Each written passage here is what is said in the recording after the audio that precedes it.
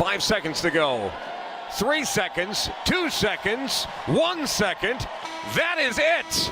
The Colorado Avalanche are going back to the Stanley Cup playoffs as they hope to lift Lord Stanley a mile high again in 2025. They get there with a 7-3 win over the Blue Jackets in Columbus. They win on back-to-back nights, and they do it in comeback fashion, as the Colorado comeback kids tend to do. Cale Makar makes history, and the Avalanche will make their way to the postseason the 6th straight year.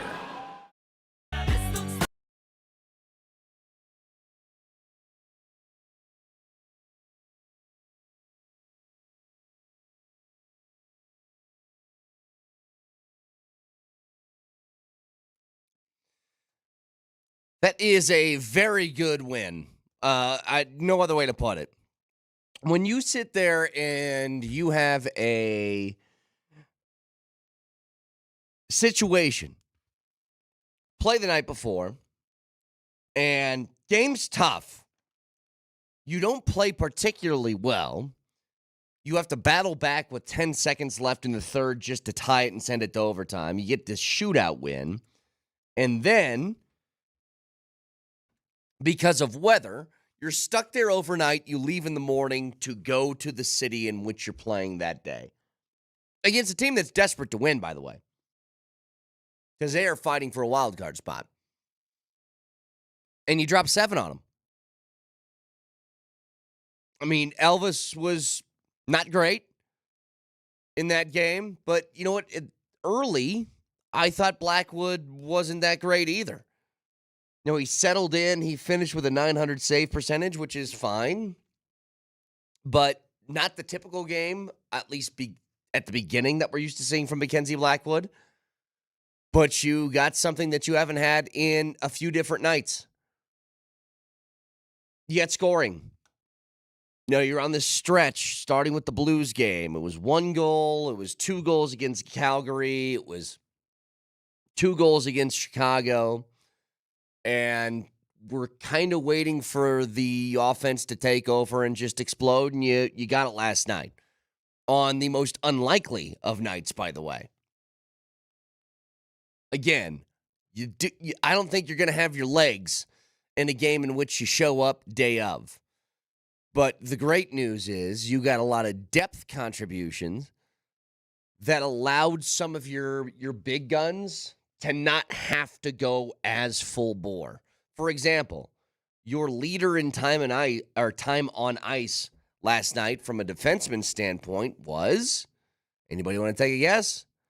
Not Cale, not Taves. Ryan Lindgren was your leader. Your leader as far as forwards in time on ice last night was not McKinnon. It was Val. Now, not very shocking, but McKinnon only was on the ice for 17 and a half minutes. That stuff's very nice to have in your back pocket in a game in which you're probably struggling with your energy and struggling with your legs. So the depth part of the scoring really helped. You get, obviously McKinnon starts things off, but a hell of a night from Charlie Coyle. Parker Kelly with another goal. Is this just Moser's new thing, by the way, for Parker Kelly? Nelly, if you don't have it, let me send it to you. Well, did we get another butter my butt, or did he go for the treat yourself around a sausage? No, he gave another butter my butt and call me a biscuit about Parker Kelly. Well, that's right, because that's what he said that Parker Kelly's dad met him and specifically requested that he do that for each goal. So hang on, I'll DM it to you. I have good audio of this. Are you sure it's not somebody filming their TV from 6 miles away, which seems to be the only things we can find? I know, that's a lot of those were the only ones I could find. I kept looking though, and I finally found one. So you should have. Well, if you want, I can I also can hack into the Altitude video server here and get a good clip of it as well. So we have options. Do we? Well, I got one that I just sent to you now. So we have that on file. Kale, by the way, who scores again on the power play, his 30th of the season, which if you're keeping track at home, 30 goals for a defenseman in a season is a lot. In fact, it's so many that it hasn't been done by a defenseman since Mike Green in the 08-09 season. He is just an absolute weapon. And you must be aware of Cale Makar all times that he's on the ice.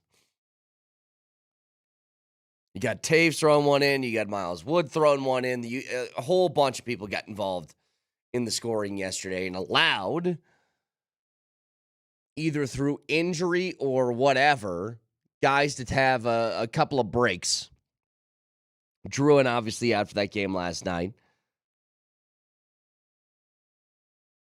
It allows some guys maybe to get some rest after a tough night the night before. So the Avs won again. They continue to do at least their part as much as they can in keeping pace within the standings.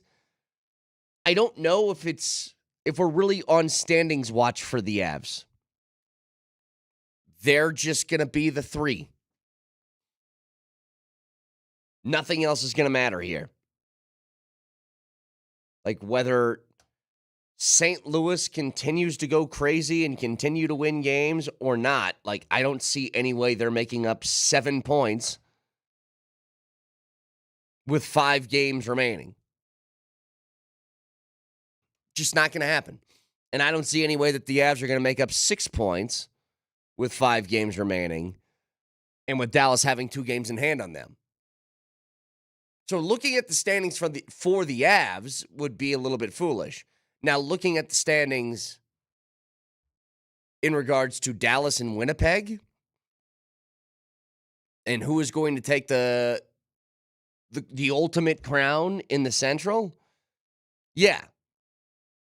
Yeah, Dallas is only 4 points back. With a game in hand. Exactly. And I believe, don't they play each other this weekend? I think they do. Winnipeg plays Utah. Oh, they play Dallas next Thursday. So Dallas and Winnipeg play each other on Thursday. And again, game in hand for Dallas. They're 4 points back. Let's say they win the game that they have in hand. So that's 106. That's 2 points back. And then they got a head-to-head matchup on Thursday. I mean, that could be for all the marbles. Who knows? So with the Avs, I was wondering, maybe we can get Moser's perspective on this. We were talking about how they're going to be sluggish, right? It's the second night of a back-to-back. They couldn't fly out of Chicago because of weather. And how I was wondering, if they'd actually been able to leave Chicago, they would have been flying at like 3 a.m, get to Columbus at some ungodly hour, sleep for 3 hours, and have to go to the rink. I wonder if spending the night in Chicago, getting a good night's sleep, and then flying early the next morning, maybe they were actually fresher. It's a good question. I don't know. I'm sure they have some sort of analytics on this. I know how much they see sleep as an incredibly important thing. I saw the game start, right? And the Avs, they got the 2-1 lead at the end of the first period, and I was thinking, okay, I guess all of our predictions about sluggish and slow and just skating through molasses were wrong. And then Columbus surges back and takes the lead, and I went, okay, there it is. There's that fatigue catching up with them. Well, that's what I wondered. Like, while I was watching, I did the same thing. I was like, all right, they're going to have at least enough, I think, adrenaline to kick out of the gates. The question is, can you hang on to it? And once Columbus took a 3-2 lead, it started to get a little bit nervous because it didn't look like Blackwood was very sharp. And you weren't, you were having the momentum tilt so far in their favor that I thought it'd be really tough for them to be able to find that on their way back and then do something with it. But to their credit, just about 4.5 minutes after Jenner gets the third goal for Columbus, Coyle, Kelly, about 1.5 minutes after that, McCarr on the power play to close out the period to make it 5-3. Then Taves and Miles Wood. Like, they showed a pretty incredible level of fight considering what they were up against that night. And I think your question is a good one. Like, if you were given the situation, would you rather have the I'm going to stay in and sleep, we'll fly to our game day of, or would you rather at least get there, sleep, so you can just wake up and go? I'm telling you, there's something to, yes, getting your sleep and having that in your back pocket, but there's also something about, hey, I just got off the plane at LAX with my dream and my cardigan, and I'm going straight to the arena now. Like, that's not, it's a lot more of a difficult process than you think. But anyway, it's a good question. Maybe they take that route now if they ever have to again, which hopefully not, by the way. Well, we'll see. We'll see what Moser has to say since he was there and get his perspective. Also, why should you listen to Altitude Sports Radio 92.5 every single day? Where else are you going to get Avalanche analysis mixed in with Miley Cyrus lyrics off the top of the dome? Let me ask you. It's what I do. That's why Westward gave us the accolades they did. But I was looking at the box score here. Do we say the box score for hockey? I feel like that's more of a baseball and basketball thing. I was looking at the recap, and the Avs scored 7 goals. None of them were empty netters. And see if something jumps off the page to you. McKinnon, Nelson, Coyle, Kelly, McCarr, Taves, and Wood. What jumps off the page? No one scored twice. Those were 7 goals from 7 different people. I mean, we talk about the Avs' depth. 1 power play goal. So 6 of them were even strength or full strength, and no one scored twice. We had 7 different goal scorers. Yeah. That's crazy. I mean, we can talk about Columbus. They are who we thought they were and however they are as a team, but the point stands that this team is nasty, man. When this team turns it on, they're dangerous. That's crazy. Well, they have that ability. They just had, and it was going to come at some point because they had about 3 straight games where it was kind of, you were waiting for the breakout, and then they finally got it here. And it's on a night that they needed it. Again, didn't have super sharp goaltending at least early in the game, and then Blackwood settled in and took over. But for you to do that on second night of a back-to-back, flying into the game that day, really impressive. So Avs win, and again, I was going to say they keep pace in the standings. It's just they're there. They're 3. It almost feels like the Avs could win every single game for the rest of the year or lose every single game for the rest of the year. That's 5. And it would have no bearing on where they're going to be in the standings. It might actually be an advantageous position if you think about it.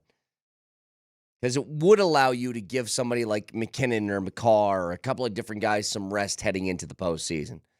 Andrew on the text line, sorry to cut you off. He pointed out that also a goal from every line. Every line scored. Yep. But keeping pace for whatever that means, and then it's just kind of like all eyes on Winnipeg and Dallas to see what's going to happen after that. Because I don't know what your guys' preferences are. Dallas poses a very, very big challenge, but so does Hellebuck, even though you've been able to handle him. And so maybe after us thinking for like a month and a half that it's going to be Avs Dallas first round, could change.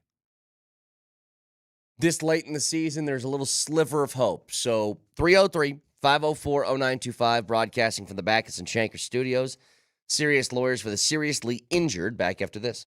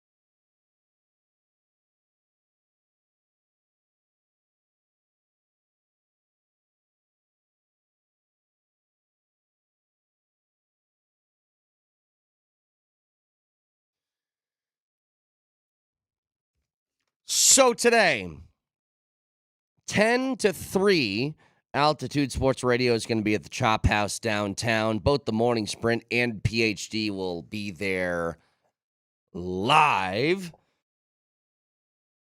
We're doing this, obviously, for the home opener for the Rocks today. And it is going to be cold. Very, very chilly for an opening day. What is the high, like 38 or something like that?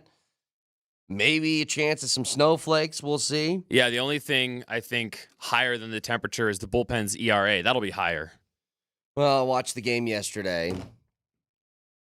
First and foremost, I know that I already got a text. Somebody is asking me about Kinley. I'll get there in a minute. Kinley is, I was going to say, the least of my issues right now. That's not true. He's a very big one. But you got to score. Okay? I mean, bottom line is you've had your starting pitching be just about as good as you could have hoped it could be. I mean, I don't even know if there's an exception to it. You've had quality starts, it feels like, every single game. Now, the reasons for taking the L's are because you've scored a single run in your last 3 games. You scored 2 in the opener, 2 in the game that you won, 4 in the final game against Tampa, and then 3 runs total against the Phillies. That's why you want to lose. You want to lose. That's why you are losing. And so, you want to change your fortunes? Well, put the ball in play. That would help. And start to scratch across some base runners and get some people to cross the plate. They give it late in games.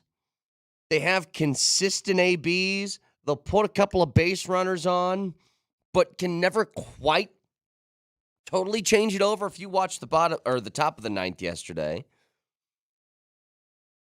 it was a closer in Alvarado that couldn't find the zone.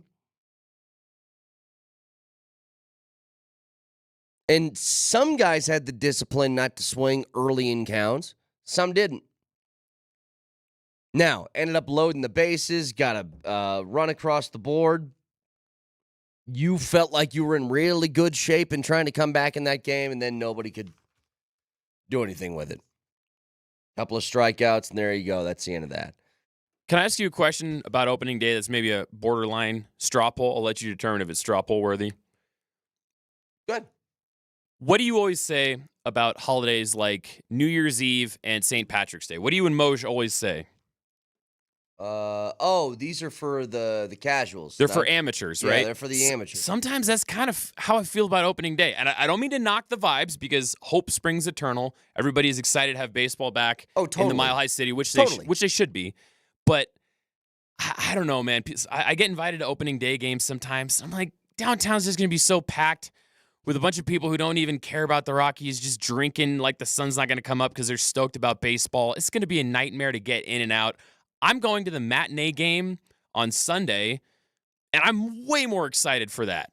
Yeah, there's opening day is, look, I love it. I love when you get your home opener to baseball season because it means that there's going to be a venue in which you can drink outside in a pretty cool place for like the next 5 months, 6 months. That part of it's great. You're totally right, though. This is an amateur day. These are we got out of, like, my wife's old work.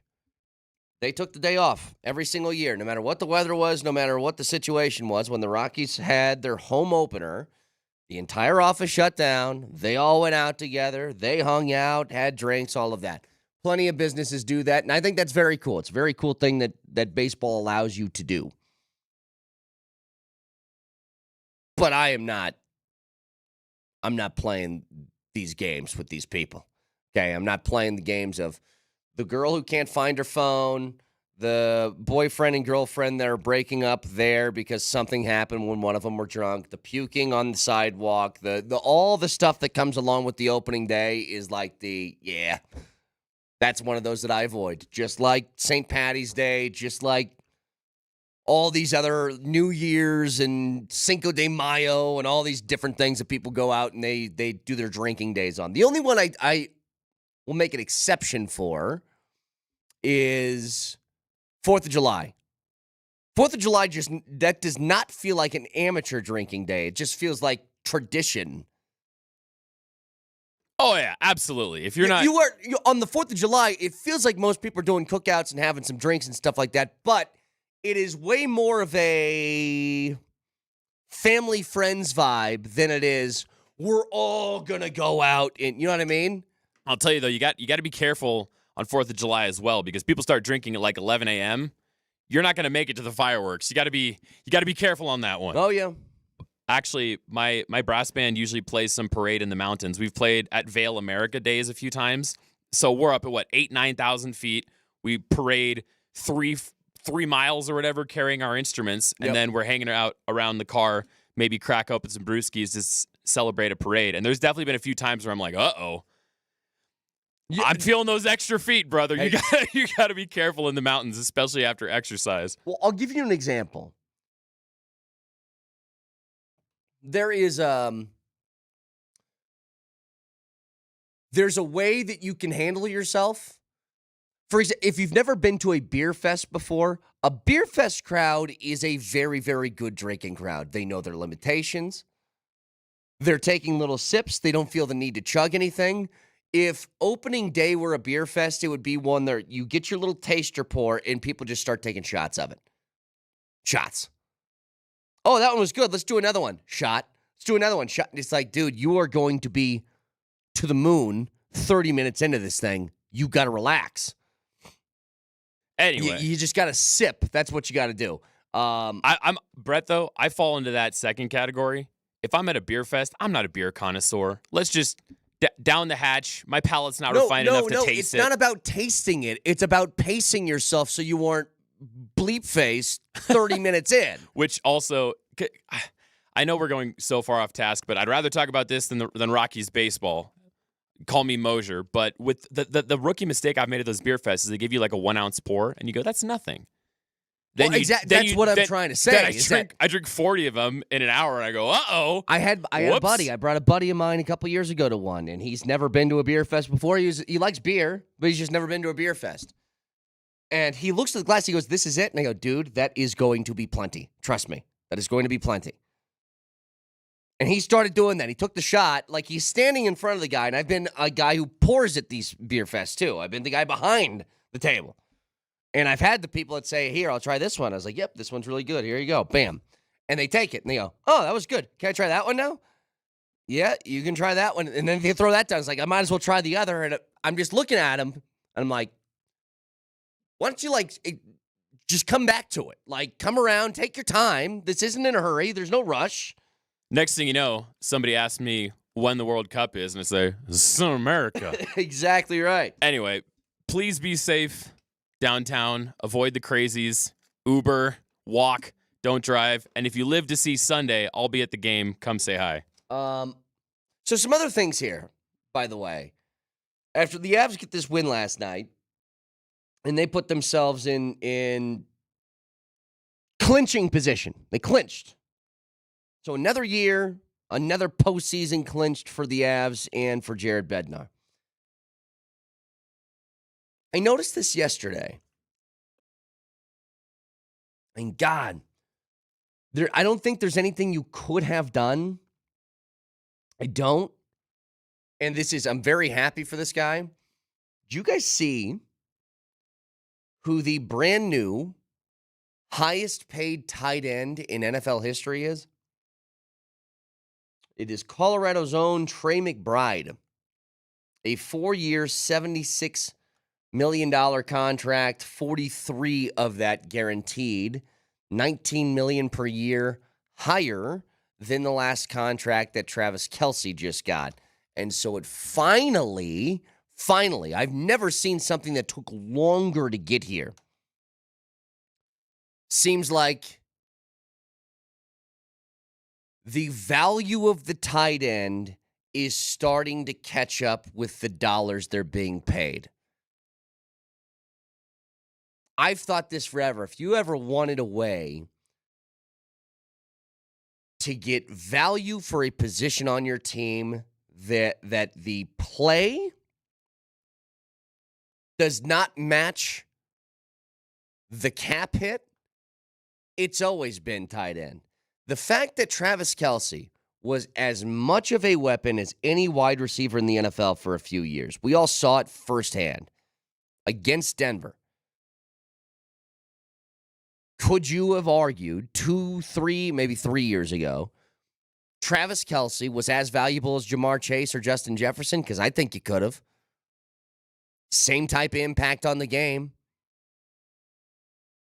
And he was making a fraction of what they were making. Again, $17 million. Imagine signing Justin Jefferson for $17 million a year. Oh, that's right, you can't, because that position's now worth $40. That's what Jamar Chase just said. So you still have this, and it's why I think it's incredibly important that the Broncos find somebody. I know that they got Evan Ingram, but I'm saying Ingram is great for now, and great for, I would say, the next couple of years. Evan Ingram's also 30. Trying to find a goddamn joker. I would love to have somebody like a Trey McBride that's in his low to mid-20s that brings you that kind of production. You know what kind of year he had last year? 111 catches, 1,146 yards, and 2 touchdowns. I would love to see the last receiver or anybody who catches passes for the Broncos that got 111 catches. Even 1,146 yards. I don't think that Cortland's even done that. Maybe since the year before he tore his ACL, he did. But he's a weapon. I couldn't believe he only had 2 touchdowns. That's the only thing that was shocking about Trey McBride. But now he's the highest paid tight end in NFL history.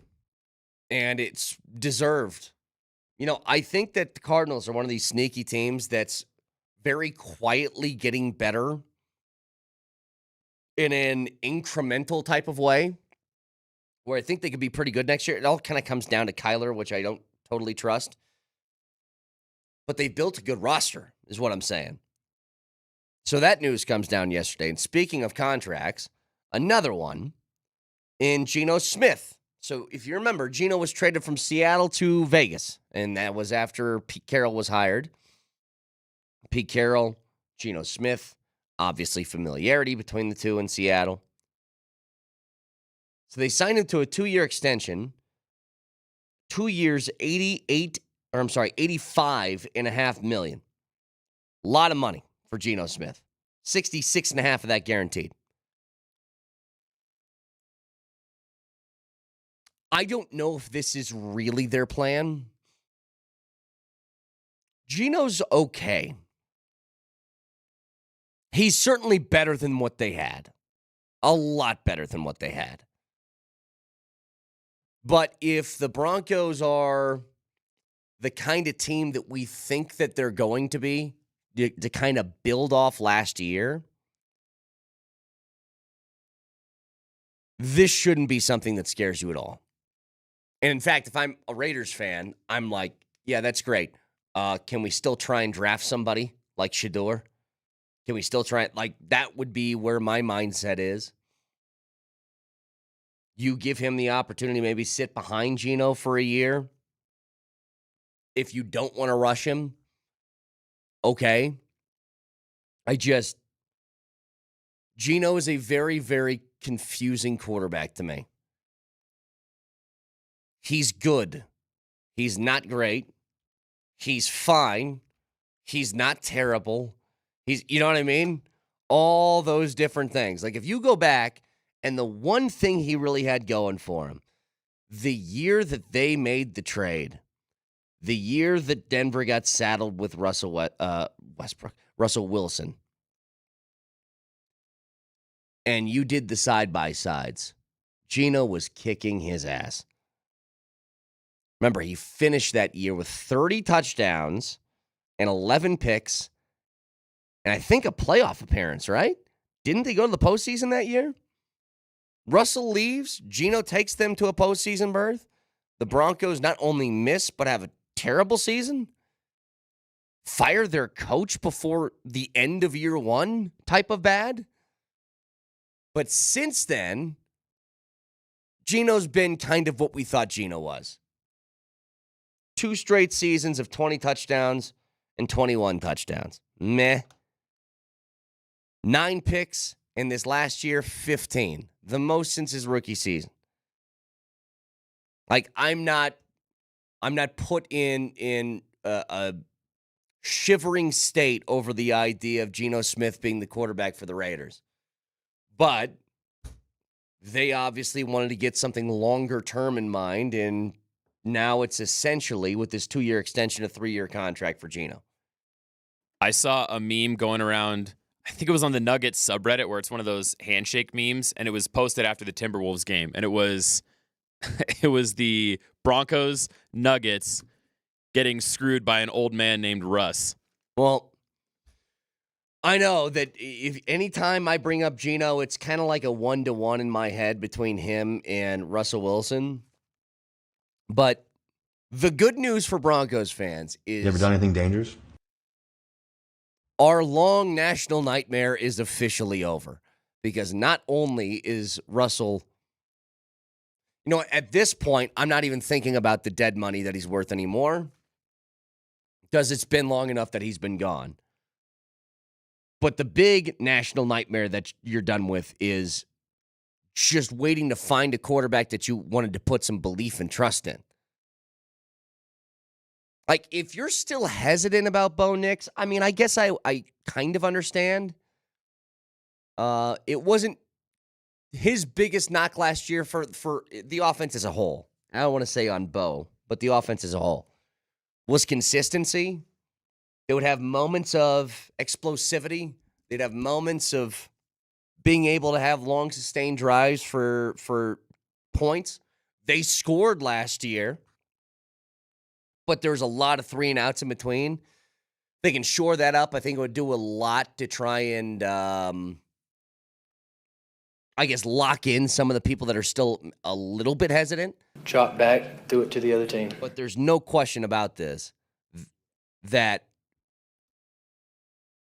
Bo Nix should have 95% of Broncos fans' faith heading into next year in a way that you haven't had for probably since Manning, as far as an assured nature that you're feeling good about that position. So we'll get back to that in a bit. 303-504-0925. The key word, by the way, is we're giving away a beautiful, brand new custom-built sauna by Better Sheds and Saunas.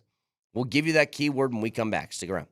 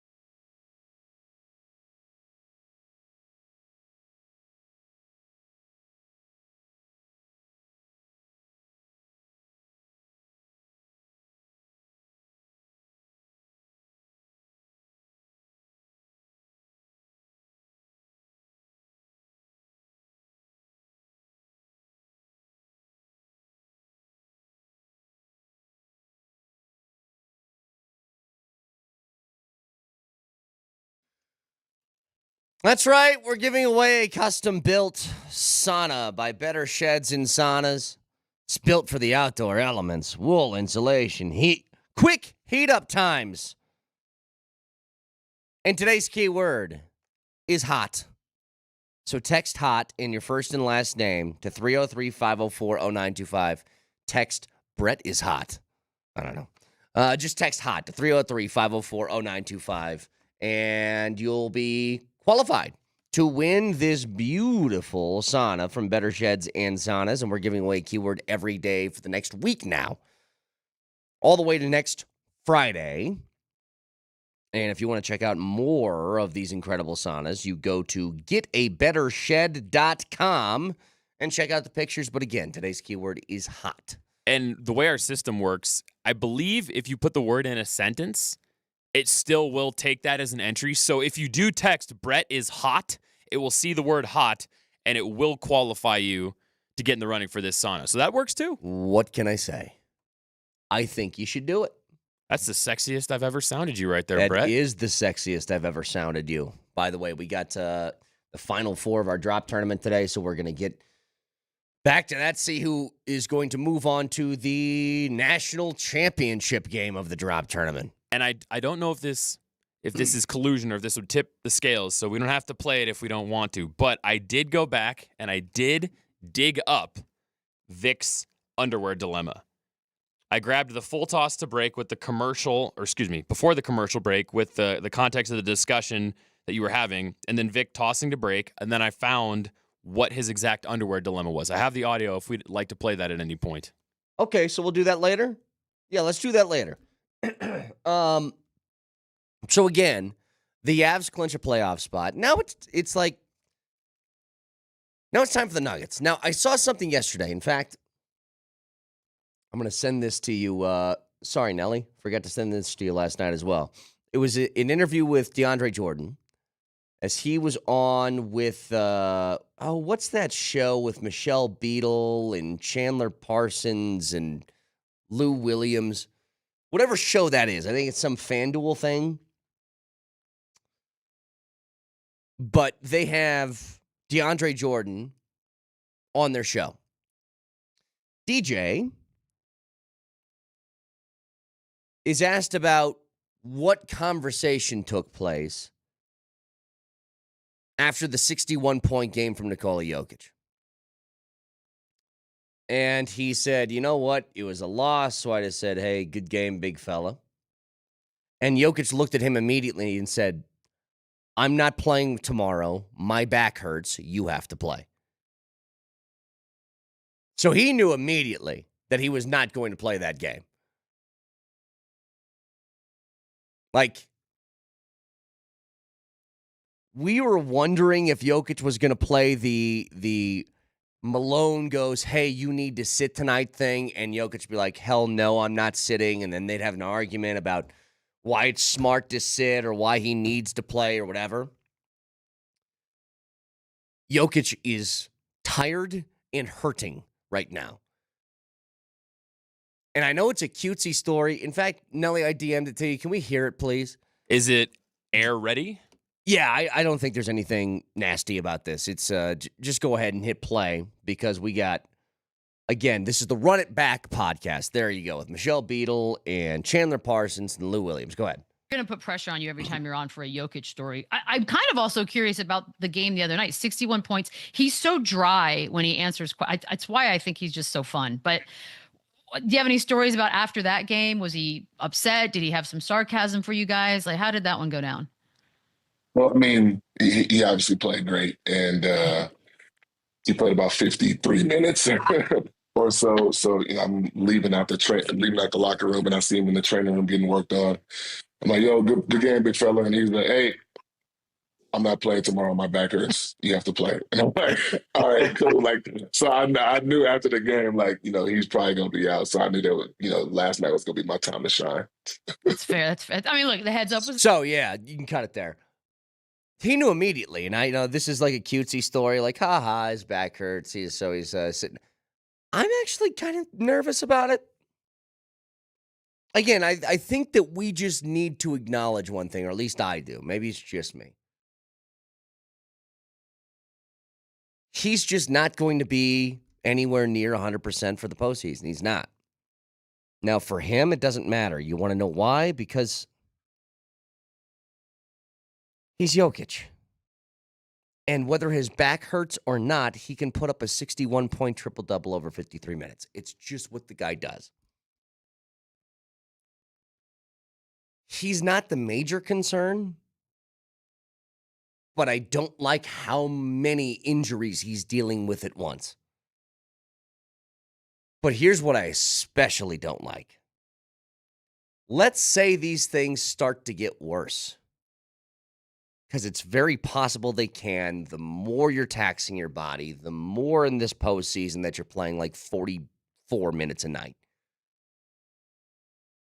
It's only going to emphasize the others even more. It's going to emphasize that Jamal plays well, that Porter shoots well, that Gordon continues to be consistent from the outside, that Christian Brown gets his buckets, that the bench plays well, that somebody on that bench unit, whether it's Westbrook or Watson or whoever, starts to show up. All of those things now get magnified when Jokic is hurt. And my trust level for all of that is very minimal. And that might sound unfair for a team that went 16-4 on their way to a championship just a couple years ago. But I use my eyeballs. And it just hasn't looked right all year. And I think a big part of that is because they haven't been healthy. You know, there is, Vic keeps throwing out the stat. I don't know what the number is now. At last check, it was 20 games in which the starting five has played together so far this year. It's not a huge sample size. But even in the games in which they have done that, they've just been okay. A couple of games over 500. I think your only hope for a really surprisingly positive postseason experience is that Jamal has just had a bunch of injuries, and whatever he's got in the tank is going to show up in the postseason. And I'll tell you this right now. As much as people listening or hearing that might think it's unlikely, outside of last year, that's been all that Jamal has done. You take good Jamal and bad Jamal, and you start putting together the data points, especially in the postseason, what you will find out is bad Jamal in the postseason happened one time. That was last year. Jamal Murray, statistically and historically, has been one of the biggest playoff risers in the history of the league as far as a raw data point. Points per game, shooting percentages, amount of threes hit, all of that stuff has been elevated at a pretty historic level from regular season to postseason. Can he do that again? And I don't think... How about this? I don't think I'd expect it, just with given how this season's gone, and Jamal's played a lot better since about the new year. You know, if you want a mind-blowing stat, it's the most 30-point games he's had in a season in his career is this season. It just, for whatever reason, doesn't feel that way. But I think if Jamal can do that playoff riser thing, you can be right back in the place that you want to be, because Jamal is, as we all know, the straw that stirs the drink on this team. But now it's just surviving the end of the regular season, not dropping down to like a 6 seed, and keeping at minimum home court advantage in the first round. So, a texter says, Brett, did you see Morris's parade of stupidity on ESPN yesterday talking about Marcus Morris? Well, yeah, of course I did. I do not give this. My response on Twitter anyway was, hello, John Wilkes Booth. Do you like the Lincoln presidency so far? They hate each other. I'm pretty sure Morris would kill Jokic if he could get away with it, which he couldn't. So when you ask somebody who hates somebody, what do you think about them? Hey, Drake, do you think Kendrick's new album is pretty good? What do you think his response is going to be? So I've just ignored the Morris stuff. Can watch the show live on Twitch, twitch.tv, search Altitude SR in the search bar, the Altitude TV simulcast. That is a Safeway Twitch feed. Download Safeway's deals and delivery app and get exclusive grocery offers. Safeway, fresh foods, local flavors. Also on YouTube, just search Altitude Sports Radio. Subscribe to the channel. We're live every weekday from 6 a.m. to 7 p.m. Moser, Lombardi, and Kane next.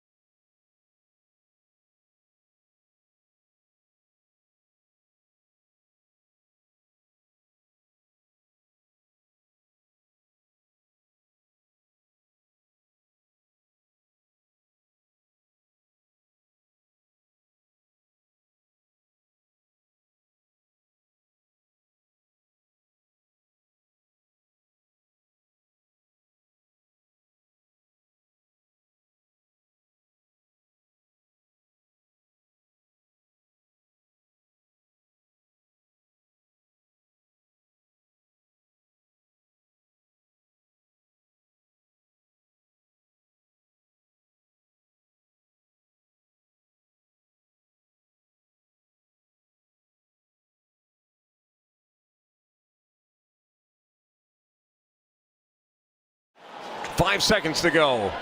3 seconds, 2 seconds, 1 second. That is it. The Colorado Avalanche are going back to the Stanley Cup playoffs as they hope to lift Lord Stanley a mile high again in 2025. They get there with a 7-3 win over the Blue Jackets in Columbus. They win on back-to-back nights, and they do it in comeback fashion, as the Colorado comeback kids tend to do. Cale Makar makes history, and the Avalanche will make their way to the postseason for the 6th straight year. Postseason clinched for the Avs with the win yesterday. And Moser, I have a question because I'm watching the game and the keys to the game, because you weren't here, I gave them. I was like, you got to jump out early because you're going to lose your legs late because you're flying to the game day of. And then they were down 3-2. And I go, oh, I think that this isn't going to end very well. And then an explosion of goals at the end of the game. So here's my question. Did they stumble across some sort of idea that maybe getting sleep and flying to a place day of is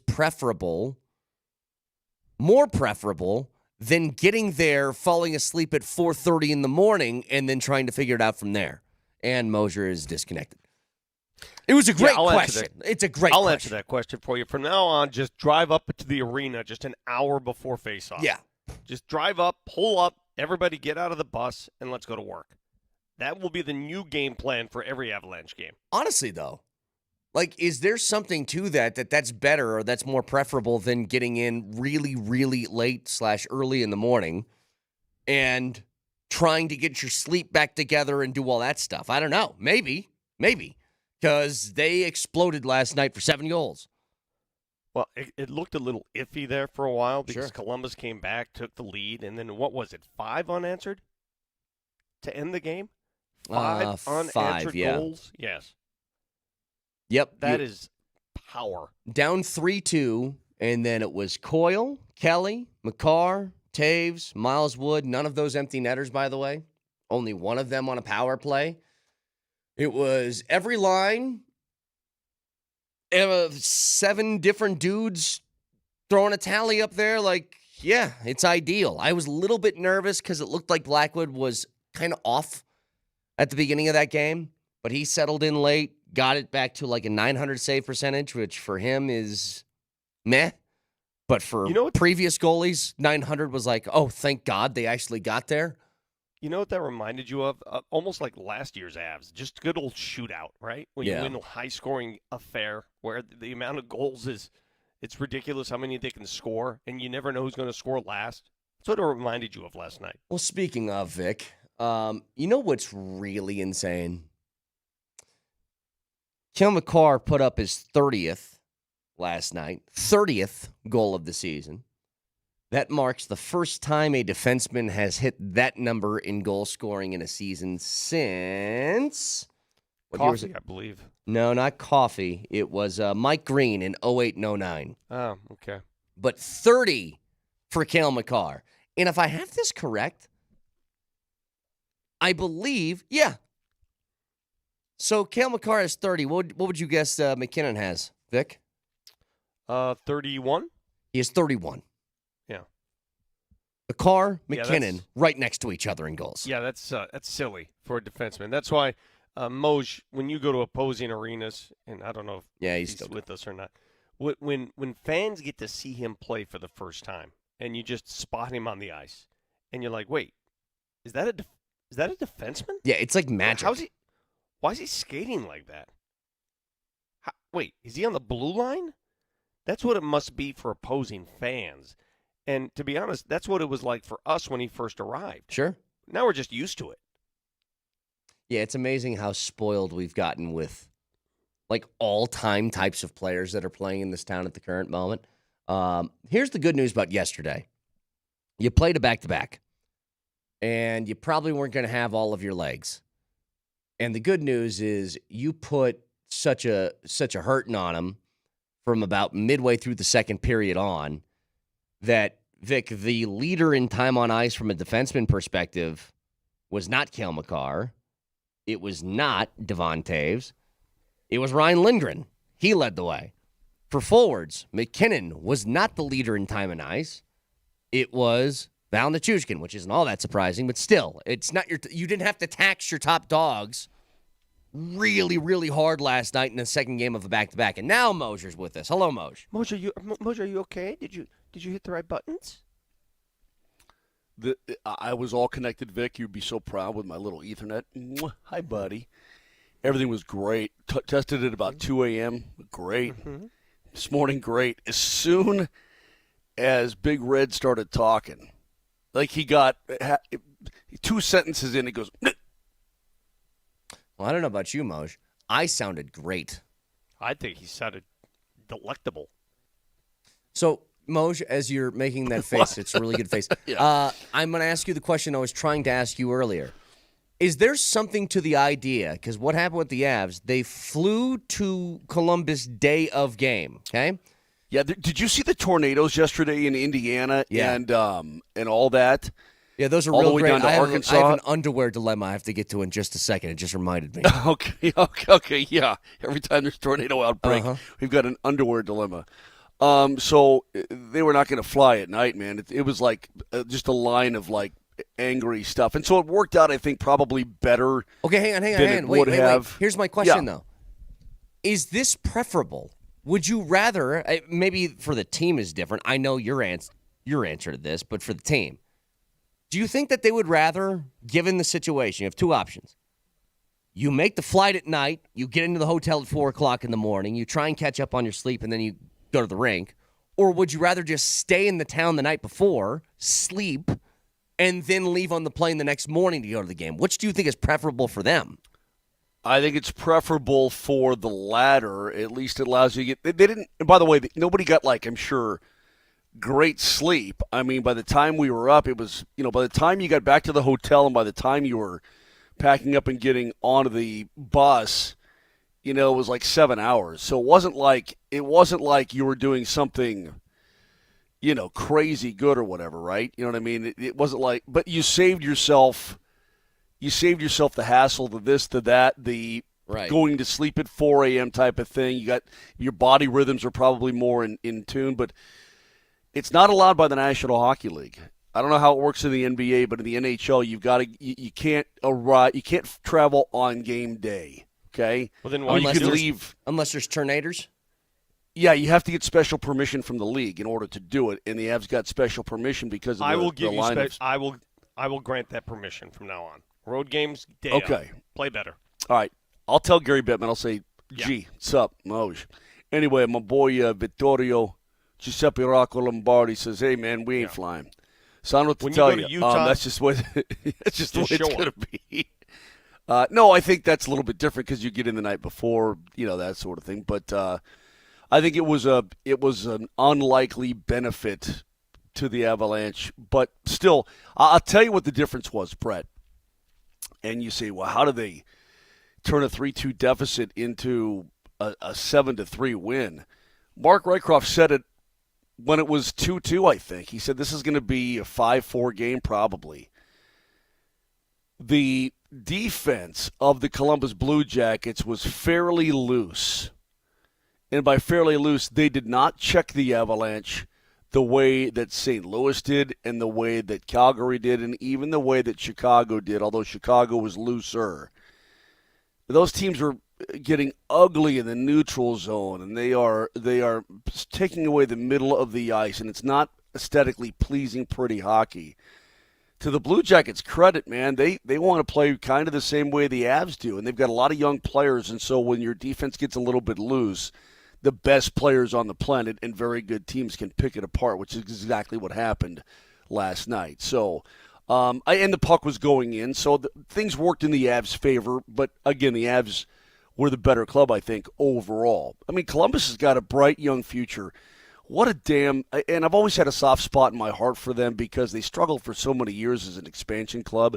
They're exactly reason A why when Vegas came in, they were afforded all these different opportunities to be good early as opposed to what it used to be for expansion teams because Columbus struggled for so many years. It's a great market. It's a great building. And then, Moj, they finally get a big-name free agent to choose them, and he tragically passes away. Dies. Yeah. And again, and by the way, I know they paid him a lot of money, but other teams are going to pay him a lot of money. He chose to go there. And that's a big deal. I don't see why Columbus is looked upon as this, crap hole in the league by some people, I guess, or free agents and that sort of thing. I mean, yeah, it's Ohio. It is the capital of meth in the Midwest. That was not confirmed. Well, that was only confirmed by Vic Lombardi. Okay. Well, I'm not. Read some books. Well, maybe Cleveland. I don't know. Is Columbus, Ohio, the meth capital of the world? I told you. I don't know. Dawson. Missouri. Go to a history book. Told you it was Missouri. Read some books. If Matt from Dayton's out there listening, why don't you call and see if that's the meth capital? I read a book called The Department of Justice yesterday on the air. Hey, why don't you read some books? I would have guessed New Mexico. Anyway, I don't know where they'd be if not for the tragic. I mean, if Johnny Gaudreau hadn't passed. But either way, they've got some good young players on that team in there. I think they're building it right. Moj, I have a question for you. What do we make of the Dallas Stars now only 2 points behind the Winnipeg Jets? What do we make of this development? What do we want in this development? Where do we go from here? It's the only thing we can really monitor now. Like, yes, the Avs are moving nowhere. They're going nowhere. They're 3. And you have no control over that development, by the way. There's no control over it. But where do we go? No, Winnipeg went to Vegas last night and beat that A. Oh, they did? They won. Okay. Yeah, they won 4-0 late. Yeah, you probably didn't see that. They won 4-0 late. They shut out the Golden Knights. 108 points. Yeah, 108 to 104. So it's a 4-point cushion. It's 4 points, but Dallas has a game in hand, and they play each other on Thursday. Bingo. It's exactly right. And I've got to look at because in terms of the tiebreakers, I don't know how they've gone head-to-head this year, but it's Rose, and Winnipeg still has the lead in Rose. I mean, Dallas has won 7 in a row. Ain't nobody – listen, none of these 3 teams at the top of the Central Division – and I guess you can throw St. Louis in that now because they've won 11 in a row. Yeah, 11 straight. Yeah, nobody's losing, Moj. Nobody. Nobody wants to face anybody. You've got the 4 hottest teams in the league, essentially. I mean, the Avs, dude, they're 14-2-2 in their last 16 games, and you look at them like, oh, they're okay. I mean, 14-2-2 in their last 16 or last 18 or whatever it is. Or 12, yeah, it's just stupid. I mean, all these teams are just putting the pedal to the metal down the stretch, and nobody wants to play anybody.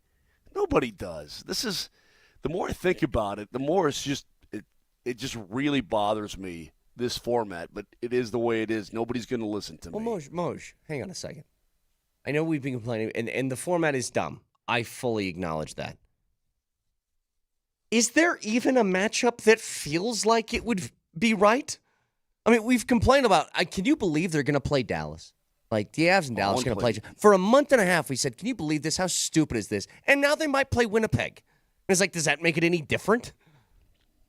Like, everybody's good right now in this division. Everybody. From a hockey perspective, forget the travel. Forget the fact that you don't want to end up in Winnipeg in April. I get it. Who the hell would want that? From a hockey perspective, Avs' best chances of advancing, Dallas or Winnipeg? I mean, they just beat Winnipeg last year. Based on they just recent beat Winnipeg history last year, and they've got Hellebuck. And again, I know the Avs beat him up pretty good last year in the first round. They beat him up because they screened the snot out of him. I don't know, Vic. I don't know. That's 6 one way, half dozen the other because Hellebuck's the best goalie on the planet, and they'll what does your gut tell you? Looking. Your gut has to be speaking to you. The peg. What does your gut tell you? I mean, I can give you a gut reaction to any Nuggets opponent on the planet. Give me your gut. Let me tell you why my gut is an absolute moron in this topic. My gut is as dumb as the day is long in the summertime. See. Yeah, well, it's because good drop, listen, losing to the Stars is one thing. losing to the Stars with Ranton in there is something totally different to me. I don't want to lose. I don't want to lose to that guy personally. I don't. So you just want to avoid that thing, that meeting, that reunion. That's kind of painful, is it not? Well, it'd be painful for everybody, probably. Revisit this in a bit. We'll talk to Dempsey today at 8:20. It is being billed as a cage match between him and Vic. 9:20, Jenny Kavnar is going to join. It's a cage Chris match. Dempsey and no I holds great. barred. You guys hate each other and you know it, and it's going to be on display in and out. Wants a piece. Jenny Kavnar is going to join us in the 9 o'clock hour because it is the home opener for the Rocks today, and they take on the Las Vegas A's of Sacramento, courtesy of Oakland, California. They take called the Athletics. Dude, what happened yesterday? Yeah, we'll get to it later. Dude, if you want to talk baseball, be my guest. You're just going to make me cry. Okay? We'll get to that in a little bit. Jenny Kavnar in the 9 o'clock hour. Stick around.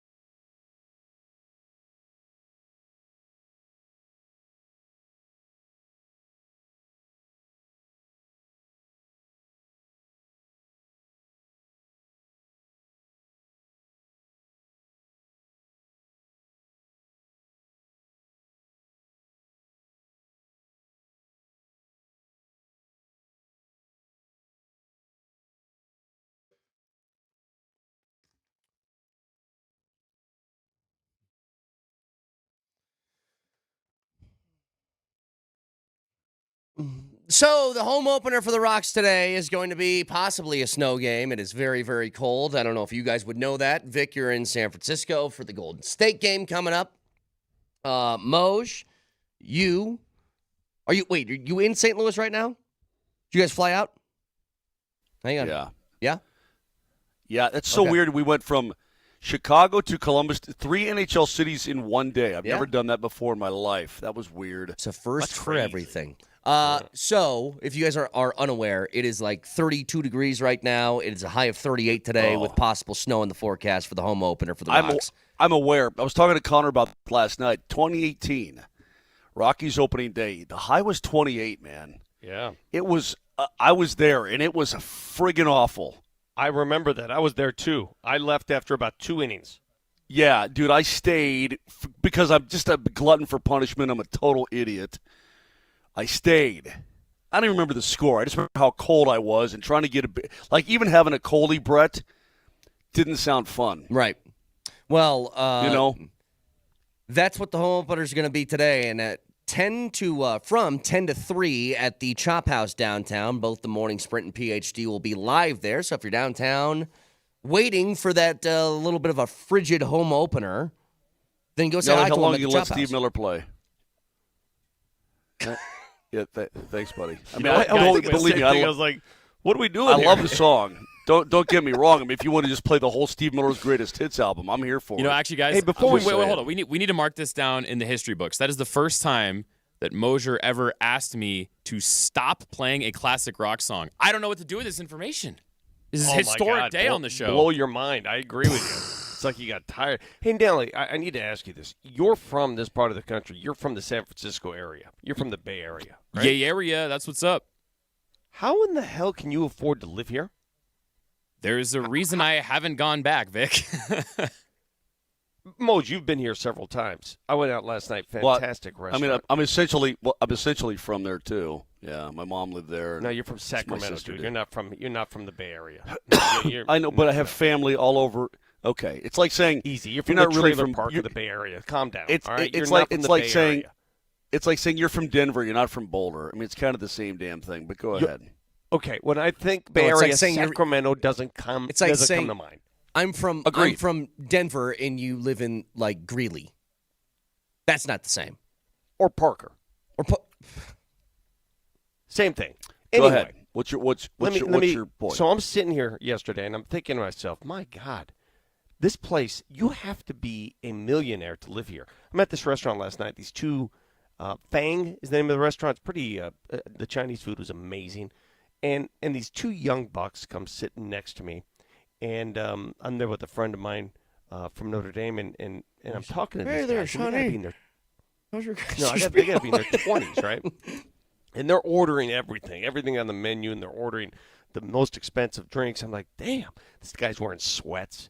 I go, just curious, what do you guys do here? What do you do with your life? What have you done with your life?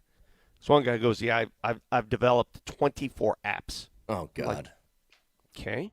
So the other kid goes, and he was wearing a Pebble Beach jogging suit, and he goes, I'm in software. And every time somebody says that to me, what the hell, what is that? What the hell is that? Software. How do you make so much money in software? Why did you ask? This? Yeah, Matt from computers. Mike from computers. He does the same thing, doesn't he? Yeah, I'm in software. Okay, what does that mean? When someone tells you they're in software, what does that mean? I got to pick the gelato cart. Yeah, it just means they're in computers and they're making a bunch of bread. It's a front, is what it is. They're running drugs or guns or both, and they're just saying, I'm in software to get away with it. I was going to follow up with that. I was like, seriously, where do you store all your drugs? I wanted to ask that question. By the way, that's I don't like that answer at all. I don't like when people do that. When you say, hey, what do you do for work? And they go, I'm in finance. It's like, what do you do?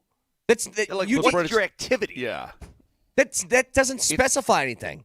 Brett, do it to me. Ask me. Hey, you're ordering a lot of fancy food there. What do you do for a living? Oh, I'm in talking. Okay. Because there's an obvious follow-up that they're begging for you to ask afterwards. Just tell me what your job is. Mm-hmm. Mm-hmm. How about this one? I've gotten this one from people before. What do you do? I'm a serial entrepreneur. Oh, I wanted to just start fighting right there. Yeah. Just fight. Let's fight. I couldn't see. That's why I couldn't live in anywhere near that Silicon Valley. If I had to bear more than one conversation about somebody's app, I think I would burn the entire place to the ground. Yeah, and again, that Silicon Valley, having grown up all there. Excuse me, waiter, do you have a really sharp knife? Really sharp. Stop saying you grew up here. You lived with Eminem's mom. Stop it. Let me explain, Dillhall. Kim Basinger? So.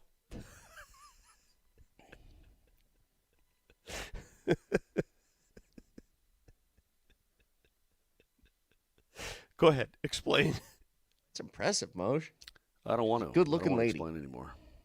All right. Thank you. Did you ask? I love this. A texter says, Vic, you should ask them if they've ever been bonita fishing before and just see if they knew the proper response. You ever been out there with the bonita? Me and the cubes? Anyway. What's a venture capitalist? Let me. What's this guy's deal? Let me finish it. We had a family reunion in Monterey back in 2007, playing golf with this guy from England, just at the little local muni, not Pebble or anything like that. Pacific Grove, it's called. A great little course. It's like a baby. It's right on the ocean, but it's like a baby pebble. Anyway, this guy, he's like, yeah, I'm an American, though. He goes, I've been in England for 20 years. I'm like, really? He goes, yeah.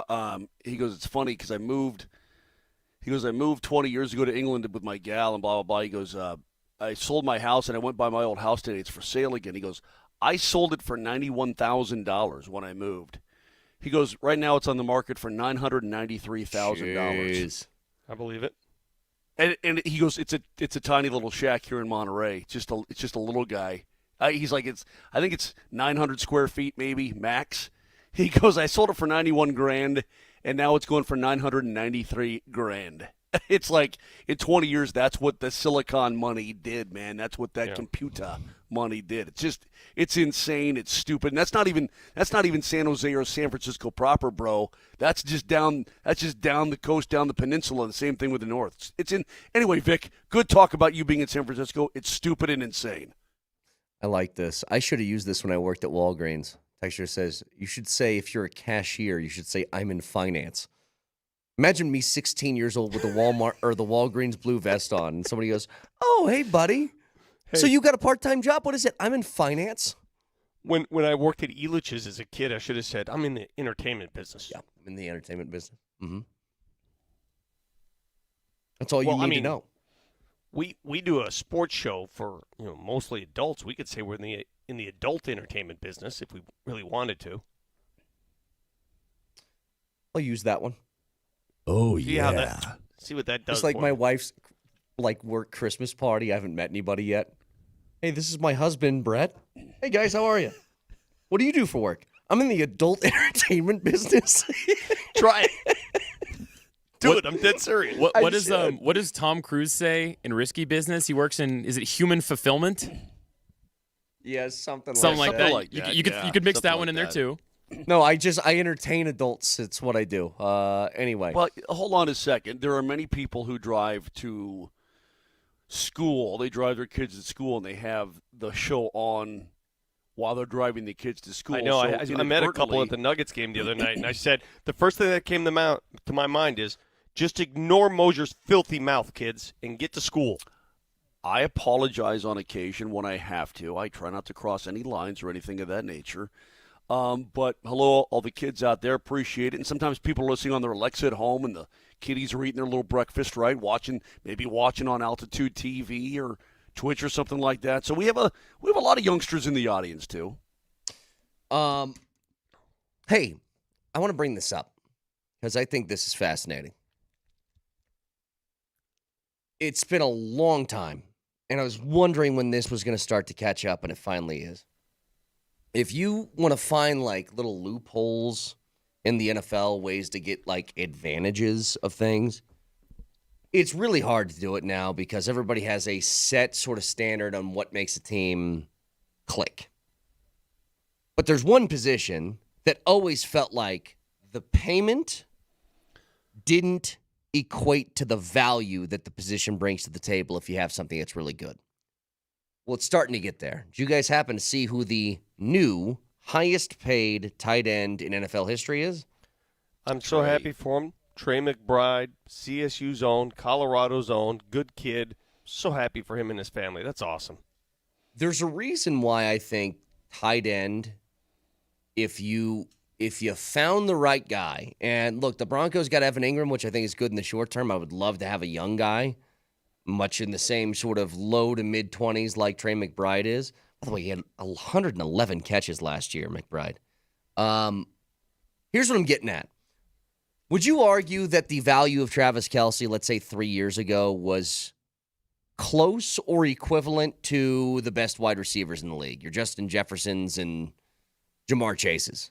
Could you argue that Travis Kelce and what he did for the Chiefs would be equal to it? Yeah. From a production standpoint, no doubt. Sure. Travis Kelce was making $17 million a year. Justin Jefferson, Jamar Chase is now going to make 40. So think about that for a second. If you find somebody who is that valuable at that position, and I'm essentially telling you, you can pay Jamar Chase $17 million a year as opposed to 40, think about a massive advantage that is for your roster.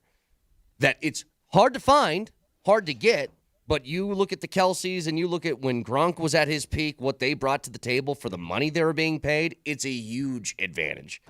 And the thing for Trey McBride, and now I think the others that will get paid that are down the line, it's starting to very steadily climb back up into that territory. McBride's being paid $19 million a year. And for right now, that's the highest paid ever. These guys are going to get in the mid-20s, I think, very, very quickly. He's also only 25 years old. I mean, he's still... That's what I'm saying, yeah.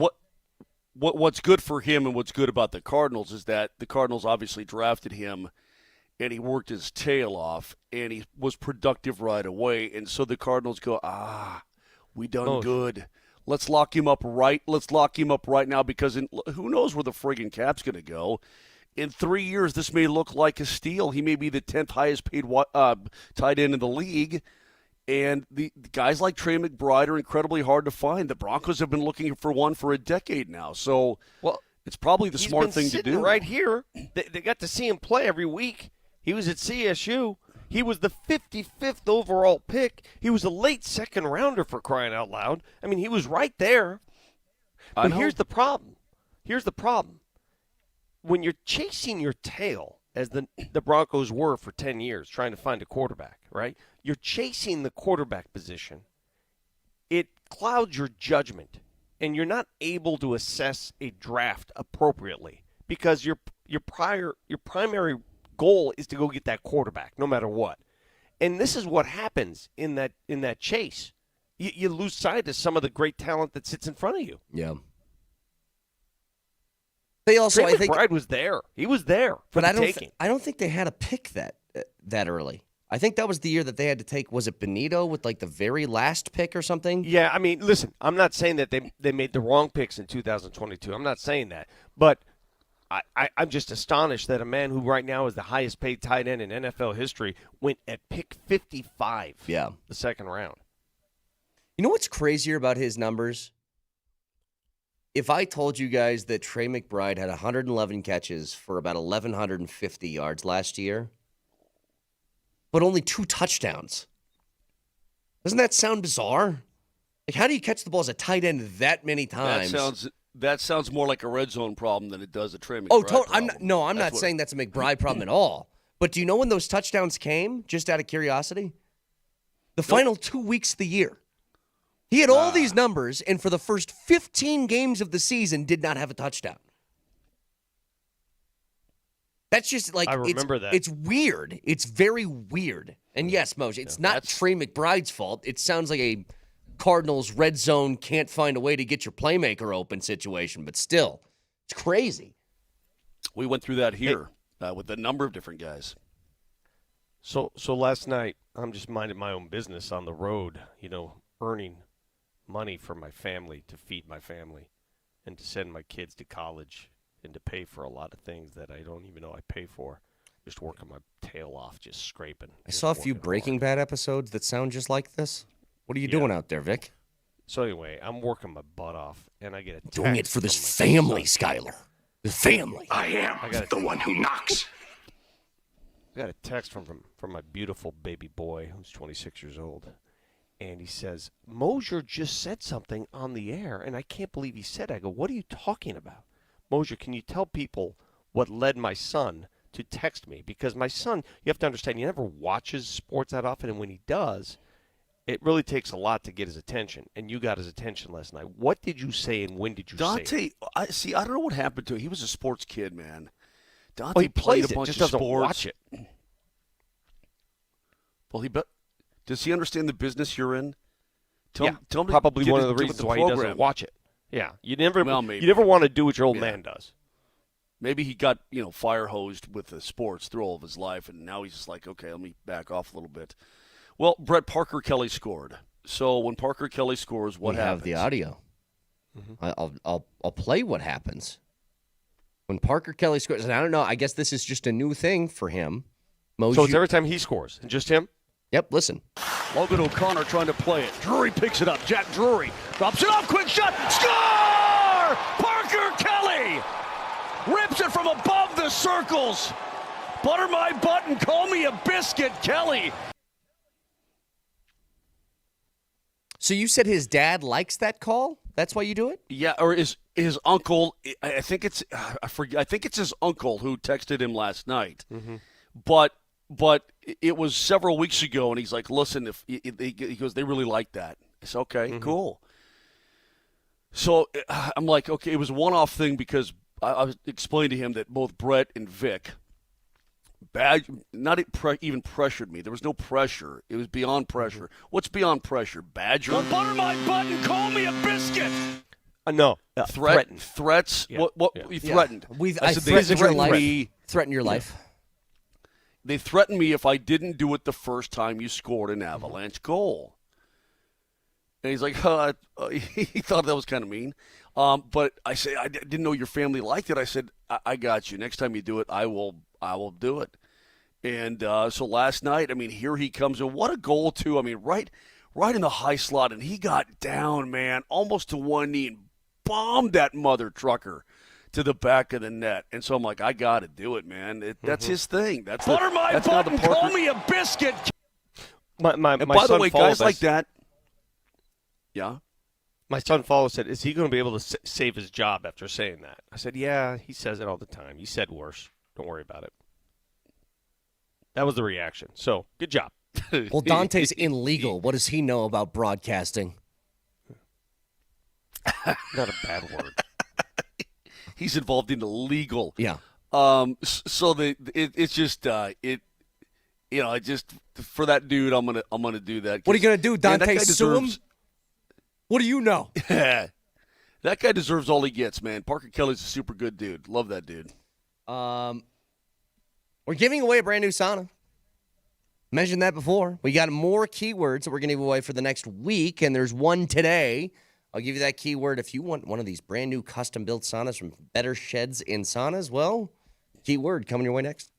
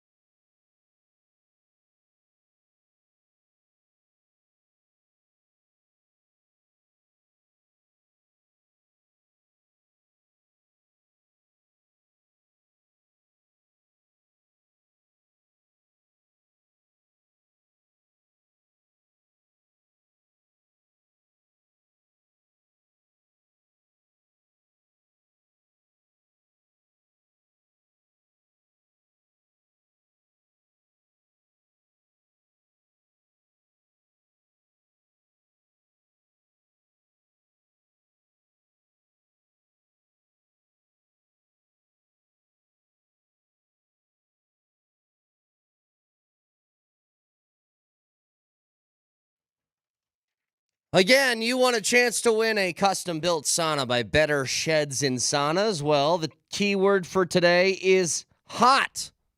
Even though it's cold outside. Hot. And your first and last name to 303-504-0925. We're giving away Whatever happened a to Paris keyword. Hilton? What happened to Paris Hilton? That's hot. Hot. I could use, I'm going to be honest with you, Brett. I could use a good sweat right now. I could use that sauna bad. Well, text the word hot and your first and last name to 303-504-0925. You got a shot to win one. Right there you go. And you can check out more of these incredible saunas if you go to getabettershed.com and check out those pictures. Your chins could use that sauna, too. All right. Was that bad? Okay, that's. I mean, it just felt very gratuitous and kind of out of left field. Well, it's like Moser saying he's from. It's like Moser saying he's from the Bay Area. I said 30. What's area code 302? Crap! I just sent hot Mark Moser to somebody random. What's area code 30? What's area code 302? Hang on. 302 is Delaware. It is Delaware's only area code. Wow. Somebody in Delaware is like, hey, why is the Avalanche announcer sending me these hot terms? It says, I just got an invalid number.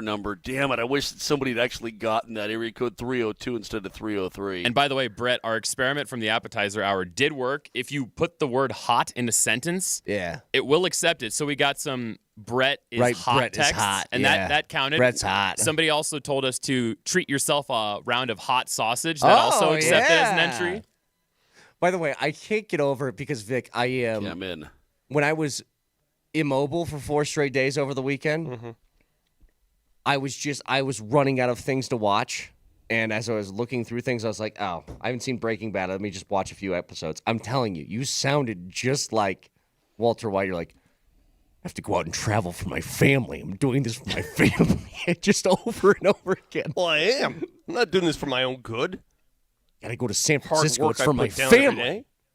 Skyler. Hey, did you guys watch Lakers Warriors last night by chance? No, I was doing my own Moser, game, you're but on the road. I did see the final that the Warriors won on the road at L.A. I did see that. I was so conflicted watching that game last night because the way the Western Conference standings are situated as we speak, they're so tight. Everything is so airtight in the West. And the Nuggets' best chance now is to finish with that number 3 seed. I think the second seed with Houston is gone. That may be gone unless Houston will fall apart. So it gone. With Golden State winning, and every time the Lakers lose, it makes me smile, obviously.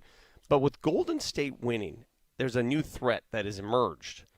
And I wonder which I would have preferred last night, because I want you to consider something. If you look at the Western standings, let me tell you how it goes right now. Just disregard Oklahoma City and the Houston Rockets.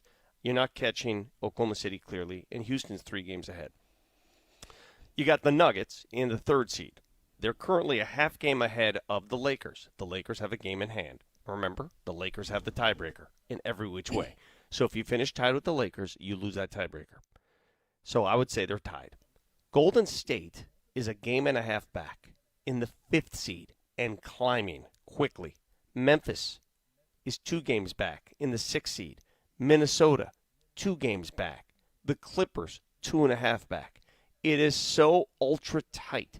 If the Nuggets lose tonight, not only would they fall back to 4th behind the Lakers, but Golden State would be a half game back of the Nuggets. And now you're wondering, oh my gosh, hold on for a top 6 seed. This game tonight is so crucial. I cannot tell you how, if your aspiration is to get that 3 seed and hold on to it, I think you have to win tonight. I think you have to win tonight. Vic, the last time we saw the Denver Nuggets, not near a starter was anywhere to be seen. What do we got going on? And they for beat this Golden evening? State. Yeah, no. He's I'm talking about about just this week. Spurs. I'm talking about this Gotcha. week. Yeah, this Last week. time they played at Golden State, it was a similar situation. Yeah, and they seem to like to play the Warriors. And again, I want to knock on my wood here, boys. I don't want to jinx anything. But the Nuggets have, I don't want to say held Steph Curry in check, but I've seen him struggle against the Nuggets. I hope that's the case again here tonight. And they played last night. Now, again, the flight from L.A. to San Fran is like that. It's no big deal. It's all posh with a capital P. But, they did play, and they did want to win at the Warriors, and they played hard for 4 quarters, so hopefully all that figures into tonight's mess. Well, the coach, Steve Kerr, was asked after the game last night as the Warriors defeat the Lakers, hold them off, they led for most of the game.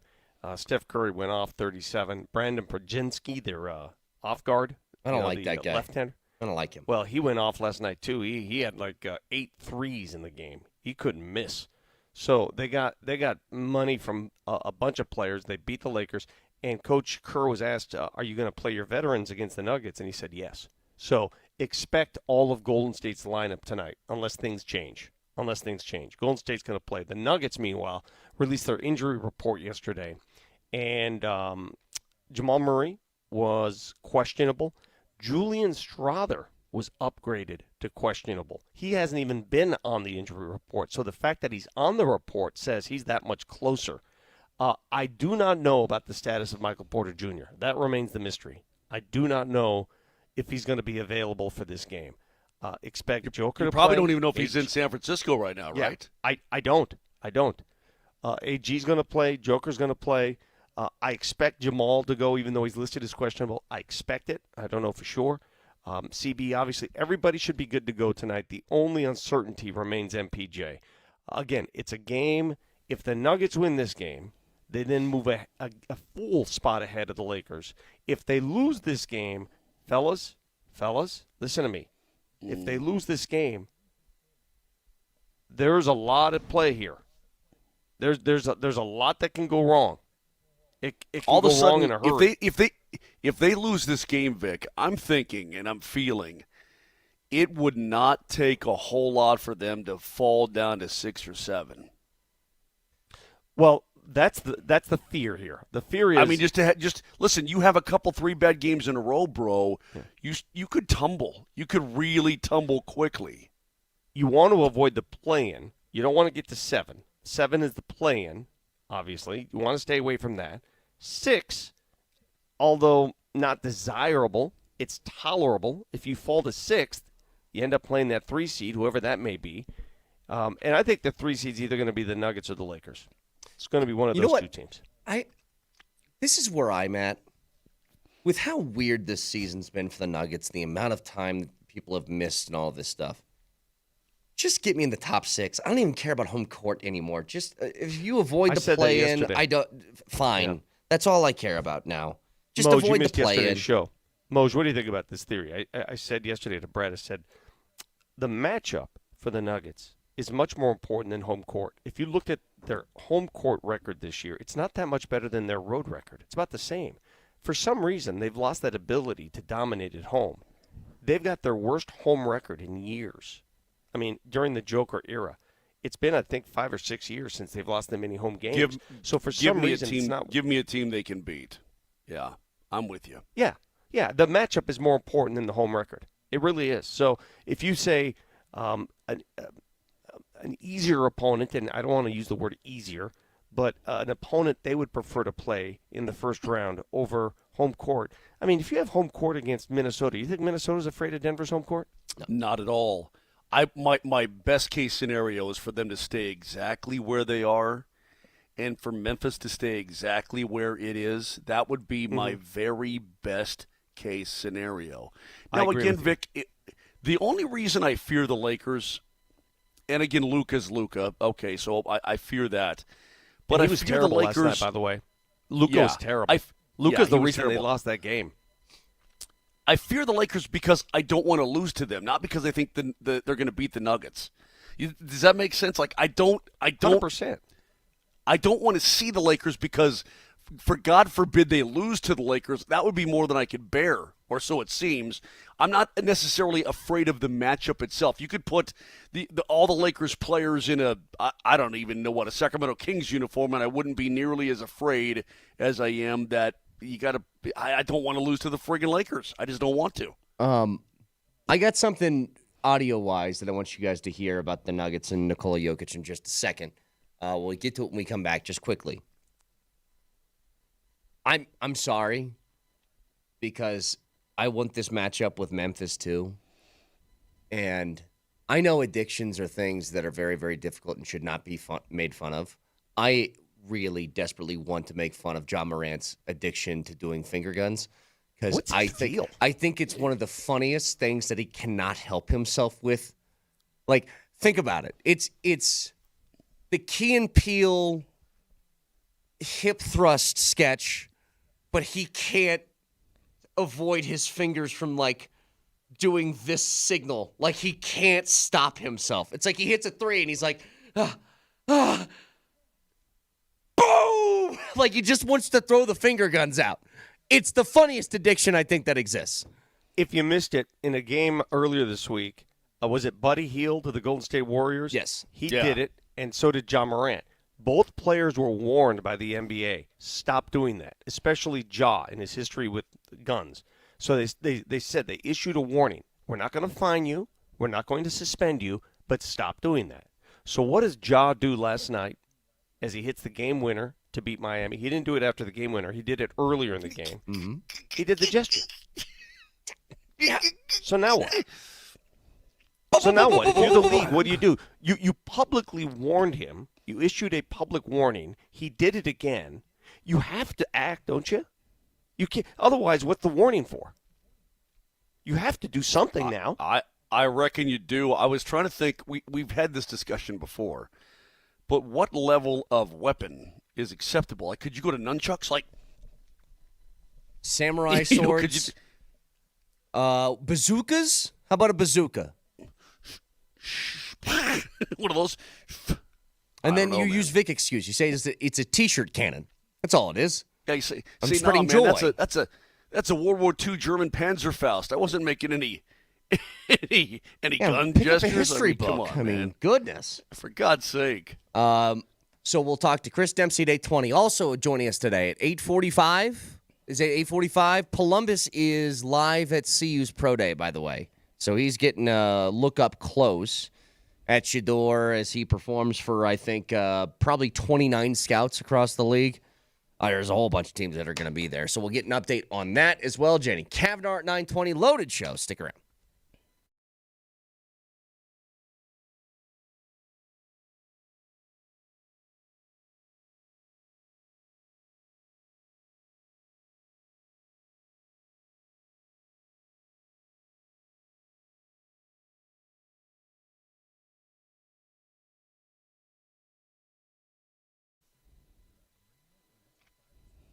If I told you that something has a success rate well over 90%, how would you feel about it? You go, man, that's pretty darn good. Well, that's the Rocky Mountain Men's Clinic. And if you're dealing with any form of erectile dysfunction and you're tired of the frustration and the embarrassment that ED can cause, do yourself a favor. Call them today.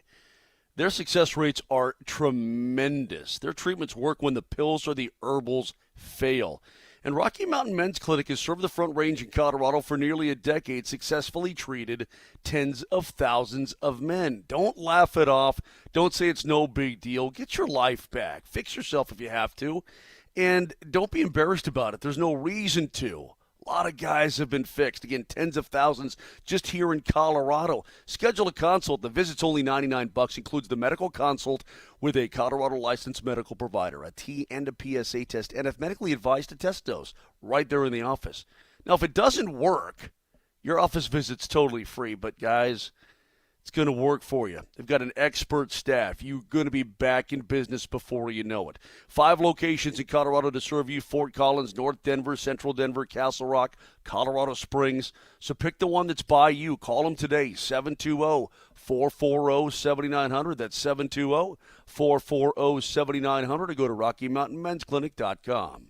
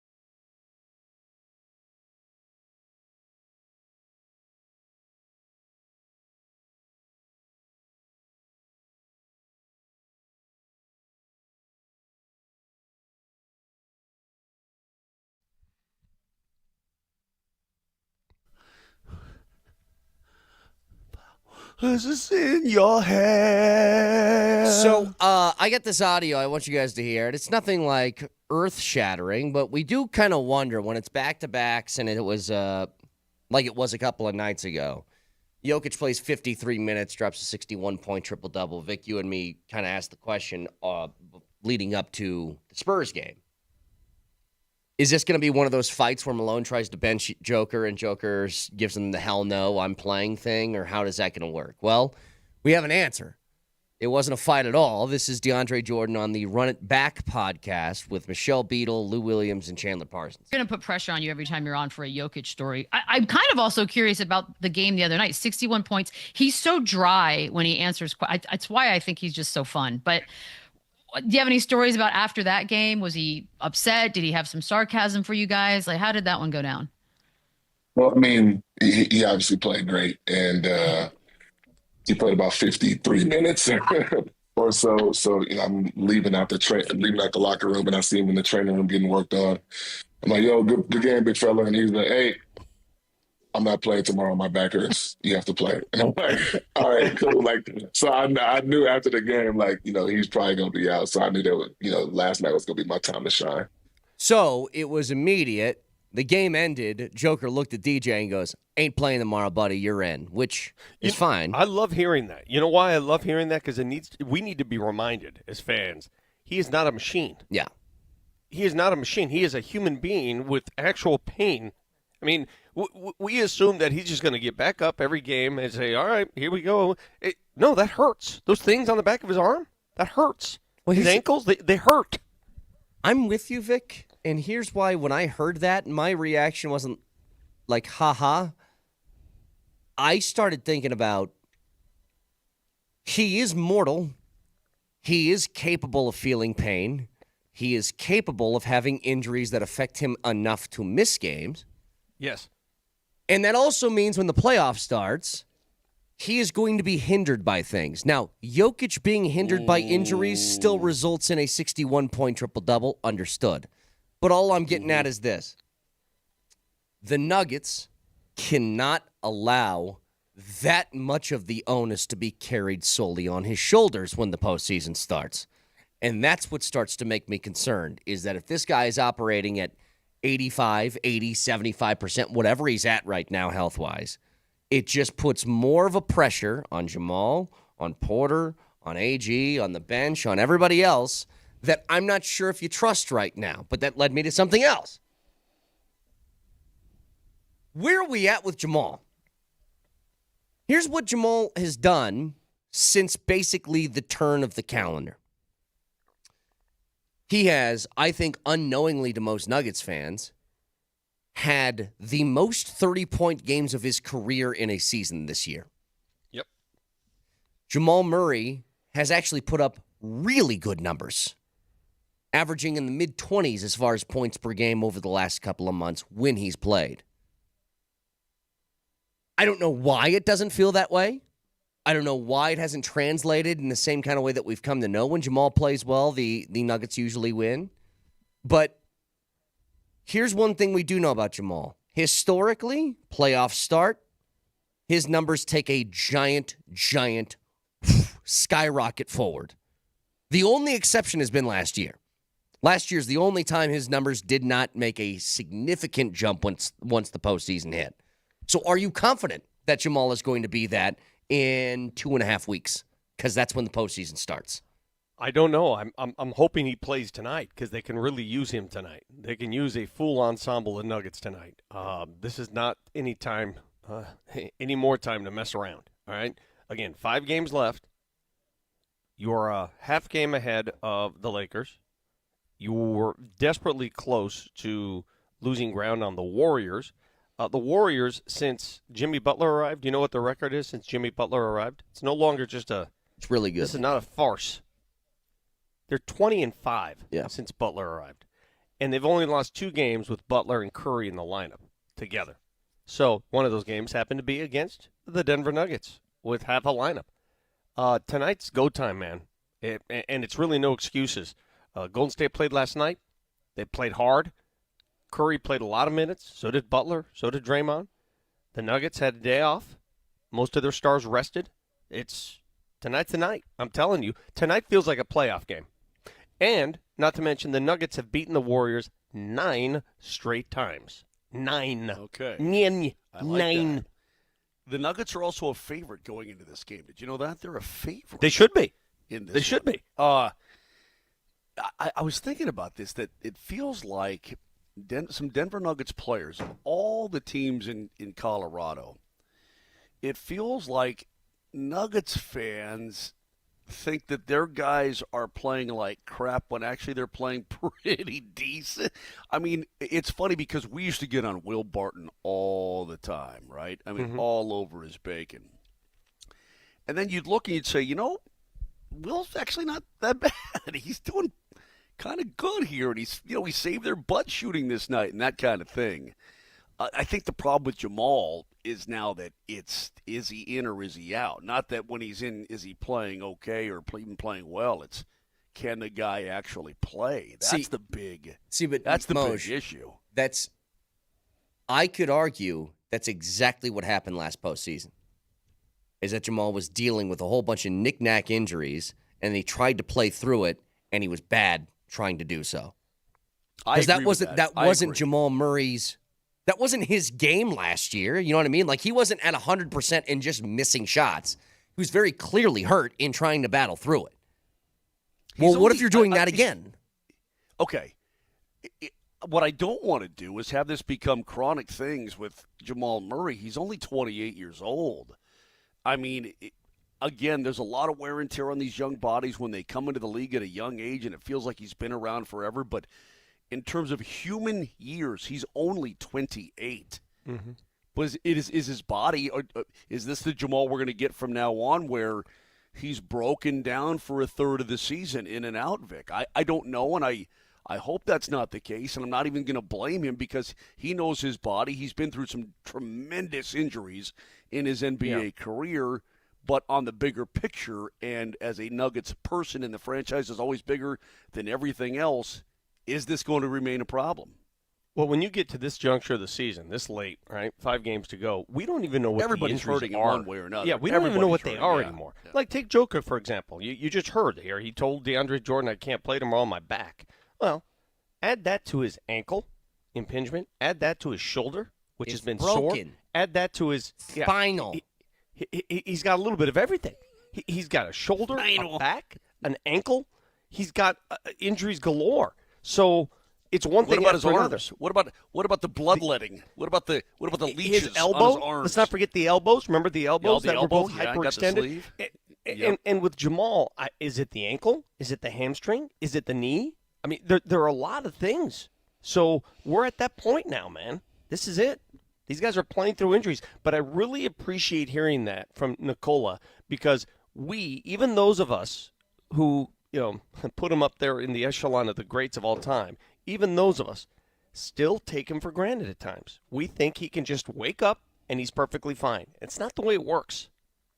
Hey, reminder to you. Brett, just to echo that real quick. I was always thinking, when he's 36 years old, if he chooses to continue to play, because of the style that he plays, he's just going to be the same old guy all the way through his 30s and all this kind of thing. And maybe we got to rethink that a little bit. He is a human being, man, and he's played a lot of important and hard minutes over his career, and he never, ever missed. So, cut him some slack. Go ahead. Sorry, Bretsky. Yeah, he also, in the middle of I can't play tomorrow, my back hurts, had 61 points in the triple-double. But, in 53 minutes. Good point. Reminder to you guys, from 10 to 3 today at the Chop House downtown, the Morning Sprint PhD will be live there as they take you to Rockies' home opener, their home opener today, despite it being 38 degrees outside and possibly snowing. At the Chop House downtown, you can go say hi to both the Morning Sprint and PhD. We'll be live there. Speaking of PhD, we'll talk to Tyler Polumbus at 8:45 as he's live in Boulder for the moment, checking out the CU Pro Day. Just quickly, though, as this is the home opener for the Rocks, they take on the A's. Yesterday, and this is really, really difficult to get your mind wrapped around. No, listen, Mo. Listen. I know where you're going with the starting rotation, I bet. Through 6 games, the starters are the best in the MLB. And what did we say going into this season? What did we say? We said that the Rocky starters give them a chance. We said that, right? Yeah, as long as they stay healthy, yeah. Yeah. Well, apparently they don't give them a chance. Well, no, they give them a chance. They've been in every game. They've been in every game. Yeah, for 4 or 5 innings, 6 innings, and then they hand the ball over to the rest of the team, the rest of the staff, and it's over. Well, there's a bigger thing, and I know the bullpen is something that we all get in. I'll get to Kenley yesterday in just a second. But the bullpen has been a frustration for everyone, including myself. Run support's a problem. You get some runs on the board, guys. Yeah. I mean, good Lord. You scored 3 runs in 3 games against Phillies. That's not going to beat anybody. I don't care how good your starting pitching is. You need to have something. And I'll give you an example. Late in that game, so it's a 3-0 game heading into the top of the 9th. Phillies bring in Alvarado to close. Alvarado can't find the zone. He is everywhere. So he's either going to put you in a prime hitter's count or you're going to get a walk. And there's a couple of guys that are swinging first pitch and stuff out of the zone. And I'm like, what are we doing here? I didn't get it That's basic baseball 101. Guy can't find the zone. I'm not saying you need to take a pitch. You're a professional hitter. But you better damn well make sure it's down the middle of the plate if you're going to take a hack at something. That's all I'm saying. So that's like just little stuff like that is really frustrating, and it kind of proves to why you aren't scoring runs right now because you're undisciplined. Yeah. So what happened? Because we were taking off on our plane, and my internet crapped out as soon as we left. What happened at the end of Brenton Doyle's at bat? Because the bases were loaded. What happened? It got to 3-2, I believe. Yeah, high cheese, swung and missed, struck out. All right. Yeah. And that's the bummer, too, is that this team is striking out a lot again. There's one thing to do that against Wheeler yesterday, but you get runners in that kind of scoring position. They scratch one across. It feels like, hey, you got some momentum, and you just continue to swing and miss. I mean, that's not helping anybody. Tolia is as guilty as anyone. Good Lord. Yeah. Tolia, just put the bat on the ball. Tovar is not putting the bat on the ball to begin this season either. It's a tough start for both of those guys. Both guys, Brett, that you and I were looking very much forward to watching their progress this year, and they've come out of the gates with the bat in a pretty tough way. Well, Tolia, he strikes out a lot anyway, but yeah. It's not like the Dodgers are 8-0 and the Padres are 7-0. I am unconcerned with the rest of the division. They do not matter to me right now. I am only and solely concerned with the Rockies playing good baseball, which they kind of are and kind of aren't. Now, again, another example, and this is the stuff that I can only imagine. You know, it's like when Joker puts up a 61-point triple-double and you lose a basketball game and you're looking around like, guys, how do we lose that game? The starting pitching has to just look at their bullpen like, every single one of you, I'm giving you a swirly after the game or something. Because I'll give you the scenario. Senzatella, by the way, I don't think what he's doing is sustainable. He gave up 10 hits. And in his first start, he gave up, I think, 13 base runners or 11 base runners and 13 outs. He's just getting lucky. He's getting himself out of jams, but that's not sustainable. But hasn't given up a run yet this year. He hands it over to Kinley. And Kinley goes, it's a 2-0 game. You're right there. You're basically a swing away. Walk, wild pitch, walk, wild pitch, run scores, walk. And you're like, dude, it's a 2-run game. You aren't even letting the guys put the bat on the ball to earn their way on base. What are we doing here? And I'm looking at Bud Black and I go, buddy, what are we doing here? How many times do we have to see the same movie? Now, the patience threshold for them is a little different than yours. A lot different, not just from me. I think most people in the league, but whatever. Got to get to a break. Chris Dempsey's going to join us in just a couple of minutes. Stick around.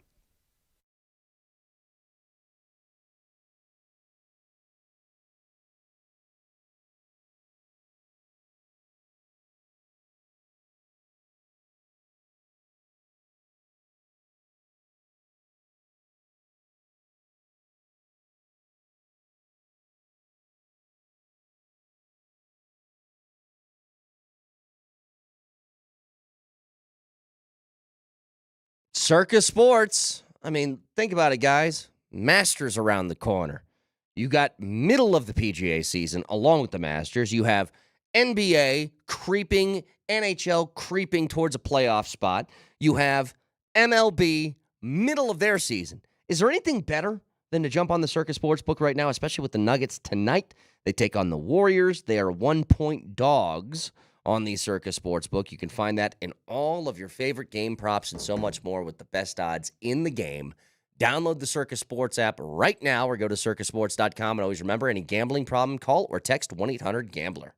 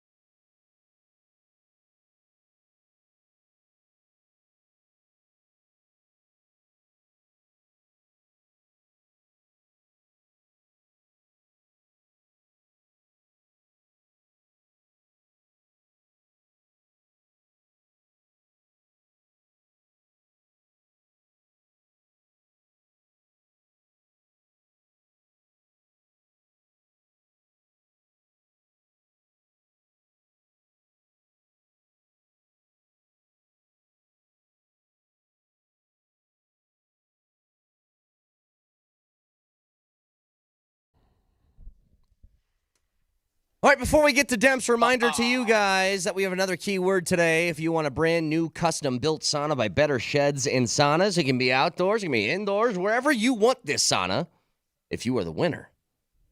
You can put it anywhere inside or outside of your house. The keyword for today is hot. So text hot in your first and last name to 303-504-0925. We'll have a different keyword every day for the next week, giving this away next Friday. So again, the keyword hot and your first and last name to 303-504-0925. You know where I want that sauna? No don't idea. Care? Yeah, don't care. Bend over and I'll show you. Okay. Mm-hmm. Well, let's go out to the Ramos Law hotline. Car accident, you need Ramos Law, medical doctor and attorney, ramoslaw.com. We're joined by the great Chris Dempsey. Hey, Demps. Demps knows. What's going on, fellas? He knows. Hi, buddy. Hey, Demps, before you and Vic get into a discussion where I think me and Moser probably what? The cage match. It's a cage match. This is ridiculous. If anybody leaves here alive, I think that this will be unsuccessful. I want you guys to make points and then give me John Morant finger guns. I want all of that. So, Dempsey, do your part. But thank you for joining the show. You guys got into a back and forth about Melo and he's the first superstar for the Nuggets? What was it? Somebody lay out the case. Report the news like a newsman. At no point did we ever get into a back and forth. I said something on our show. You called Dempsey a name. Dempsey called you a name. He gave you a parking lot address. You guys wanted to fight each other. Go ahead. Yeah. Chris, I said, I reacted to what, let me rewind here. I reacted to what Coach Sanford said during his show. Coach Sanford said that Carmelo Anthony was the first true bona fide national star for the Denver Nuggets. And I almost took offense to that. I was like, are you kidding me? I mean, and then I imagine my surprise when I heard my good friend Chris Dempsey on his show, on Sanford's show, echo those sentiments and agree with Coach Sanford, to which I had to deliver a knockout punch. And now Dempsey picked himself off the mat, and here he is. Demps, what do you have to say for yourself? Well, it was a glass Joe punch that you threw. But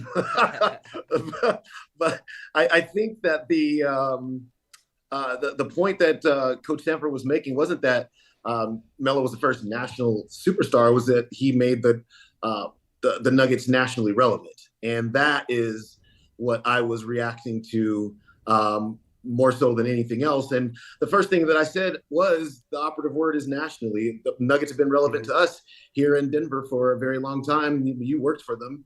I watched them as a kid, and we understood all that.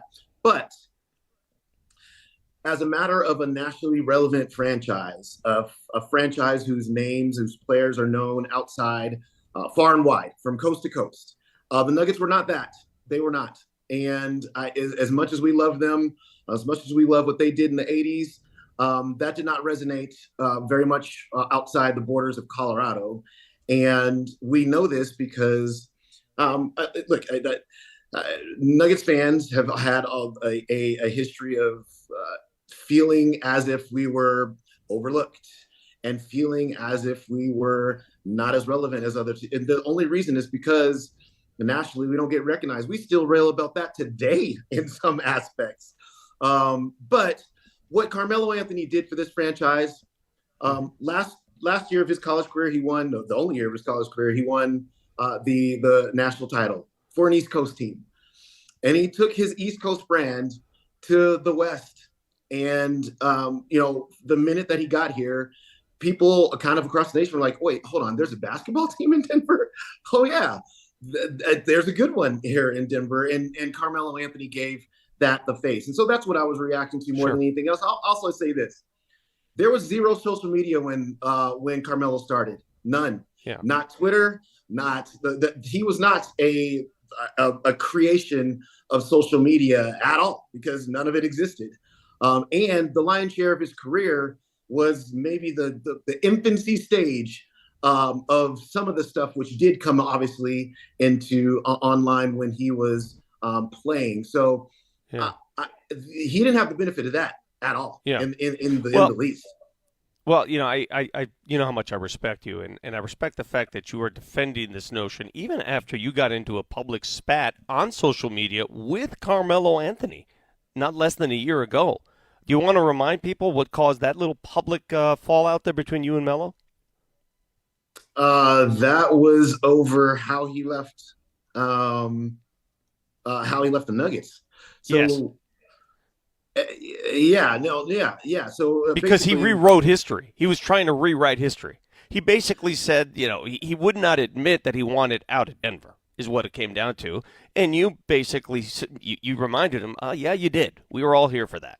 And I think that's what was the back and forth on that, because I added to the mix on that. And listen, I love Melo. I had a great relationship. Still do.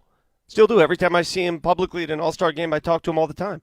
And I want nothing more, Chris Dempsey, and I've told you this, I want nothing more than the Nuggets, Carmelo Anthony, and George Karl to come together in a big group hug. I think it's important for all three. I would love that, okay? And I think I want to be the bigger man in this situation. And sure, Melo wanted out. Of course, his wife wanted to leave. Okay, fine, whatever. I wanted to. Yeah, but that doesn't have anything to do with him. What he brought to the franchise as the spotlight that he put on the franchise. Yes. So, like, let me address that. Let me address that. How he left. That's neither here nor there.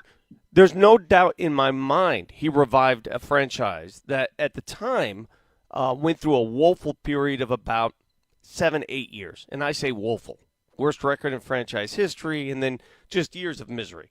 And here comes Carmelo Anthony to save the day. Did he change the fortune of the franchise? Yes. Yeah. Did he save the franchise? No. I read some reports where people were thinking about, the Nuggets were going to relocate. At no point were the Denver Nuggets going to relocate. They already had a home at Ball Arena. This franchise wasn't going anywhere. Carmelo Anthony did not save the franchise from relocating. That is pure hyperbole. Don't be silly. That's number one. Number two, you said it best.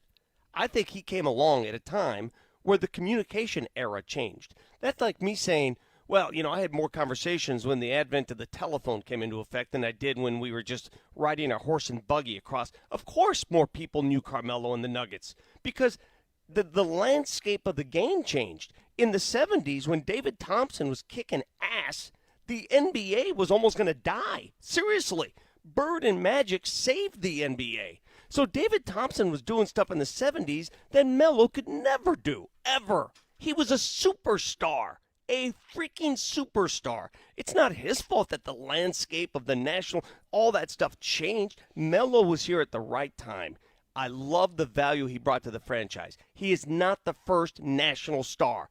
David Thompson was. Hell, before that, Spencer Haywood was. Alex English was. I can make a case Dan Issel was. I don't know what your definition of a national star is. My definition, do people know him around the country? I'll tell you who knew David Thompson. Michael Jordan knew David Thompson. He was his hero. So don't give me this crap that Melo was the first national star. I don't buy it. Yeah, that's not that's not the point. You're making a point that nobody is making. The point is the point is what spotlight each of those players put on the organization. And yeah, David Thompson was a national superstar, and you can argue he's the greatest. I mean, like we can parse the argument of who the greatest players are in the team. You just told me that he was a national star. David Thompson was a national star, correct? Correct? NC State, what he did at that school, was he a national star or not? Dunk contest with Dr. J, the first ever, was he a national star? You're arguing a point that nobody's arguing. Nobody said he's not a national superstar. But you told me that Carmelo is the first national star. The question is which of these players made the Nuggets as an organization nationally relevant? That is a different conversation, man. You're moving the goalpost in a way that I am not going there, because that's not what we're talking about. What we're talking about is which of these players made the Nuggets franchise nationally relevant. It was not David Thompson, with all due respect. It was not Dan Issel, with all due respect. And it sure wasn't Alex English, who's my favorite Nuggets player of all time, and who I just watched ESPN the other day. I relayed this story on their show yesterday. ESPN asked a trivia question to Bobby Marks, a man who has worked in this league and been around this league for decades. And the question was, which player in the decade of the 80s had the most 30-point games? And that was Alex English. Of course. And you know why we know that, Vic? Because we love him and he was relevant to us. Mm-hmm. But do you know what the answers were around that table? Larry Bird, Magic Johnson, Kareem Abdul-Jabbar, because those were the brand names. Those were the brand franchises, not the Nuggets. And so what Carmelo Anthony did when he got here was he put that kind of spotlight, a nationally relevant to the franchise spotlight, on the Nuggets in a way that it had never had. And no matter how much you love those players that played great and in fact went to the Western Conference Finals back in the 80s, they didn't do that. Okay, maybe we're parsing words here, and our arguments are getting mixed up because I don't deny that one bit. I mean, I agree with you. I agree wholeheartedly. That's what I was saying. He put a magnifying right there. No, he put a magnifying glass. Nobody said Melo was more nationally relevant than David Thompson. You'll agree. He didn't save the franchise. Someone said he saved the franchise. Nobody said he saved the franchise. But I don't know. I don't know the back and forth. I don't know the back and forth what happened on Twitter because I don't do that. But nobody said he saved the franchise. He made it nationally relevant is what he did. Sure. But that's funny that nationally relevant franchise years later would go to the NBA Finals. And then you had a guest on your show who called the franchise not compelling. What did he save exactly? If nobody Chris covered Mannix, the franchise, who we'll never have on here ever again. Yes, I remember that. So if he made the franchise, so if Carmelo Anthony came in and made this franchise nationally relevant, why have we been fighting that issue ever since? Okay, I love this question, and I'll just answer that question. Sure. What Chris Mannix came on and said wasn't that the Nuggets weren't nationally relevant. He said that they were boring. And there was not a fun story to be had on this basketball team that anybody outside of Denver would care about, much less he would to fly in and write about. And that was what I took exception to, because that just shows me that he had no clue about what was happening, the personalities, what was happening with this franchise currently. Boring for a team versus nationally relevant, again, is not the same argument. And so when Chris Mannix got on my show, which, for two reasons, he'll never do again because I don't have a show there anymore. That's what I took exception to because the Nuggets weren't boring. They just, if nobody wanted to come here and write a story about them, then nobody would know them. So it's, look, Vic, you got after me on Twitter for the wrong thing. I didn't say he saved the franchise, and then I'm not wrong about it. I know I'm not, but there's been a lot of great players in this history, but certainly Carmelo put the franchise in a national spotlight that it had never been before. Well, we don't disagree on that point. I disagree on the point that he's the Nuggets' first star. I just don't. I don't see it that way. And the reason I do is because there's so many people that reach out to me and say, "Well, Carmelo did this for me. He made me a Nuggets fan." I don't care about what he made for you. I can tell you what someone made me a Nuggets fan too. Someone made my older uncle a Nuggets fan. We all have older generations that became fans for different players. Just because your player came along at a certain time doesn't make him the best player, or my player. There are different generations. I got something you don't, kid. Perspective, because I was around for that generation. That's all I'm telling you.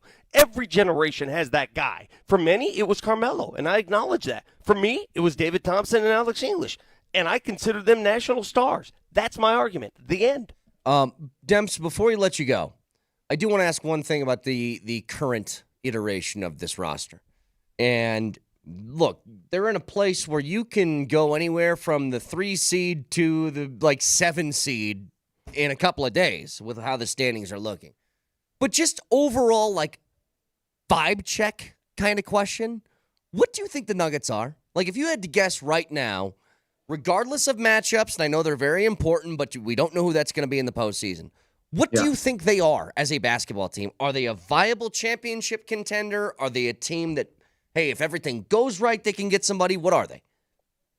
I think they're a team if everything goes right, if they're a Western Conference Finals type team to me.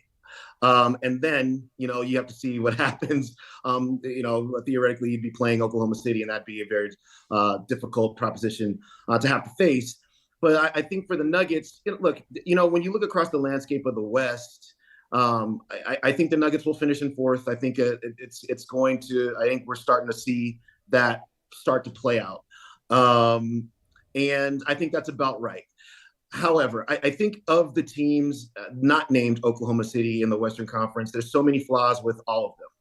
And because of that, if the Nuggets are just healthy, let's just start there with just put all your players on the court. And this includes Julian Strawther, who we haven't seen in a very long time. Then that roster is good enough to beat any team in the Western Conference. I'm taking Oklahoma City out of this, and maybe I'm taking Minnesota out of this. Minnesota's a very difficult matchup for the Nuggets, but that team is good enough to beat any of these teams in the West. I mean, you can't look at any team and say that they are perfectly built or they don't have flaws of some sort. And I think the Nuggets fit into that category. So just as long as they have home court advantage in the first round and they are healthy and they are not playing the Minnesota Timberwolves, I got them going all the way to the Western Conference Finals. It's Chris Dempsey joining us on the Ramos Law Hotline. Always good to talk to you, buddy. Thanks for stopping by. You know how much I love you, and I'll see you tonight, buddy. I'll see you tonight. This is going to be a tough one. And I consider, hey, I don't know if you agree with me on this, Demps. I think if you want that 3 seed, you got to win tonight.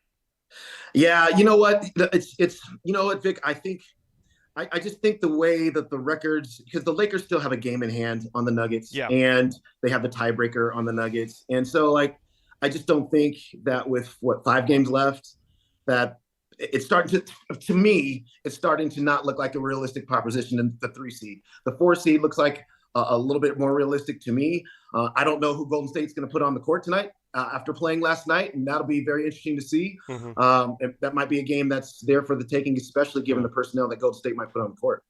Chris, one last item. A buddy of mine, Jack, sent me this, and I forgot about that. You talk about getting yourself on the national map, the national radar. You don't think the Denver Nuggets of the early 90s becoming the first 8 seed to beat a 1 seed in the playoffs with Dikembe Mutombo holding the ball there under the key, you don't think that was a national story? So then they lost to the Utah Jazz in 7 games in the second round, and Dick Enberg at the end of that game, at the end of Game 7, says, and I'm summarizing here, this little-known Nuggets team, keep them in your sights because they have a very bright future, which they didn't. Obviously, they fell apart in subsequent years. But that was what Dick Enberg said in Game 7 of the second round after in that same playoffs. So no. They were not nationally relevant. They were a very fun story. They knocked off Goliath for sure in the Seattle Supersonics. But then by the time they lost the first 3 games of that Utah series, nobody cared anymore. And then they won the last 3 games. Then Dick Enberg had to remind everybody to keep an eye on this team out west. Who cares about Dick? Yeah, the beauty of it is there's not an argument that I can't slice to pieces. I knew somebody was going to say something about that Seattle team, and I knew what I remembered, how I remembered that playoff run ending, and I remember how people remembered that basketball team. And the very next season, and also, guess what, Demps? Dick Enberg, who we'll never have on this show ever again. Ever again. Hey, you're not even a millennial. Quit acting like one. Debs, you're the best, buddy. Thanks for the time. See you, buddy. See you guys. Chris Dempsey. Chris Mannix, who we'll never have on here ever again. Joined us on the Ramos Law Hotline. Back after this.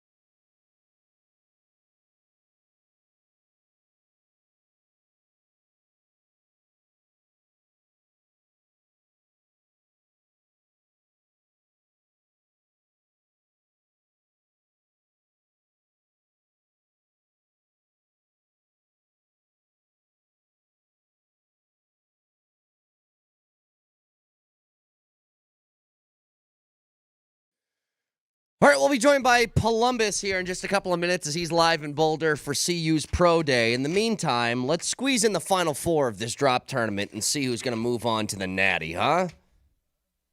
It's 2 matchups. What we have is a 4 seed going against a... What is this seed? 7 seed. A 4 versus a 7. So the 4 seed that made it out of the Vic region is... And you know Gabriel Landeskog. He brings all the milkshakes to the yard. Is that how the song goes? This is Gabe Landeskog, and I bring all the milkshakes to the yard. What is this? Why did I just say that? That goes against a 7 seed in the Brett region, in the winner of the Brett region, which is... What you think you're doing here? It's a chain lock. But I got 2 pythons ready for you. I dare you to make a move. I'm tingling a little bit. Sexiest I've ever sounded you. It's the sexiest I've ever sounded you. So that's one of the matchups. Well, you know what? We'll wait for the other one at the end here as we got Polumbus, who's live in Boulder for CU's Pro Day. Tyler, what's up, buddy? Nope. No Tyler yet. We take it back. No Tyler yet. Timing there, Brett. Well, it felt like the right timing. I thought he could hear us. He's giving me the big stare on the phone. I mean, Tyler, blink twice if you can hear me. No. We'll talk to Tyler in a second. Again, it's a big day for Dion and Shedeur. Now he's got us. Tyler, how are you, buddy? Hi, boys. Good to be with you. Sorry, Big Dummy's not good with technology around here. I'm up in Boulder. Got the Buffalo behind me. Got the statue. People are rolling in, and it's exciting. Just saw Shiloh. I just saw all the golden Teslas down in the parking lot. Oh, yeah. Not the same type of vehicles that I drove when I was here. But, things are rolling. What do you think this obviously, I think most eyes are going to be on Shedeur today as he's trying to impress a host of scouts. What do you think that they're looking for out of Shedeur in a pro day like today that maybe they haven't seen on tape or something? Anything? Well, everybody knows that we got to get that naked rollout to the left, throwing across your body back to the right for 65 yards. Then we know the dude can play football, right? Yes, exactly right. Yeah.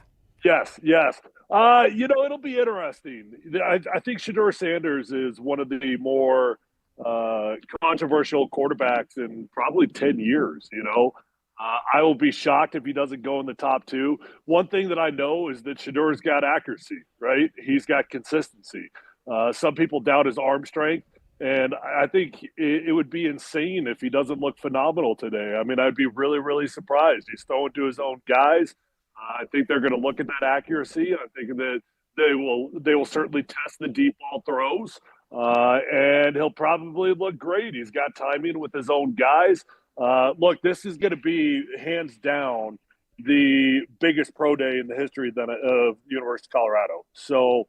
I've bumped into a bunch of scouts already, and I had a chance to talk to Shiloh for just like 2 seconds. He got swallowed up by some scouts. But, bottom line is I think Shedeur is going to look really, really good. I'd be shocked if he did not. Well, let me ask you this. What is this workout? I asked this about all these pro workouts. What's this going to prove that the tape already hasn't? That's why probably nothing in the big picture. People get overly excited about the combine, about the 40s and all those sorts of things. And I doubt if he's going to do any of that anyways, because that's not his specialty. So he's probably just going to go out there and throw. You do, Vic, to your point. I mean, you got to rely 98% on the film. And then you got about 2%, maybe call it 5%, that you wait in the postseason, in the All-Star games, in the combine, in the pro day, and all of it. It's really just a chance for scouts to put them through a few drills that they want to do. But the beauty of the pro day for these guys versus going to the combine, they get to schedule their throws. They know the throws that they're going to do beforehand. Whereas at the combine, it's not quite as you just don't know the lineup like that. These guys already know the exact routine they're going to go through. Something else on top of this, Tyler, is I was thinking about Shiloh. I don't know what Shiloh is as a prospect. I don't know if he's somebody that's like a day 3 guy on some people's boards, or if maybe a day like today matters to a guy like him, that maybe is challenged athletically with what most teams would want out of a defensive back. But what do you see for Shiloh? What's his prospects as of right now? Undrafted free agent, practice squad guy that's got a chance to make the team. He's got the Sanders name, and that's going to help him. So I'd be surprised if he was a draftable prospect, but he does have the Sanders name, and he's going to get into a camp. I think that he's a hard-hitting dude. He reminds me of a TJ Ward almost, without quite the same athleticism that TJ had. So his deal is going to be staying healthy, staying on a field, and for him, he will have to run the 40. Shedeur is not going to run the 40. I would be surprised if he did at the very least. But Shiloh, that's going to be huge for him. This is his first opportunity. He didn't get to do the combine. So this is his first chance to get in front of the scouts, and he's eating it up, by the way. There's only 2 or 3 players that were out in the field house already when I got here about 8 o'clock, and he was one of them. So he is eating up every single second he can find a scout. The only reason I think I talked to him for about 30, 45 seconds was because I'm pretty sure he thought I was a scout at the very beginning. so it's like, a scout that's rocking a Colorado hat. I might as well just be like screaming, "Hey, I'm alumni too, dude." Yeah. I actually love that. I hope that's the case. Well, Tyler, yeah. I know you're going to be out there checking all this out. You should have asked him some deep psychological questions at that point. And just gone with it. I know. I really should have. I should just fake it. There's also a buffet full of donuts and coffee that I was really debating if I should take that or not because it says for scouts only. Well, Shiloh thought I was one, so am I counts to take those? Yeah? Yeah, that counts. Okay, all right, cool. Just hang around it and look professional. Start talking shop. Like, how's the boys at the office? Drop a couple of those on some people and then grab some, yeah. Exactly. Hey, Shiloh, who's the toughest opponent you played all year? Yeah. That's their favorite question, by the way, of all time. Every single scout. Who's the toughest dude you played all year long? And you're like, well, is this a trap? Are you trying to get me to say that I suck going up against this dude? What are you trying to get me to say here? Right. Hey, I'll have better updates for you guys later in the day once things get rolling here. But appreciate you guys having me on. All right, Tyler. Thanks, buddy. That is Tyler Polumbus joining us in the Ramos Law Hotline as he's live in Boulder for CU's Pro Day. Now, I want to get back to the Avs in a second because it's a really great win yesterday that they had. That's a tough team, Moj, in Columbus that is battling for a playoff spot. They were 2 points out of the wild card heading into the game last night. And you showed up day of game and put 7 on them with only 1 power play goal.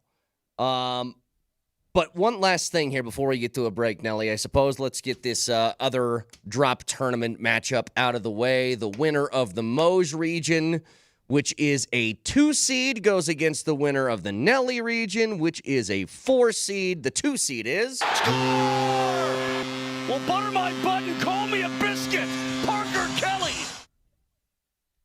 Who doesn't like a good butter my butt and call me a biscuit, which we got last night?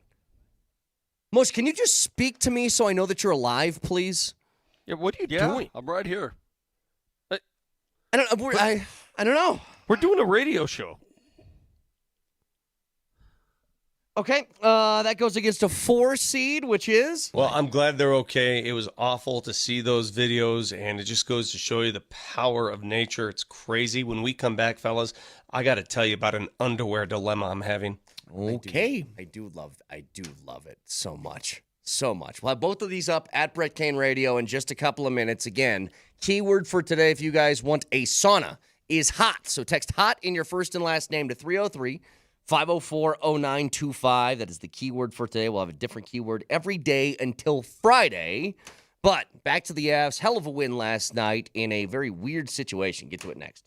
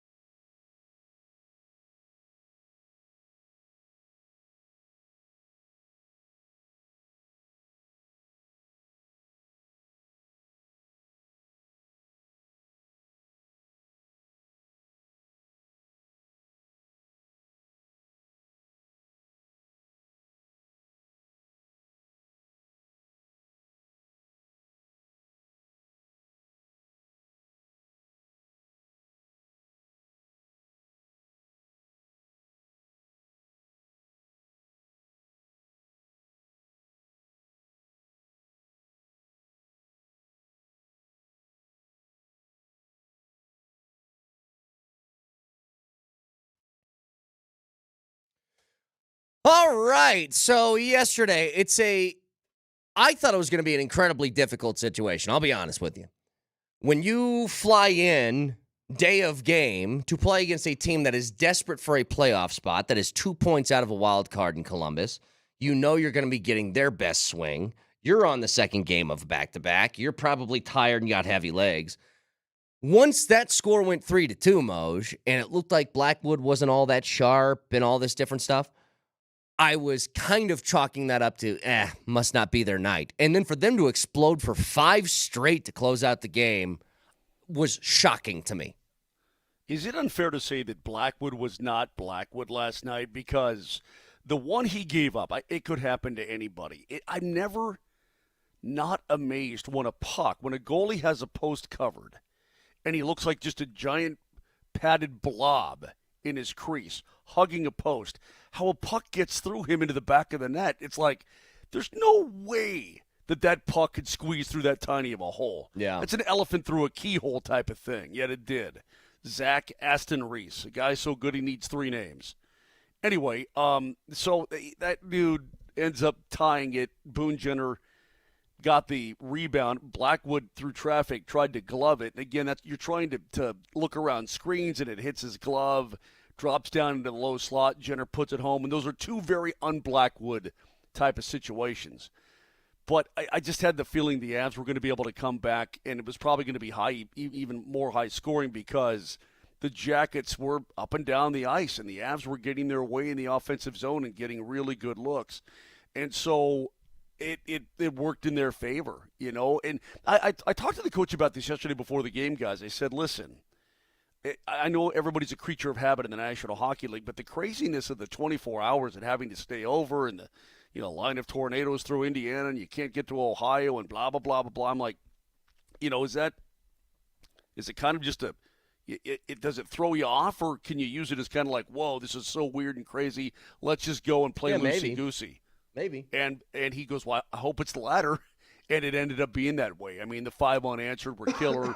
Everybody got involved in the scoring. The Avs could roll all 4 lines. You didn't have to tax your big guns last night. So it worked out the way that you could – if you could draw it up, that's the way you would want to draw it up. Hang on. Nelly, Vic's microphone, please. Thank you. Go ahead, Vic. I think it sort of takes the pressure off, Moj, because you're sort of like, what do we got to lose? We just got here, right? We just showed up. Right. Just got ringside. Yeah. Let's just ball. Let's just play. Let's see what happens. It's exactly what and they played loose. I mean, that's a fun team. When they play loose like that and they just go full bore, what was it, 5 unanswered to end that game. Fun to watch. Yeah. We didn't even talk about this yet this morning, but I think it bears to mention. So many things went in a positive way for the Avs last night. Charlie Coyle gets his first goal and 2 assists, right? His first goal in an Avs sweater. That was important for him to kind of get off the schneid after 14 games, and he did it in a fine fashion. Love to see that. Parker Kelly, new career high. Devon Taves, new career high in points. You look at the biggest story of the night was Cale Makar getting to 30 goals. 9 defensemen, 9 in the history of the mother game have had 30 goals in a season. He's the first since Mike Green in 08-09, and before that you had to go back to the early 90s and Kevin Hatcher. It's crazy, man, to think what Cale Makar is doing. I mean, this guy's Vic, I'm going to proclaim it right now, unlike 2022. This guy's a runaway Norris, man. Run away and hide Norris Trophy winner. So if you were there in the proximity of the award show, you wouldn't go on a boat that night, you would go to the ceremony? 100%. Now I would. I'm guaranteed he's going to win. No, but and then McKinnon, he comes in like Kucherov. Nikita Kucherov has been insane in the last week and a half. Like, he's throwing up 3 points a game. I mean, it's just he's going nuts. So they went into the game last night tied. The game's tied at 111 points. McKinnon has a 3-point night. Kucherov gets a goose egg on the score sheet last night against Ottawa. And so now Nate's got a 3-point lead for the Art Ross. So that's another positive thing that happened. Just a lot of things were good last night. I liked it. I still Moser, go ahead, Vic. Nitch's not playing precautionary because of the neck prior games. Is he going to be okay? Yeah, Okay, so you saw him sliding down the slot, right? And then whose butt did he run into? I don't know, but he was trying like to a remember. battering ram. It was a battering ram, and then whoever it was it? God, who was it on Chicago? And then whoever it was leaning backwards on his head, and he admitted to Kiefer and to JML in the postgame that he heard his neck pop. I'm like, but if you hear your neck pop, that's pretty scary, right? That's a problem. Your neck pops. So, and then he goes to the room, he comes back, he ends up having the game-tying goal, the Avs win in the shootout. And I said to Riker, as soon as the game was over, I'm like, when he sleeps on that tonight, he is going to be a mess in the morning. And he's like this, hey, what's up, guys? You ever have one of those things where you can't, you're Brett, say something to me. Oh, hi, Moj. Hey, what's up, dude? Yeah. How you doing? You know what I mean? Where you can't move your head. Dude, his head, he's flying. He's like a guy sliding into third base, and his head hits dude's butt and snaps back. I mean, at full speed. I thought he broke his neck. I was scared. What about Drouin? He's got a lower body. Never again, Vic. He's got a lower body. I don't know what his timetable is or what the story is. I don't know. God, this is going to drive me insane. Here it is. It was Frank Nazar. That's who it was. Frank Nazar. You see the strong arm? Okay. I knew you were going to say that. And I'm guessing that every time I'm calling a Chicago game with strong butt. They got this new the strong butt. They got this new kid Frank Nazar, and he's a pretty good young player, right? But I'm just guessing it's not Nazar. I didn't know his first name was Frank. That makes it even better. Absolutely explodes from the back end. His name is Frank Nazar, and I knew I'm every game. Hey, you I'm got thinking, a neck problem? You run into somebody's butt called Frank Nazar. The strong arm. I'm on number I'm 2. guessing in Denver. I'm guessing call me a biscuit. Everybody in Denver thinks, what the hell is he saying? Is he talking about the strong arm? What do we do? So anyway, it was Nazar. So I can't stop. But his head snapped. I don't know. Listen, modern medicine is amazing. They've got a team of masseuses and doctors and trainers and all that. I mean, I would do whatever I can to try to loosen that up. But man, it was heavy duty. I mean, if you look at the video again, not only did he slide into his butt, but then Nazar leaned back on his neck like this, like that. Horrible. Sorry, I can't. That's all I'm thinking about now. I just want us to start doing ads for Frank Nazar, the strong ass now. That's all I got in my head. Hey, I'm sorry you collided with somebody's ass. Here's 5 big booms to make your neck. I mean, come on, man. So dumb. Anyway, we do have Vic in San Francisco for a reason.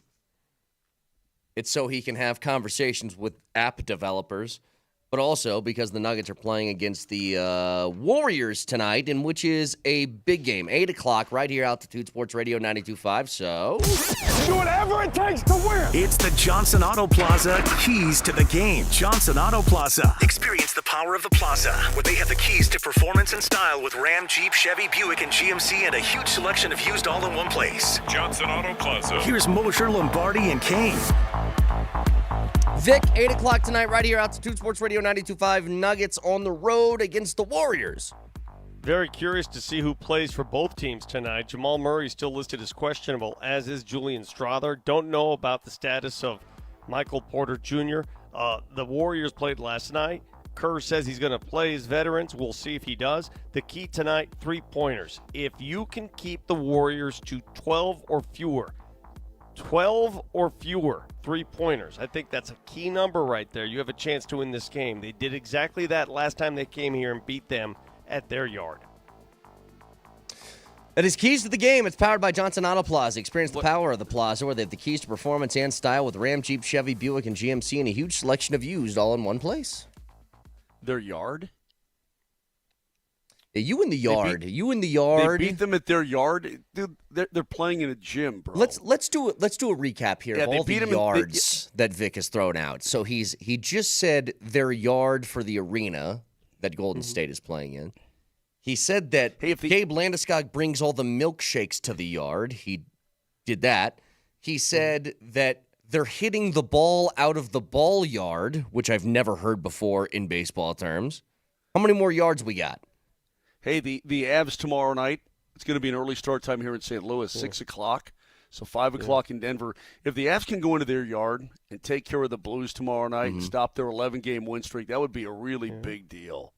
All you got to do is go into that yard and just let the puck do its thing, and you're going to be good, I think. They're leaving the ball yard.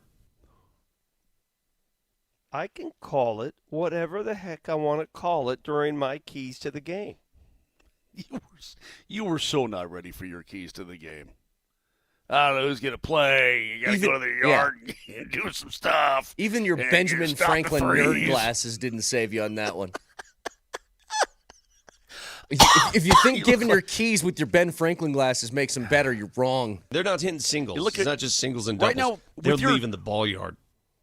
I know you went and saw your sister-in-law before you left yesterday. I know that you did. Because right now you look like, you look at your hair. You look like a deranged Tommy Shelby. Dude, you're all jacked up. I don't even know what to say. Physically, mentally, verbally, you're jacked. Moj, you went 25 minutes on a radio show without speaking.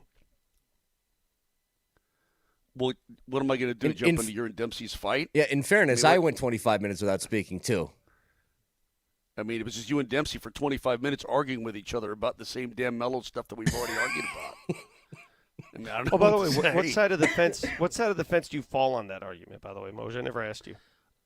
Well, from the outside looking in, I could see that you guys were arguing about two different things. That's what it felt like to me. I would lean more towards your side because the Nuggets had stars. But when Melo was here, and the Nuggets went to the Western Conference Finals in the 80s, and they were terrific and a great upset of Seattle. But what Melo did in today's modern NBA, and then social media comes around, he was a prolific scorer and a huge name, and he dropped to them at number 3. But what I don't get is, and I don't want to get into this, but you mentioned it that he and Dempsey got into it about a year ago. Why is Carmelo Anthony so... He's just so against admitting that he wanted out. Everybody knows he did. Pride. Everybody knows the story about him and his wife and everything. Well, why? Why hide it? It's like everybody knows he wanted out. We're not stupid. I mean, Kiki, they tried forever to find the right deal, and they finally obviously did because they only wanted to go to the Knicks, and they pulled as much out of there as they possibly could. We're not stupid idiots here. We know the story. We know the inside dope. Everybody knows. The fans knew it. They didn't even have to be on the inside dope.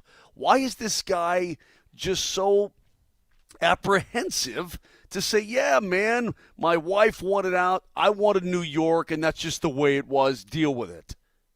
Pride. Why is he trying to rewrite it? Well, screw his pride. You have reality and you have pride. I'm going to err on the side of reality. Listen, the bottom line is I loved Melo. I told you. I always had a good relationship. So did He's I. An East Coast guy. I did too, and that's what hurts. He's good. He's an East Coast guy. He grew up in the East Coast. He was born in New York City, raised in Baltimore, went to Syracuse, East Coast. Always wanted to go back to the East Coast. It's okay. Just say it. Good. That's fine. Yeah, no problem. And in the bottom line, Brett, a new number 15 came into town, got the hardware, and somebody's going to finish his career and did finish his career without a damn thing. I do. You know what? I bet you that's a huge part. Sorry about that. It's a huge part of this. He was probably under the impression that if the Nuggets found a player that was better than Carmelo Anthony, that it would be years and years and years down the line. That he would own the tag of like, hey, I'm the best Nugget who's ever existed for like decades, was probably in his head. And then a few short years later, the Serbian comes around. Not only and that, took but his number. And took his number. Where's the same number? Yeah, dude, I loved Melo. And listen, I'm an adult. I can say this. I appreciated everything Melo did for this franchise. I appreciate the spotlight he put them under. I appreciate the runs that they only had one run. They got bounced in the first round a lot of times. But I appreciate the effort he gave while he was a Denver Nugget. Don't take a squirt in my boots and tell me it's raining on the trade because we all know that you wanted out. We all know that you forced it. I saw your wife on television forcing it on her TV show.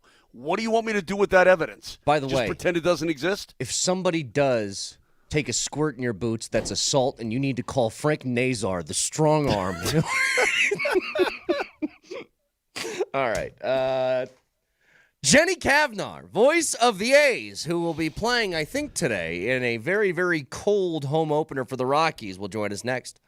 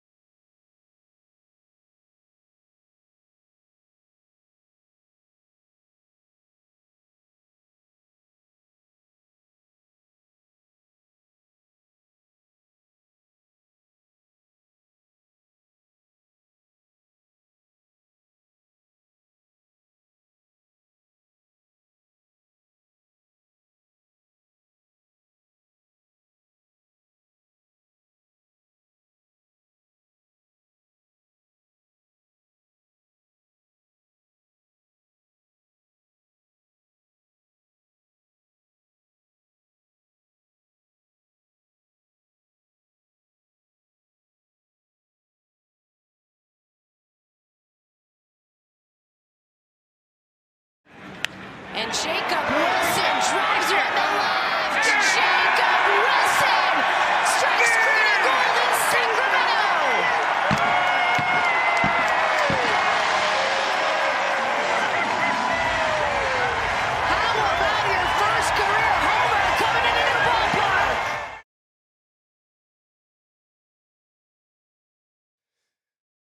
That is the voice of the A's. And Jenny Kavnar joins us right now on the Ramos Law Hotline leading into the home opener for the Rocks today. Jenny, always good to talk to you. How you doing? Hey, great. How are you guys? We're doing awesome, and I'm sure this is exactly what you wanted to get, right? 38 degrees and maybe a little snow for opening day for the Rocks for the home opener? I mean, as a Colorado native, you know I'm going to get crushed by the Athletics and all those Californians for flying in here to have snow in the forecast. Of course, when I looked a week ago, it was 70. I was pitching it. I was like, guys, it's going to be a beautiful day in Denver, and here we are. But that's all right. Jenny, do you still have a place here, or are you completely out of the state of Colorado? You do? No, we still live here full time. Yep, we still live here. So Mom is on the road a lot, but the kids are here in school, and my husband's still a firefighter in Denver. So we're just making it work. But luckily, my in-laws live very close to Sacramento. I know Moser's from the area, so we kind of feel like we have a summer home. Who doesn't want a summer in Sacramento and winter in Colorado, you know? Yeah. You are in the weirdest position I've ever seen. You left one city. You're not exactly in this other city yet because you're waiting for this third city to open up. What you just call yourself the Athletics? Like when you say you work for a team, what do you say? Yep, it's the Athletics. The Athletics that play temporarily in Sacramento and are headed to Las Vegas in 2028. But yeah, it's just the Athletics right now.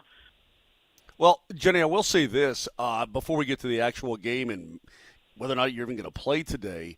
The people in Sacramento are pretty damn stoked. I got a buddy that the boys here know who was a pitcher for the Angels, and he's absolutely jacked that you guys are there, and they're doing a good job with that little baby ballpark. I think it's probably going to end up being – Yeah, Todd. I think it's going to end up being probably really, really fun for you guys to it's going to be weird. I know it's not a major league park, but I think it's probably going to be an awful lot of fun, and I think that place is going to be packed every single game. Listen, the atmosphere for their opener Monday, Tuesday, Wednesday against the Cubs was phenomenal. I think the city is ready to embrace the team. They're ready to embrace Major League Baseball.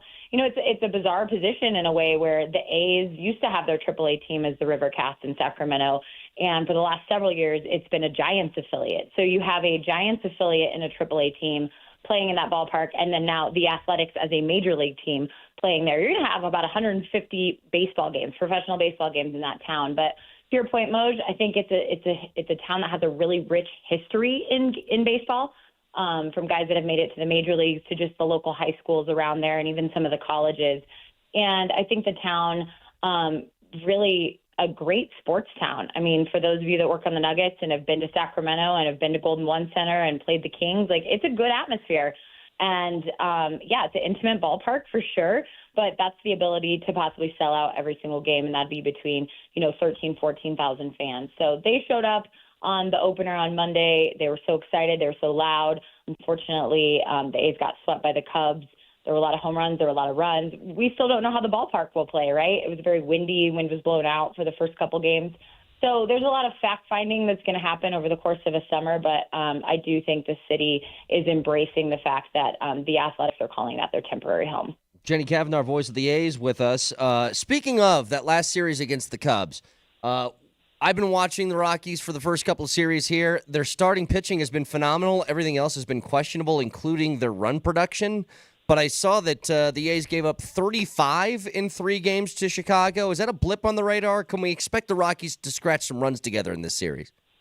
Oh, man. I think I will tell you this. The A's opened on the road in Seattle. They played a 4-game series. It was a great series.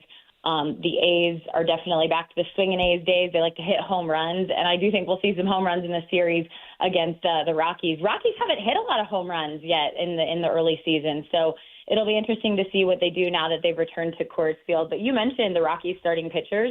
I can't even believe it. My guy, Dan Hyatt, who does my stats, I know you guys know Dan, so great in what he does, but he was telling me that this is the 9th time in the National League since 1920 that a team has had a differential so vast between the starters and the relievers. Starters, a 1.35 ERA. That's the best in Major League Baseball. Starting pitching for the Rockies, who are eventually going to be at Coors Field, best in baseball. And the relievers almost a 10 ERA, which is right now the worst in baseball. So that's the reason, I think, why the Rockies are sitting with just one win after their road trip. The A's are a very different story, where their pitching was really good in Seattle when they opened.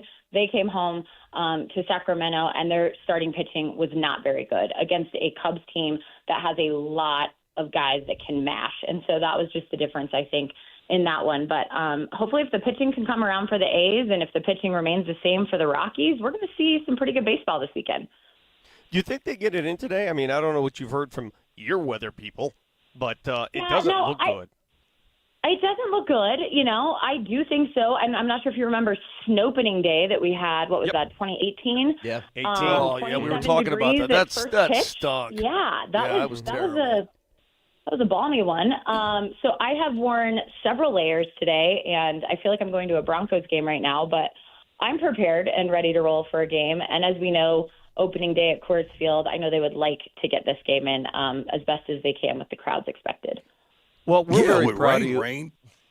Yeah, we're proud of you because, when you worked for the Rockies and you got to fill in for Drew at times and you got to become accustomed to doing play-by-play, because I've dabbled in it. It's not easy.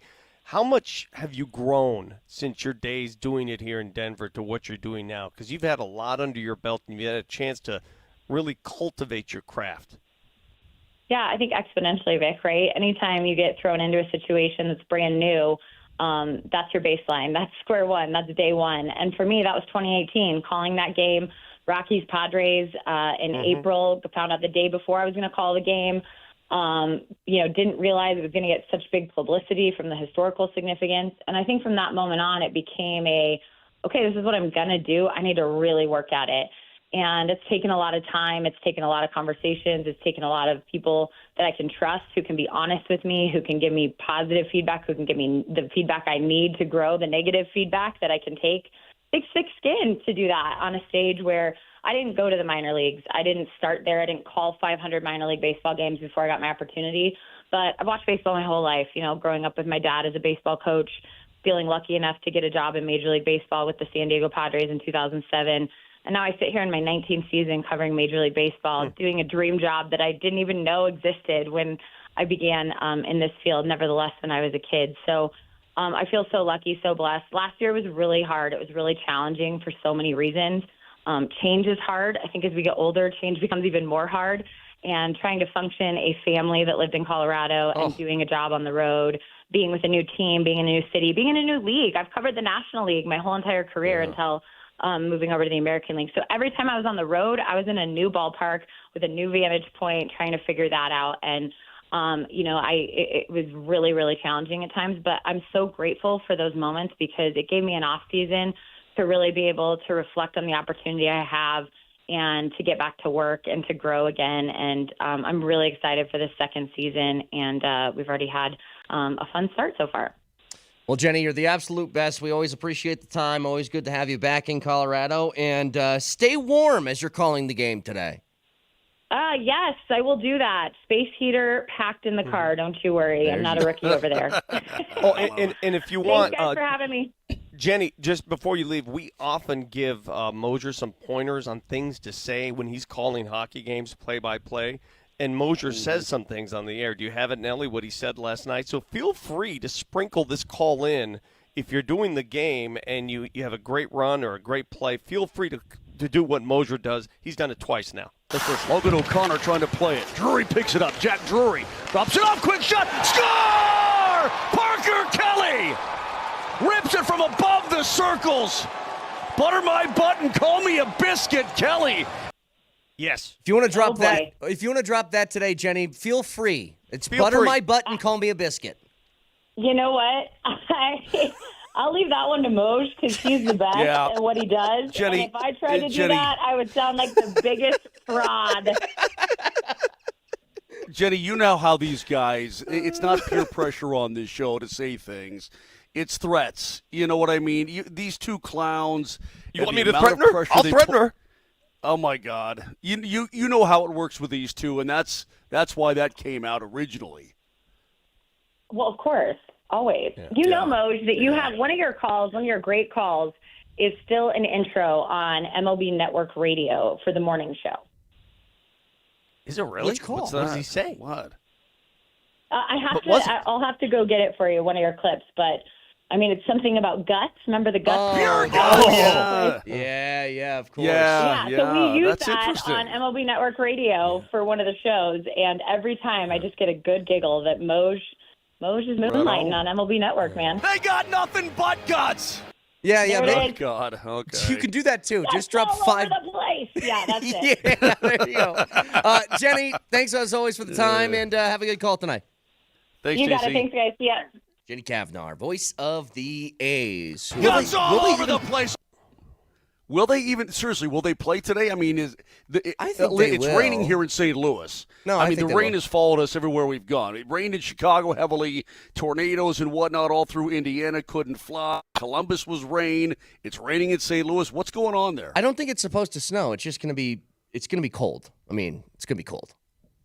It's 33 right now. By first pitch, it's going to get to 38, and then basically hover around there in 35. It's just going to be cold. It's the same thing hitting a golf ball, but especially with a bat. If you've ever played winter baseball, or even when it's really cold and you foul one off the end or whatever, dude, you can't feel your hands for how long, Brett? Are you talking about getting one off the end of the bat? No, you get one off the end of the bat, you feel your entire fingertip to shoulder with a sharp stinging pain that won't leave. That's what happens. Absolutely. And Vic, we've all golfed in cold weather. Even when you shank one with a golf, I mean, you can't feel, you can't exist. It sucks. I don't do the golf in the cold. You don't do cold, period. No. Yeah. Cold. What do you do in the cold? That's the question. I don't do the cold. Do you do cold tub? Cold. Oh man, I've tried that a couple times. That's hard. Have you done that? Yeah, it stinks. Oh man, it hurts. It hurts. Moj, have you tried that? It hurts to do that. The cold tub. Cold tub. Bub play. Oh yeah, I don't. Yeah, I've done that. I don't like that. I would much rather have. In fact, I did the sauna and the cold tub when I was over there at Normandy. Yeah. No, man. I'll take the sauna all day. Are we giving it still? Are we doing that today? When are we giving that sucker away? Well, no, we're giving it away next week. I will do the sauna all day. I do not do the cold, man. Hang on. Because the shrinkage and the shrivelage and the freeziness and the pain and the whole thing, I don't want to deal with it. Where was the outdoor game for the Avs? Was it Finland, right? Finland, yeah. Didn't they do, what did they call it, the finish 1-2 or whatever it was, where they did the steam room and then they jumped into the freezing cold water and then got back in? They do the sauna and then they jump in the freezing ocean. That is correct. And the sauna's right there by the freezing ocean. I didn't do it. I was filming and doing something else, but Kiefer went over there and did it. I think Riker may have done it as well, but it's the Finnish thing. You're in this sauna right next to the freezing ocean. You walk down the boardwalk and you go into the sea, man. No, thank you. I will pass. How's that sound? Sounds good. So, again, game tonight, 8 o'clock, Nuggets and Warriors. Just quickly here, I want to bring this up. Tonight. So we discussed Trey McBride. He just signed the largest contract for a tight end in NFL history at $19 million a year. Well-deserved for a 111-catch season from Trey McBride. What do you guys think about the Raiders giving a 2-year extension to Geno for $85.5? I thought that was bizarre. I find that to be odd. Well, clearly that's a Pete Carroll odd. thing. That's a Pete Carroll thing. Pete Carroll shows up. He obviously knows Geno. Worked with him in Seattle. They got something going on. So, I mean, I don't think you hire Pete Carroll without some assurances of who his quarterback is. I think that was the plan going in. I'm just not – when it comes to Geno is way better than anybody they had there last year. He is. It felt like this was, hey, let's trade for this guy for a year. He'll play. He'll keep things steady. And then we find a different solution. I didn't see an extension coming, I guess is all I was saying. Like, the extension didn't land a little odd to me.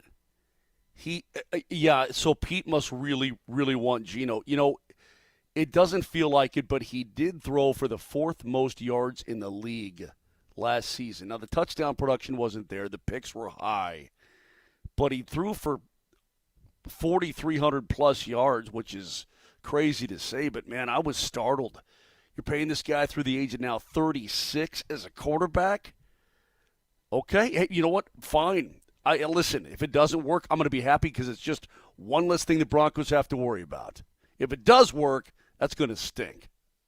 I mean, I think it's going to work better than it did last year for him. But, like, if you're the Raiders and Shadour's on the board and you're still picking, you take Shadour, right? Regardless of this, don't you?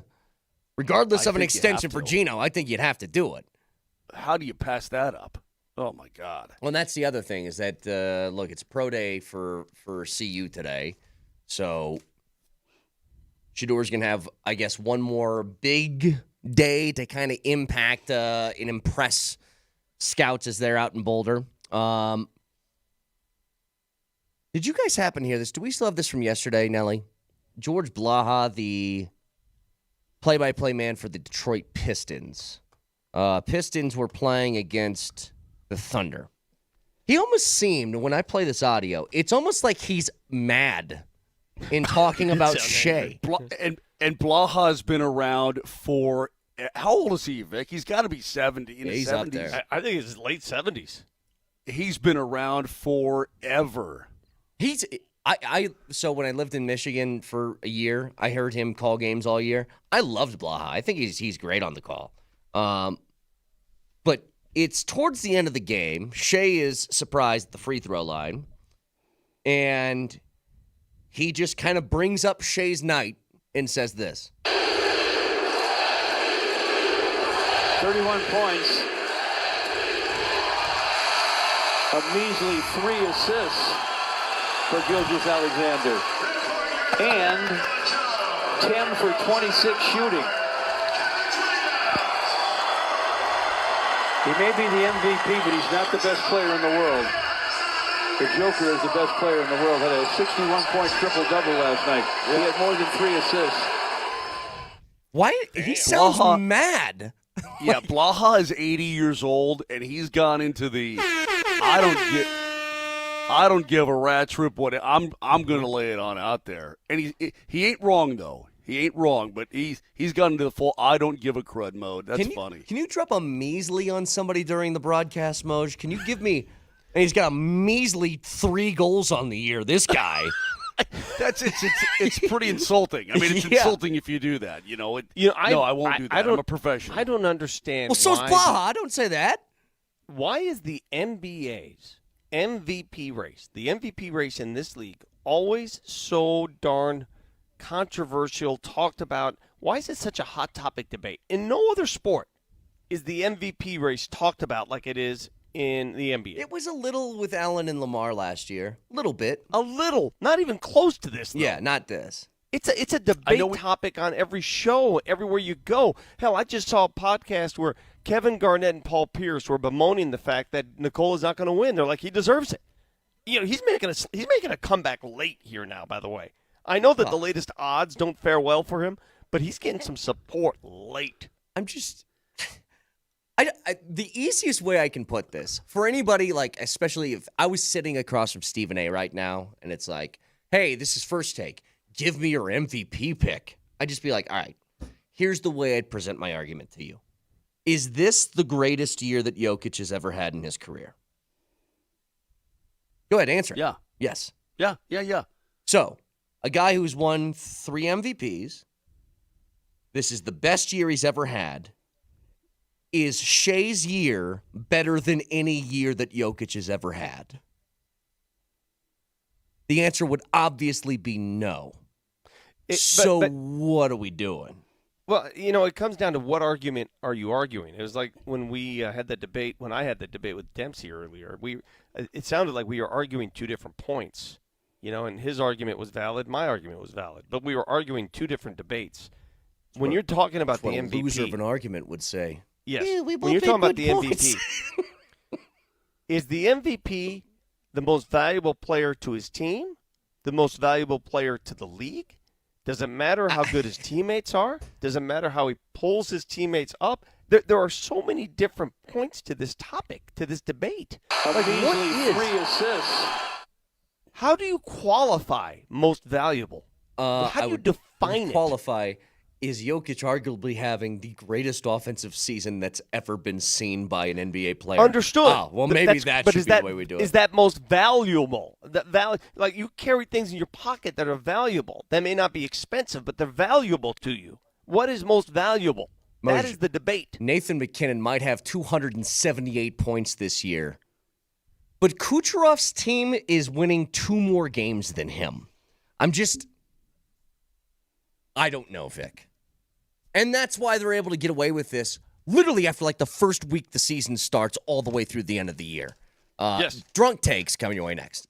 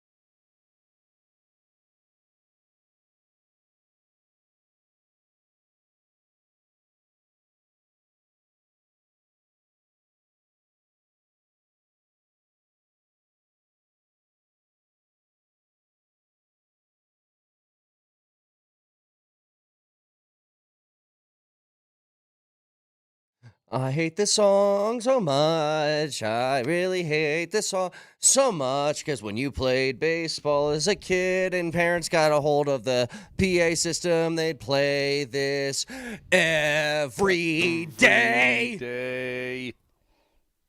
Nothing against the song. It's just I've heard it so many times. And there would be a mom that goes, "Do you guys know this is about baseball?" It's like, yeah, I'm well aware. Well. You say, "Hey, Mrs. Smith, did you know that you're a..." All right, yeah. I prefer the song where they refer to that speedball. Throw that speedball by you. That Bruce? Glory You know what? days, yeah. I honestly think I should be able to sue you guys. If something happens to my health, I'm going to instruct my beautiful wife, Bear, to sue all of you.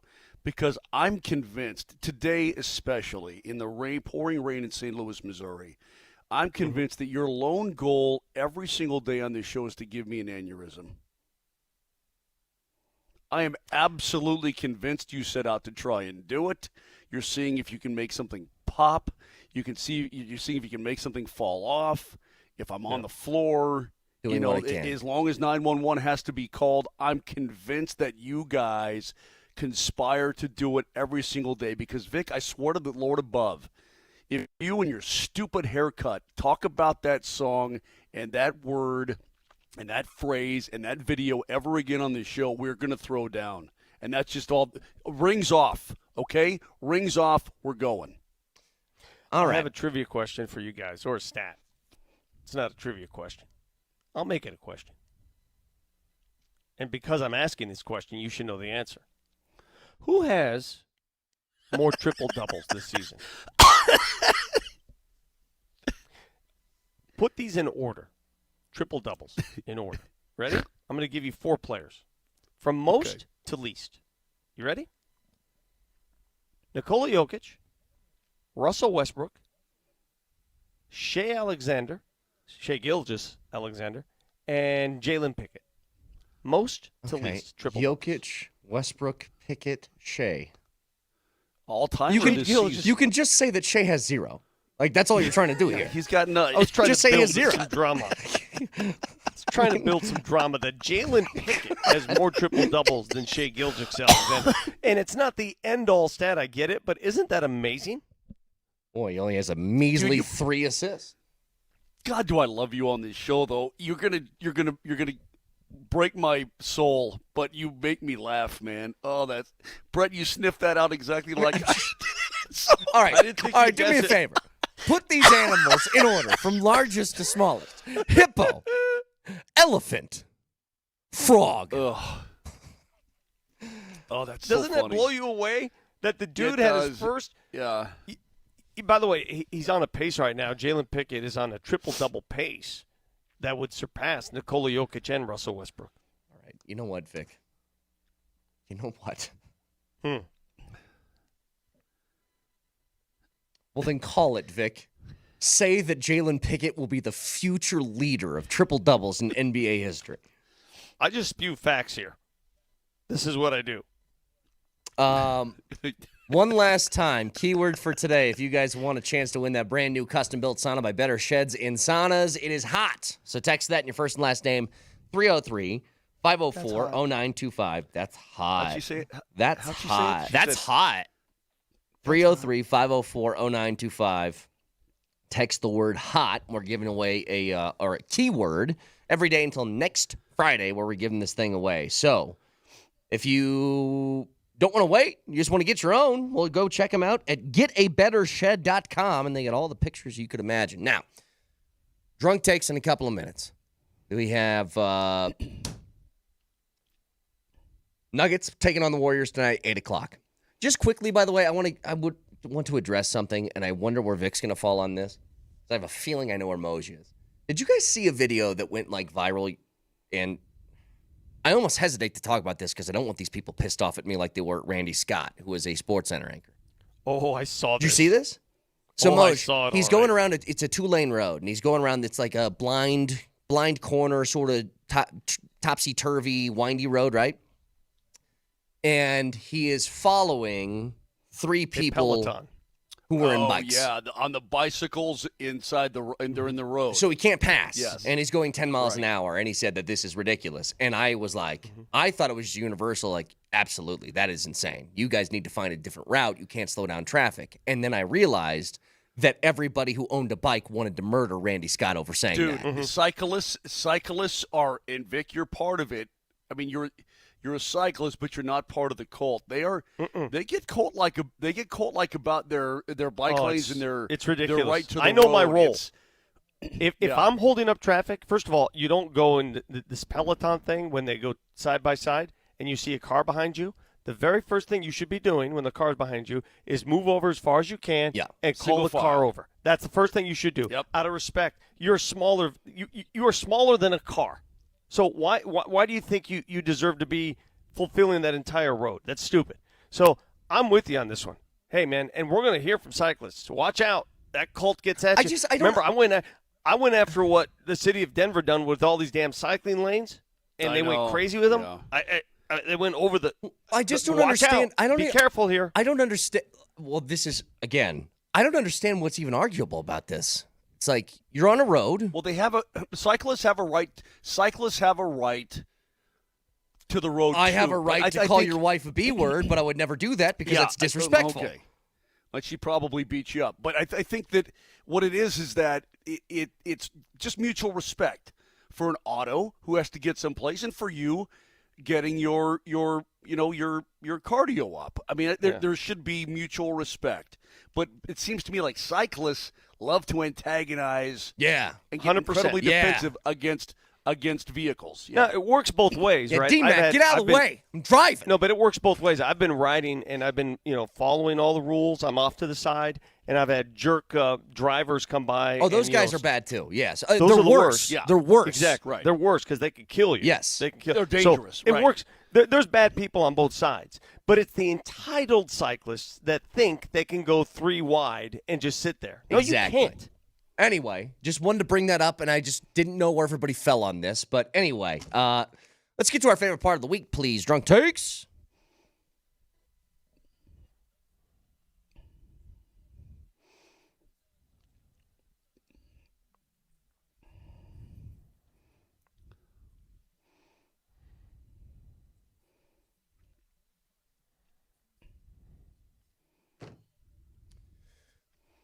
Drunk Takes, clips from throughout the week. We slow down half speed to make it sound like we're hammered. Yes, Moj, what? Real quick, we never talked about Marcus Morris appearing on we did ESPN. Yesterday. We had we did. We did live yesterday. Yep. You missed an entire show yesterday. My bad. It's okay. Just quickly, Drunk Takes, favorite part of the week, clips from throughout the week. We're slowing down half speed to make it sound like we're hammered. Go ahead, Nelly. Text in your first and last name along with this keyword. The keyword is ejection. What? The keyword is ejections. Ejections. Oh, that's great. God bless you, Berto. You know what that was? That was Berto had a late night and then woke up in the 6 o'clock hour. That's definitely what that was. All right. That was Berto 100%. getting a call from management saying, hey, Kane's out. Ejections. What's next? What's the go-to that you would make? Oatmeal. I can do that. Okay. Why are you laughing at me? You want me to... See, now you're mocking. But you aren't, like, making it. What do you mean I'm not making it? I'm taking the oats, boiling the water, I'm cooking it up. What do you want me to come back at you with polenta? I'm not doing it, dude. I'm not investing the time. I don't have time for time. No time for time. What's next, Nelly? Yes, it's got a bunch of words here that I don't understand, like bub play, cold plunge, ice bath. That's what play? Bub play. No, butt play is something completely different. So that's where that came from. Yeah, makes a lot of sense. You got another one, Nelly? Arousing mild sexual excitement or interest. Salacious. Is Tintillating? No, don't Titillating. It's not tint. Tint? No tint in there. Yeah, getting your windows tinted. That's not funny. That's not funny. What you think you're titillating? Titillating. Titillating, baby. What were you guys doing? I don't know. Dude. What were you With guys Berto- doing when I was Berto's gone? here, it's way off the rails. Oh my goodness. What in the world? It was 2 days. All right. By the way, the winners. Oh, we don't need the audio because these are going to be in the national championship game on Monday. So the winners of our drop tournament and the national championship matchup, Landeskog Milkshakes, won with 61% over the sexiest I've ever sounded you, and Butter My Butt and Call Me a Biscuit. So Butter My Butt and Call Me a Biscuit, Landeskog Milkshakes, that's your championship matchup coming up on Monday. Have a wonderful weekend. We'll talk to you guys on Monday. Love you. Bye. Ejections.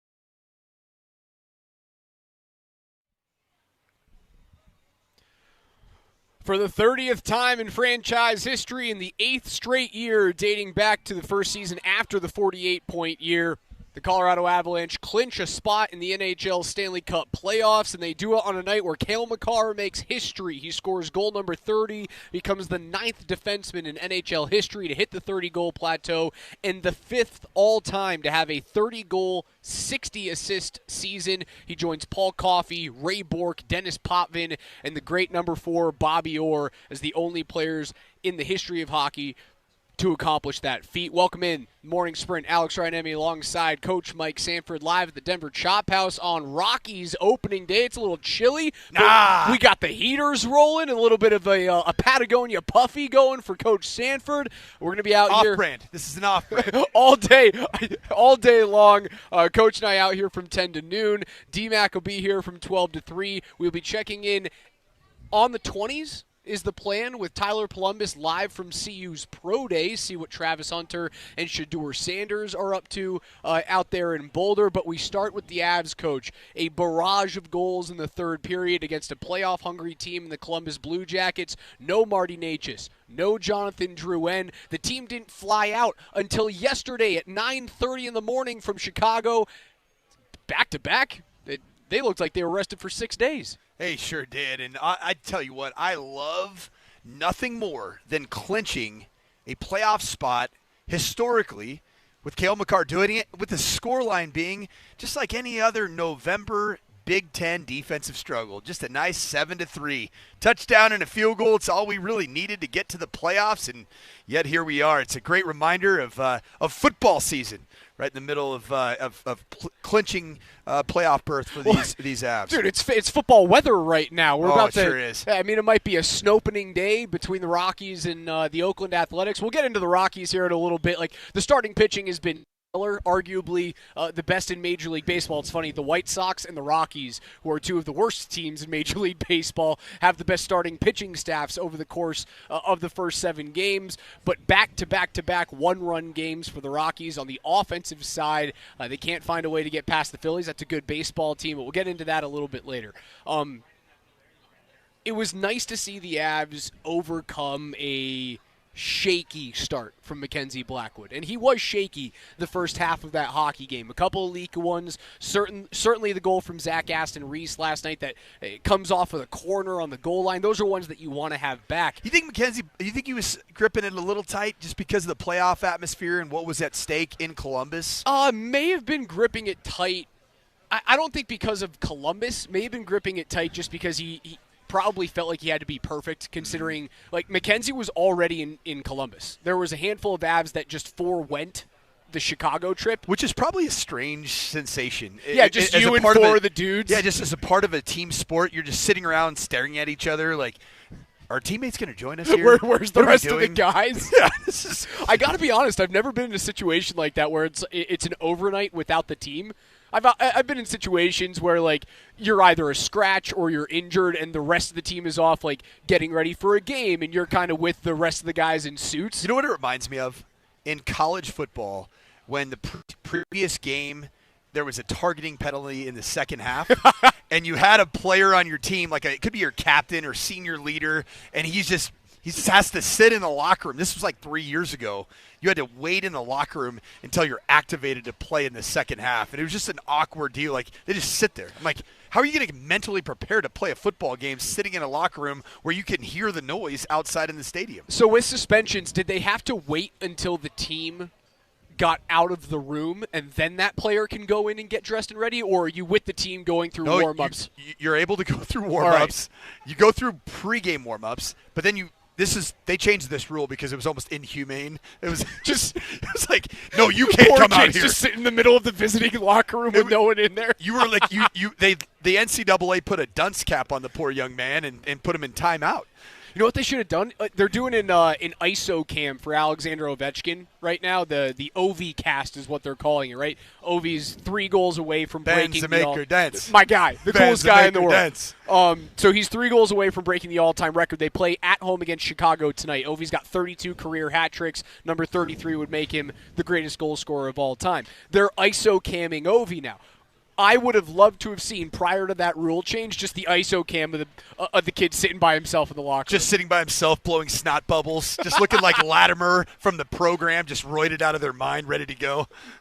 Be wild. Just finding every smelling salt he could get his hands on. No, I do think it was a situation where Blackwood, being on rest and having flown into Columbus rather than Chicago, looks at his team not having got into Columbus until that morning, right? Like the Avs did not leave after the Blackhawks game. There was weather. They had to leave at like 9:30 in the morning from Chicago for a game that was a 5:30 p.m. Mountain Time puck drop. I think he looked at that and was like, I have to be perfect. And when you grip that tight, things can get leaky. You want the Boone Jenner goal back. You want the Zach Aston-Reese goal back. What's nice is that when those 2 leaky goals went in, it didn't start to compound. And that's what we saw out of Alexander Georgiev. When the first one went in, the second would go in, and the third would go in, and the fourth would go in. At least out of Blackwood, when you get the 1 or the 2 leaky ones, it's pretty much, that's it. We're good, fellas. You score 3 or 4 for me, we're going to win the hockey game. Very different feel than when it felt a little leaky from a Georgiev. As we said, you just felt like it was inevitable that the leak was not going to be fixed by any plumber anytime soon. Yeah. It was going to continue to stay leaky. Yeah, it's almost like, Mackenzie Blackwood, it's been an interesting last couple of weeks, just as a result of a little bit of injury time, missing a little ice time. But I think having a performance like that last night that felt playoff worthy, and to get into that environment again, I think right ahead of starting the postseason, I think it's a good space for him to be in. That win pretty much feels like you lock up the 3 seed. It still remains to be seen what's going to be happening between the 1 and the 2 in the Central, although Dallas keeps winning. Winnipeg finds a way to win, so those gaps haven't really shrunk all that much over the last 3 or 4 days. It still feels like Dallas is doing everything in their power. Even though they do have a very soft schedule right now, Dallas is doing everything in their power to avoid you in the first round. Speaking of just the ramifications of Western Conference hockey and going to the playoffs, Draisaitl got banged up a little bit last night? Again, yeah, so Draisaitl missed the better part of a week and a half with an injury. He came back, scored like 4 goals in 3 games, and then skyrocketed back up the MVP odds out in Vegas. And now he still leads the pack to win MVP this year. Hellebuck is second. McKinnon's all the way down at like plus 1,200 or something like that. Kind of took a weird knock last night. Took a weird knock. Did he return to ice? I don't know if he returned back to that game late. I saw it on X, and it just didn't look like a great knock that he took in terms of being in the best possible spot to finish out what is probably going to be a Hart Trophy race to the wire. I think it's probably going to come down to the wire. I still think it should be McKinnon this year. He's been the best player on planet Earth for the past year and a half. He was the best player at the 4 Nations. That 2-pointer last night? 3 points. 3 points. McKinnon had 3 so points. Art Ross were... You are a 3-point lead on Nikita Kucherov at 111. So you needed that. And we talked about that yesterday. Like, you have to find a way over the course of Chicago or Columbus to open up a little bit of a lead there if he wants to guarantee himself a trophy. And the only trophy that you can guarantee in this sport is the Art Ross or that, and then the Maurice Rocket Richard Trophy for most goals. What happens if there's a you share it? You share it. You share it. What happens to do they pull out? How do they share a trophy? I don't know if either one of them gets it. Maybe one gets it for half the year and the other one gets it for another 6 months. Has it ever happened? Yeah. I think there's been plenty of guys who have shared the Art Ross. It's weird. There's been, the last time that the Avs had a Rocket Richard winner was Milan Hajduk, but he didn't win it outright when he did. I think it was 2003 or something Richard like that. Is that in honor of an adult entertainer? What are we doing? Maurice Rocket Richard, the former Montreal Canadian great for most goals scored in an great NHL in multiple season. facets of his life, apparently. I do have to. I have to admit some wrongdoing, Coach. Yesterday, I often am correct and factually right. Sometimes I'm not. Yesterday, I was wrong. When you and I brought up the idea of Gabriel Landeskog possibly coming back to play during the regular season, and there's been issues with LTIR, and could you move enough money over to long-term injured reserve to make that happen?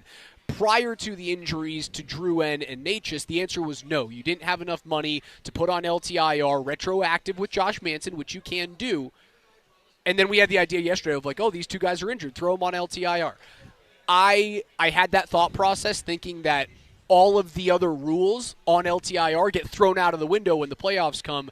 I thought it was the same case for the minimum games played or the minimum days needed on LTIR. That's not the case. That rule stays into effect. And what that rule is, you have to miss at least 10 games, and it can be retroactive, or 24 days of NHL play to be considered eligible for LTIR. That carries over into the playoffs. So if you were to put Jonathan Drouin on LTIR for the rest of the season to get Gabe into the lineup, you would miss him for at least 3 games in the first round of the playoffs. And you ain't doing that. It's not going to happen. So big old balloon pop, and I apologize for being factually incorrect yesterday. One thing I really appreciate about you, Raj, is you started out that statement with, I'm typically correct. Basically all the time I'm correct, but in this one instance, I'm not correct. The thing that was great yesterday on social media for me is that it proved that I'm always correct, because Woody Page and Vic Lombardi both assaulted me on social media on the X machine with regards to the fact that I stated that Carmelo Anthony was the first bona fide superstar, no doubter, cultural icon national in Nuggets. Superstar. National and cultural icon nationally for the Nuggets franchise, and they both said nope. Dave Thompson, Alex English, Dikembe Mutombo, and you know what? I was right. You know what my favorite part I'm always about right. my favorite part about the Carmelo Anthony saga that's happened on this station over the last 3 days is this. Chris Dempsey has been vilified for your take. That's my favorite part about this. Originally, Mike Sanford was the first one to say this on our show 2.5 days ago. Did I right? totally drag him in yesterday during the NBA baseline? You dragged Dempsey in, I and knew what I was Dempsey doing. helped you out. And Dempsey went on the show this morning on Moser, Lombardi, and Kane, and he defended both of your positions. But Vic went after Dempsey instead of you, and I think that's the funniest part. It's the same thing that happened when Vic at the rally called the Nuggets the Lakers' daddy. Who got blamed for that? Very quickly after Vic said it. It was Michael Malone. That's right. Nationally, everyone thought Michael Malone said, "I'm your daddy." It was Vic. Dempsey wasn't the guy who had this original take. I'll tell you, it was you. The great mouthpieces are the ones who do all the damage, and then they manipulate their way out of the spotlight, and that's exactly what happened. I'm really proud of that moment, and I'm glad that Dempsey and Vic were as really co-hosts on Altitude Television for all things Nuggets. Ended up really getting to a nice little tiff as a result of me. And I'm just glad that, unlike Chris Mannix, Vic Lombardi and Chris Dempsey will remain friends, apparently. Chris That's Mannix, Coach Mike Sanford. We'll never have on here ever again. I'm Alex Ryan-Emmy. We're live from the Denver Shop House down here at McGregor Square, brought to you by Quantum Fiber, internet that is everything you imagined and then some. Come on down. We're hanging out until 3 p.m. Coach and I until noon. DMac and PhD up until 3 p.m. On the other side, it's CU Pro Day. Shador, Travis, what are they doing up in Boulder? We'll check in with Tyler Polumbus.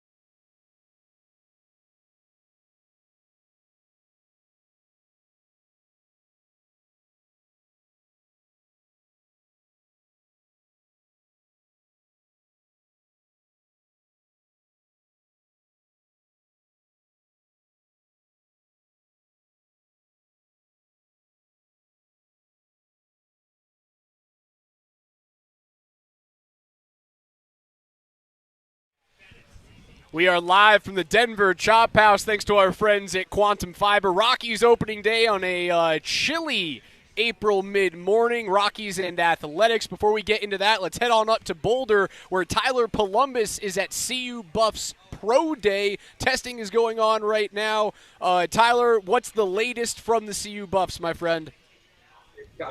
We're done. We're done with the indoor stuff. So they're done with the 225, the bench, the vert. They just finished up the practice. For the most part, big name guys haven't done anything. Shiloh did not do. Shiloh did not do the vertical. He did do the broad jump. But couldn't get a number off. And Will Shepard would be the one guy that kind of shined out. Will Shepard had a huge bird, 40 and a half inches. I think it was Washington. Good start for Will Shepard. I just did this. Tyler, when you are at this event, are you still on with us? There. All right, I got you. So I'm getting mixed minus. Hey, Tyler, we're getting a little bit of feedback on your side. Let's try and reconnect with you, KJ. We'll get back to Tyler in 1 second. There's feedback happening in Mike's ear. Yes. You got it? Go Tyler, for it. you good? Tyler's up there at CU again. A little bit of feedback on the Zoom. We'll try and reconnect with him momentarily. But he did just tell you, Will Shepard, a 40.5-inch vert. It's a big jump. Walk me through a little bit about like what numbers would jump out to you at a pro day. I think that, if you get the 40-inch mark as a skill player, that's a humongous vertical jump. And I think watching the clips that were shared already by CU's official social media accounts, it's really neat to see just the overall energy that surrounds that particular event.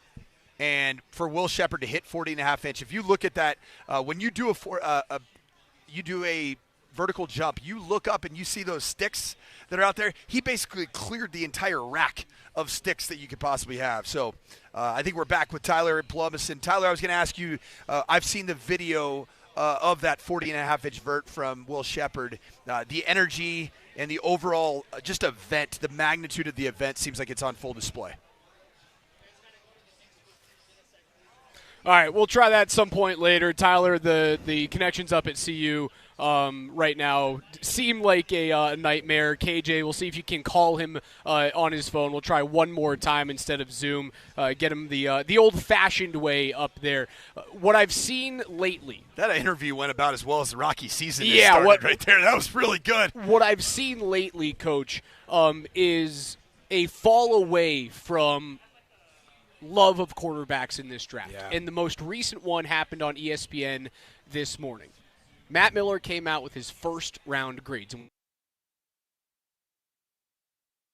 There are some teams that have as few as 14 first-round grades out of their entire draft board.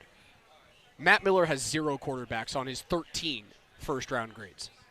I agree with Matt Miller, particularly in the cases of Cam Ward and Jackson Dart. When I stack up last draft class, there's 6 quarterbacks drafted by pick 12. I would not have Cam Ward based off the film study that I've watched, and nowhere near Jackson Dart in that category that went all the way from Caleb Williams to number 6 in the draft class, Bo Nix. I think that the one that I would take issue with myself, my own eye, Shedeur Sanders. I think he's a first-round draft grade. Let's head on out to the Ramos Law Hotline. Hopefully this connection's a little bit better. Tyler Polumbus live at CU Pro Day in Boulder. Tyler, you got us? I got you guys. Just a little bit better, hopefully. Slightly better, still a little light there. You mentioned the 40.5-inch vert that we saw. What have you seen out of Travis Hunter and Shedeur Sanders thus far? Nothing. They haven't done anything yet. So the word on the street was that Travis Hunter wasn't going to do anything today. There was a last-second change. Him and his agent were telling people last night that he'd done everything he needed to do. This morning, it sounds like the Giants, I just got a little scoop here on this. The Giants are here for the sole reason of seeing Travis Hunter run routes. So he made a last-second decision that he is going to run positional drills and he'll catch balls for Shedeur. We haven't started the positional work yet, though. We're getting ready to start the 40s. When you're talking about Travis Hunter, and there's been some speculation about some of the private workouts, private pro days that might be happening in the next several days. Is there any word on the street there in terms of if there's a decision not to participate today for Shedeur Sanders and Travis Hunter in order to do some of those other things for for teams individually that are drafting in the top 5 or top 10? Yeah, so I was told that the Titans are going to have a private workout for both Shedeur and Travis Hunter, and I think that's going to happen in 2 days, from my understanding. But I think both those guys are going to go. Shedeur's definitely going to throw out here, and Travis Hunter's going to run routes. So he's not going to do any defensive back drills, but he is going to do wide receiver stuff. I mean, listen, this is a huge turnout. I cannot believe the amount of people that are here. They've turned it into a big deal. They got the showcase. They got stages. I mean, it almost looks like a borderline combine deal. Everybody's here, and they're all here to see those two guys do whatever it is they choose to do. Tyler, as we know, the magnitude of these events that revolve around Coach Prime and Shedeur and Travis Hunter are always just bigger than anything else in college football, and frankly, bigger than just about anything in sports as it relates to the entertainment side of it. Do we have a DJ? Or do we have any rappers that are performing at CU's Pro Day? You know, it's funny you ask that because there had not been music on until the second I started this hit with you guys, and now the music is blasted. So we're in a little bit of an we're in between drills, and the guys just finished their broads up. They're all getting warmed up for their 40s, working with their individual trainers on the side. I've not seen a ton of rappers, although we do have music rolling, yes. And Tyler, you could speak to this. I've been to roughly 20 pro timing days in my lifetime as a coach at places that I've hosted. There is never music. I mean, this is usually as drab as an event as you've ever. How is your pro day different than this pro day at CU roughly 2 decades ago? Yeah, I mean, it was eerie silence when I was out there. You know, you wanted some music or something to break the tension. I don't know. I'll be interested once they actually start timing the 40s if they do have the music rolling or not. Quite frankly, I actually think it's a good thing for the guys. You know, there's so much tension and anxiety that is rolling. I almost wish I could have had an environment like this because I think it actually helps you to let your guard down a little bit. It makes it just feel like a normal practice or something like that. Funny story, actually, at a pro day, we wanted music, and the NFL executives asked us to turn it off. No fun league, baby. Yep. Not with Coach Prime. Nobody's telling Coach Prime what to do, I'll tell you that. No, Deion does what Deion wants to do. By the way, when I did park, I did get to get my eyes on multiple custom gold Teslas. We got the Tesla Cybertruck. We had a Tesla Jeep Wrangler, or excuse me, not Tesla. We had a gold Jeep Wrangler out there. I do believe those were the Sanders family vehicles. They looked a little bit different than the vehicle I was driving when I was in college. That is CU alumnus and Super Bowl champion Tyler Polumbus live at CU's Pro Day. Tyler, appreciate you wading through the technical difficulties. We'll catch up with you in about an hour, see if we can't get an update on Shedeur and Travis. Thanks, brother. All right, boys. All of our guests here on Altitude Sports Radio are brought to you by Ramos Law. It's funny. As soon as Tyler calls in, they just crank up the music and try and drown out TP there. How many other players, Coach, do you think are actual, legit, draftable prospects on this CU roster? Boy, I tell you, we obviously know the two that are going to be drafted by the time, in my opinion, by the time pick 10 comes around. That's obviously Travis Hunter and Shedeur Sanders. Shallow Sanders is not going to get drafted. It would be absolutely mind-blowing if he was drafted. And I think the decision not to engage in the vertical jump, and we'll see if he does run a 40. If he opts not to run those, I think it would cement him as, without question, not somebody who's worthy of a draft pick. LeJonte Wester, Will Shepard, Jimmy Horn Jr. are three players that I would say have a good shot of being selected. My favorite of those three as a dynamic football player that I think could be last year it was was Xavier Worthy, I believe it was, the wide receiver last year. Out of Texas? No, not Xavier Worthy. That's Weaver, Xavier Weaver.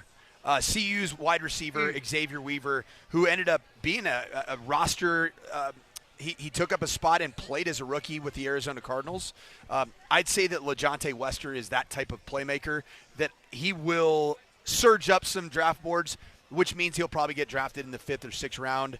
I could see Shepard as a 7th rounder. I don't think Jimmy Horn Jr. gets drafted. Some other news around the NFL. Trey McBride gets the biggest contract ever for a tight end with the Arizona Cardinals. Big-time payday for the CSU product out there. 19 per? It's a whole bunch of money, Coach, for a guy that he had 111 receptions last year, something crazy like that. He wasn't quite Brock Bowers, but if he's going to make that money, the Brock Bowers contract coming up in 4 years after they opt into that 5-year deal is going to be like, is Bowers going to be making top 15 wide receiver money at that point? His production is top 15 wide receiver as a rookie, so he should be making that type of money. We've seen that type of argument between player and organization, player and league, and it happened with Jimmy Graham when he tried to basically tell the league, like, hey, I classify, if you're going to tag me, I classify as a wide receiver, and the league basically threw up the double birds and said, no, you're not, young man. Bowers might be able to reset the market for tight ends. It's odd that it hasn't happened yet. You just haven't seen the volume of catches to the level that you're now seeing with Trey McBride and Brock Bowers. You know, getting into the 100 and teens as a tight end threat, you are a wide receiver. And make no mistake about it, while Brock Bowers is bigger and has a little bit more girth than your average wide receiver, he really does play as a big slot and doesn't play with his hand in the dirt all that much. So are you all that different than a slot receiver vis-a-vis Cooper Kupp?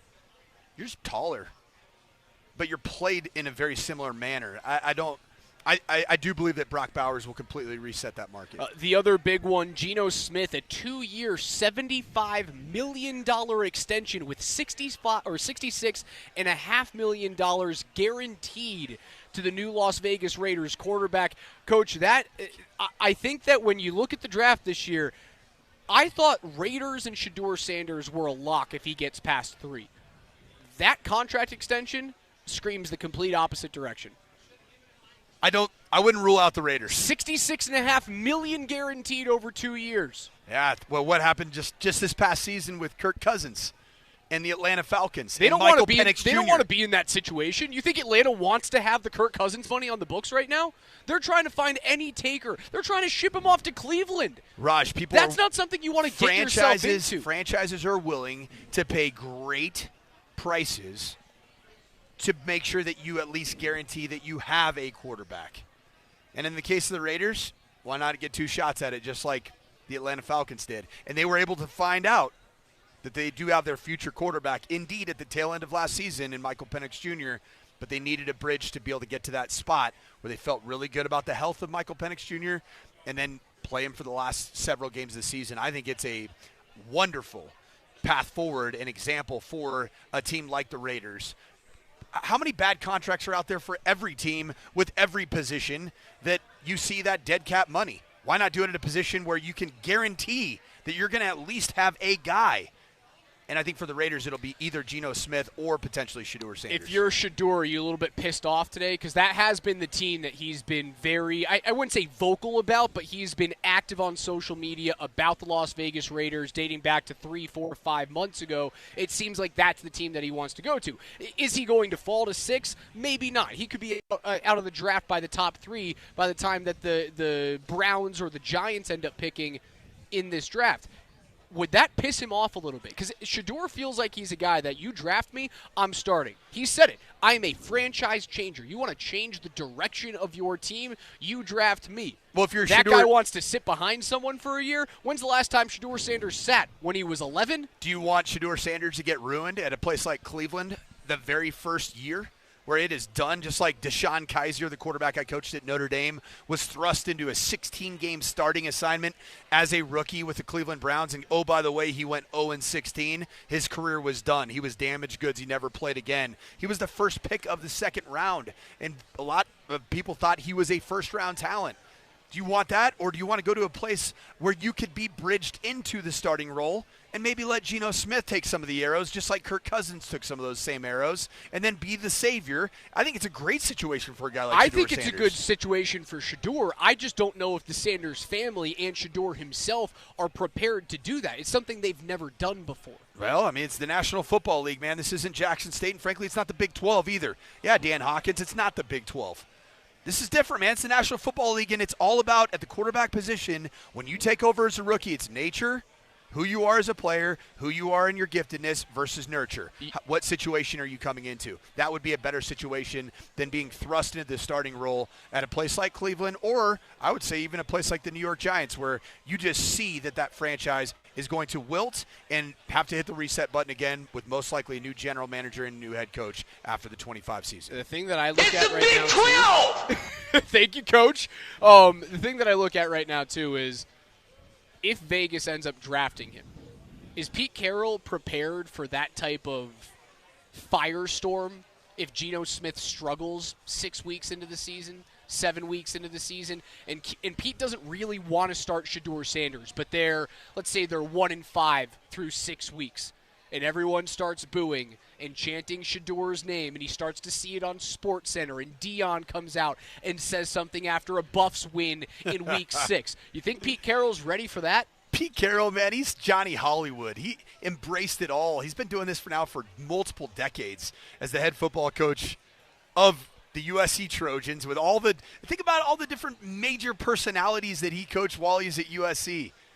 Reggie Bush, Matt Leinart, Carson Palmer, Lendell White, our very own here from Colorado. He's dealt with all types of personalities, and you know what he is? He's the perfect guy to be able to massage that, because Pete Carroll is a likable dude, man, and he's one of the guys. He knows how to work people, relational leader. I think he'd be the perfect type of head coach. The experience that he has, frankly, the credibility that he has, he'd have that credibility immediately with the Sanders family. I guarantee you that Coach Prime would be so excited for his son to play for a defensive guru that Coach Prime, I guarantee you, respects. He's a defensive back coaching legend in the National Football League and college game. I think that this would be a great fit, and it's one that I've been rooting for, Raj, as you know, since the season last year. I was watching, like, you know what the perfect situation would be with a really fun young group of, you got Brock Bowers, Jacoby Myers. You just get Shedeur Sanders into it, and Vegas needs to have that alpha personality injected into their franchise to really galvanize the local fan base. That's Coach Mike Sanford. I'm Alex Ryan. You guys are listening to the Morning Sprint live from the Denver Chop House. It's Rockies opening day, a chilly mid-morning here in April. Hopefully the weather holds off a little bit. Rockies and Athletics also tonight, 8 p.m., and you can hear it on 92.5 starting at 7:30 with your pregame show. The Denver Nuggets and the Golden State Warriors.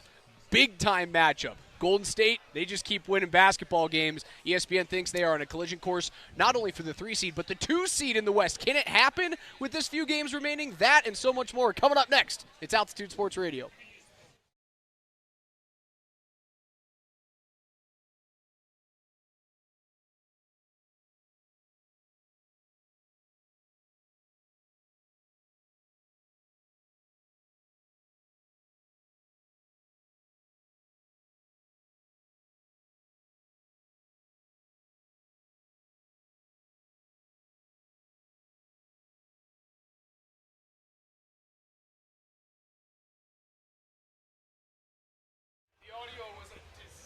What's good, Colorado? We're coming up on the perfect time for sports and the perfect time to be in Las Vegas.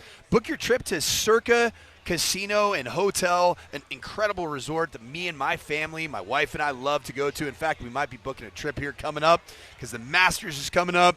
We got NFL or NBA and NHL playoffs coming up and the NFL draft. What better place to be able to watch all of those events than in the largest sports book in the United States at Circa Sports and casino in Las Vegas, Nevada on Fremont Street Experience. Also, make sure you download the Circus Sports Colorado app today because it is the way that sports betting should be, with high betting limits, tight money line splits, and exceptional customer service that treats you like the VIP that you really are. Download the Circus Sports Colorado app or visit circusports.com today. Must be 21 or older. Gambling problem? Call 1-800-GAMBLER.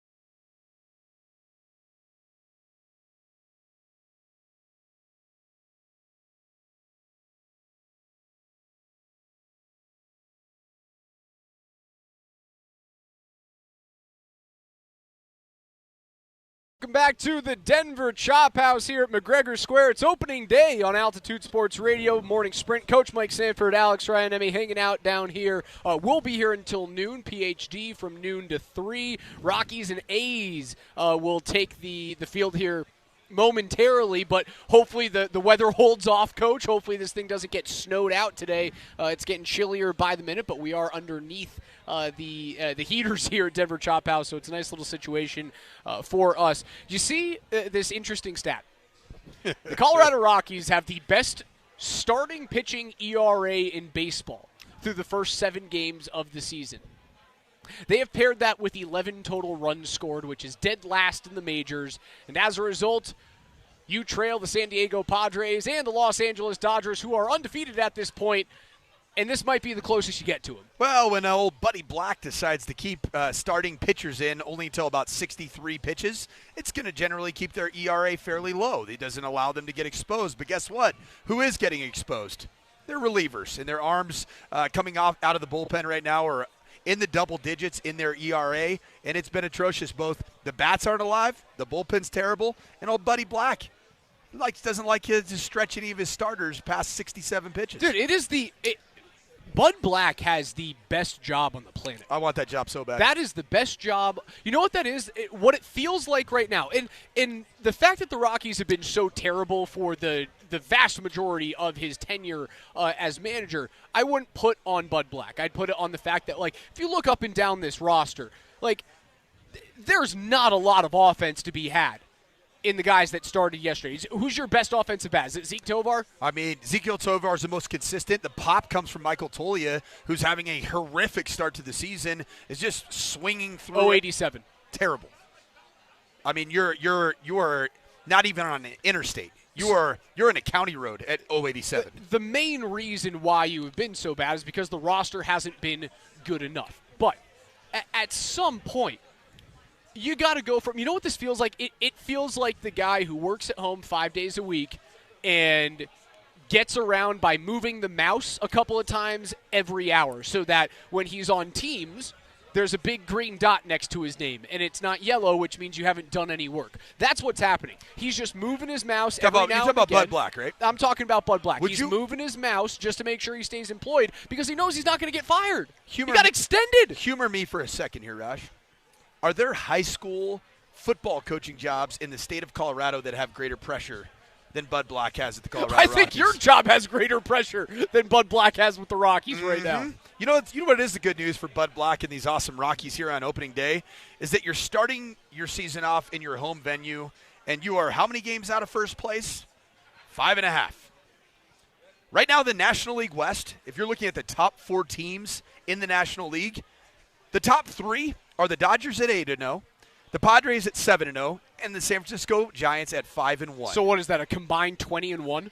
You are 20-1, and, oh, by the way, the Arizona Diamondbacks, the 4th team, they're in a good position themselves at 4-2. Rockies are already out of this race, and the season just hasn't even really begun. We're celebrating the beginning, the newness of it all. And you're out of it. And I knew you were going to be out of it. Right. There wasn't even an illusion that you're out of it. Like last year, I felt like there was a bit of an illusion for the first month of the season. You do want to see some sort of growth. And what is nice is that you do have starting pitching that looks viable. Kyle Freeland went toe-to-toe with one of the best pitchers in baseball a couple of nights ago, or afternoons ago, rather, in Zach Wheeler. Toe-to-toe. Pitched a great game. Good Met for He a was while a there. good Met, and they let him walk, and that's where I'm going to leave it. Before he was a good Met, he was a good Giant. And they one of the worst deals for the Giants in franchise history. Zach Wheeler was a Giant? He was a drafted San Francisco Giant. Oh, I didn't know that. Antonio Senzatella, while 10 hits probably isn't exactly like the most sustainable way. I got a little insider scoop on Senzi, though. What's that? His weight, what he carries weight-wise, is if he's at the exact right spot, he's a dominant starter in Major League Baseball. Well, dominant is a stretch. What was his ER? What's his earned run average so far through? It's 0 right now. Yeah, correct. That's good. That's pretty good in Major League Baseball. Dominant is a stretch, Coach. He's at his weight, his correct weight. On a good team, Antonio Senzatella is like the 4 or the 5 If starter. he's 10 pounds overweight, then his ERA balloons to 8+. So the starting pitching is solid.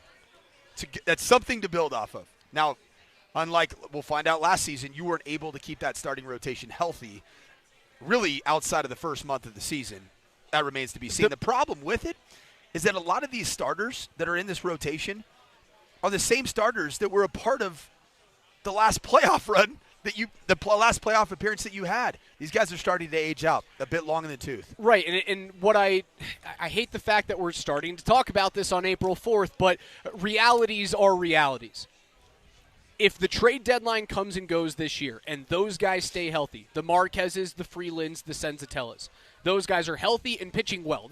Senzatella's not going to have a 0 ERA by the time the Midsummer Classic rolls around, but if they stay healthy, the trade deadline has to see at least 2 of those 3 pitchers moved on for top 15 prospects in someone's pool. It has to happen because, as you said, those guys are starting to age. And by the time that the young players that the Rockies have, it looks, though, like successfully drafted over the last 3 to 4 drafts, by the time those guys come of age, they're not going to be your starters. You have to move on, continue to get young, and make sure that this crop of young players comes up as a group and don't come up with a aging starting rotation. That's the way that you have to do this. And what we've seen, unfortunately, in recent history is that the Rockies are unwilling to make those types of deals. It's got to be the year where you do that because there needs to be something in the form of hope for this franchise, frankly, for the Munford family, to even restore, if it's even possible, some semblance of respect within this sporting community for people's hard-earned dollars. And for years it's been, this is a crown jewel of a ballpark, the third oldest. It really is. It's awesome. The third oldest in the National League. Behind the Cubs and who else? In the National League, who's older than Coors Field? It used to be Shea Stadium, and now that thing's gone, and it's been gone for a decade now. I don't know. Cincinnati. Cincy, another great American ballpark is Yep. unreal. That place is great. It's got to be it, right? It might be. I don't know. You're the one who brought up the stat. I knew the stat. I knew the stat. And the other thing, it's celebrating the 30th year of Coors Field this year, and this has been a great ballpark for great events, social events, and unfortunately, in the last several years, Rockies fans and visitors that come in from the neighboring region, it's just been a place that you can go and enjoy a nice cold libation and some good old-fashioned food and watch a visiting team that has a little bit of hope. That's about it. Well, the Athletics don't have much hope, so that's the good news today on opening day. And opening weekend is that the A's, they're garbage as well. We're down here at Denver Chop House. Can you play a quick game with me? Announce how they will be introduced today by a PA announcer in terms of the Athletics organization. Oh, I have no idea. Just the Athletics? Do we know how they've been announced prior to this? I mean, there's your Colorado Rockies. And then, that's just something that every ballpark has. And it's not your. Athletics. There's no geography attached to it. Where the hell are these guys from? I don't know. That's a very good question. I'm going to be tuning in for first pitch to make sure I can hear that. That's Coach Mike Sanford. I'm Alex Ryan-Emmy. We're down here live at the Denver Chop House for opening day at McGregor's Square, brought to you by Quantum Fiber. Internet that's everything you imagined and then some. Nuggets back on the hardwood tonight against the Golden State Warriors. 8 p.m. tip, 7:30 p.m. pregame show right here on Altitude Sports Radio 92.5.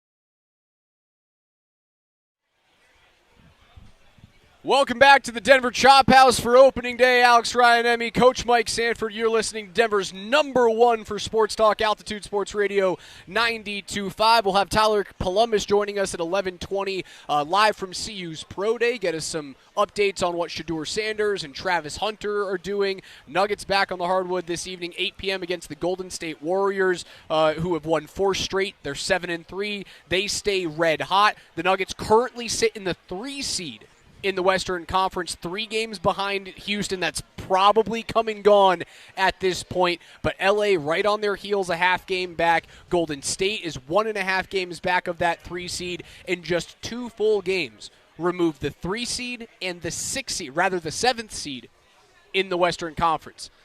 You can't take your foot off the gas right now. If you tumble, you could be in the play-in before you know it. Is there a world that exists that you think that could be a reality, where the Nuggets occupy the entirety of the season between the 2 through 4 seed, but really the 2 and 3, and you end up just falling apart at the end of the season and end up in a play-in spot?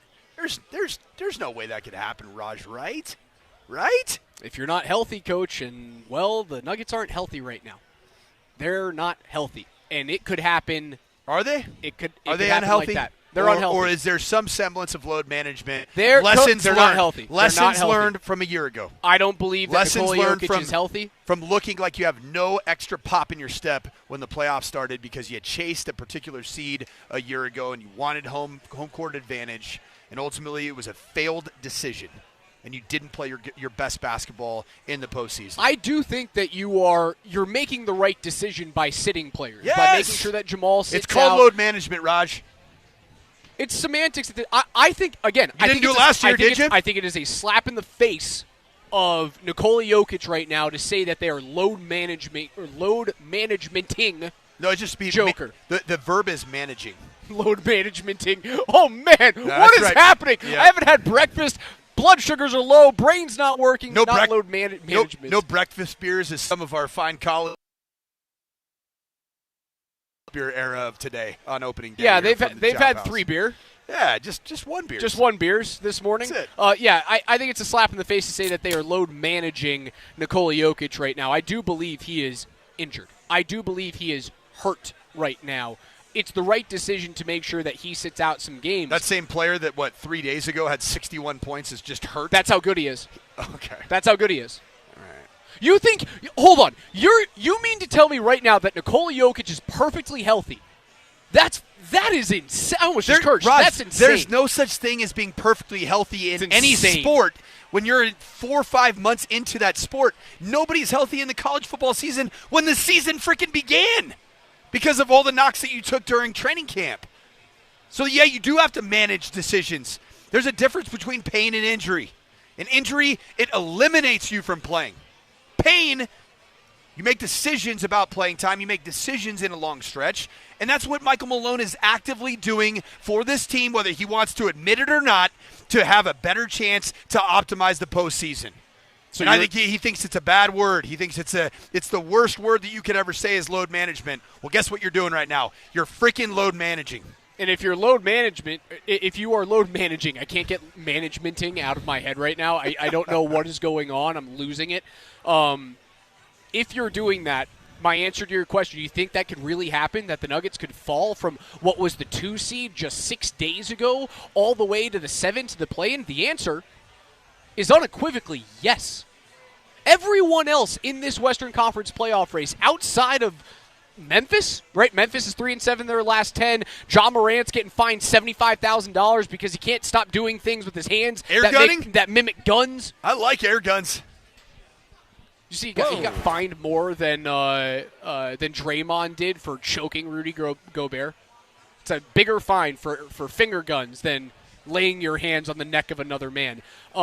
Everyone else is playing good basketball. So let's take your term. If this is indeed load management, and that's what they're doing because they're being smart, the answer is yes, they could fall to the 7 if they're not careful. The load management component would be picking your spots where you do play your players even at the tail end of this season, as opposed to what you did a year ago, which is essentially an absence of any form of strategic rest and recovery for any of your roster, and then you looked like absolute cheeks for the entirety of your postseason. You look bad against the Lakers.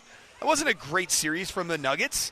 It required Jamal Murray to look otherworldly at the end of games to be able to survive that series in advance. And you ran out of gas against the Timberwolves. So who are they right now?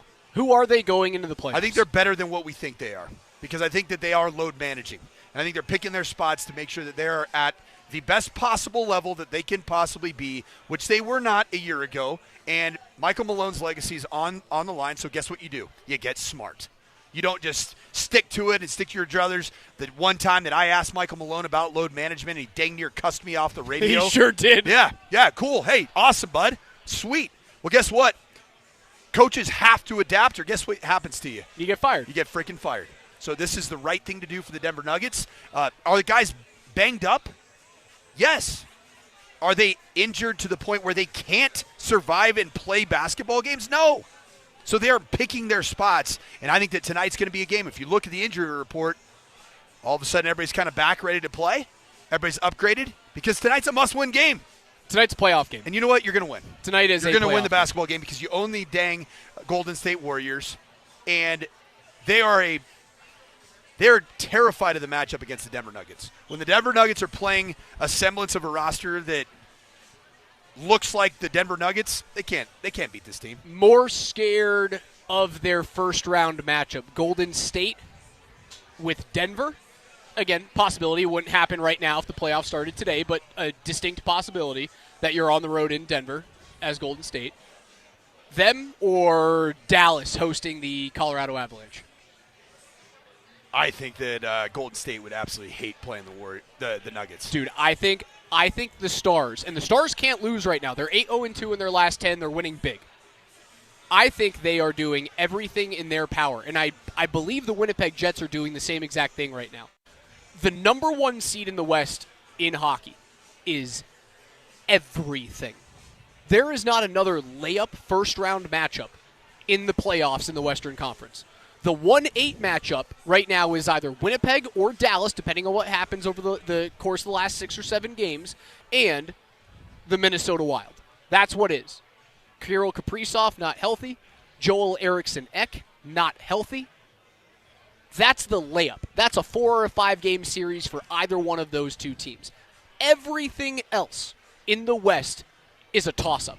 The 7 versus 2 matchup, which right now is Vegas and St. Louis, I don't want to play the St. Louis Blues. They've won 11 straight hockey games. They cannot lose a hockey game. Jordan Binnington looks like he did all the way back in, was it 2019 when he came onto the scene and won a cup for them against the Blues, either 2019 or 2017, one of those 2 years. I don't want to play them.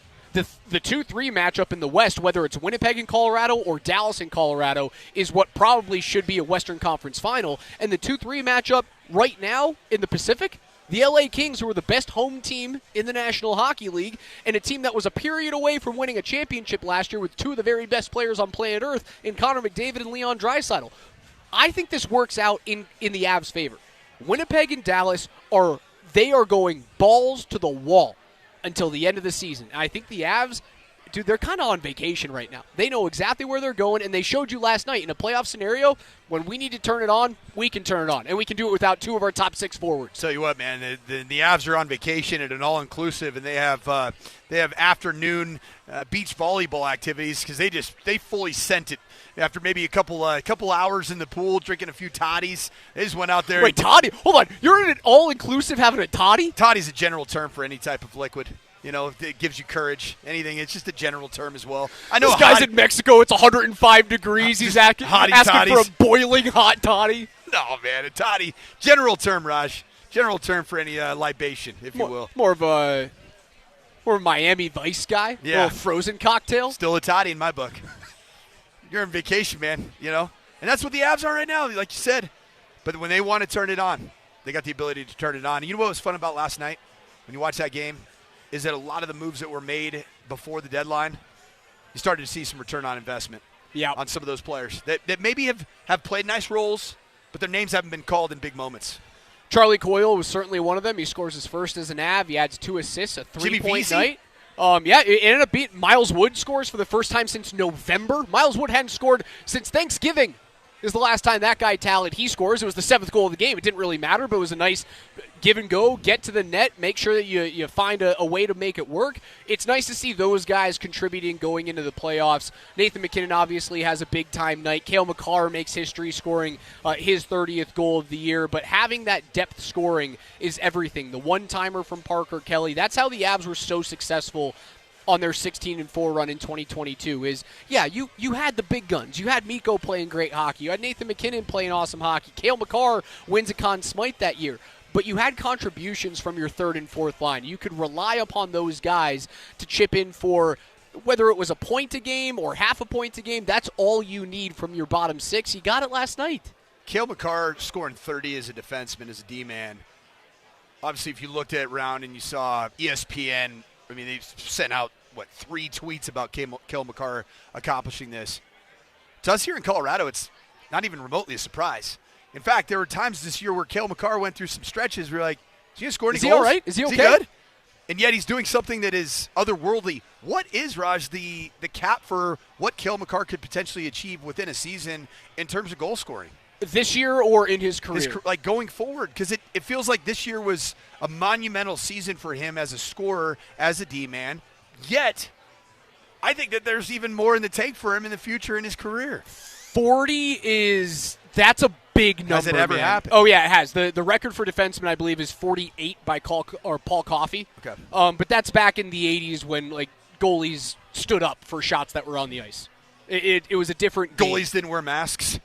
They were wearing masks in the 80s, but they weren't exactly Andrei Vasilevsky in the net. They were more Jason, from Friday the 13th vibes? Yes, that's what we were That's feeling. Freddy Krueger. I confused the two.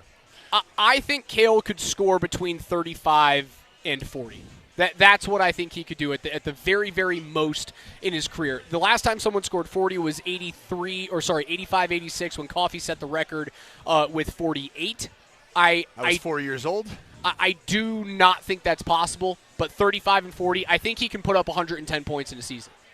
I do firmly believe that. And he's not going to hit it this year. He's got 90, maybe get up to 95 by season's end. He's a freak, man. He's a freak. First since Mike Green to do it in 2009, score 30 goals in a season for the Blue Line. In terms of historical nature of Nathan MacKinnon's historical run that just doesn't seem to end or slow down, what does it mean for just adding another 3 points tail end of the season last night to his career and his legacy? He doesn't have an Art Ross. That's a trophy that you want in that bookshelf, man. That's what it means. His legacy is making sure that you can check off every single award that is possible in this league. If he pulls away in these last 5-6 games with the Art Ross, and it's clear, does that strengthen his candidacy to win another Hart? He needs to open up. I think he would have to have a 5 to 10 point lead on Kucherov by the end of the season to make that voting way closer than it is right now. That's the reason why Draisaitl is so high in the odds, is because he has I think it's a 10-goal lead on William Nylander in goal scoring, 52-42. What's that award called? The Maurice Rocket Richard Trophy. Oh, that's right. My guy, Rocket Richard. So MacKinnon needs to open up a gap on Nikita Kucherov. We'll take a quick timeout. On the other side, couple of things. Tyler Polumbus with a quick update from CU's Pro Day, and we'll be joined by the Sklar brothers. You guys won't want to miss it. That's coming up next.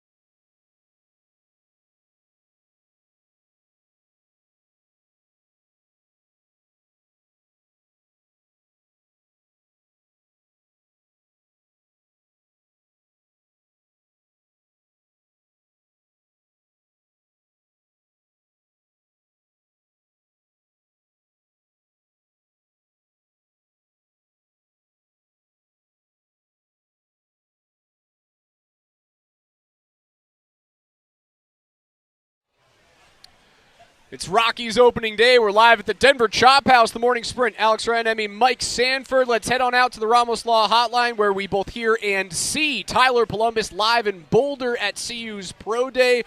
Tyler, first off, hi, how are you? Can you hear us? I got you guys. Hopefully we got a little better connection this time. It's flawless. What have you seen thus far? We haven't talked to you in about 45 minutes. Have we seen Shedeur, Travis on the field actually participating in workouts? No. Shedeur and Travis are nowhere to be found, quite frankly. They're probably inside doing their warm-ups, doing whatever they want to do. But I've yet to see either one of those two guys. We just wrapped up the 40s.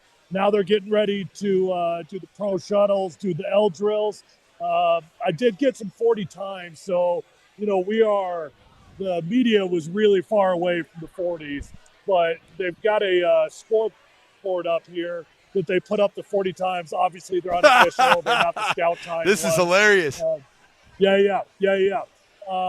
But so of the bigger name guys that win, there are really only three guys that were relevant in terms of draftable candidates, and that was Jimmy Horn, Will Shepherd, and maybe Shiloh, right? Shiloh actually ran pretty well, I thought. He was of the guys that ran today, and obviously Travis did not run. Shiloh was the second fastest dude on the team. Jimmy Horn ran a 4.4 and a 4.47, so he was flying. I know that he was trying to break under 4.4, and again, this is an unofficial time, so we'll see what the scouts had him at, but he's got to be relatively pleased with that time being of a 4.4 flat. Will Shepherd, he ran a 4.56 and a 4.54. And then Shiloh, his first run was pretty damn good, 4.52 and a 4.59. It didn't break into 4.4s, but he was the second fastest time dude. So we're getting ready to start the L drills, start the pro day, or start the pro shuttle as well. And I think about 12:30. They're going to start doing the positional work. That's when we were told to expect Shedeur Sanders to come out. I was told, I got a little bit of scoop that last night Travis Hunter was telling people that he wasn't going to do anything today. Wasn't going to do positional work, wasn't going to do any of the time drills. What I was told is that the Giants came out here for one reason. They wanted to see Travis run routes. So I guess there's been a last-second decision here that Travis Hunter is going to run routes for Shedeur. So we should see those two guys connecting here in an hour or so. Tyler, you've been at many pro days in your career, been around it as a member of the media, and obviously you went through your own pro day and supported your teammates at CU at pro days. One thing that both you and I have never seen is a Jumbotron posting 40 times. The interesting thing about that is there's a lot of misinformation, as you and I both know, about actual 40 times at Pro Day. And the reason is the only numbers that really matter are what the scouts time themselves and what they have in their own hand, right? So the 40 times is a bit of a grain of salt, but I do respect the hustle with regards to having the 40 times posted on a Jumbotron, and that does kind of add to the spectacle of the event. Mike, one thing you and I have never participated, we've participated in pro days. We have never participated in a showcase. Very different. You're exactly right. We are at Very the different. showcase right now. We are not at a pro day. So, yeah, we got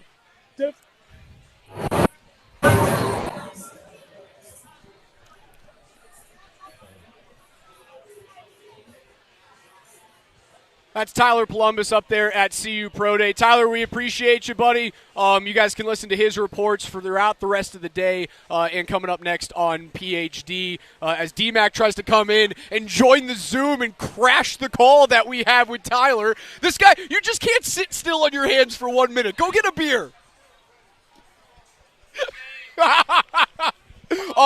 Hold on. I have a huge question.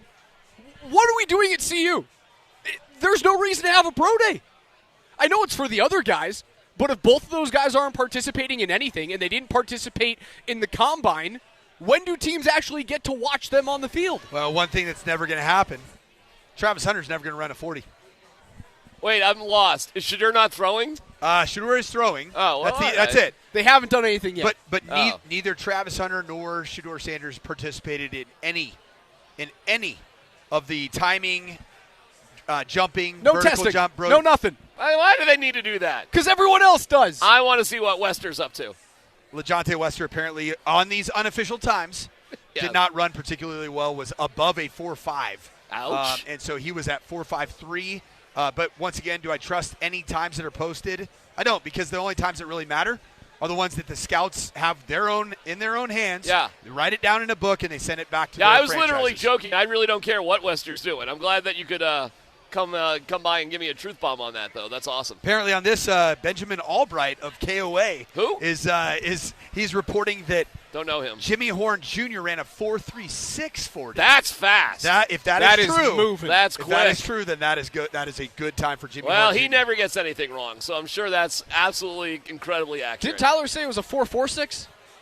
Yeah, I have very different information. Okay. So which source do we trust? Was the 4.46? Tyler. Was the 4.46 the number that we saw? Who was the mega speedy guy at the combine said he was going to break the record? He didn't do very well. It was another Texas wideout. guy. Yeah. Was it Isaiah Bond, something like that? Isaiah Bond is who I was thinking. That's your update from CU. Actually, let's take our final timeout of the program. On the other side, we will be joined by the Sklar brothers. Don't go anywhere. They were great on Kreckman and Lindahl. They'll be great with the morning sprint. It's opening day live from the Denver Chop House. Thanks to our friends at Quantum Fiber.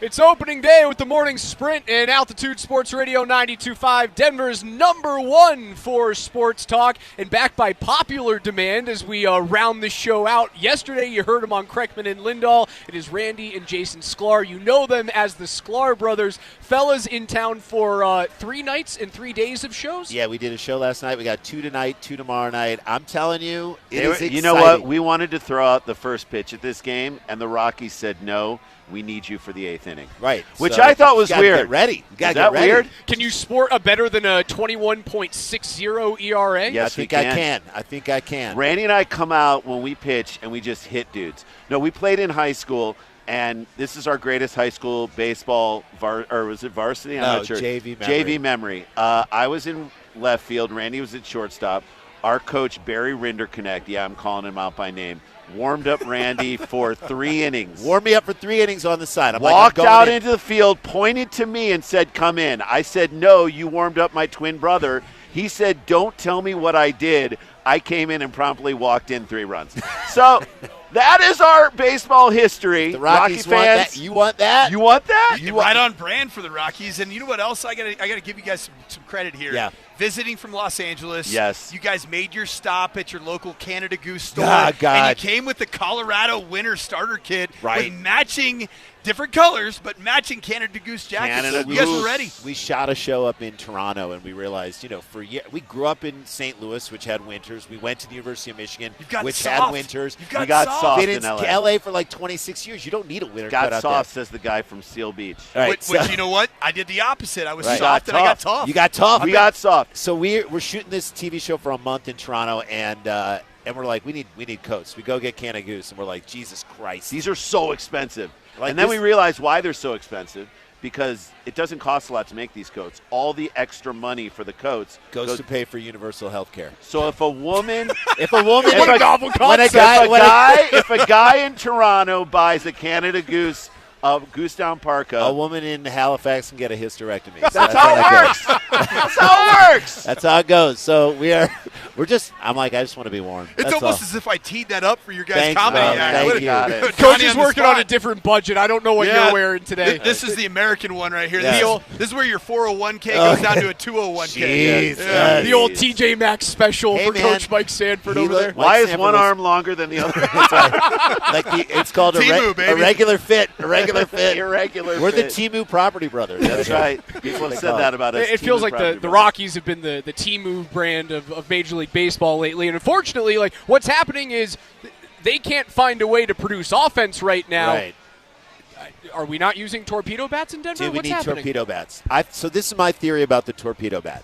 So in the late 60s, when Bob Gibson was just mowing people down and had like a 1.12 ERA, They're like, we got to lower the mound. This is not fun. We got to lower the mound. That's what we have to do. It was like Wilt Chamberlain in the free throw line. You got to do something. So now I feel like every pitcher who comes in the 6th, 7th, and 8th inning can throw 3 digits, right? Everybody can throw 100 miles an hour, and it's hard for hitters to hit. So these torpedo bats come along. We wanted to do a stat check on like Tony Gwynn and George Brett in those like 390 years. How many hits did they get off the starting pitcher after the 6th or after the 6th or 7th 7th inning? So I want to know. Do you know what I'm saying? So Third time seeing a guy, he's thrown 112 pitches. Like, how many hits did they get? Because guys today, the reason why the averages are going down, the shift, and they're facing really tough pitchers, like 4 or 5 in a game.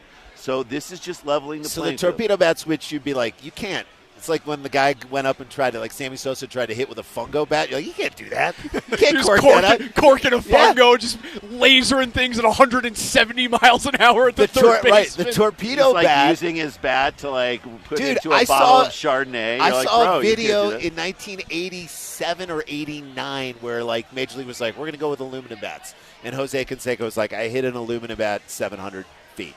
And they're like, Major League Baseball was like, yeah, we're going to let these guys play. That's what the home run derby should be. Just aluminum bats. Put an Easton Stealth into Thank you. Aaron Judge's hands and let See what happens. I mean, you might kill someone in the stands, but Well, he's not going to the hit a stands. 900-foot home run. I'd worry about the Across the street. Well, how about the kids out in the outfield that Oh, are yeah. catching these balls? They're going to get obliterated. Didn't They'll be- we went out in the outfield during the home run derby in 2006 Come in on. Houston, and we were out there. By the way, no kid has ever caught a ball. You show me one kid who's ever caught a fly ball out there. Nobody ever has. You guys were kids in 2006? No. Then how the heck did you get down there? We got for out this there event? because we were doing a special to try and get Jose Oquendo into the Hall of Fame. Utility player for the Cardinals in the late 80s and early 90s. Tried to get him in the Hall of Fame. All we did, what we wound up doing was we made a homemade plaque and got them to hang it on the utility closet. That's it. That's all we could do. Why Jose Oquendo? Because we loved him. He's He's played us. Played all 9 positions. Has one more postseason home run than Ted Williams, which is just one. Struck out Deion Sanders. We could go on and on about the stats. He's number 1 twice, number 11. The point is, amazing. We feel like we're the Jose Oquendos of comedy because we just hustle and do everything we can. And who are your favorite players that you coach? Well, Grind guys, no right? question, man. Right? It's the glue guys. The glue guys. You got to have them. If you don't have the glue guys. So we were talking to Tony La Russa right after he woke up at a stoplight. And he said, look, I know you're not going to put this in your show. And as soon as he said that, we're like, we're definitely putting it in. Definitely put it in. He said, if I have a guy like Oquendo who can play all 9 positions, you know what? I can carry an extra pitcher. I don't have to carry a middle reliever who just throws junk.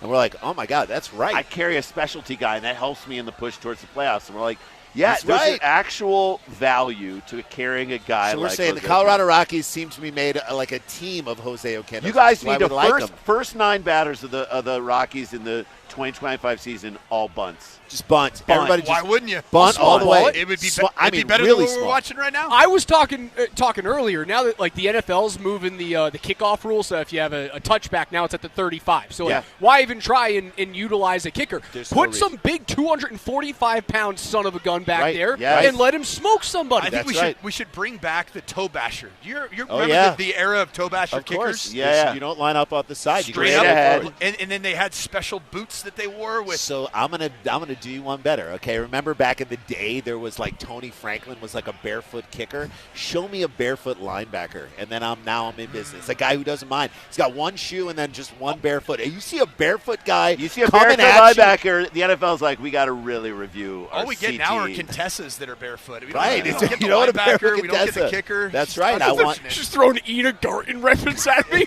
Well, I mean, we don't get much barefoot. She makes a hell of a bolognese, man. I'll give you it. She does. Man, she makes a great And chicken she and seems olives. like in a good way, like she does eat the food she makes. So like I do feel like she's like, I'm not out here just for show. I'm gonna put a check mark in a box that nobody expected that we'd be talking about Ina Garten in the preamble to the first home game of the Colorado Rockies. You know why? Because the motto of the Rockies this year is going to be "Let them cook." Let them cook. Let them Let cook. her cook. Let her cook. Let them cook. 9 bunts in a row. Let's go, Rockies. That slogan went really well in these parts with Russell Wilson. Yeah. Russell Wilson was allowed to cook for 2 years. And, He was. He got cooked right out of town. Yeah, he did.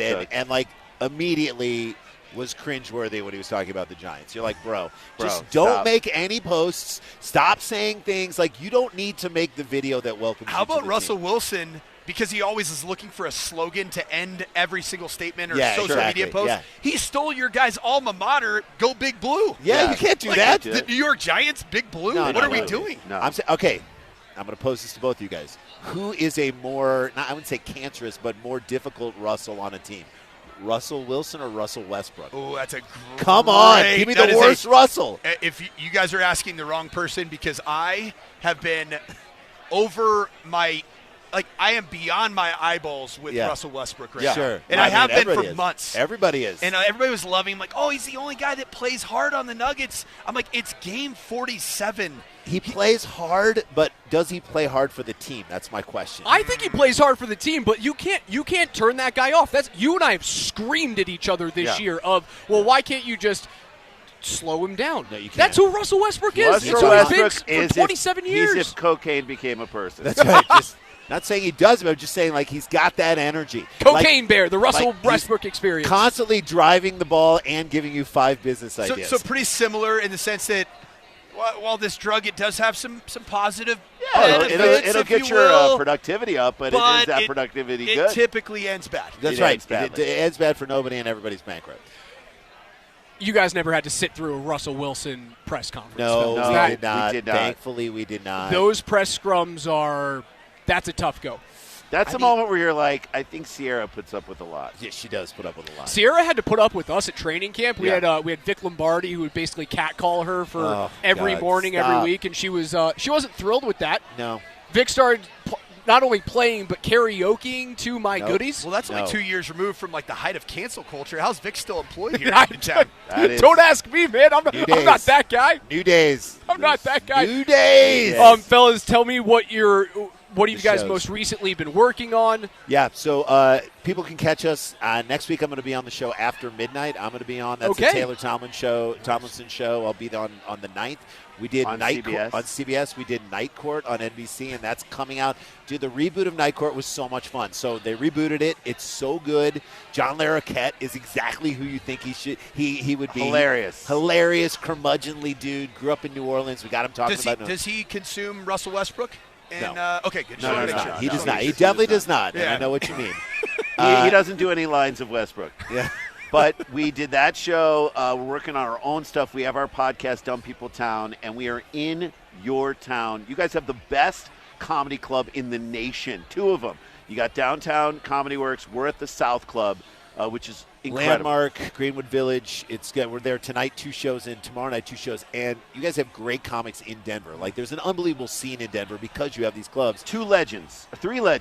Adam Caton Holland, Andrew Orvidal, and Ben Roy. The 3 guys. All 3 joining you? So they're joining us. So Andrew Orvidal tonight on the 2 with shows. Jeff Tice, who's a brilliant comic. And then tomorrow night is Adam Caton Holland and Ben Roy. So those are the guys from Those Who Can't. They're amazing. Adam's one of those guys that you go and see at a club and you're kind of like waiting on the edge of your seat, almost like uncomfortably waiting for the punchline. Oh, he's so good. Is he the same way in person, or is it a different character on stage? He's a really calm dude. He's a huge Rockies fan, by the way, and he's like, I'm trying to indoctrinate my kids. He's got 2 boys. He's like, I'm trying to indoctrinate my boys to be Rockies fans, and he'll do it even if they're the Rockies. For the love of baseball. Fellas, that's my existence. I grew up here, but my whole family is from back east. I am a born and bred, not by choice, New York Mets fan.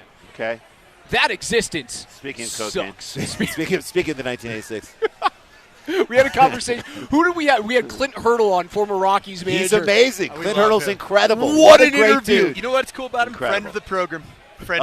Nice. So I love him, and he's on we're on an email chain with a bunch of ex-athletes and our friend who's a lawyer in Detroit, and Clint is on that chain. So we've interacted. We'll shout him out every once in a while. Shout him out. Great shout out Clint Hurdle. Will he ever drop a hurdleism on that email he chain? Sometimes drops a hurdleism, but he certainly, he was just a beloved guy on that chain. So I get it. He's amazing. Yeah. Favorite comic that you guys have done shows with regularly off stage? Ooh, and why? That's a great question. So we're huge Pete Holmes fans. I don't know if you know Pete Unreal. Holmes did the show. No, you know I'm going to name a guy who's moved here to Denver from LA, Rory Scovel, one of the funniest people in his bones. Our text chain with him about coming to do this show right now is just a joy.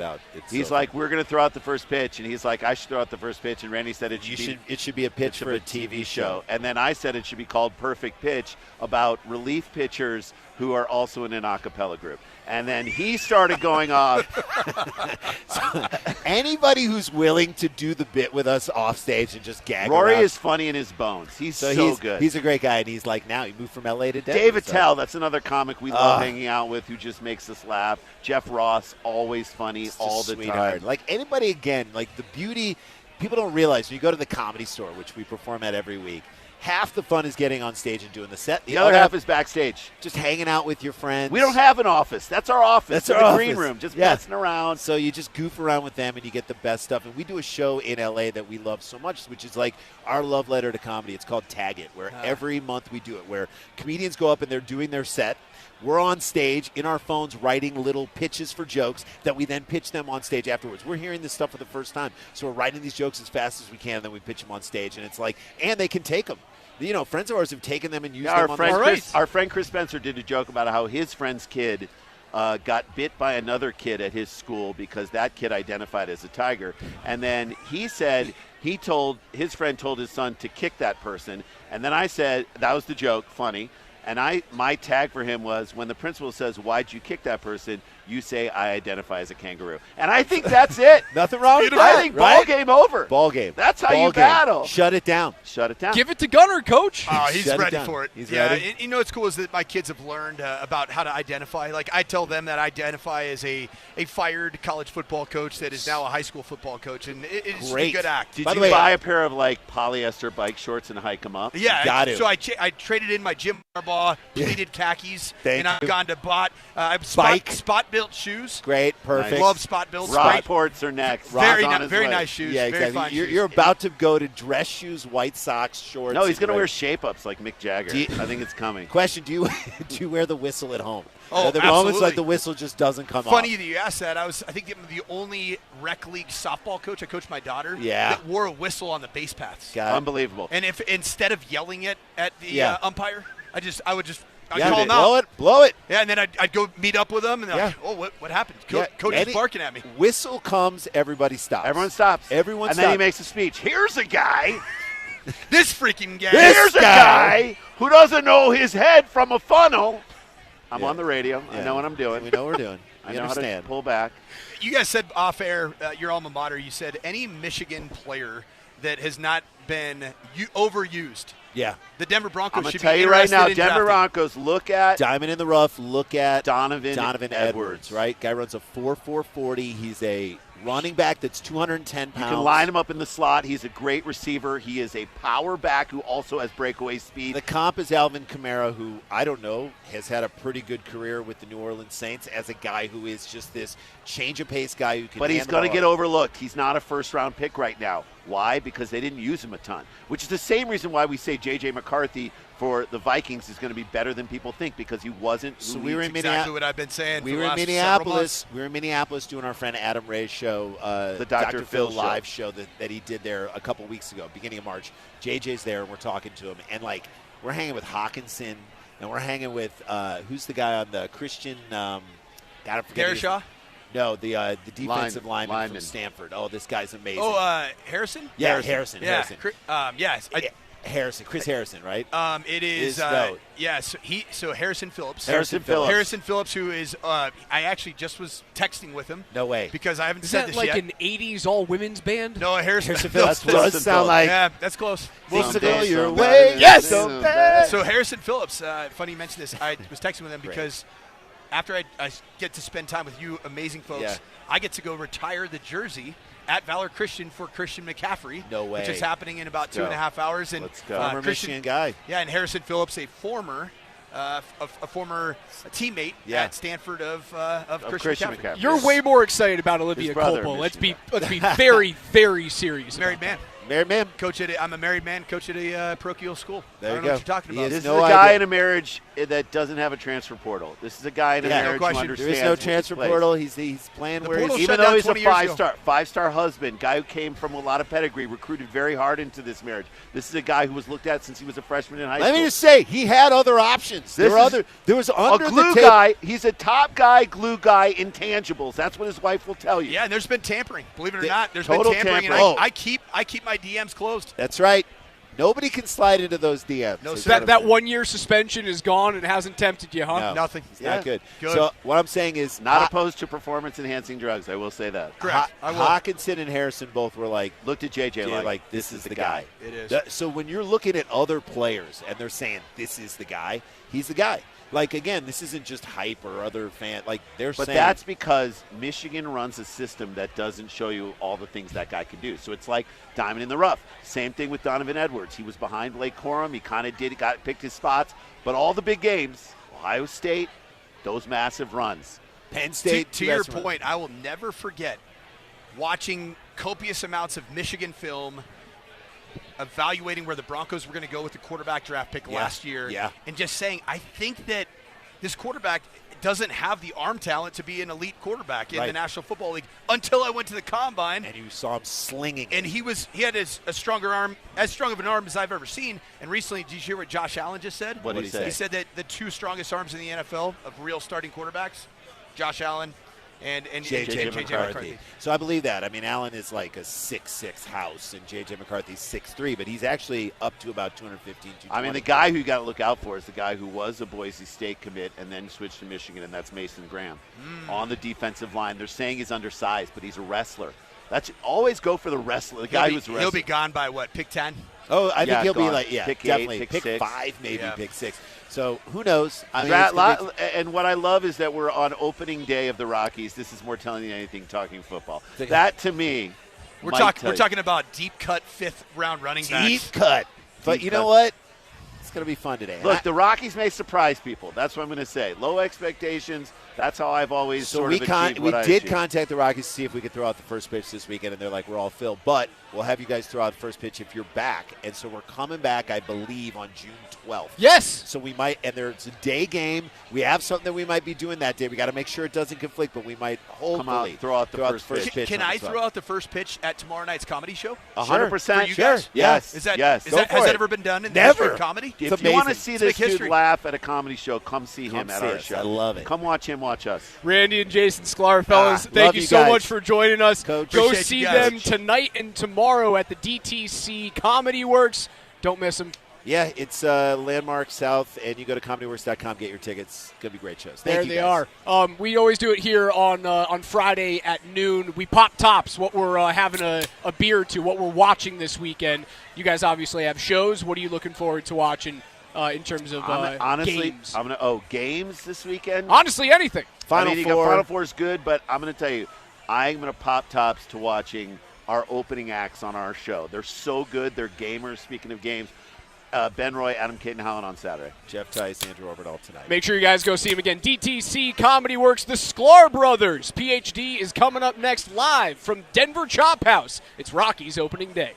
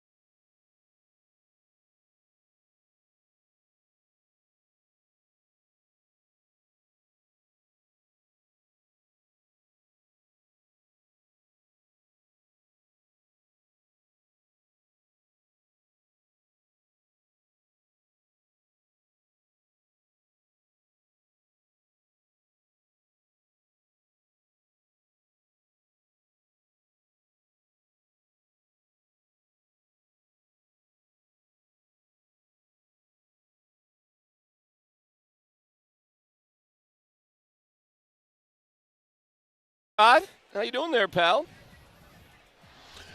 DMac live from the Chop House. Tyler Polumbus live from CU. Yeah, I think there's an H in the PhD somewhere. Sorry, buddy. we got the D at the Chop House. We got the P at Boulder. Hey, nice you job, know what boys. I'm in charge of. Yeah. Glad you're in San Francisco. You're there with Vic and San Fran. We got Moser on the road in St. Louis. We're kind of got it going everywhere today. How about that, Scott? Pretty impressive. I wonder if did St. Louis happen to have their opening day today? That'd been kind of cool if we could have sneaked over there for a couple innings. I am stunningly very familiar with St. Louis, how everything is proportioned there. And the Enterprise Center, at least that's what it used to be called. Is it still called that? Enterprise Center where the Blues play. There's one road, I don't know the name of it, but there's one road in St. Louis, Scott. Enterprise Center is kind of at one part of it, and then you got the Arch. That's at the other side, and then you got the ballpark, which is right before the Arch. And that's it. You don't walk one block to the left or the right of that one street. You just walk up and down that street, Scott. That's all you do in St. Louis. Well, but that one street, there's usually some good food. There used to be some good restaurants and sports bars, steakhouses. There was near the ballpark, Right near the ballpark, and then you walk like a block away from it, and you might want to kind of, walk fast. And then you get to the hockey arena, and then you're good. So, just quicken your step just a little. Yeah, you don't want to slow down. Just in that town, just a little bit, yeah. Walk. But the ballpark, though, is beautiful. But you do know this, like Denver's a Bronco town. That is a Cardinal baseball town right there. It sure is. That old town loves the Cardinals. They love the Blues too, and they do have statues. They have a lot of statues for the baseball. So, Nolan Arenado, you fit right in there, dude. You can be one of like 1,000 different guys. Or not, because it's not going so great for you. And then there's hockey. They got like 3 or 4 statues. Yeah. Let me give you my opening day a routine today so far. I've had a really unique, kind of cool opening day. I stubbed my toe in the middle of the night on something and cut my toe going to the bathroom. That's neither here nor there. But I go down today, and I like to do my reading, get out of the room, do some reading, boom, boom, boom. And there's a little coffee shop / mini restaurant that's kind of off the lobby. And I said, well, let me go in there and just have breakfast because check it out. Sure. The show, my free food isn't available because we're in the middle of our show when I could have got some free food. So I said, let me go there. All of a sudden, this man walks around, and you hear his voice. I said, okay, I know who that guy is. And I'm watching. Now I'm staring at the guy. At the guy. He's walking around and comes and sits at the thing, and I'm like, man, I got to say something. And listen, let me just say this. Yeah. We don't talk politics very often on this show. In fact, one time people are dying for us to do it. Yeah, well, one time we were told to, and then we were told, whatever you do, don't. But I grew up in an era where you could be a D or an R, and it didn't matter. It's just what you were, and you were still boys and friends. You could agree on a couple things, but then it's not anymore. But I'm still kind of from that era. I'm still from that era. So I'm looking at this guy. I finally get done. He's still sitting over there, and I go, I got to go up and say something. Okay. So I walk up to him. I said, Mayor Brown. He goes, Willie Brown. You knew who Willie Brown was. That's pretty funny. I go, Willie, how you doing? I said, I'm Scott Hastings. I'm with the Denver Nuggets. I talked a little trash. I said, we got to get your guy. I was, hold the Nuggets. That's right. He goes, big game tonight. I go, yeah, it is. I said, we got to get you tonight. And he laughed. And I said, hey, listen, I'm probably over on the other side of the aisle of you, but let me just tell you, I appreciate everything you've done, and just really wanted to meet you, and I'm really excited to be able to meet you. So I went and introduced myself. I met Willie Brown today at a coffee shop. Very nice. That's kind of cool, right? Are you guys staying in downtown San Francisco? I'm not familiar. I've never been to that arena. I hear it's beautiful, and it's in downtown San Fran, right? It's gorgeous. You've been to the Giant Stadium, right? I have we're probably times, 6 or 7 blocks from that, so we're not too far from that, which isn't too far from the basketball arena either. And Willie, there's a residence in the hotel we stayed at. He stays at the residence here at the hotel. And 91, walking around the hotel, getting his own breakfast stuff. I said, man, I'll take that right there. Let me be 91 and be able to walk around and have breakfast and and stuff like that. Awesome. That was awesome. I thought that was kind of cool, right? I think it's very cool. I've spent a lot of time, actually, because my son went to a junior college in that area. So we ended up spending quite a bit of time there in the San Francisco area. Scotty, I think one of the coldest games I've ever been to, was in San Francisco in July. Swear to God. Yep. I mean, it was unbelievable. And I spent there's a really cool little town just south side called Pacifica. And it was a wonderful place to hang out with because I like sweatshirts and shorts and overcast days and the ocean, and I'm kind of weird like that. I kind of dig that sort of stuff. And and we were there. We were there following my kid around playing. Watch him play about a dozen or so baseball games over that time. And you drive a little inland there in California, Scotty. It's like 1,000 degrees. It's unreal. But in that ballpark, I've never experienced anything like I did in July. Never in a million. Right. I couldn't believe it. I would guarantee you, I don't know if the Giants have a game or not today, but you probably have a shot that today is warmer than in the middle of July. Right there at whatever they call that place. What is that place called now? Ballpark. Ballpark. Okay. Giants sunny ballpark. and 71, probably too, something like that. Get out of here! Is that what the temperature is? Holy cow! Well, dude, that is not the story here. We've got let me just. Yeah. Two I'm going to show you what the temperature is. Yeah. 37, nice. And you guys a little snow on the grass and stuff too, right? Yeah, last night, late night yesterday, yeah. I think when the Nuggets played Golden State 4 or 5 years ago in the postseason, you stay in town for 4 or 5 days. We had a day, and so we actually walked down and caught a Giants game in between, and it was a night game. And this is probably May, but it was one of the coldest games I've ever been at in my life, and that was in the evening of May. That water's blowing off the ocean. But wasn't it Mark Twain who said that the coldest winter I ever spent was a summer in San Francisco? Yeah, that's the famous quote. But, hey, it's a nice day there. Huge game tonight. We'll check in with Tyler, who's been doing a great job all day up there at CU. Got some twists and turns. I'll give you a little baseball report. Chase Dollander will be up for the Rockies on Sunday. So there was a little hey, when are we going to see this guy? And we're going to see this guy starting on Sunday. I don't know if the Rockies could get off to a worse start, Scott, than they have. They are firmly in last place. They're a 1-6 team. Offensively, they're terrible. Chris Bryant has 1 hit, I think, something like that. Michael Toglia, I believe, has 2, maybe 3, something like that. They can't score, and meanwhile, their starting pitching has been great. Through 6 games, the Rockies starters have a 1.35 ERA. How about that, my friend? So the problem that right there, you should be 5. You should be 5-1, 6-1 with that starting rotation. Yeah, no doubt about it. They even let Kyle Freeland throw more than 67 pitches, but they can't hit now. I mean, he gave up like a couple runs, like no big deal yesterday, and they just got embarrassed by Philadelphia, who swept them. Now you bring in the Sacramento A's. Who knows how good they are. So we'll see. I will tell you, the sun is kind of peeking its head out here a little bit.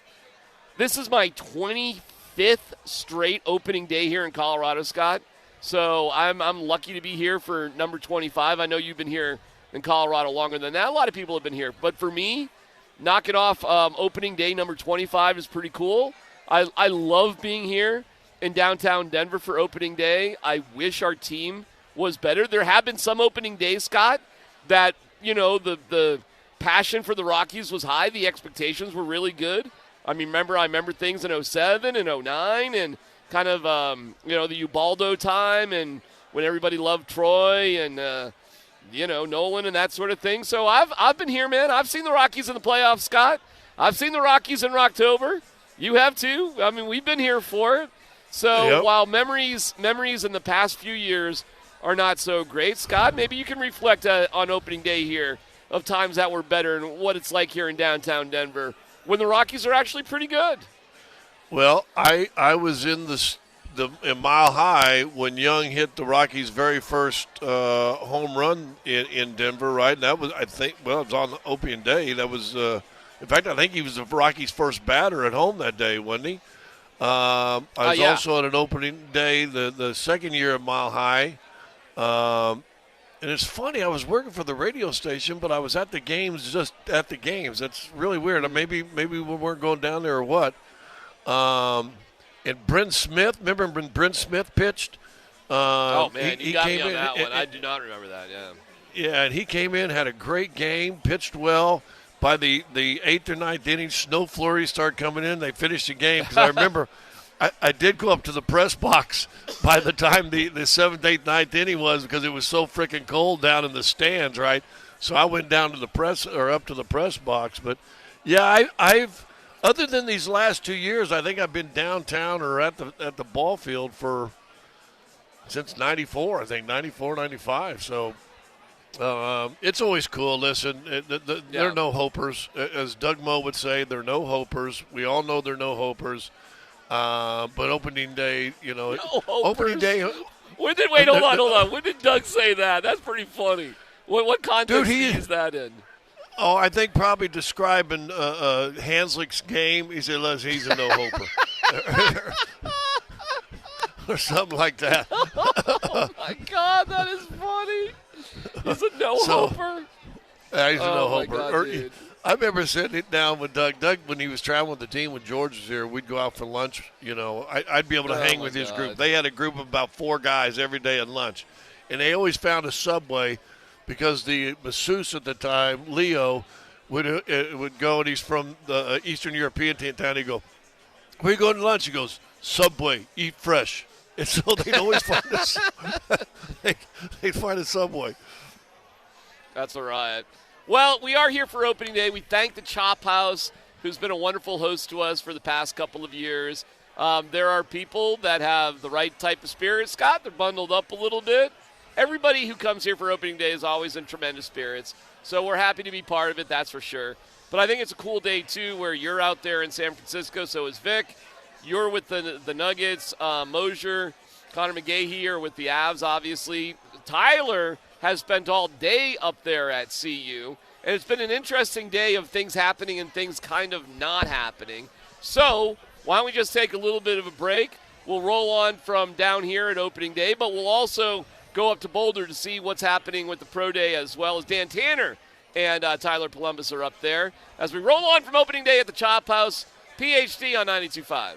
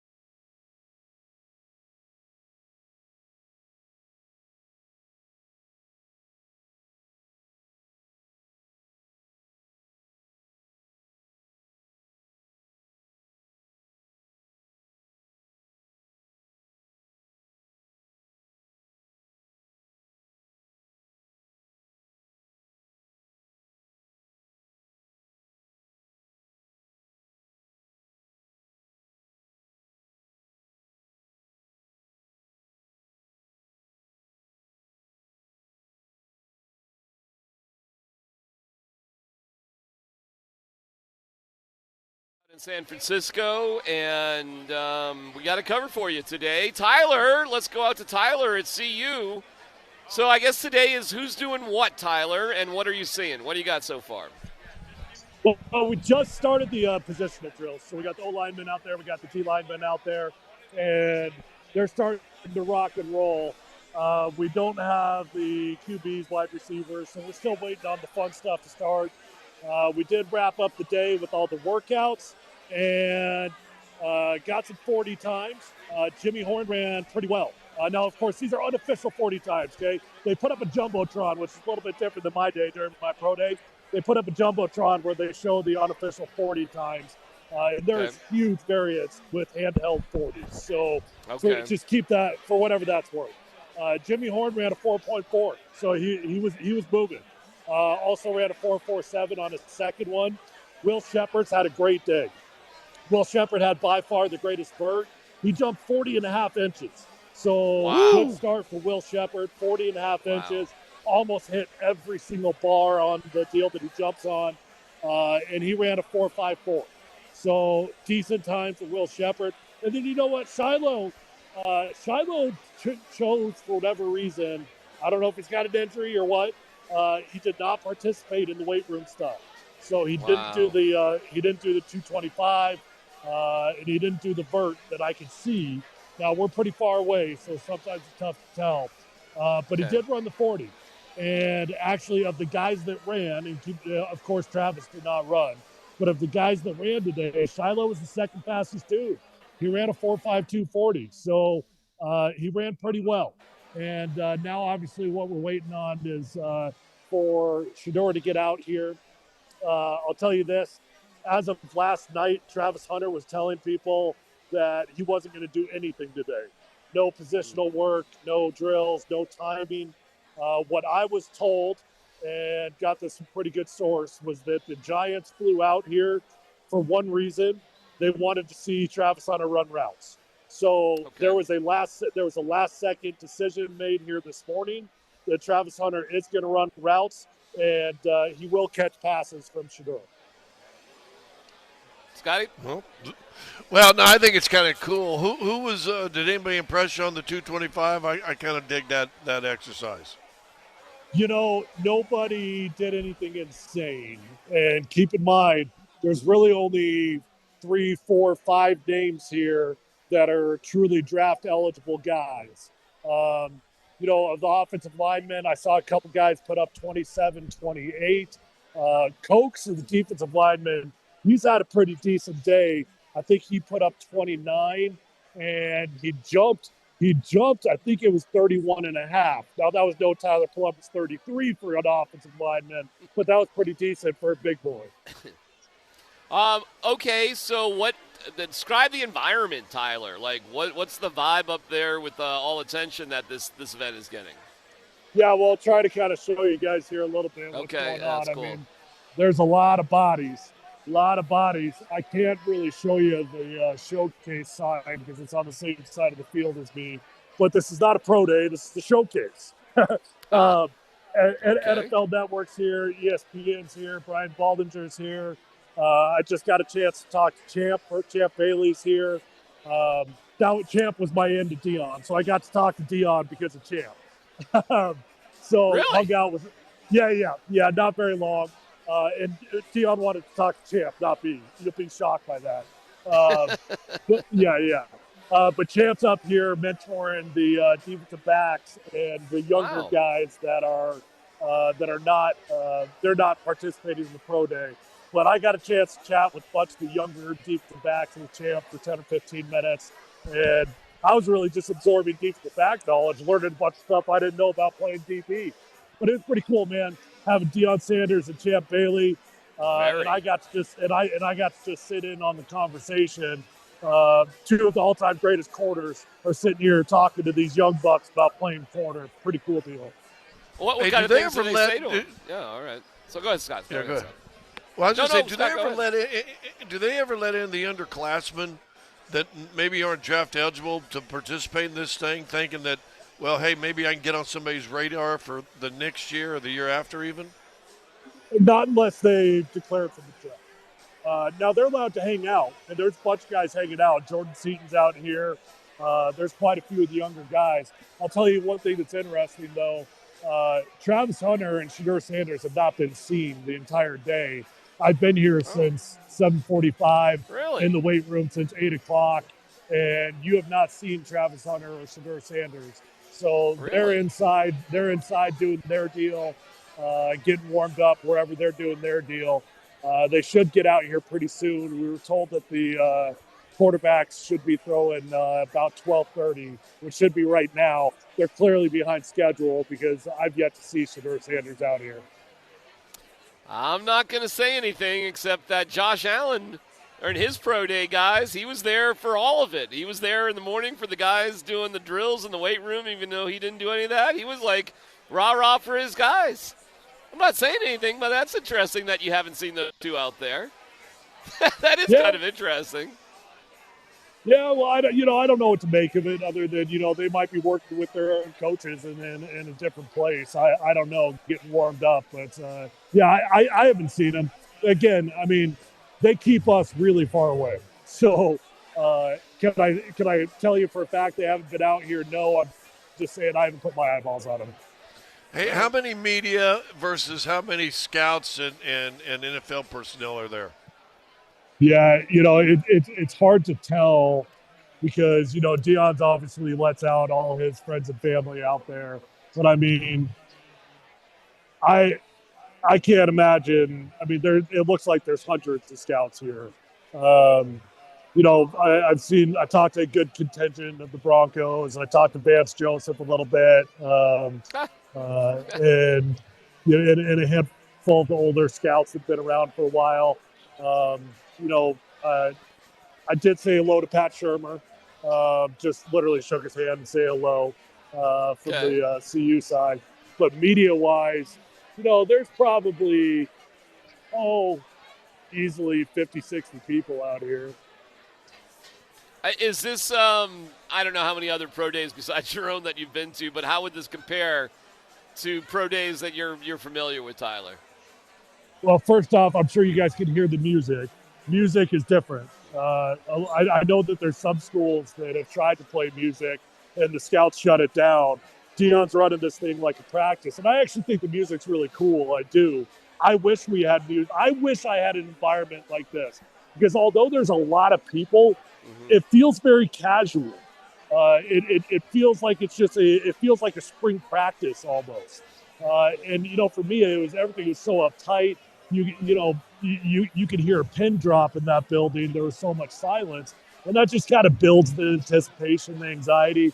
I think the way that Deion has set this up, these guys just feel like they're at home.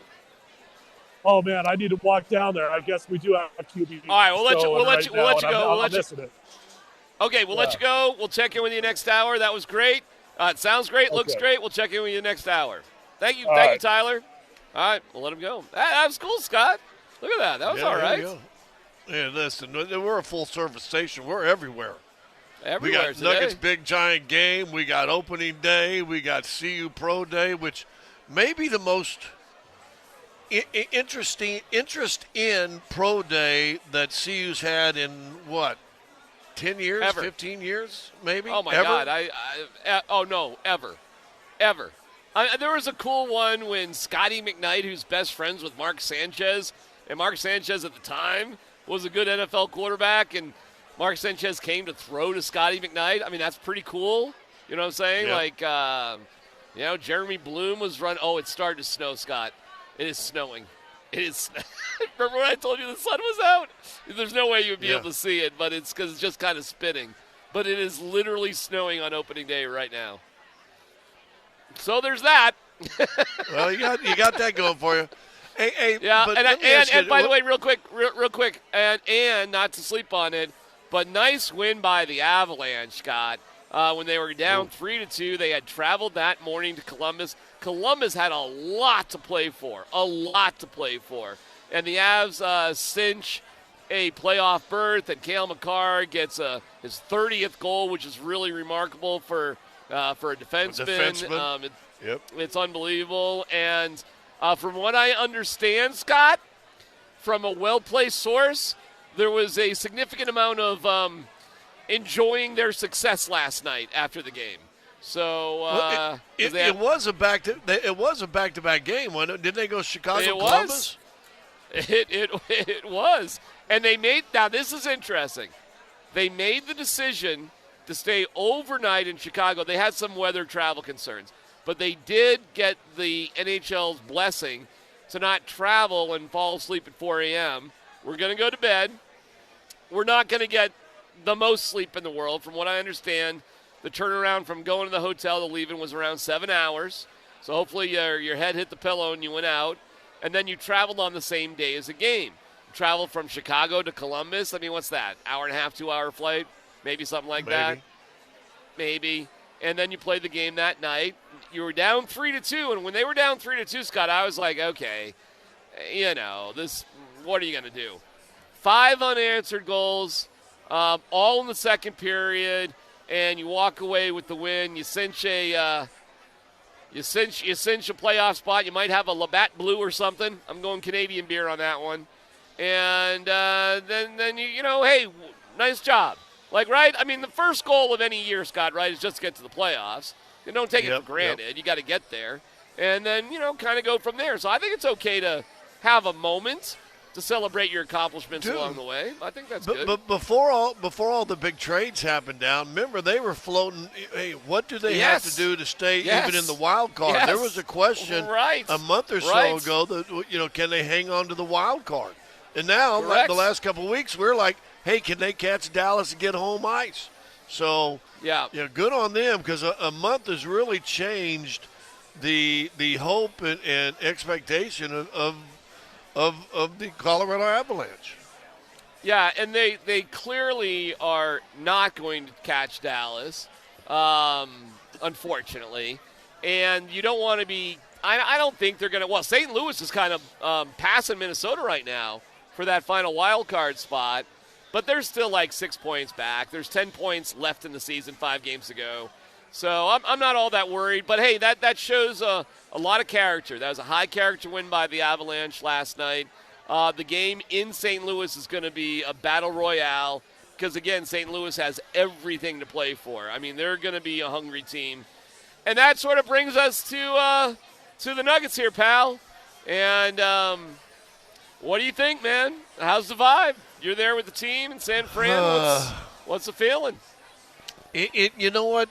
This is the first time at this time of year that I honestly couldn't tell you. On one hand, it feels a little bit like 22-23 in the sense that they're just trying to get to the end of the season to win this whole thing. And then you look at the standings. Golden State did get a big win last night. They went into L.A. and beat the Lakers in Los Angeles. They're starting to move. But, that back-to-back losses you had to Minnie and San Antonio, you went from a game and a half back to 3 games back on trying to catch Houston. So now it's just I think all you're playing for now, and you kind of leaned into this a few weeks ago, you're just playing for a top 4. You're just trying to do whatever you can to make sure you maintain and play in the top 4. So Golden State's still trying to climb. They're gonna be ready to play. And for Denver, it's who's gonna play, right? Golden State's gonna come to play, and the question for Denver is who's gonna play. I mean, that's kind of been the description of the season almost. Hey, Scott, and if it's too personal, I don't want to dig into it, okay? But I'd be remiss just to ask, do you know? And if you can share, fine. If you can't, fine too. But do you know what's going on with MPJ and where he's at?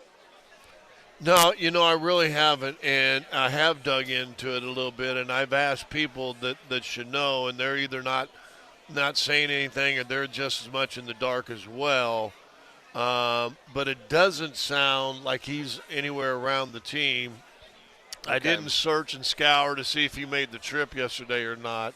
I assume when you see him in the arena, he'll play. But I guess I'm remiss, but I don't look at myself when I'm on that team playing as an investigative reporter. But I've actually asked a handful of people, and not any of them really have said anything or I don't know. To be honest, well, I feel bad for the young man, Scott. And this is like, forget about money and all that. This guy has had, if he's missing this game, and I know he doesn't want to miss games, Scott. He's not tapping out. I mean, this must be something pretty darn serious if he's missing his third, game at this time of year. He loves playing basketball. He loves being part of the team. He doesn't want to not be there. He's just not like that. And he's well loved by his teammates and has been embraced by the organization through some very difficult times, as has Aaron Gordon too. But what Michael Porter Jr. has gone through, both are horrible, what both young guys have gone through. So I feel for him, man. I do. My heart goes out to him. And I hope he's okay. And if he's not there tonight, I hope I see him Sunday against the Pacers. So I just wanted to check in on that. And I'll assume if he's I not heard going anything, I would have at least probably thrown you a text. But I have asked a couple people, and it's been pretty hush-hush. All right, so now let's back that trolley up. And, it was weird seeing all the starters in street clothes, right, the other night. Julian Strother's been moved up to questionable. Is that right? So Strother is somewhat of an elevation. So, okay. Well, and that's good. And we've usually said questionable is a lot closer to playing. And if he's going to be any type of help or factor in the postseason, he's going to have to play in these last, 5 games they've got left? 3 on the road, 2 at home, which I don't get. We're playing in San Francisco Friday, Denver Sunday, and then Sacramento Tuesday. And I'm like, Sacramento is just like an hour away. Why don't I don't why know. You couldn't have scheduled boom and then go home? Anyway, well, that's not it. Then it's home against Memphis Friday. Then you're traveling to Houston, I think, on Sunday. Dude, for a 1 o'clock game on Sunday. Yeah, so the schedule's a bit bananas here. But this is a big one, Scott. They're all big. You got to scrape out a couple of wins here at least. You are sort of steamrolling to this 500 post-All-Star game schedule record. Again, to me, I'm not going to make too much of home court. I think you just want to play consistent. You don't want to get in that play-in thing, though, Scott. You do not. No. And you could. I mean, if you were to lose, Scott, these next 5 games, you could clearly find yourself in that play-in tournament, and that would suck. Yeah, that would not be where you want to go. You've had some success here, but don't take that for granted, because I think since you beat them shorthanded, they've been pretty good. So you do not want to take this game for granted. You want to do everything you can to win this game. This might be your opponent, to be honest with you, in the postseason. So you want to win this game, and then you have, excuse me, you have to win your 2 games at home, and then if you can somehow squeak out 1 or 2 games remaining on the road, I think that will help you go a long way. All right, we're live here at the Denver Chop House. We'll dig into the crowd's building up. Scott, first pitch is a little bit after 2 because no one wants to go and stand outside. They want to come inside.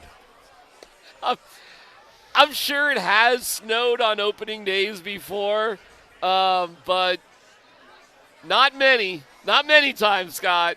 But that's today. You've got your 1-6 Rockies and a bit of a snowstorm against the Sacramento Athletics. Baseball fever. Catch it. Live from the Chop House, yeah. Isn't it good you play the Rocky or the Athletics on opening day? Because if it was in June, who would go? I mean, well, honestly. hey, guess what? Hey, bro, check this out, because they were offered for free. So your boy here has got 4 for tomorrow for the Rockies. What do you think that attendance is going to be? And I kind of got it on purpose. I'm not walking into the game today, but I am going tomorrow because I just think it'd be a hoot to be there on a friends and family day where the weather ain't supposed to be that much better. So, and they were free tickets, Scott, and, I'm cheap. Okay, more from the Chop House as, we do have a little bit of a light snow here in McGregor Square. It's PhD on Altitude Sports Radio 92.5.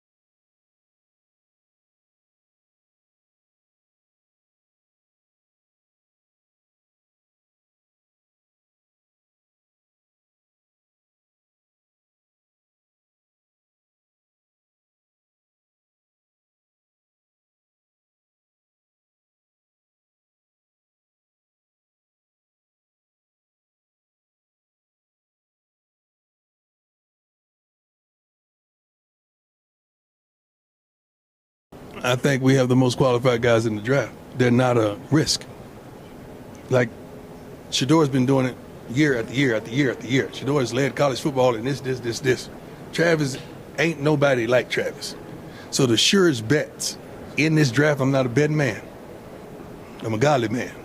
But the surest bets in this draft are those two young men. And I didn't stutter or stammer when I said that. Did I? No, you didn't. All right. Mic drop. Let's go.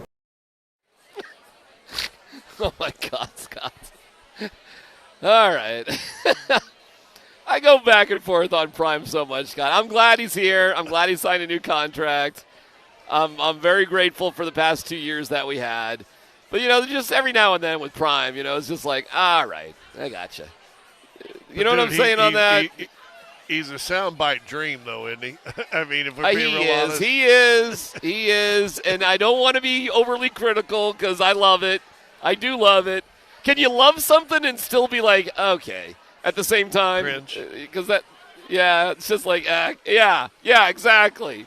There's a lot of, like, cringy sort of moments with Prime, aren't there? Yeah, but I'm not a hater. It comes and goes. My biggest thing, and it is the hardest thing to do in his position, it just feels, and that's why I think next year is going to be fun and interesting, and really we're going to be able to see what kind of football coach I think Prime is, and I think he can be a good football coach. But right now, let's be honest, it feels like he's got it's the Dan Hawkins era a little bit, in the sense that and I'm not sure Hawk talked as much about his son as Dion does, but no way. It seems to be always about Shador, and I just think that would be tough for the other guys on the team. But listen, he said it before. Yeah. He's a father first, and you got to respect that. All right, and Tyler is there, and he will join us around 1:20 or so, or maybe a little bit later. We got to just see how everything goes. But it was kind of a back-and-forth report whether Travis would participate in things or not, and it looked like it wasn't going to happen in anything. And then apparently the Giants were pressing him a little bit to get involved, so we heard, okay, he's going to run some routes and all of that. So we'll get to that coming up a little bit later. Scott, it has been it feels like the temperature's dropping, although I look, and actually the temperature, according to, Steve Jobs and Apple, has gone up to 39 degrees from 37 degrees. But I'll tell you, there's been a pretty steady, thin snowfall that's been going on for the past 15 or 20 minutes. Now, this may be in and out. Like, we had a little bit of sunshine earlier, so I'm not going to say it's going to be like this the whole time. However, we are not going to set a record. Do you know what the coldest day, you win nothing here. Do you know what the coldest opening day ever in Rockies history was and what year it was? 27 degrees. And okay. Was it 2018 or 14? Dude, you must have just looked that up. Did you just look that up?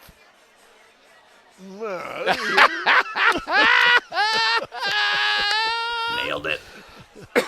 You're too funny. You're good. Yeah, I just sent that to you guys. I know you sent it, but that didn't mean that didn't mean you read it. I know you sent it, but I didn't know you read it. Hold on. It's two different things. Scott, Tyler. Scott, Tyler. When I send you all stuff, I've usually you also read it. Okay. Yeah, I usually read it. Well, it has a chance to be the second coldest if it gets back down to 38, 37. It's got a shot. All right, let me ask you this. As long as it's this cold, right? As long as we're here, why not at this point, right? I mean, first pitch is what, like 2:15, something like that? So it's got to be the temperature, Scott, at first pitch. If it drops lower, it doesn't count. So the three coldest days, 2018, 27 degrees, 2004, 37 degrees, and then 1995, 42 degrees. So it looks like this at the worst will be the third coldest. And if we can just, turn on the freezer just a little bit more, we can get up to number 2. And I don't think we're going to catch. It's kind of like the Avs in Dallas. You can't catch them. There's nothing you can do.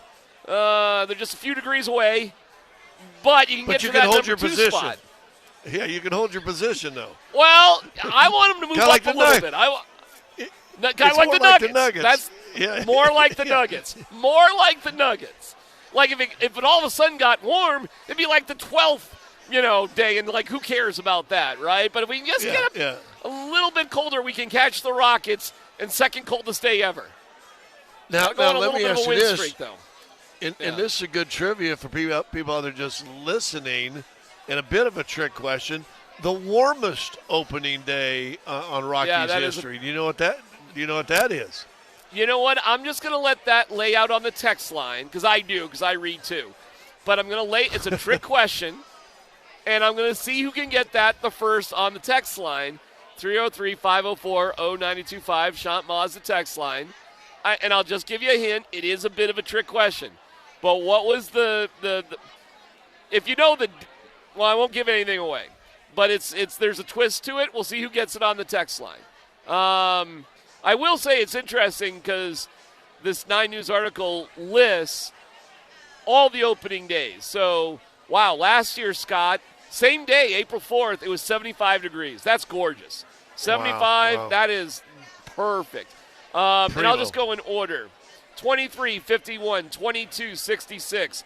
And then it goes from there, and I don't want to give everything away. But in general, I'm looking at 70, 69, 74, 62, 61. Okay, there's one. 2014, 48, chilly. But then 2013, 70, 66, 62, 62. You know what I'm saying, Scott? For the better part of the past 15 years, it's been gorgeous on opening day. Really nice. And in Colorado, it can be in the mid-50s if the sun is out and you don't have a brisk wind. Those are beautiful days too. Yeah. Yeah, and for most of the time that I take a little stupid pride in taking the old bicycle down here, Scotty, and there was part of me that was like, no, could I do it here today? And I'm not gonna lie, your boy got kind of dressed up. Not gonna lie, your boy got dressed up. Your boy clicked in. Your boy went outside on the bike, and then your boy did a circle around the block and came back. So that's what your boy did. Dude, I love you to death, but and especially if you go there and let's go catch the last couple innings of the game. I guarantee you by 5 o'clock it's going to be cold. Come on now. Well, the plan was I am going tomorrow. Free tickets. The plan was, and the plan remains, well, actually now maybe I'll dip into the game. I don't know. I might have to see it. If we're the second coldest, I may dip in and, catch a couple innings and see what's what. But the plan is just to come back on the light rail. Just to say I did. Yeah. Kind of like that. And I'm not going to lie. I am a little curious what the past couple years have done to the Rockies, Scott. In terms of opening day crowds and enthusiasm. And then listen, man, I get it. I'm not going to hammer the organization too hard on this one. The weather's, different, to say the least. But, hey, we're kind of a hardy crew out here in Colorado. We've certainly, as a fan base, sat through cold weather things, whether it's the Broncos or the Buffs or, certain Rockies games. There's games that have been played here in late September and even a couple in October. We've had that where it hasn't been so pleasant. So I did see a quote like the real fans, don't care and this, that, the other thing. And I don't know how I feel about that whole thing about, you're a real fan or you're not a real fan. That feels a little bit like hockey guy to me. About, I got to be this, I got to be that. That sort of weird insecurity, like this is my team and can't be anybody else's team. How are you on that sort of stuff? I'm a real baseball fan. I'm a real Broncos fan. I don't want to sit at a Broncos game in late December when it's 25 degrees out either. I'm a real Scott likes to be comfortable fan first. So You know, the only way, I honestly, that I would probably be there today if I were in town and everything else and going to the game in this kind of weather, it'd have to be something like the Royals were playing. But other than that, Gotcha. let's wait till June or July. Let's see if we can catch a game then for me. Well, I'm I probably don't not like gonna be being able cold, to man. I do not I like got being it. cold, man. No, I got it. Curiosity may get the better of me at this point, Scott, in all honesty. So, and there is news that Chase Dollander will be up on Sunday for the Rockies. And we'll see how things go. But the Rockies are 1-6. That is the truth. They are coming off back-to-back 100-loss seasons. They are in last place. They're already a million games behind the Dodgers. By the way, you know what? I can give you some things that just bug me a little bit. Who's the idiot that, wears his Dodgers jacket to opening day with the Rockies and the A's that I saw about 3 minutes ago? Who's that guy? And I just saw another annoying guy who's wearing his Red Sox gear. Who are those people, Scott, that would do that? It's like going to the the Nuggets-Pacers game on Sunday, and I'm wearing, a Phoenix Suns shirt. Why? Who are you? Well, you know, it's What's funny your you mention problem? that because I was heading up to the radio booth on that Minnesota game, big giant game, a monster West Conference game, and I'm walking. There's a dude wearing his Oklahoma City jersey. Yeah, really? Seriously? What are I gotcha. Yeah. You know what that guy likes to do at the game? You know what that guy likes to do at the game? Start the wave. All right, we'll take a break.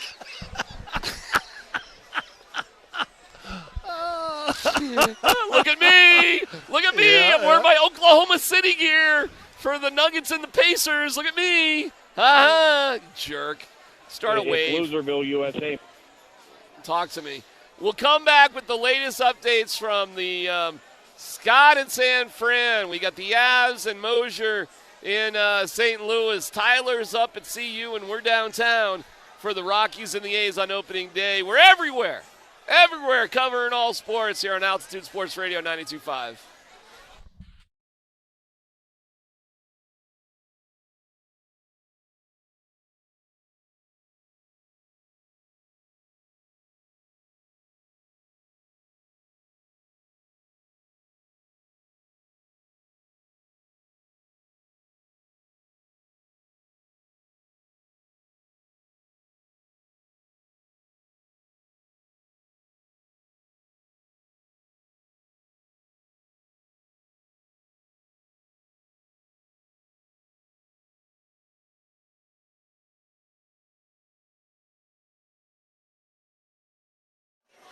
Hey, it's DMac for the Rocky Mountain Men's Clinic out here at opening day. It's an awesome occasion, and everybody's feeling great. But if you're struggling with the effects of erectile dysfunction and not feeling so great, well, all right. That sucks. It's no good. It's like a Rockies losing streak that never ends. The Rocky Mountain Men's Clinic is there they're the Dodgers of men's health, not the Rockies. ED is an intimacy destroyer. I want to get you back in the game, get you into the starting lineup. Let's go. They have treatments with success rates over 90%. Some treatments can even have you last an hour or more. Served the Front Range of Colorado for nearly a decade. Hey, listen, your initial visit, it's only $99. You get a consult with a Colorado licensed medical provider, a T and PSA test. If advised, a test dose. If that doesn't work in the office, your visit is free. They've got an expert staff. Like a lot of men, you can be having sex the day after your appointment. So call today, 720-440-7900. Visit RockyMountainMen'sClinic.com.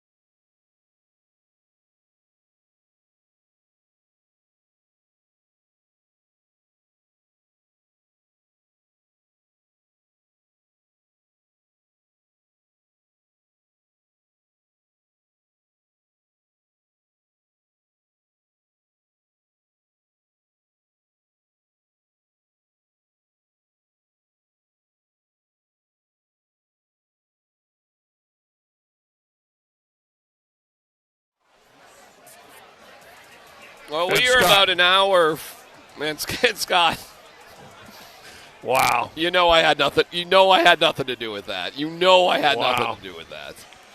Wow. I know. Can we get somebody on that you know, PH, you know. P&D? Yeah, well. Oh, my Lord. Stop. Don't make me feel worse. Scott, it's sizzling now. It's gone up to 40 degrees. Oh, shoot. Well, we still got to stay under the 42, right? Yeah, we got to stay under 42, but we're chasing 37. You know, it's snowing, though, so I didn't even think it could snow at 40 degrees. I thought that was a little too warm. You guys are awesome. I love it. You guys are great. Drinking is happening. Has anybody been drinking? I mean, it's cold. Is it more hot toddy or is it still beer day? I have. That's a good. No, I think we're still drinking beers as far as I can tell. We're drinking kind of everything at this point, you know. I don't know if people are even going to go into the game, frankly. I'll tell you this. The spirit of opening day here in Denver, Colorado, Scott, is awesome. The spirit, I'll just say, man, because I've lived in places without a Major League Baseball team, okay? I've done both. And even like when I was in Buffalo, okay, we got hockey and we got football, cool, right? It sucked not having baseball. I mean, we had minor league baseball, we had the Bisons and all, but it's just not the same. And no NBA either. We are one of the luckiest cities in America in terms of a sports fan base. So whatever, man. It's a little chilly. The team stinks. Opening day, none of that matters. Seriously. Now, we'll see who actually goes into the game because the drinks are flowing right now. And I got to admit, I'm under a heat lamp here at the Chop House, and it's damn nice. So there's a nice little buffet going there, and the drinks are cold. Doesn't it, for a 1-6 start, almost feel like it needs to be like a nasty weather day? Well, it's appropriate the way they're going. What did Costa say in Bull Durham? Every once in a while, you need a rain out. Yeah, I mean, after today, who knows how many rainouts the Rockies could really use. But I think I've been pretty clear with it, pal. I think I've been pretty clear with what a major issue is, and they don't seem to want to change what they're doing with their management. And okay, and I am not a boycott the Rockies. I don't say that at all. You like baseball? You like the Rockies? It's a gorgeous stadium. McGregor Square's awesome. Go. You want to go? Go. I'm going. I'm going tomorrow. Free tickets, but I'm going. I'll spend time, money, and whatever, and then bundle up and try to enjoy myself the best I can. I'm not like that. I'm not a protest like that guy. However, what I think we should do, Scott, and I know you're a big baseball guy, to whatever degree it matters and it doesn't bore the listeners to death, I think we should be reasonably critical of things that are happening. And I think we should point out, to hold our teams accountable, Scott, to point out what can be done better and what's happening and what's going on. I'm not saying we need to belabor it or go on and on and on, but, hey, the big redhead in the morning, Brett Kane, he loves baseball. He's paying attention. You love baseball. I love baseball. So I think it's our obligation, our duty, to let you know. Not to drone on, but let you know when things could be better if they can be better. So that's that. And you and I are going to the same place, kind of on two different paths to get there. You know, you want to start with the manager, and I'm not disagreeing with it. And I do like Bud Black. I think he's a very congenial guy. Everybody loves Bud Black. That's the problem, Scott. Everybody loves Bud Black. I understand that. I agree with that. However, we end up looking at a symptom, and we want to deal with the symptom. It's kind of like our medical society now. We want to deal with the symptom. We don't want to get to the root disease. And to me, I'm fine starting there, but I think it works backwards too. I would rather work at the root disease, and they don't have talent. Okay, who's in charge of acquiring the talent, assessing the talent, putting the talent together? Who's in charge of developing the talent? And to me, there's 5 or 6 layers before you get to Bud Black. And if you're not going to address the assessing, the attaining, the developing of said talent, it ain't going to matter. I mean, you're going to stink anyway. Now, when your assessing has gotten better, when you're acquiring has gotten better, when all this and your developing has gotten better. Listen, just 2 or 3 years ago, I was reading an article, I think in The Athletic, that basically said the worst minor league system in all of baseball was the Colorado Rockies. And it may have improved since then, but this was just 2 or 3 seasons ago, which now would make sense why you're going through this pit of, 2 straight years of 100 losses and a 1-6 start. Has that been addressed? Has that changed? And, maybe that's why, you don't change on-field operations because, I don't know, it's like having a Mercedes-Benz owning a pro franchise and you decide to put a Fiat engine from 1989 in it. I've heard that argument a million times before, and I don't necessarily disagree with you, Scott. Listen, man, nobody was screaming about the issues the Broncos had more about ownership than me for the past decade, okay? I get it. I understand it. I knew that things were not going to be straight with the Broncos until they had a resolution in ownership. I knew that.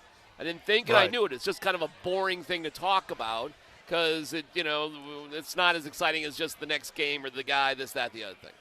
Right. That being said, I just don't want to let Bud Black off the hook for it. And I agree with that. Yes. Yeah. So, yes and yes, but let's win the freaking games we can win. I mean, let's at least start there. And if we really do have young talent in the pipeline and coming up, let's make sure there's a guy there that really does know how to develop it. And I just think things are way too comfortable for the Rockies to make excuses like that when it comes to winning and losing. I think the clubhouse is too comfortable. I think everybody has become, with the Rockies, sadly, a team I love, have become way too comfortable in losing. Right. And I don't disagree with that at all. In fact, when you say it like that, absolutely. You need the guys in the shower, and the manager comes in with a bucket full of bats and throws them all over the shower floor, right? Exactly. I'm ready. I think something like that needs to happen and start. I'm 100% with you, but listen. The lady, you remember the old Carol Burnett show when she did the lady with the mop, when she was, Gladys or whatever that character's name was. Guess what? That ain't wearing she ain't winning the Miss USA contest. I got you, brother.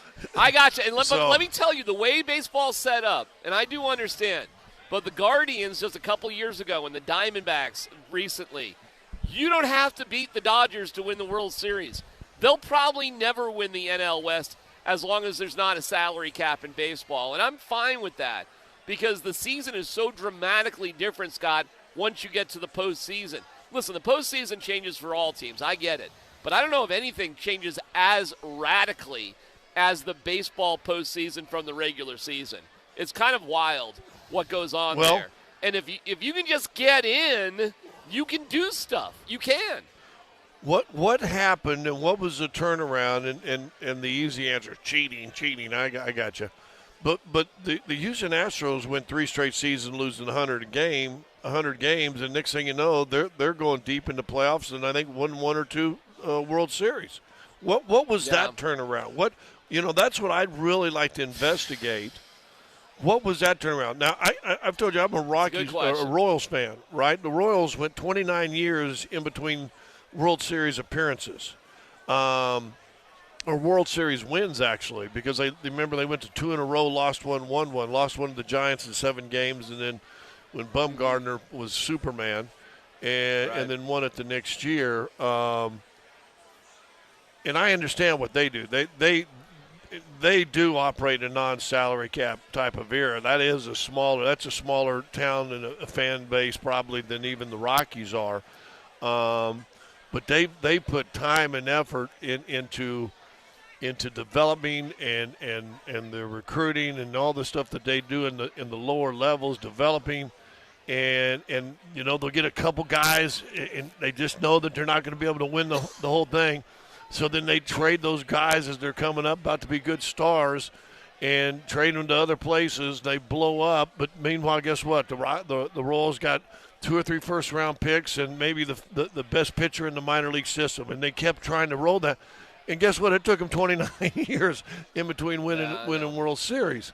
And that's a long time, but Kansas City, the Kansas City fan base understands how they have to operate. Well, the Rockies hadn't even tried to operate like that. They go out and try to fix all the problems by getting an aging, bad back Chris Bryant and paying him outlandish money. That's not smart management. Nope, it's terrible. And okay. All right, anyways, I don't want to get too negative Nelly here on opening day. I want people to get drunk and have fun and, party and enjoy the snow. And, I don't want to overthink this thing. I don't want to be, bumming people out. So I'll stay somewhat optimistic and listen. And let you there's know. Nothing better than baseball in the summertime of Colorado. Colorado's got the greatest summers in the state and the union. Yep. And there is nothing better than to be in Coors Field in an August evening watching baseball. We're just talking about the quality of the team that they're putting out, and that's it. That's our only worry. Hey, go enjoy. I'm with you. I've never said don't go to the games. I don't buy that. If you like baseball, go see baseball. I go one or 2 series every year. Okay. It's fun. Yeah. It's fun to get on the light rail, go down to Union Station, maybe stop at a couple restaurants on the way over, walk to the game, hang out in the game, get you a brand new hat for the year, whatever it is, bing, bing, boom. Get back on the train, go out. It's awesome. It's fantastic. But this is a poorly run organization, in my opinion. All right, and with that, we are live from opening day. Scott's in San Francisco. Moj, our guys out in St. Louis, and Tyler is up in Boulder. Now, I'll let you know. We'll give you an update with what's going on. I'm not sure we're going to have Tyler because of what's going on, so we'll give you the update from the CU Showcase. Not Pro Day. God forbid I call it a Pro Day. That's coming up next as we're live from the Chop House here in opening day on Altitude Sports Radio 92.5.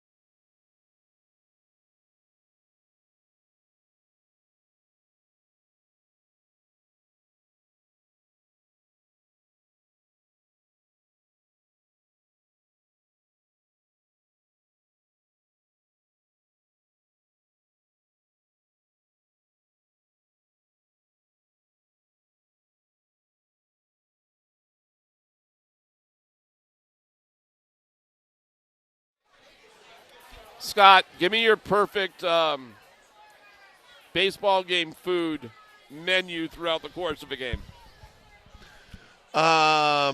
Peanuts for sure. Peanuts. All right. Old school. I am a giant hot dog freak. I love hot dogs. Gotcha.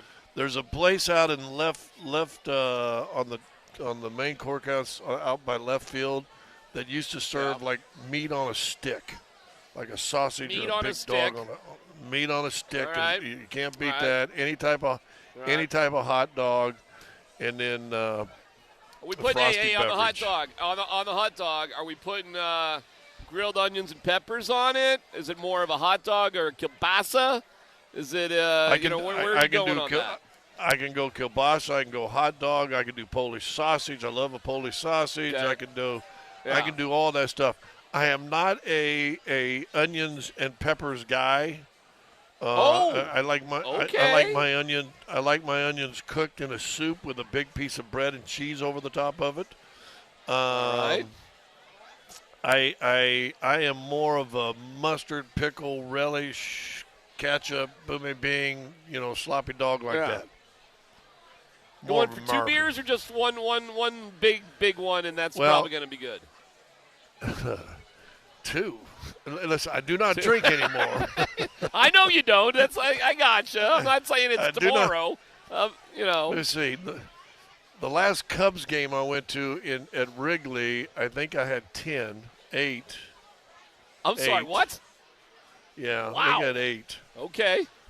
Yeah. No, I was a beer drinker now. I was a put away the beer kind of drinker. Yeah. My uncle, who died of alcoholism and blew his liver up, once bragged at once bragged, went to a doubleheader at the Royal Stadium. They were staying at the hotel right over there, and you had the bus you could get on to take you to the game from the hotel. Once did in a doubleheader 24 or 27. It was 20-something beers. And he wasn't a quitter. No, he wasn't a quitter, and his wife at the time, he had a couple of those, said, thank God it was poster night, and they had gotten a poster. So on the back of the van going to the hotel room, she had to unroll the poster to put up as a shield so he could take a leak on the bus in one of the cups they had. Scott, we come to you for the best stories, and you never fail to deliver. And we thank you for that. Boys, that's the family I came from right there. Let's go to Tyler Polumbus at CU. Give us what you got there, Tyler. I know Shedeur. I'm now seeing highlights on Twitter, by the way, of Shedeur throwing. So what'd you see out there? Well, boys, we just wrapped up. I got to tell you, the amount of scouts that are here, it felt like well over 100, more than that. George Payton was here, by the way. And Shedeur was slinging, flat out slinging. Look, man, I don't know what you expect out of these pro days. Of course they're going to look good. He's got his guys. They got their script. They know what they're doing.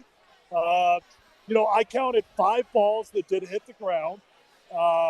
Two of those were legitimate drops. One of them he overthrew on a 75-yard throw by maybe 2 yards. And then I think there were 2 passes that he wants back. There were 2 passes down there in the red zone that he overthrew, threw it out of bounds, didn't give the receiver a chance to catch it. But, he was slinging, absolutely slinging the rock out there. It really could not have got anything. Did Travis Hunter show up like you heard he might? Yes, Travis Hunter did show up. The small thing here, okay? I'm not trying to pull a DMac and be like, wow, Travis Hunter, I think he made a small little statement here, okay? And it's a tiny little thing. But the only dude not wearing gloves, okay? In today's day and age, Travis Hunter goes out there not wearing gloves for the pro day, He was as lackadaisical. Not lackadaisical, that's the wrong term. But he was as nerve-free as you could possibly get. He's dancing the whole time. He's having fun. He's laughing. He's dapping people up. He's running over to Deion Sanders after he catches the ball. He's throwing balls to Shiloh. He was just out there having fun. He was having the time of his life. And I really do think, I mean, these gloves, they're literally sticking, you know?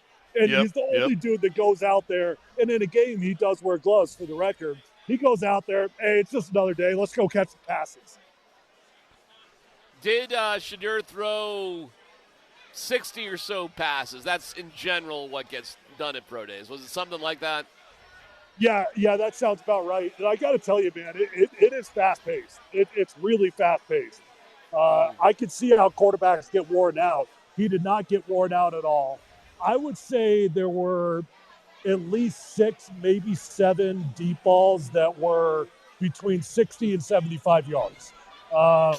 And he connected on all but one of them. There was one that was a legitimate 75-yard throw, hit it on the button. Will Shepard dropped one deep ball earlier that I do not put on Shedeur. He dropped it. And then Will caught a 75-yarder a little bit later. I mean, look, I don't know what the arm strength issues are. I don't get it. He does throw a few wobblers. I'm not going to lie. You know, there were definitely a handful of throws. They were not a tight spiral. But I think every quarterback does that to some degree at some point. Did they? That the wobble didn't hurt Peyton Manning at all, did it? Oh, that's a fact. Yeah, and you know, it's not like the wobblers that Peyton was throwing in his final year. Don't get me wrong. I'm just saying, you know, there was a handful of throws that were not perfect spirals, but you know where they ended up, where they were supposed to go. Shiloh Sanders was promised a brand new car from his dad if he ran a 4.4. From what I'm reading, Tyler, it was a 4.52 and a 4.59. So I guess he came up a little short of getting the free car. What can you tell us about Shiloh's day? Well, first off, it's the 4.52. Keep in mind, that's some dude from CU with a watch, okay? That's some dude from CU with a watch. Oh, you're not buying that. Here. Okay. No. Right. I'm just saying all I'm saying is there's a huge variation. I don't know if you guys can see that scoreboard up there. Yeah. But every time the guys would run, they would put the time up there. That's not an NFL time. That's not from the scouts. That's just some dude with a watch that is putting it up there. So the 4.52, the 4.59, that's what you got from those guys. Look, you could have a variation of 0.4, 0.5, even from NFL scouts. When you're doing the handheld, it's a huge variation. I would actually say he should be very pleased with the way he ran. A 4.52, look, it's not a 4.4, but that's pretty legit. And especially for a safety, right? I mean, that's still pretty good closing speed. What have we heard? Because we spent so much time on Shedeur and Hunter and all that stuff like that. What are scouts saying about Shiloh? Is he a low draft pick? Is he undrafted, a college free agent guy? Where do you see him? Yeah, I mean, I would guess he's going to be an undrafted guy, quite frankly. Maybe because he's a Sanders. Somebody drafts him in the 7th round, 6th round, something like that. He's going to be fighting it out to make a roster, and it's not going to be easy for him. But he'll get into camp. He's not going to have a hard time getting invited to training camp. That'll happen in a heartbeat, and I'm sure there's going to be many teams that will offer him an invite to come in as an undrafted player.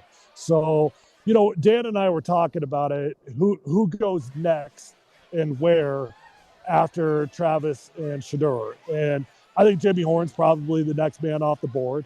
And I think depending on how much teams value his speed, you know, I'd say maybe on the high end, 4th rounder, 4th, 5th round, something like that.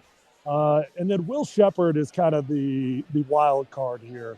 You know, when Dion spoke, first off, it was really hard to hear him. We're in this giant building. There's a million things going on. So you can barely hear him. But I did hear him pretty clearly. He was flat out ticked off Will Shepard didn't get invited to the combine. And I don't get it. I mean, how does a dude with that size, he jumped 40 and a half inches, boys. Jumped 40 and a half inches, ran in the 4.5s. I mean, he's as legitimate of an NFL prospect as you get. I'm seeing some fun things here on Twitter. I'm seeing Jimmy Horn caught a deep pass, sort of dove, gets back up and does a backflip. Okay. I'm seeing Shedeur on kind of just a short little dump-off pass, threw the ball actually behind his back, you know, just a few yards. maybe just to show off. I don't know. I mean, that's kind of a Patrick Mahomes type of thing, right? Just to be clear, that had to have been during warm-ups. I didn't see. Dan, did you see behind the back pass from Shedeur?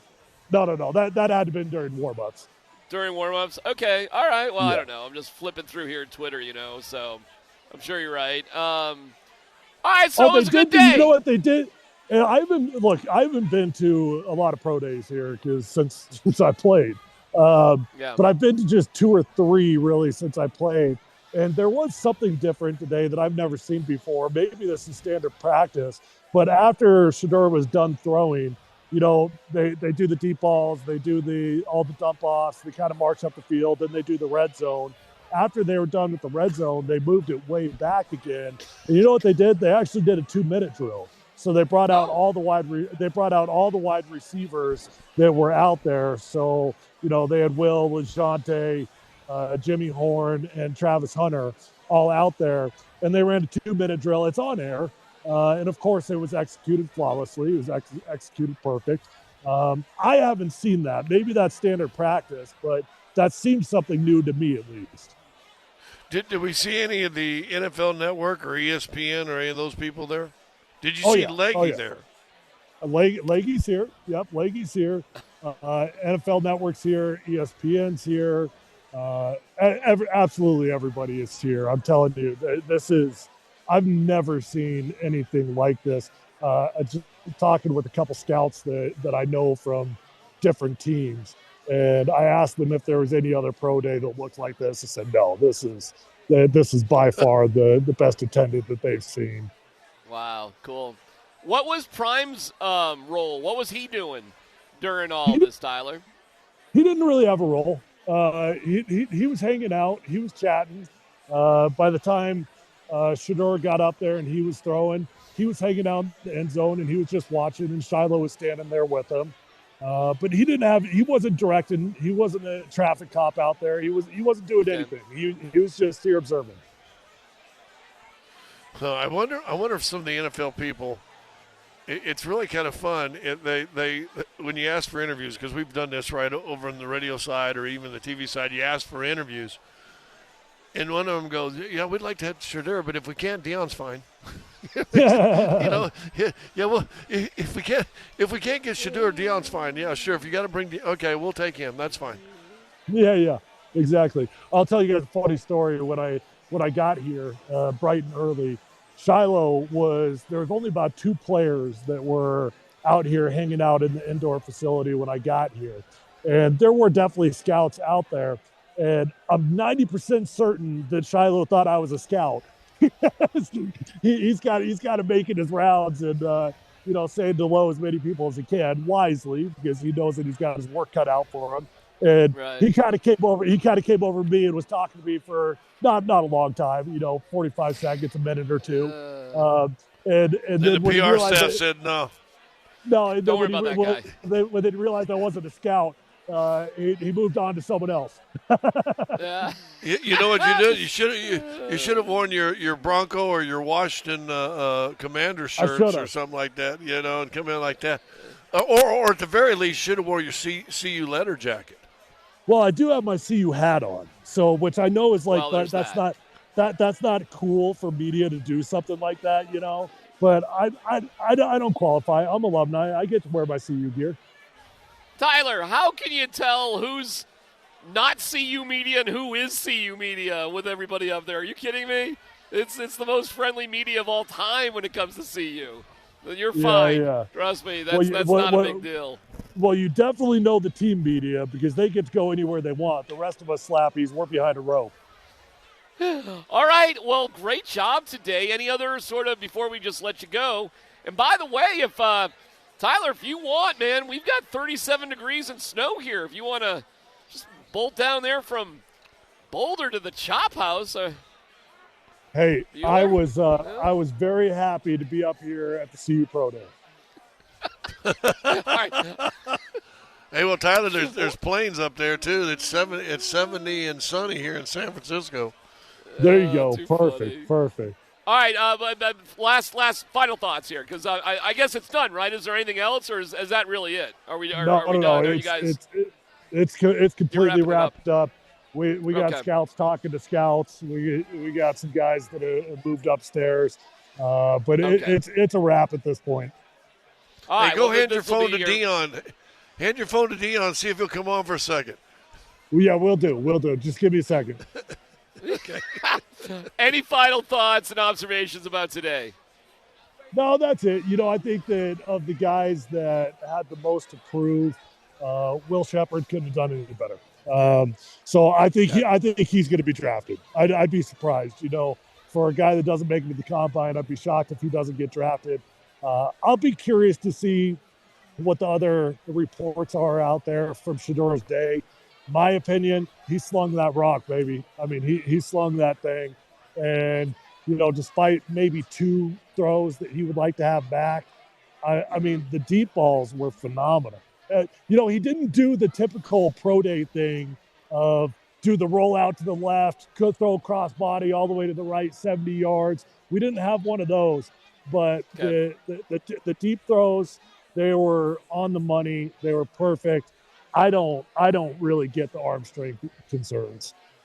All right. Well, great job, you and Dan Tanner. I assume Dan did all right today, Tyler? Dan kicked butt, actually. He got a boatload of phenomenal video and photos.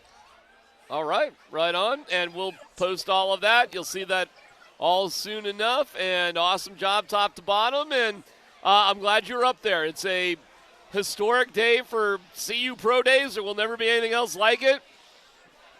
Probably. I mean, I cannot even imagine a situation that CU will have anything close to this. And that's not even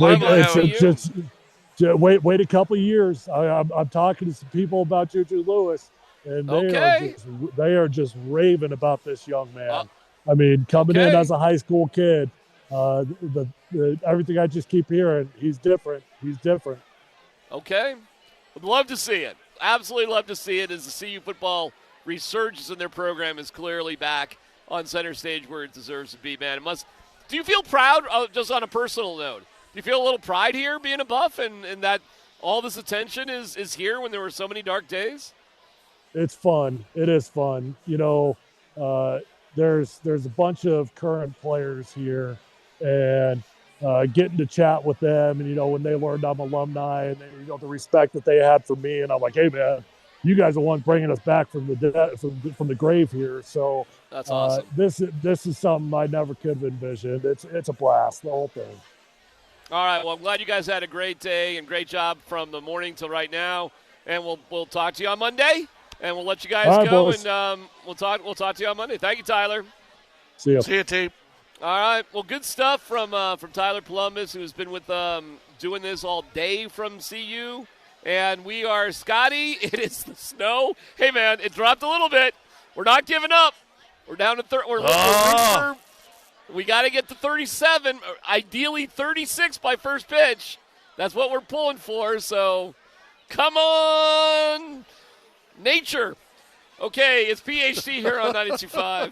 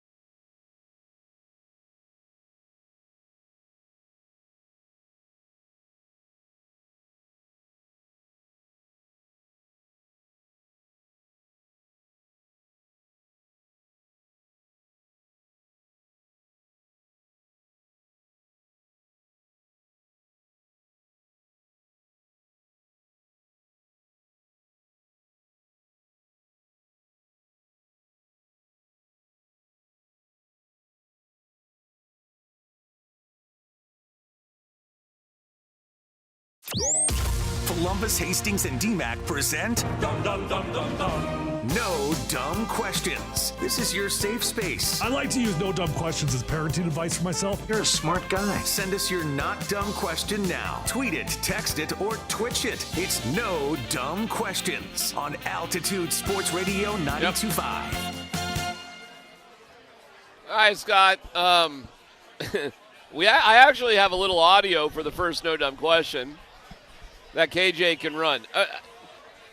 Are you a national anthem fan? You like the national anthem? Yeah. At games? All right. I'm okay with it, yeah. All right. I mean, it's your tradition now, so yeah. All right.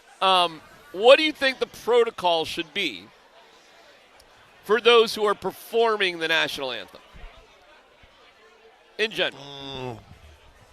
Well, hopefully, they got they know the lyrics. That would be start there first. Know the song. And then hopefully, under most circumstances, the ability to carry a note. Okay. A tune, and I think that's pretty good. Do you like showboating national anthem performers who take the song and they Simon Cowell will say they make it their own? Are you a fan of that or not? It depends. I've heard people do that, and they were absolutely outstanding and excellent. Whitney Houston comes to mind, and then I've heard them do it where I'm like, ew. Okay. So it really depends. It depends on the sound.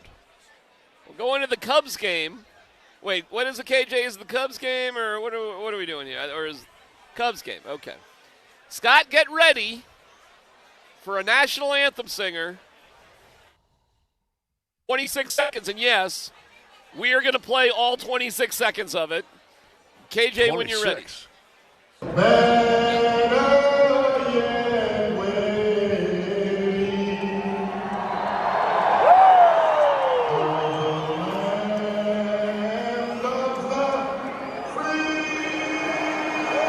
Oops. Here we go.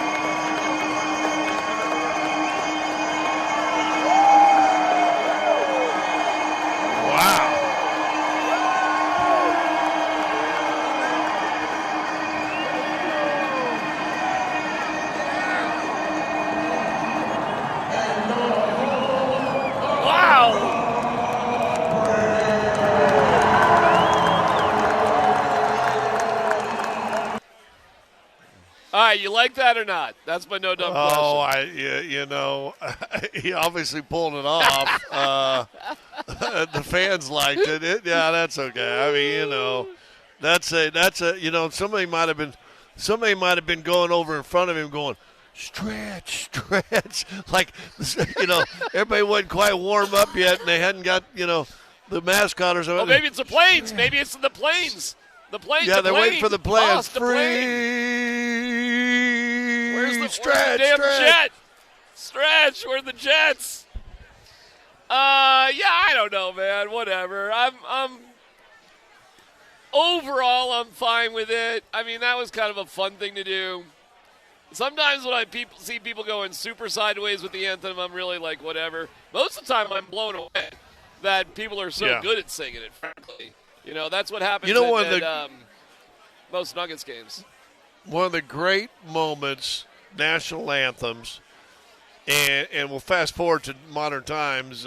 This lady from Colorado ended up touring with one of the big Broadway shows that toured. And I don't remember which one it was, and I don't want to put it, but it was one of the big ones, and then they do the traveling companies, so we'll go around the world, and they performed at the Buell and all that stuff like that.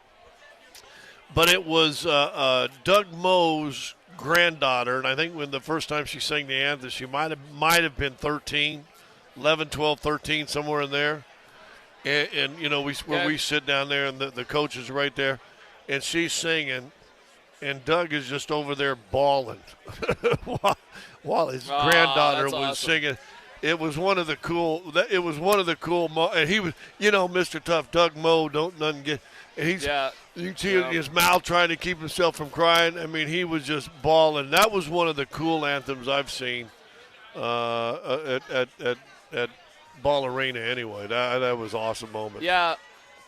I'm lucky enough as a dad. My older son, Connor, is a phenomenal singer, and I got proof on it because I've seen my kids play a lot of sports. My younger son is a college baseball player, and you know what I'm saying? I've seen my kids. I've been lucky enough to see my kids do some pretty cool stuff, where as a dad you'd be nervous watching your kids do sports.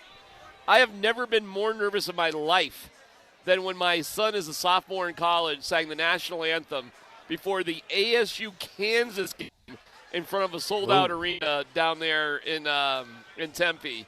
I swear to God, I mean, I've never been so nervous, and then at the end of the day, like, oh my guy, and he is hugely influenced by Schroeder. Like, he thanked Jake Schroeder style because he's just such a big fan of Jake and all that. So. No, Open Gone Bad was a very underrated. Open Gone Bad, a very underrated band, by the way. I thought they were phenomenal. Well, Jake put a little twist on the anthem. Jake did not sing it straight up. He had his own little style with it. So, but it was all great. Go ahead. Here's a no dumb question for you, and you're framing. I don't know if it's my headset or yours, but is opening day in baseball still the best opening day of all the sports? No doubt about it. It's the only one that matters. Opening day for all the other sports feels irrelevant to me. It doesn't feel like an opening day. It just feels like the first game. No. There's nothing like opening day for baseball. And the snow's really coming down, Scott. And we're not that far away, are we? So it's like we got quite a few people, Scott, that really do not care if they miss first pitch. We got quite filled right now. No, there's nothing like opening day, man. There's nothing. No, like but it's two things. It's not only the start of what baseball is supposed to be, and we get to enjoy the baseball season for those of us who like baseball, but it's almost the passage of spring. And I know it's snowing here in Colorado and everything else, but it's almost like it's a passage of now spring is among us, because you got opening days all around the country that'll spread out for about a week long, and then all of a sudden you got the Masters are coming up over the weekend, and you're like, okay, spring is here right now. Right. How's that? Is that a little bit better right there? Am I doing better on that one for you? No, it's pretty crappy. No? We got some. Let's take a break because we got some connection issues. So we got to kind of. You're great. You ready to take the show solo for an hour? All right, let's take a quick break. We'll reset and back for more live from opening day. PHP on 925.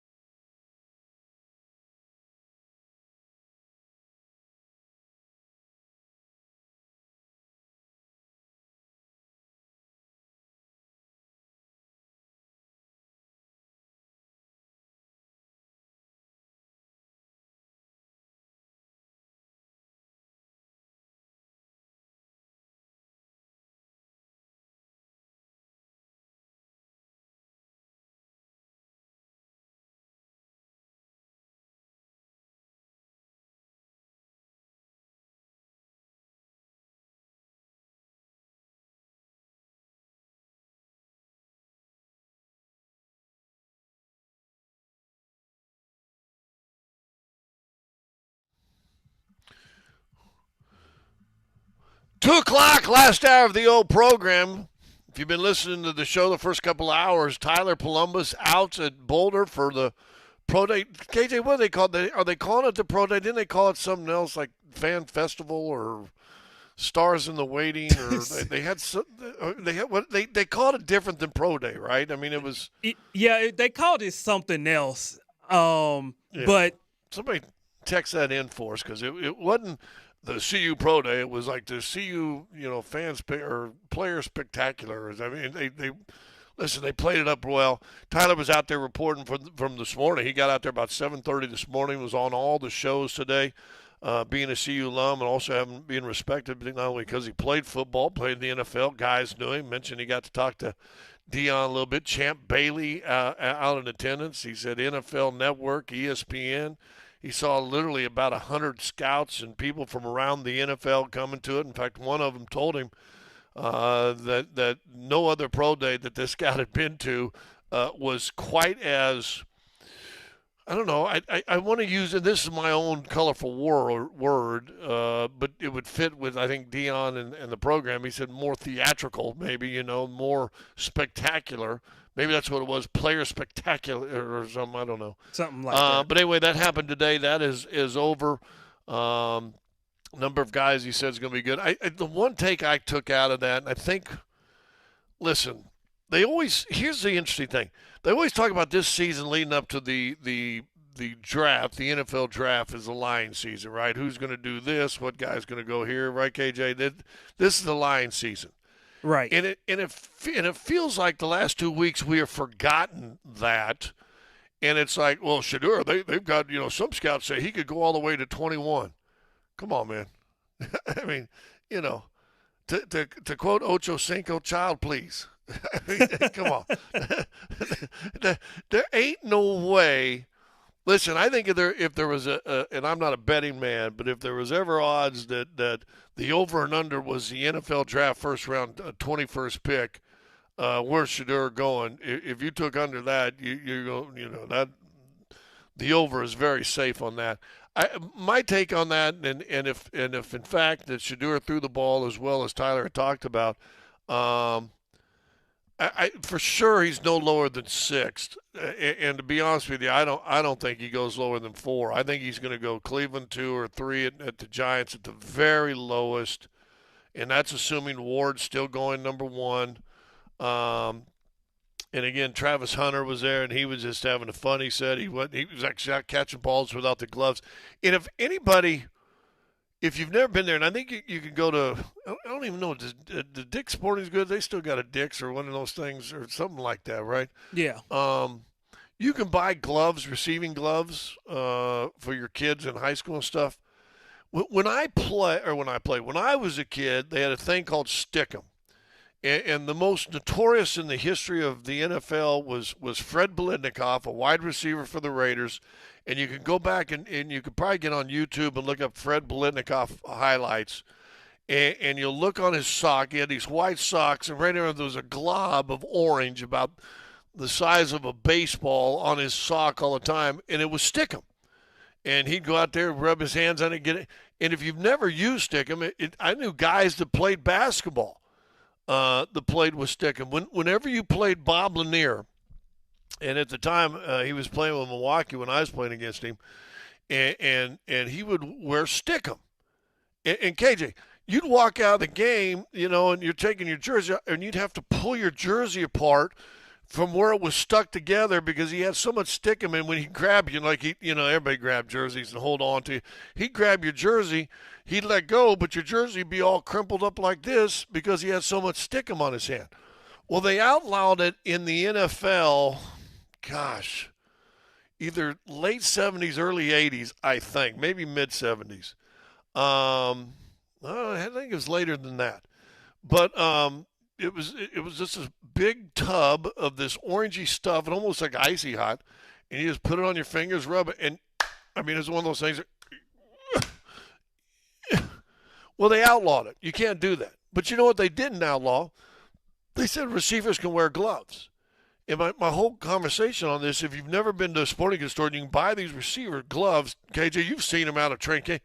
Oh, yeah. I mean, Spider-Man could climb up a wall in Gotham City with them gloves, right? I mean, and I'm like, wait a minute, you outlawed Stickum, but now you're letting the receivers wear these gloves that every bit as good as Stickum.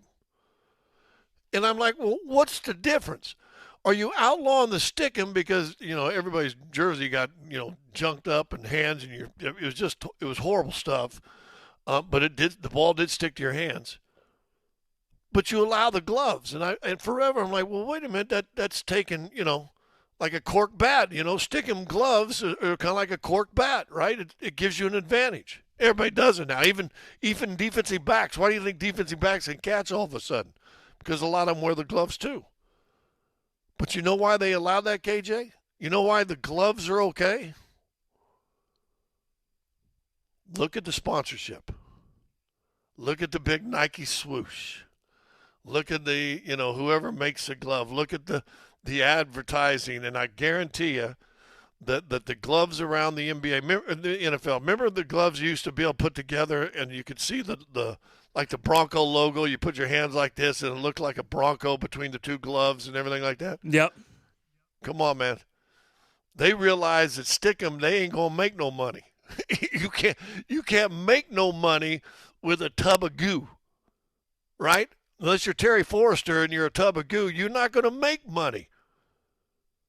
But now all of a sudden you put the gloves, you make the gloves every bit as sticky as a Stickum might be. Guess what we can do? We can market it. We can get the official glove of the official, and whoever it is it Nike still that is the official jersey maker of the NFL, whoever that is now? I promise you they're making gloves. I guarantee you that's still part of it. So anyway, they get rid of Stickum, but they allow the gloves. But anyway, the reason I was telling the story, Travis Hunter, in his pro day today at CU, playing without gloves and still making catches. Well, Shedeur ain't going to go lower than 6, and I don't think he goes lower than 4. I don't think he goes lower than 3. But Travis Hunter, the greatest thing that could happen to Travis Hunter, I don't know if it's the greatest thing because you're talking a few million, if not thousands, tens of thousands of dollars, hundreds of thousands of dollars, is he ain't going no lower than 4, right? Forever he's been at the number 2 spot to Cleveland. I don't know how Cleveland doesn't get a quarterback, especially redoing Watson's contract. I don't know how you even think about not drafting a quarterback. That to me, seeing the success the Denver Broncos had, getting a rookie quarterback, eating a bad contract of Russell Wilson's, and still able to have success, I don't know how Cleveland doesn't look at that and go, was it this week, right? Was it the owner that said we made a bad decision? That was. Yep. He came out at the annual league meetings and basically said we messed up. This right. is something I regret. And to your point, Scott, like at some point, okay, if you know you messed up, you've got to correct your mistake.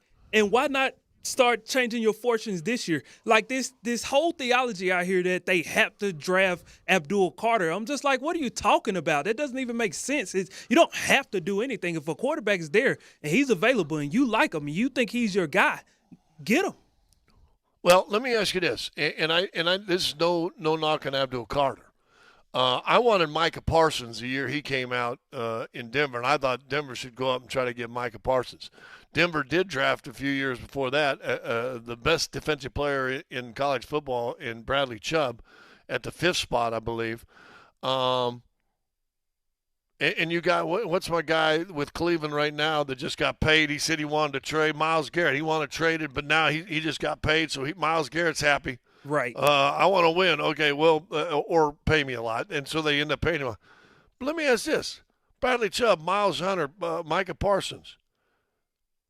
Is Turner any better than those 3 guys? I'm going to say no. Think about it. We don't know for sure. But them three guys been leading teams into the postseason from the edge rusher, interior guy, whatever. Have them 3 guys led their teams into the postseason? They sure have not. And you could argue the last pass rusher that was, quote unquote, a top-tier pass rusher that led his team to a Super Bowl was Von Miller. And so that should tell you everything you need to know about. And that didn't happen, even though, KJ, that didn't even happen till you got Ward, or was it Ward? Not Ward. Was it Ware? Andre Ware. DeMarcus Ware. DeMarcus Ware. Until you got DeMarcus here, guess what? That's what elevated his job. That's when all of a sudden he's going, oh man, this guy really is pretty good. Yeah, he also got a guy that taught him how to be a pro. And then all of a sudden that's go. My point being, if you're Cleveland, yeah, this guy might be a good defender. Guess what you got? You got the best defensive player in football, or top 5, right? Myles Garrett's top 5 defensive player in the league, right? I mean, right? Right. Getting paid like it. Yeah. So you'd rather take a shot on another guy, and you still ain't going to score no points. Or a guy that could be a franchise, quarterback that you're going to get 4 or 5 years with him, where you don't have to blow out the bank, and especially if you're going to set that and going to eat some contract. Guess what? You got to go. They got to go. Cleveland has to go Shedeur Sanders, unless they're stupid, unless Shedeur Sanders is fooled us all and he's going to bomb. I was watching a draft that was on the other day. And what was our guy? The guy from LSU, Russell. Was it DeMarcus Russell? What was it? I think. But anyway, Jamarcus Russell. Yeah. Jamarcus Russell, second pick in the draft. Man, I watched him walk on the stage. This cat about 6'4", 6'5". I mean, built, looking good. This was 200 pounds ago. He kind of walks in there. I mean, he looked at his arm. His arms. I mean, he was hurdling it. That guy didn't do nothing. I mean, he was a bust. Yeah, I'll give you that. And I don't know if he had the hype that Shedeur even had, but I don't know how Cleveland. So anyway, the pro day was going on at Boulder today.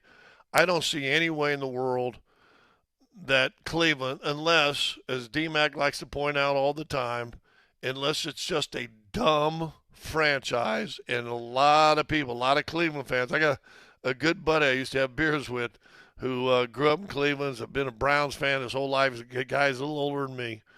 And they can go 4-0 and lose a game. He goes, well, here it is. It's right. Cleveland. Here it goes. Here it goes. I mean, that's where he lives with everything. But unless Cleveland's stupid, Shedeur Sanders ain't going past 2.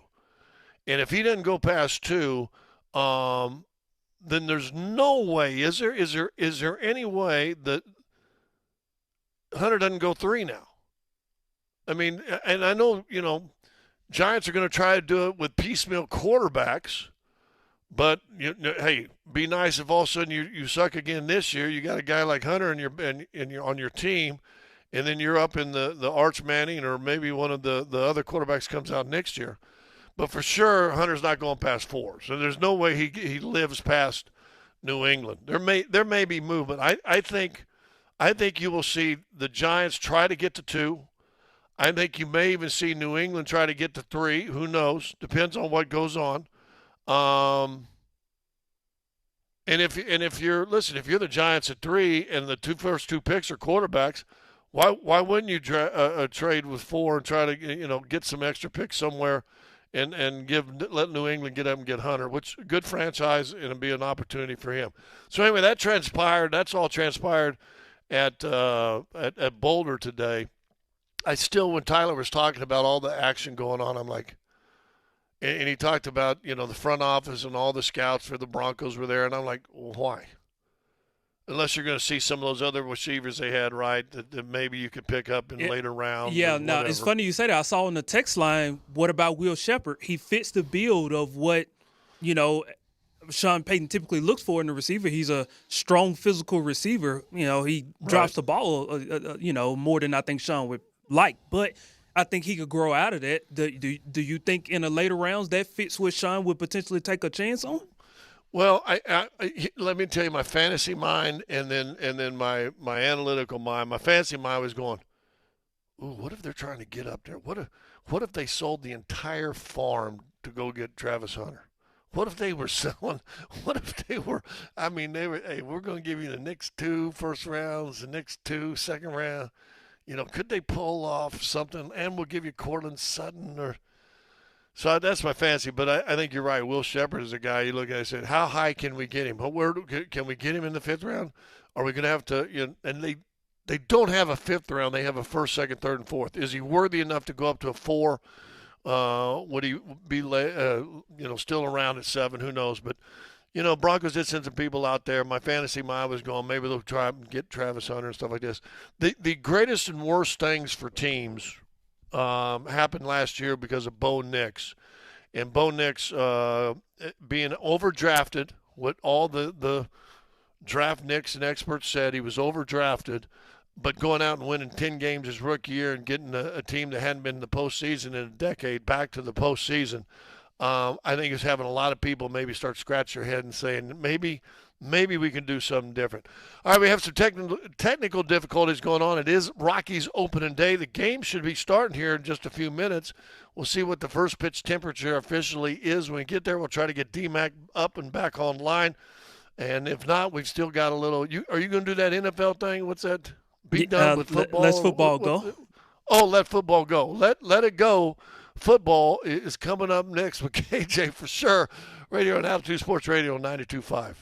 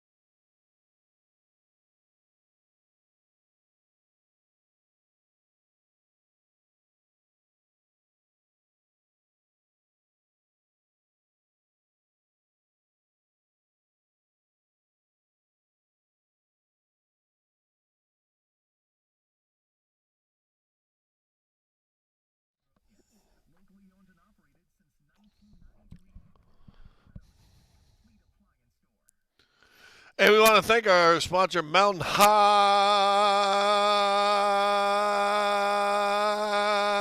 Appliance Store. Not as good as that guy in Chicago did. KJ with what's it called? Let Football Go. Let's Football Go. Let's Football Go. S is in there. I always forget that the S is in there. All right, let's get into it here. Going back to CU's Pro Day, or as we were trying to figure out in the first segment, CU's Showcase. Deion Sanders Showcase. That's the word. Showcase. Deion Sanders spoke today at the CU Showcase, and he was asked about, first off, could he see Travis and Shedeur going number 1 and 2? And here is Deion saying that in his own very Deion way. I think we have the most qualified guys in the draft. They're not a risk. Like, Shedeur's been doing it year after year after year after year. Shedeur has led college football in this. Travis ain't nobody like Travis. So the surest bets in this draft, I'm not a betting man. I'm a godly man. But the surest bets in this draft are those 2 young men. And I didn't stutter or stammer when I said that. Did I? No, you didn't. All right. Mic drop. Let's go. Scotty, how realistic is it that we could see Travis and Shedeur go 1 and 2? Oh gosh, on one hand you're thinking not at all, because it seems like Ward at Miami, right, is just blown up, and he's been that for sure going number 1 all the whole time. I will say this, and listen, Deion, I mean, he's prime time, and he knows how to play prime time, even not only as a player, but in his promotion of his guys. He ain't lying when he says that as far as ready risk, less risk. Maybe you're not going to get the top end guy at Shedeur. Maybe you're not going to get a guy that's running around like Lamar Jackson or anything like that, or maybe he's not a Peyton Manning that's just whatever that is. But I do think he's a safe pick. I think he's going to be a good quarterback. I think he's going to be more than solid. And listen, he's also right when he said there ain't never been no cat like Travis Hunter. I mean, that's a fact. Champ Bailey might be the closest, but even Champ Bailey, I mean, there's no – listen, when you got pros and former pros wearing Travis Hunter gear and T-shirts, he's a different cat, man. He's a different cat. We're going to have Mark Johnson on here in just a little bit to talk about it. He was up there, obviously the voice of the CU Buffs. He was up there, and we'll see if he thinks. Because Prime's not wrong, KJ. We ain't seen nobody like Travis Hunter. No, you're absolutely right. We have not seen anyone like Travis Hunter. And it brings about another question in regards to if Shedeur were to go higher than everyone expects, why would that be? Here is a significant thing that could affect where Shedeur lands. The Las Vegas Raiders gave Geno Smith a 2-year, $75 million contract extension with the potential of it totaling out at $85.5 million, and it includes $66.5 million guaranteed. Woo! That is a lot of cheese for somebody who is, quote-unquote, supposed to be developing the next guy. So the Raiders that ain't a believe developing in Geno. next guy. No, I agree. Yeah, that ain't that may signify that he could get by the Raiders at 6 if he were to drop that far. Listen, you got a new coach that knows a little bit about Geno, and I think he trusts him, and I think he sold the franchise. I do think Geno is a better quarter. He's one of those guys. KJ, see if you agree with this. I think he's one of those guys who's better than we give him credit for, but a guy you don't really think about as being good. Agreed. I think that's perfect. Right? I think he's a lot better than people give him credit for, but I think when you sit there and start naming the top, 5 or 6 quarterbacks, 10 quarterbacks, he may not even make that list, and he may be a guy that hey, name all 32, and you get down to 30 and go, gosh, who am I missing? Oh yeah, Geno. He's been great the last 2 years in Seattle. Let's see if he can do that. Listen, it's already an upgrade. I think we'll all agree with this. It's already an upgrade in Las Vegas than they've had the last couple of years anyway. No matter what, I think Geno's a big-time upgrade. But, man, you know, you might have been able to get a lot cheaper guy for 5 years that a lot of people say is Geno Smith-like and Shedeur Sanders. Yeah, I agree 1,000%. And lastly, Travis Hunter was not expected to run anything today. According to Tyler and several other reports, he was not supposed to do a single thing today, and he goes out there, and the New York Giants flew in specifically to see Travis Hunter run routes. And so he decided, all right, I wasn't going to do anything, but now I am going to run routes. Here's the interesting thing about Travis Hunter, Scott. I think Travis Hunter could go anywhere from 1 to 4. And I even saw a mock draft today from Maurice Jones-Drew. He could go as far as 7 to the Jets. I think that's outlandish. I don't think he gets out of the top 5. But in a perfect world, which team would be the perfect scenario for Travis Hunter? Well, listen, I always think about cold. He played in Boulder, but he didn't play in tons of cold games. Right. New England's cold, man. Buffalo, but it'd be nice. Listen, New England's got at least a history behind them of success. The owner's still around, and I think he wants to find, more of the glory he once enjoyed with Tom Brady. They think in Drake May they've got the future quarterback, so why not in the second year you had a Drake May and a Travis Hunter in back-to-back years? Does that not feel like a franchise-building two-step, right? If Drake May is going to be as good as everybody thinks he can be, is that not a really good two-step you just had? I don't think Travis goes below New England. If he does, wow, that'd be interesting. That'd be interesting because I know there's a lot of people. I think Jaguars would like him. I think the Raiders would like him. I think a lot of other people like him. But I do not see him going below 4. And who knows? Are you happy with who you picked up in the New York Giants? Maybe he doesn't go past 3, to be honest with you. That's my taking on that. Now I got KJ on the phone. Who you on the phone with? Like he didn't even hear him talking about him. He's smiling. Mama called him. Anyway, it's going to be an interesting draft. It's a couple weeks away, and it should be a lot of fun. But I don't think – I think if Cleveland's stupid, they don't take Shedeur. And we ain't talked about it, but why not the Giants? There's no way Travis Hunter goes past 3 or 4. Because the Giants, you got Russell. Go get Travis Hunter now. Well, why not? I mean, if you want to, you got a chance to build the skilled players the way that they need to be built in New York, and I say the time is now. Don't waste time. A quarterback will come around that is more suitable, but a once-in-a-lifetime generational talent like Travis Hunter does not come around often. A once-in-a-lifetime generational talent like Mark Johnson doesn't come around often either, and he joins us on the Ramos Law Hotline as he comes on Polumbus, Hastings, and DMac. Mark Johnson, what's going on, man? How you doing? Hey, fellas, good to be on with you. Hey, Mark, voice of the CU Buffs. You were up there at Pro Day. Tyler was up there and gave a little report, and he said he talked to one scout, and he says, are other Pro Days like this? And I think the scout's remark was, no, this was very unique. In the different Pro Days or whatever, the CU Spectacular or whatever they were calling today up there, had you seen any other ones run like it was run today? Well, this one, Scotty, was called the We're Not Hard to Find. We Ain't Hard to Find. I'm sorry, Showcase. So that's what they called it. Showcase. No, I've never seen anything like this. I mean, this was totally unique. I've been plenty of pro days over the years. But, they're pretty – it's the underwear Olympics normally. I mean, you just get some guys out there. They run a little bit, jump a little bit, catch a couple of footballs. This thing was orchestrated. It was it had some interesting, shall we say, signage up, and it was decorated, and it really was kind of a unique thing. But then again, it's Coach Prime behind it, so you know there's going to be a good marketing idea. But it was pretty impressive today, actually, yes.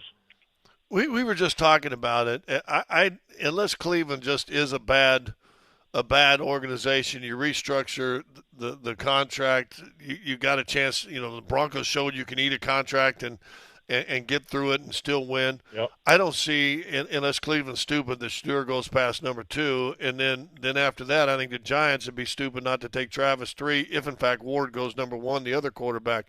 That's unique in itself that you'd have 2 guys from one program in the top 2 or 3. Yep. But you've seen these 2 guys play the last year. Does that surprise you at all? No, it doesn't actually. In fact, ironically, Scotty, I was just on with the flagship in Cleveland here right before you guys called me, and so we were talking about that back and forth. And their 2 hosts were split. One was a Shador guy, one was a Travis guy, and so they asked me to break the tie, and I said, listen, I can't. If you need Prime's line is if you need a quarterback, take Shador. If you don't, you take Travis. Here's the thing about Travis Hunter. I think he's a generational talent. I don't. Coach Barnett, who does the games with me, who's been around football for a long, long time and knows a little bit about the game, last year at one point about midway through the season said on the air, he said, listen, I'm ready to say it, that might be the finest college football player I've ever seen. And that's some pretty high praise. He is a freak of an athlete, as we well know. He's got a phenomenal attitude how he approaches things.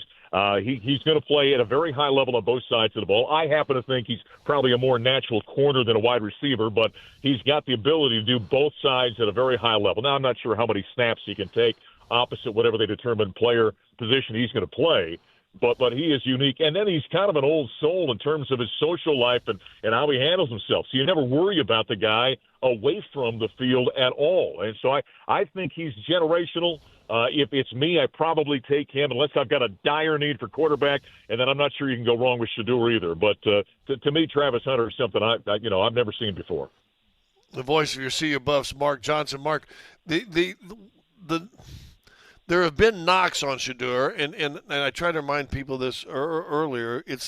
We forget it's called the lying season. This is when teams are trying to lower guys' stock so they can maybe jump up there and everything else. You've seen this cat play for 2 straight years in a row now. Is he a pro quarterback, and would you have any fear if you're a team drafting 2, 3, 4, whatever it might be, of taking a Shador Sanders? No, I wouldn't, and here's why. Number one, he's incredibly sharp.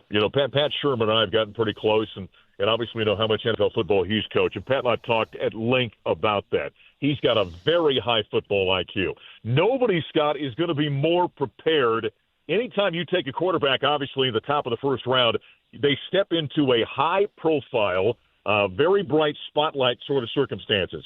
Shador's lived his entire, half of his childhood, if you will, going into adulthood now in that set of circumstances, growing up with Deion Sanders as his father. So he handles the spotlight very well.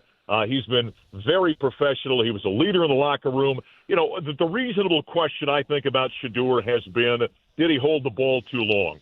Well, I think you can probably say there's some truth in that. Well, why? Well, he got sacked 95 times in 2 seasons for the Buffaloes. They had no running game. He had to make plays. And so sometimes I think he was trying to be heroic out there, which caused him to hold the ball a little bit longer. He's smart enough to understand you can't do that in the NFL. The defensive fronts are not going to allow you to do that. So I wouldn't have any hesitation taking him. However, now with that being said, it's always important, and you guys know this very well. If a team's going to take a quarterback that high, you better have a plan and a roadmap laid out for how you're going to work with him, how you're going to help him mature and understand playing in the National Football League. And so I think that's supremely important. So whether it's the Giants or the Browns or whomever, make sure you've got a great game plan mapped out for helping him mature in the NFL. Hey, talk about also 2 guys that I think will play next year on Sundays, or at least get the opportunity. Will Shepherd, who KJ pointed out a while ago, would fit that big receiver that Sean Payton likes in up here in Denver. But Horn Jr. also. Talk about those 2 guys and your thoughts on them at the next level. Yeah, both of them, I think, are very NFL ready. By the way, Will Shepherd had a 41-inch vertical leap today when he was out there. I mean, he opened some 41 inches and had at just 6'3", about an 11-foot broad jump. At 6'3", right, and just about had an 11-foot broad jump as well. I mean, he was awful impressive. And Jimmy Horn is a guy with such great burst, and he's got that water bug type of movement out there where he's so quick and moves back and forth. He ran a 4.4 today, so a very nice 40 time. He's got great hands and a penchant for making the big play. Those guys, I know they're not probably going to be first-round draft guys, but I think they're going to be guys, maybe in that second, third, maybe the top of the fourth, in that range where I think you can pick up a very, nice, quality wide receiver. They've played in a pro-type atmosphere here at Colorado with Deion Sanders and what he's done, and so I like both of those guys as well. Yeah, it should be a lot of fun. Hey, real fast, the last one, I'll let you go. Appreciate you jumping on. They're pretty excited about some freshman quarterback they got up there. I think we're going to be able to tell here in the next year or two the real beauty of a Deion Sanders coaching ability, right? I mean, he's had guys in his own family and his own kids around, so they knew what they want. They fell in line with dad, if you will, how we're going to lead this thing. But you're going to probably rely on a freshman quarterback. What have you seen and what have you heard about him? Well, I've seen about a half dozen spring practices so far. Caden Salter was brought in as an older guy from Liberty who put together a nice resume, and they'll probably use both of those guys, Scott, I would think, on offense this year. The one thing the offensive staff has told me about Juju is this. There's nothing sped up about him. He's got a mature nature about him. He's had the spotlight on him for quite some time, and so he steps in. He throws a great football, and, man, it comes out quick. And so I think I was talking to Randall Pat today out there at this deal, and we grabbed about 3-4 minutes with each other. And I said, "You like him?" And he goes, "Mark, he has got a chance to be really special." And so he's got the tools. My guess is you see both guys on the field in different circumstances. They probably work up packages for both of them. But that kid is the future of Colorado football. And the people that know and the guys that are coaching him think he could be something special. So it's kind of fun to see. Well, we may see ain't hard to find spectacular. What was it again? Ain't hard to find. What? Showcase. Yeah, showcase. Showcase. I can't ever remember the word showcase. Yeah. So hey, if this kid comes up to what everybody thinks he might, we may have another ain't hard to find showcase coming up here in the future as well. Mark, appreciate you, man. Love you to death. You know that. Doing well. Body's all holding up and all good. This cold weather not making that pelvis area hurt or anything?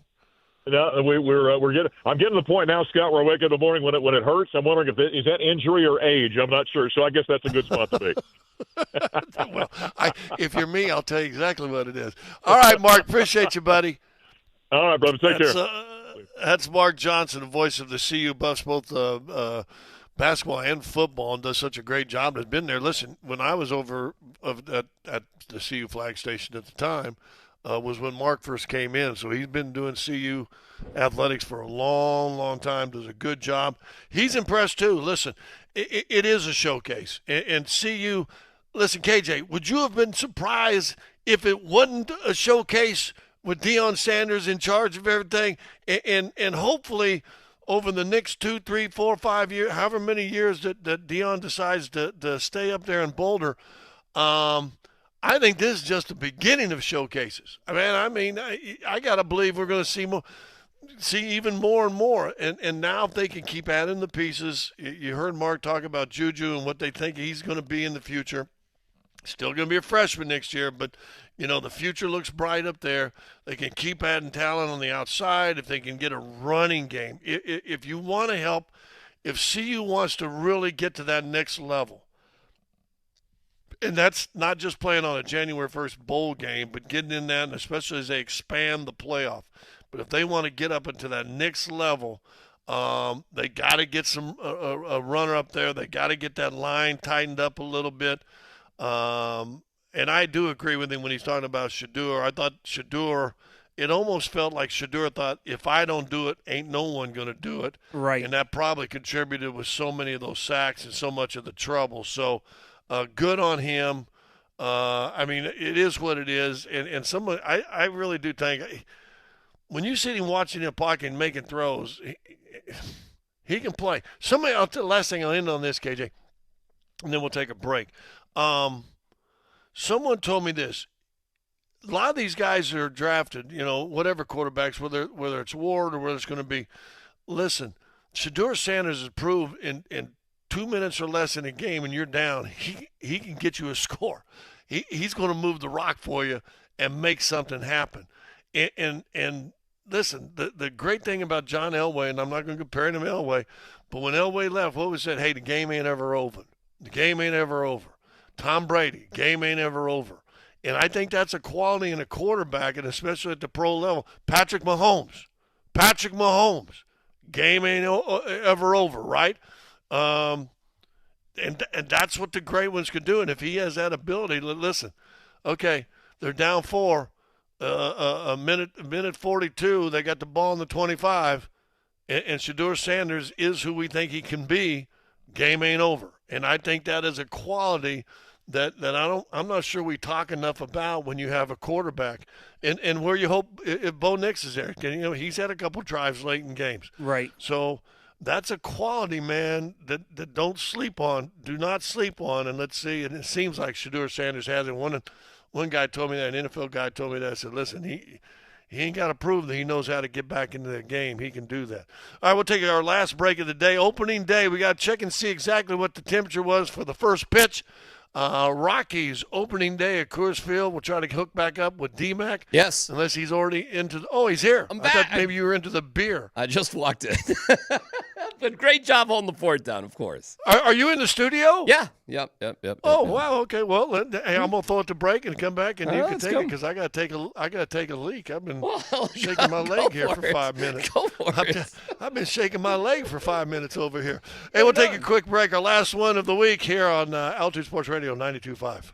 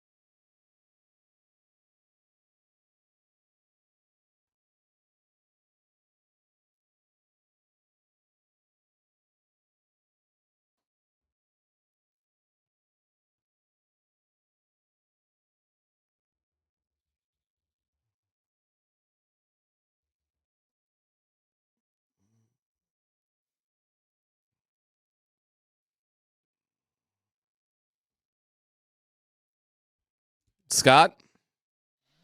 Yeah. First pitch.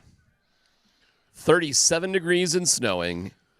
Oh, we tied. We tied. We did it.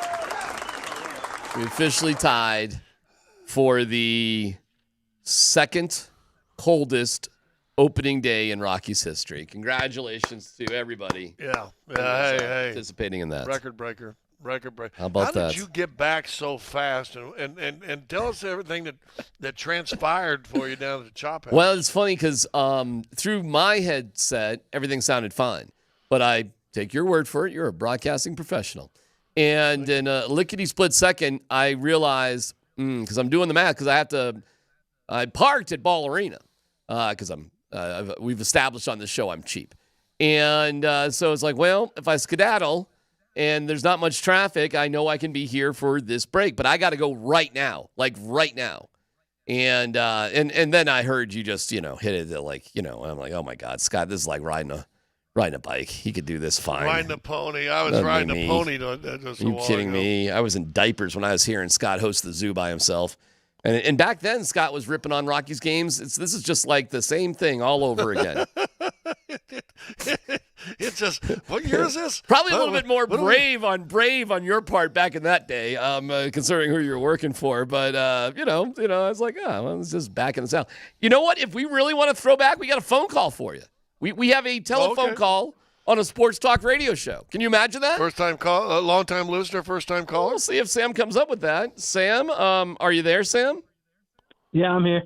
Okay. Are you a first-time caller? DMac, don't say you were in diapers when you heard Scott because you were back in Boston. Okay. All right, Sam. You're starting off terribly. But go ahead. What's your question for Scott? My question for Scott was, hey. All right, so I grew up watching Oh, my Lord. Melo. That's not a question. That is some sort of statement about how you grew up. Just ask your question, buddy. We all understand Melo played here.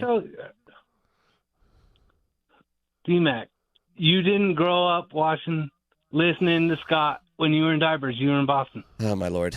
You have 5 seconds to ask a question. My question for Scott was, go ahead. Back in 2008 when Melo got drafted, that's when I first got into basketball. Okay. We tried, Scott. We tried our best, my man. I tried 3 different times. Do you want me to just put him on one more time? Just to give it a shot?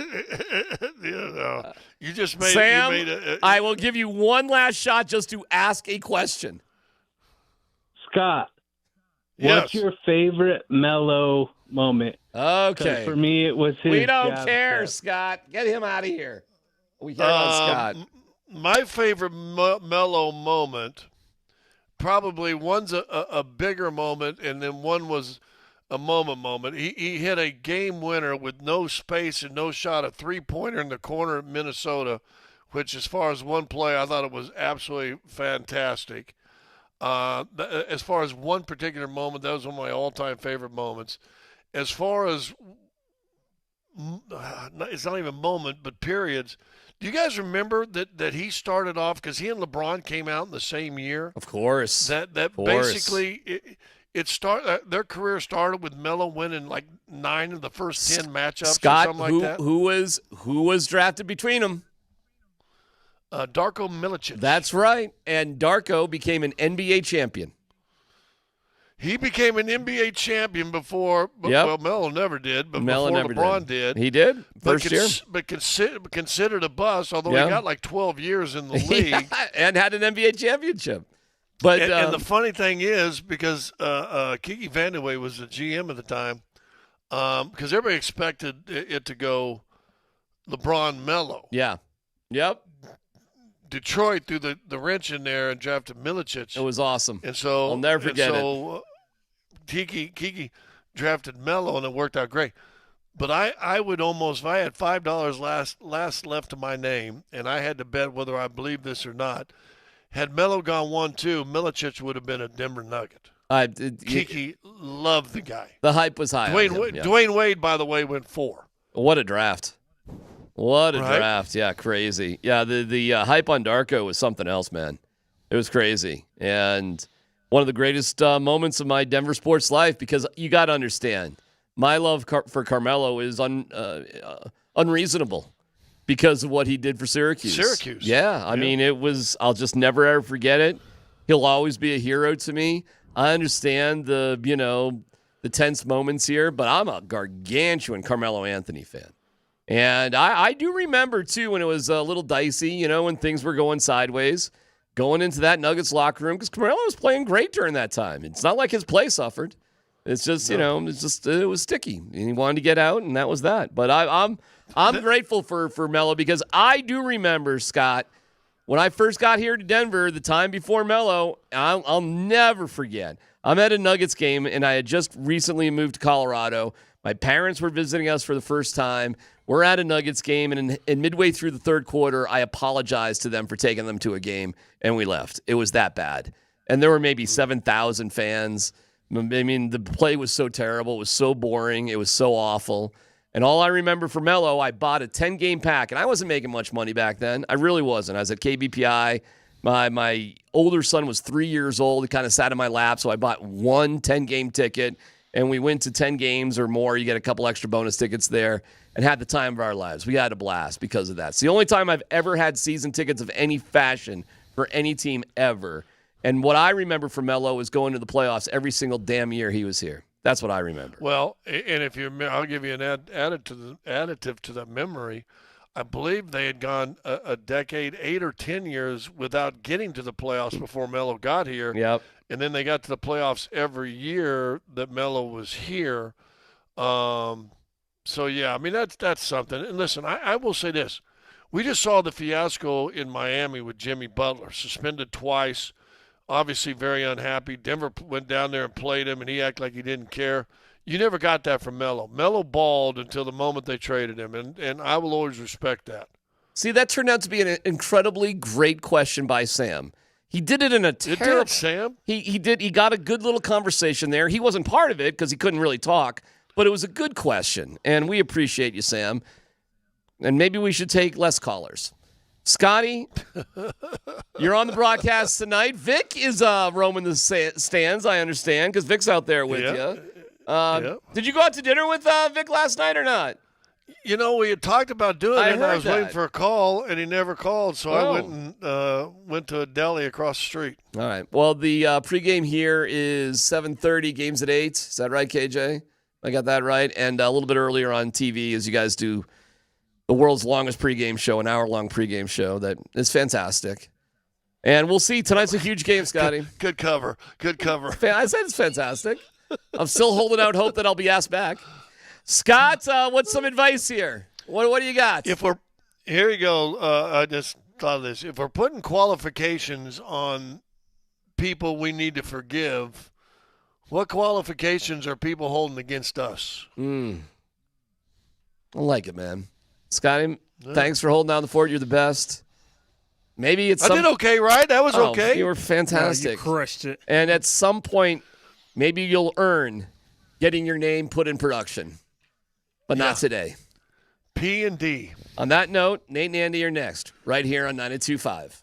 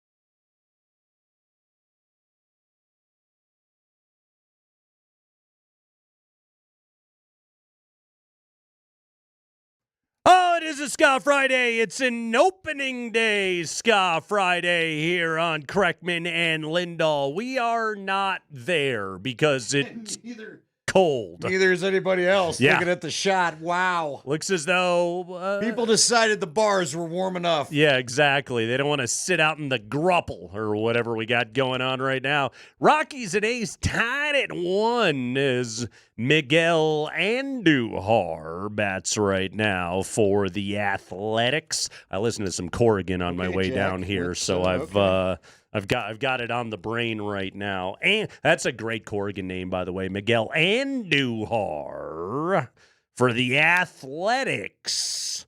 I don't have a lot of Corrigan stories. Pitch clock has made life tough on the elongated pronunciations of Jack Corrigan, I've noticed in recent years. Miguel Andujar. Oh, that's a hit. He's still in that. Yeah, speed it up, boss. Still mid-name when the pitch is coming in there. So, yeah, pick it up a little bit. But, yeah, Jack and Jerry back in our life. Baseball is here. Rocks are 1-5. Chris Bryant not in the lineup today. Yeah, that was awesome. That's good. But the good news is Chase Dollander. That's going to be a good Corrigan name. Oh, Chase there you go. Dollander. Chase Dollander will be starting on Sunday, making his big league debut for the Colorado Rockies, which, hey, you know what? I got to say something nice about the Rockies. There's a bit that we have. I'm so Corrigan brained right now. I'm going to snap you out of it. I'm gonna end up using like a third as many words as I usually do on this radio show today. We're only going to get to 2 topics as you use that pace. We're gonna be checking in with Jeff Legwald and Tyler Polumbus today. Oh, we're not doing the open? Are we doing the bits? There it is. Like, shut up and we It's time for Nate and Andy to say something nice about the Rockies.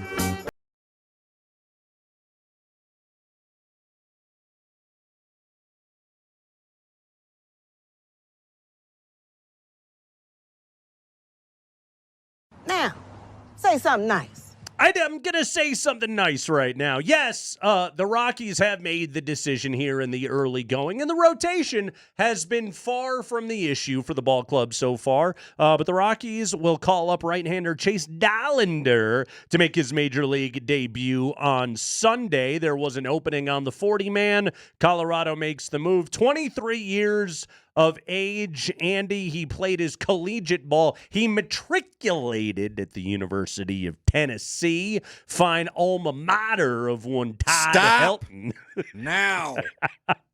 But one of the top players in the 2023 draft, Rox took him in the top 10 a couple of years ago, slotted in as a $5.7 million bonus baby.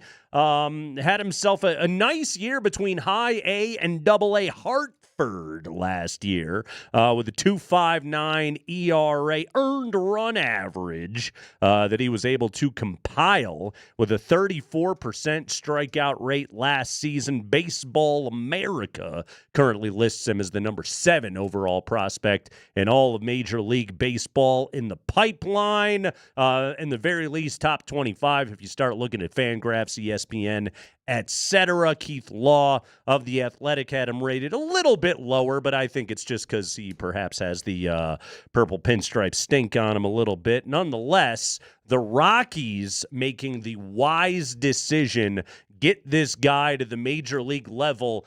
This is a building year for Colorado, and I don't say that backhandedly. This is exactly what this needs to be. So get this guy to the big league level, get Zach Veen to the big league level, but the sooner the better with Chase Dollander, Andy. This guy needs to start making starts at elevation, pitching at Coors Field. Good move today by the Rocks. I mostly said nice things about Colorado in there. Good job. Mostly. I wouldn't say I batted 1,000, but I didn't do poorly enough to get the buzzer. Good. Are we done? Thanks. Is the bid over? We're good, right? Did I get out? Did I do it? No, you made it. I did it. I ain't joining you, yeah! but you made it. Hey, I just said something nice about the Rockies. Yeah, you know what? Good, like you said, this needs to be the plan. Yeah. Get him up here, get some starts going. Let's see how he adjusts to elevation. Make sure he's not afraid of Coors Field. I'm sure he's happy he's going to be in the starting lineup Sunday and not today because it's actually supposed to be in the 50s Sunday. It's supposed to be a nice day on Sunday. Supposed to be good today and tomorrow. Yes. All right. That leads, you brought up this question. We might as well open a little baseball since here we are. Jacob Wilson homered, by the way. Yeah, in the middle of all that. Ryan Feltner making a 2-1 Athletics lead as we head to the bottom half of the fourth. Crazy that opening day looks like your typical business special right now. Yeah, didn't expect that. Plenty of good seats available. That's weather related, though. I think Is even. it? I Is think, this fan base nearing the all right, man, I think what if are we doing? It was north of 50 degrees with some sunshine out there. I think we'd see our usual opening day audience. What do you think we do? I don't think it'd be packed. I do sense some frustration. Oh, it's easy to have the frustration this early part of the year. It exists. They're Now, 1-5, and they've scored 3 runs in their last 3 games. Nobody's having a good year. Chris Bryant's not in the lineup. The bit's over. I'm allowed to say these things. Come June, when it's the perfect night for baseball, I'm sure many will flock back to the park and catch a couple of games, and you'll still have some nice June and July attendance. Mm-hmm. But they always probably do Father's Day, Mother's Day, all that. Oh, top half of baseball attendance. They'll always do that just merely by opening the gates, of course. Well, and it's supposed. Don't they have a series at home again next week because it is supposed to be back in the 70s? And we'll see. Look, my point is the Brewers this. coming to town. The Andy. Brew Crew. Mm-hmm. Now do it in Uncle Teddy's voice. Ted Leitner. Anyway, you brought this up, and maybe it is worth talking about because this is already a miserable start.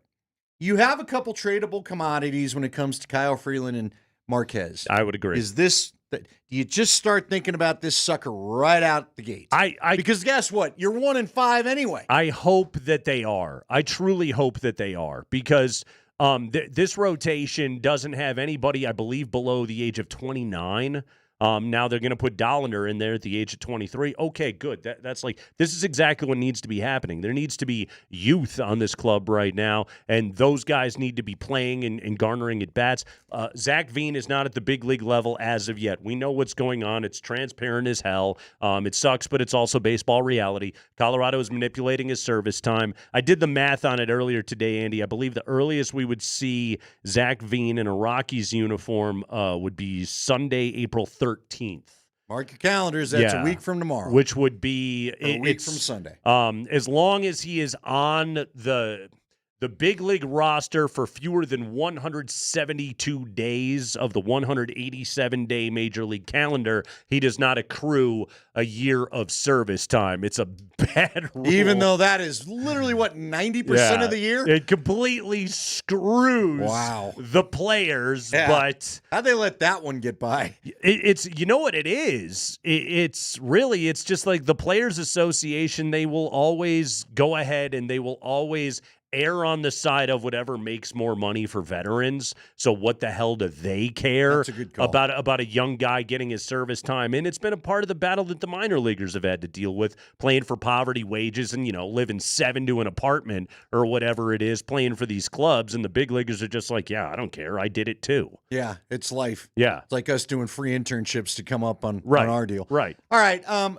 You had said you think Marquez could still bring you some pretty nice prospects if you were to trade him. How about Freeland? The way that he's pitched so far, and Freeland's been both of them are pitching terrifically right now. Right. Okay.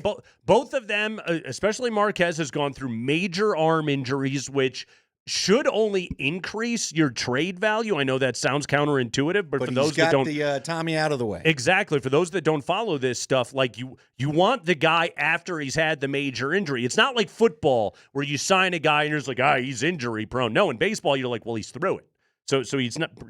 Theoretically, he should not have to have another elbow surgery for another 5-6 years. Well, if you're a club that's trying to win right now, you go and get a guy like German Marquez, who has pitched very well so far this year. This club needs to continue to accrue young talent. They need to get it through the door. Like there is a dearth of all-star level talent on this club.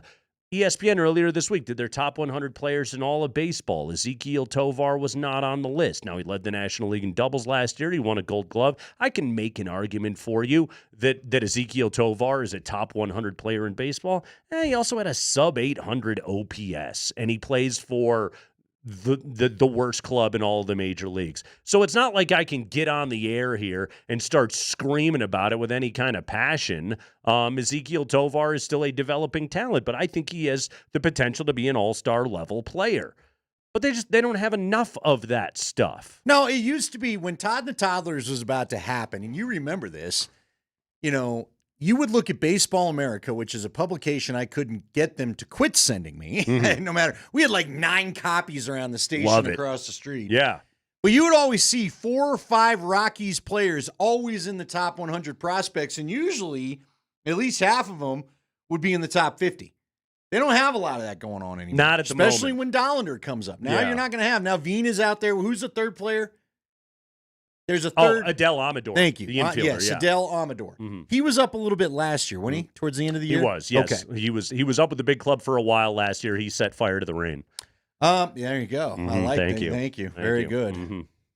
Rumor has it. It's the only one I can come up with. Keep going. But seriously, go get some other prospects, because here's the thing. And guys, this is not just about the Rockies record, which is putrid. Yeah. Have you seen what the NL West is doing? As of yesterday, and I didn't check what yesterday Everybody's out. Well, San Diego and LA were both undefeated. Yeah. The only 2 undefeated in baseball teams in baseball, and they're both in Rockies division. And everybody else had a winning record. Dodgers are 8-0. Play tonight against the Phillies. It's ridiculous. Uh-huh. So not only are you bad, you're chasing like 3 versions of the Chiefs. It's like the Broncos problem on steroids. So just go ahead and please find some young talent that can come together at the right time and give you a quality team like the A's and Mariners do, every 5 or 6 years. I'm glad to see after a 1-5 start where they didn't score any runs, the club was just like, get Dollander to the bigs now. That to me is a sign that somebody is existing in reality over there, and I think that that's a good sign. The Avalanche scored 1,000 goals. It was a great night for the Nuggets last night, even though they didn't even play. We'll explain all of that coming up on the Kreckman and Lindahl Show on a Scott Friday.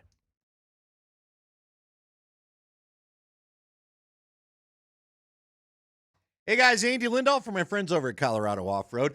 Are you looking for truck and 4x4 accessories? Are you thinking about that camping trip? I know that there's snowflakes flying, but look at the forecast. Come Monday, we're back into the 60s, climbing to the 70s next week. Camping seasons. For a lot of you, it's here. For some, it's on the way. Memorial Day is not that far off. I know that's a big camping weekend.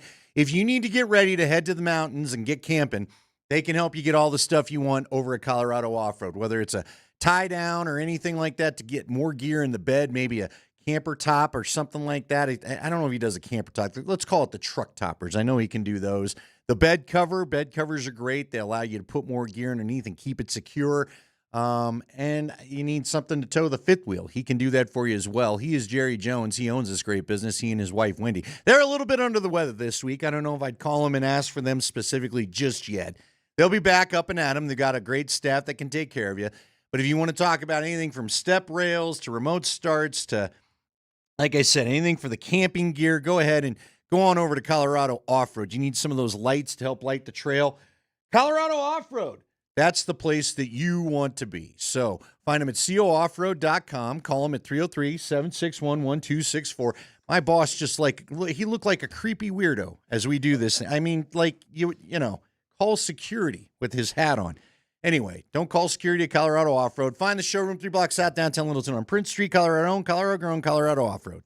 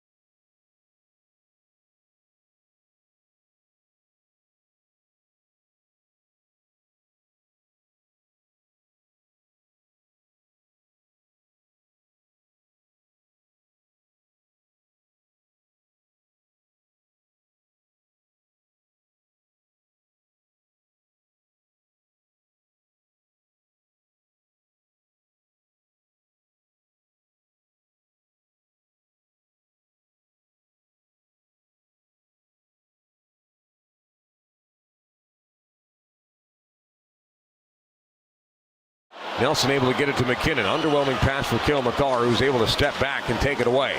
Columbus changing. McKinnon has some space to work with. McKinnon working along the far boards. Now high in the zone. He's got some space. McKinnon all the way over. One-timer. They score! Oh! Hail! Cale!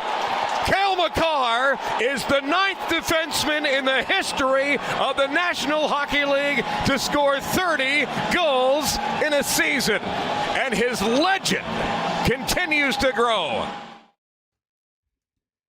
Number 30 for Cale last night, power play goal on a one-timer from McKinnon.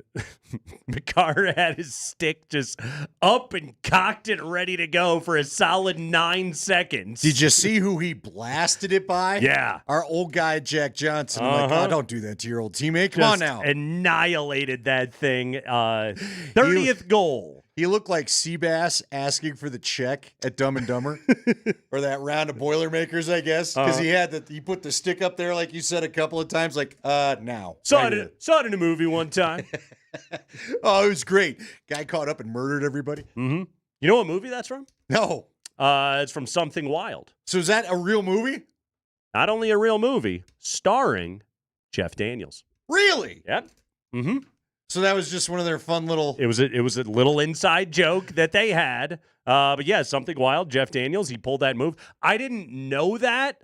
It was literally just like, I don't know, I was in high school bored, like watching, WGN or whatever on a Sunday or whatever, just like flipping. After the Cubs game. Flipping through the 3 channels that we had, not even flipping, probably getting up and changing the channel. And I was watching it and I was just like, oh, okay, Jeff Daniels, Something Wild, all right. And then they did it, and I was like, oh, I get it. Yeah, because it's him. Uh-huh. Did Daniels know it was coming? Did Carey just ad-lib it? I'm assuming they wrote it in, but they would have had to have written it in after Jeff Daniels got the gig, because I also know this was that Jeff Daniels was not the first choice to play that part of Harry. And the way that it worked, I guess famously or infamously, here's a little bit of behind-the-scenes stuff for you, was that Jim Carrey and Jeff Daniels, they went to Breckenridge. All the Aspen shots were actually shot in Breckenridge. Of course. So because it was, I think Breckenridge was... Aspen wouldn't have it. Breckenridge was much cheaper, I think is ultimately what it was. And the hotel was at the Stanley in Estes Park. It wasn't, the whole, like, we landed on the moon. That's a bar that's inside the Stanley. So they weren't actually in Aspen, but they filmed, like, the scooter, like, rolling into town scene and all of that. And then apparently... Jim Carrey just, like, disappeared for the next week. Like, he wasn't on set or anything like that. And they did, like, the Jeff Daniels and Lauren Holly, like, getting his tongue stuck on the ski lift and, the walking in with the skis on and knocking all the stuff over. Like, they filmed all those scenes for the next week, and Jim Carrey just wasn't around. And Jeff Daniels, like, figured out, like, oh, they're trying me out right now. And there was another comedian, because the studio was like, you need 2 comedians. Jeff Daniels was viewed as a serious actor, and Carrey was like, no, I want to do this with a real actor. Like, I think we can play off each other really well. So, yeah, it for the week, the Farrelly brothers and Jim Carrey were basically trying out Jeff Daniels, and then they decided, oh, no, this guy's actually hilarious, and so he got to stay in the movie, but they were not committed to Jeff Daniels yet. So he basically, like, arrived on set, shot those scenes, and after a week, they were just like, no, you're good to go, man. Stay on set. You're the guy. We'll bring everybody back. Right. The only thing I have... Isn't that wild? And it is, and we'll get back. I love all the behind-the-scenes movie stuff. We'll get back to the Avs in a second, but did you know the big gulp scene was not in the script? That's why I asked if he ad-libbed that. It was improv. Because, Jim walked out. Those 2 dudes were literally standing there, and he decided to go, big gulps, huh? And that's why they don't... I don't even think those... No, they had no idea what was going on. They weren't extras or anything. They were just dudes. They literally were just dudes outside of 7-Eleven. Right. Yeah. Jim Carrey just decided to... Genius. Genius film right there. But yes, there's a little behind the scenes for you. By the way, Cam Neely, hockey player. Yeah. Back to hockey. He was Seabass. Friend of the Farrelly brothers. He was in a bunch of their other movies as well. Yeah, the Avs blow out the BJs last night 7-3. McKinnon scored. Brock Nelson scored. We got a little Charlie Coyle action in that game last night. The Avs briefly gave the lead back. Someone named Zach Aston Reese scored for the Blue Jackets last night. Sounds like someone that starred in Saved by the Bell. I was going to say, how is that not a Disney Channel tween star? Zach Aston Reese. Either way, that guy scored. Columbus ended up taking a 3-2 lead. It was all Avs from there on out. Nice victory. Cale Makar, not only did he score his 30th goal last night, Andy, also got his 60th assist of the season. It is the 14th time in the history of the National Hockey League that a defenseman has had both 30 goals and 60 assists in a single season. However, first since 88-89, Paul Coffey. Yeah. Deep cut for That's you. Pretty good. Right there. The only other defenseman to have 30-60 seasons besides Makar and Coffey, Ray Bourque did it in 83-84 for the Boston Bruins. Raymond Bourque. Dennis Potvin did it for the Islanders back in the late 70s a few times. And Bobby Orr. Heard of him? Bobby Orr did it 5 times in his career. Okay, so this team's got it going on. They still don't even have Manson back in the lineup, which that offers another big physical defenseman. And now Eric Johnson, all but guaranteeing Gabe Landeskog is going to be back for the playoffs, which I think we're all feeling. But I guess he drops it on TNT. Very cool.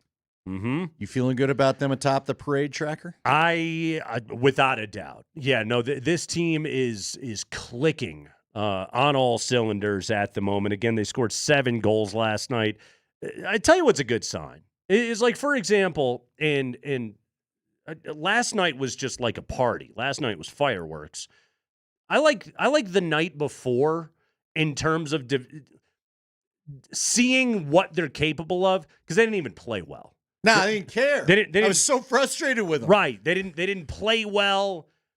And they still came out with 2 points in a road game. Kale gets the goal with 10 minutes, 15 minutes left, and they're like, well, we might as well go ahead and win this thing. No, I mean that first goal. Oh, yeah. Because they'd had the one taken away because of offsides, which I also think was Kale's. But, but it was Malinsky's. But they were just like, we might as well go ahead and win this sucker.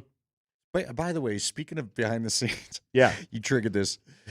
Do you remember the Cheers? There's a Cheers podcast out that I can't wait to start listening to. That's great. But they grabbed a little nugget from it. So when they brought in Woody to be the young bartender after Coach passed, you know where Woody starts jumping over the bar? I guess Ted Danson legit took it as a challenge. And I guess he said they started every time anything Woody would do physical, he tried to keep doing it to let him know, because Woody was like, Woody Harrelson was 23. Okay. And they were all in their mid-30s. So I guess Ratzenberger and Norm, they all just kept trying to jump over bar and do everything that he was doing to show that they weren't getting old, only to find out that they were, in fact, old. So you thought of that when you said Sam Mayday Malinsky. I know that feeling. I know what it feels like to be jump getting over old a right bar. now. I'm happy to just get up the curb right now. Speaking of old. Bring up who? The AFC West. Yeah! Did you see this from our guy Cosmiter? I did. I saw the article. Our buddy Nick Cosmiter, great piece today in The Athletic. You should absolutely read it.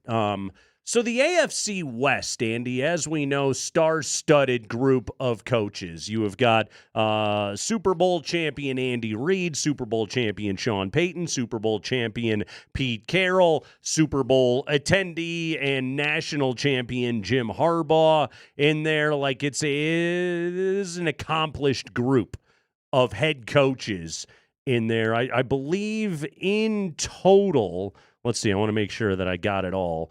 The AFC West's head coaches have combined to win 668 regular season games, 5 Super Bowls, and 2 national titles. Yeah, I forget about Carroll. I was like, who's the other? Oh, wait, USC. Didn't he win? Yeah, but one was vacated. I was That's gonna say, right. gave That's one right. back. There you go. Had to return one to the store. It still happened. Come on, yeah. Can we stop with that? In the age of NIL, can we just go? Yeah, just give them the stuff back. It's fine. It's fine. Go ahead and Hang have your it. banner. So with that, the average age of head coaches in this division, 65.5. 65.5. You got Pete Carroll at 73, Andy Reid at 67, Peyton and Harbaugh are both 61. I believe, isn't Harbaugh, I think, is like 7 days older or something like that than Sean Payton. So Peyton is technically the youngest in the division. The average age of head coaches in this division, Carroll, Harbaugh, Peyton, Andy Reid, 65.5. The next closest division in terms of the average age of the 4 head coaches is the AFC North.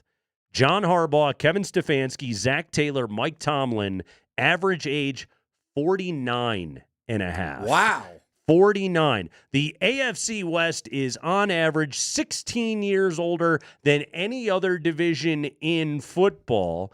Check this out. The youngest average age of head coaches in the division, the AFC South.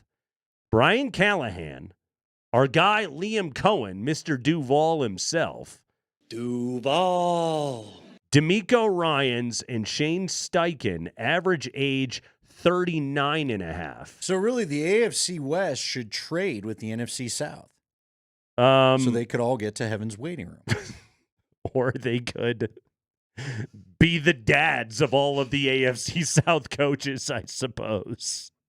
But yes, this is the most accomplished, but also oldest division in all of football. So, as I tweeted earlier today, this is the Izzy Mandelbaum division. I saw that. I caught the tweet. I Go saw him with the time weights. for the Broncos. All right. So, by the way, Sean Payton, front and center. Oh, yeah. At a pro day today, talking it up with Pat Shurmur. He might like him some Will Shepherd. I'm sorry. Yeah, I was going to ask Leggy specifically about Will Shepherd when we get him at 420. I thought he looked great today. He did. Yeah. He's a big receiver. Yeah. It's a pro day. They all look great. But I thought Will Shepherd, man, he looked impressive. And Travis Hunter, let's just call it like it is, Andy. This is one of the greatest athletes alive. Oh, he is. When Deion says, and Coach Prime did about 1,000 interviews and spoke at did a presser before they started and then said the same thing to NFL Network. Yeah. Ain't nobody else like him when it comes to Travis Hunter. I guess Travis wasn't even going to do anything today. Right. And then Tyler found out and had reported that because the Giants came all the way out here apparently to watch him run routes. Yeah. He decided he'd run routes. It was interesting. Some of that route running looked pretty slick today, too. Oh, it did. I liked it. The NFL tweeted out one where he did about 4 moves. Yeah. Now, it was on air, but they were like, how many moves this guy got? And I thought it was funny because Daniel Jeremiah is like, I think Shadour's like, hey, man, that's all cool looking. Can you get to the spot I'm trying to throw to? Right. There's no DB that you're alluding right there. Interesting returns. I was listening to Brian Baldinger break it all down. It was one of the reasons why I was my buddy. Yeah, your guy. Well, I think we efforted at him. He's probably going to lose our number. But anyway. That one's on me. He was saying, though, what are you going to do? Like, how do you think this plays? So Jimmy Haslam was out there. They got a shot of him talking to Deion. So clearly, the Browns are interested, as they should be. I don't know why the Browns just don't take Shador. Didn't they have like 15 people there today? Yeah, including the owner, Stefanski, the OC. This is what I'll say for the Cleveland Browns, too. If you don't want Shador, if you decided he's not the guy, trade it. Just take Travis Hunter. Well, no, fair enough. He's right there. Yeah. Look at that guy. You would think. He's amazing. Just take him. He's right there. I would agree. He's at one point, Andy, I'm not trying to be a creep here, okay? But at one point, Travis was just sort of walking back to the huddle, and he just sort of like I got a shot of his abdomen muscles for a moment. He's different. Yeah. Again, I say this with an unblemished record of heterosexuality, but my God. Well, Baldinger said he had the body fat of a hummingbird, I believe was his line today. It's well put. Yeah. That's exactly what it was. Here's what I think is interesting. So, and we'll talk to Leggy about it. We'll talk to Tyler Polumbus about it. Mm-hmm. What they all kept saying was, now clearly Cam Ward throws a football that just pops off the hand. He's got the more impressive arm. Yeah. We knew that going in. We did, but I also don't underestimate the accuracy of Shedeur Sanders would be the one thing I'd warn about. Yeah. But they did kept saying that the ball was tailing. You probably heard tailing a little bit on the short throws. I thought that was an interesting sort of analysis. Mm-hmm. How does he counter that? Daboll wasn't in the house today, by the way. On Get Up, they were talking about how Daboll wasn't there. Now, Mike Tannenbaum insisted they're not taking a quarterback if Daboll didn't attend the pro day. Did Daboll's doctor tell him that he shouldn't travel to high altitude? Maybe. Okay. I don't know. I don't know. I don't know why he wouldn't be there. Well, because they're thinking, remember, they took Russ and Jameis, and Deion had a pretty good line. Why would that stop you? Deion said between Russ and Jameis, he was telling Shedeur, if you go to the Giants, you're going to get baptized before we get there won't be a prayer. Those Russ and Jameis are going to baptize you every week before the game.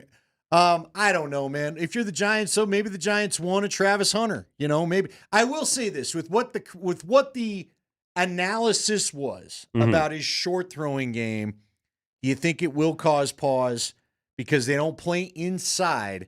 That's why they were speculating maybe New Orleans, if the Raiders don't decide to change their mind, and they gave it Geno a lot of money. They did. 2 years at 75. Is New Orleans really the spot we should all be hyper-focused on? Do you think I brought it up numerous times. I've talked about New Orleans. I think the Jets still very much need to be in play. But the softer throws, is that going to hurt him for an outdoor team with wind? Which, I mean, look, Tom Brady survived New England. He was never thought to be the strongest arm quarterback in the league. Peyton Manning did fine in Denver, right? I'm with you. Yeah. Who also had a little flutter on his pass. He did. And guess what? He was extremely accurate and very smart and had his timing absolutely down. And what do they say about Shedeur over and over again is that he is a high IQ quarterback. Like he steps into the league with the best processor available, which is a great trait to have as a younger player. And he is going to have to overcome some sub-elite physical traits that he has with his brain and his vision and his decision-making. I think he's got it all. Well, Daniel Jeremiah, matter of fact, Dan Orlovsky also said this today. They both were griping that Shedeur is going to be the most complicated quarterback to evaluate because the O-line was just so bad. And there are a lot of times where he had to escape the pocket for the sake of making a play. Yeah. Yeah, and there were times where he escaped the pocket when he didn't even really have to, and those are the things that these teams are going to have to concern themselves with right now. It's Kreckman and Lindahl. The Nuggets, they had a good night last night, and they were off. I'm assuming they had a lovely meal, but it was a good night nonetheless. We'll explain next.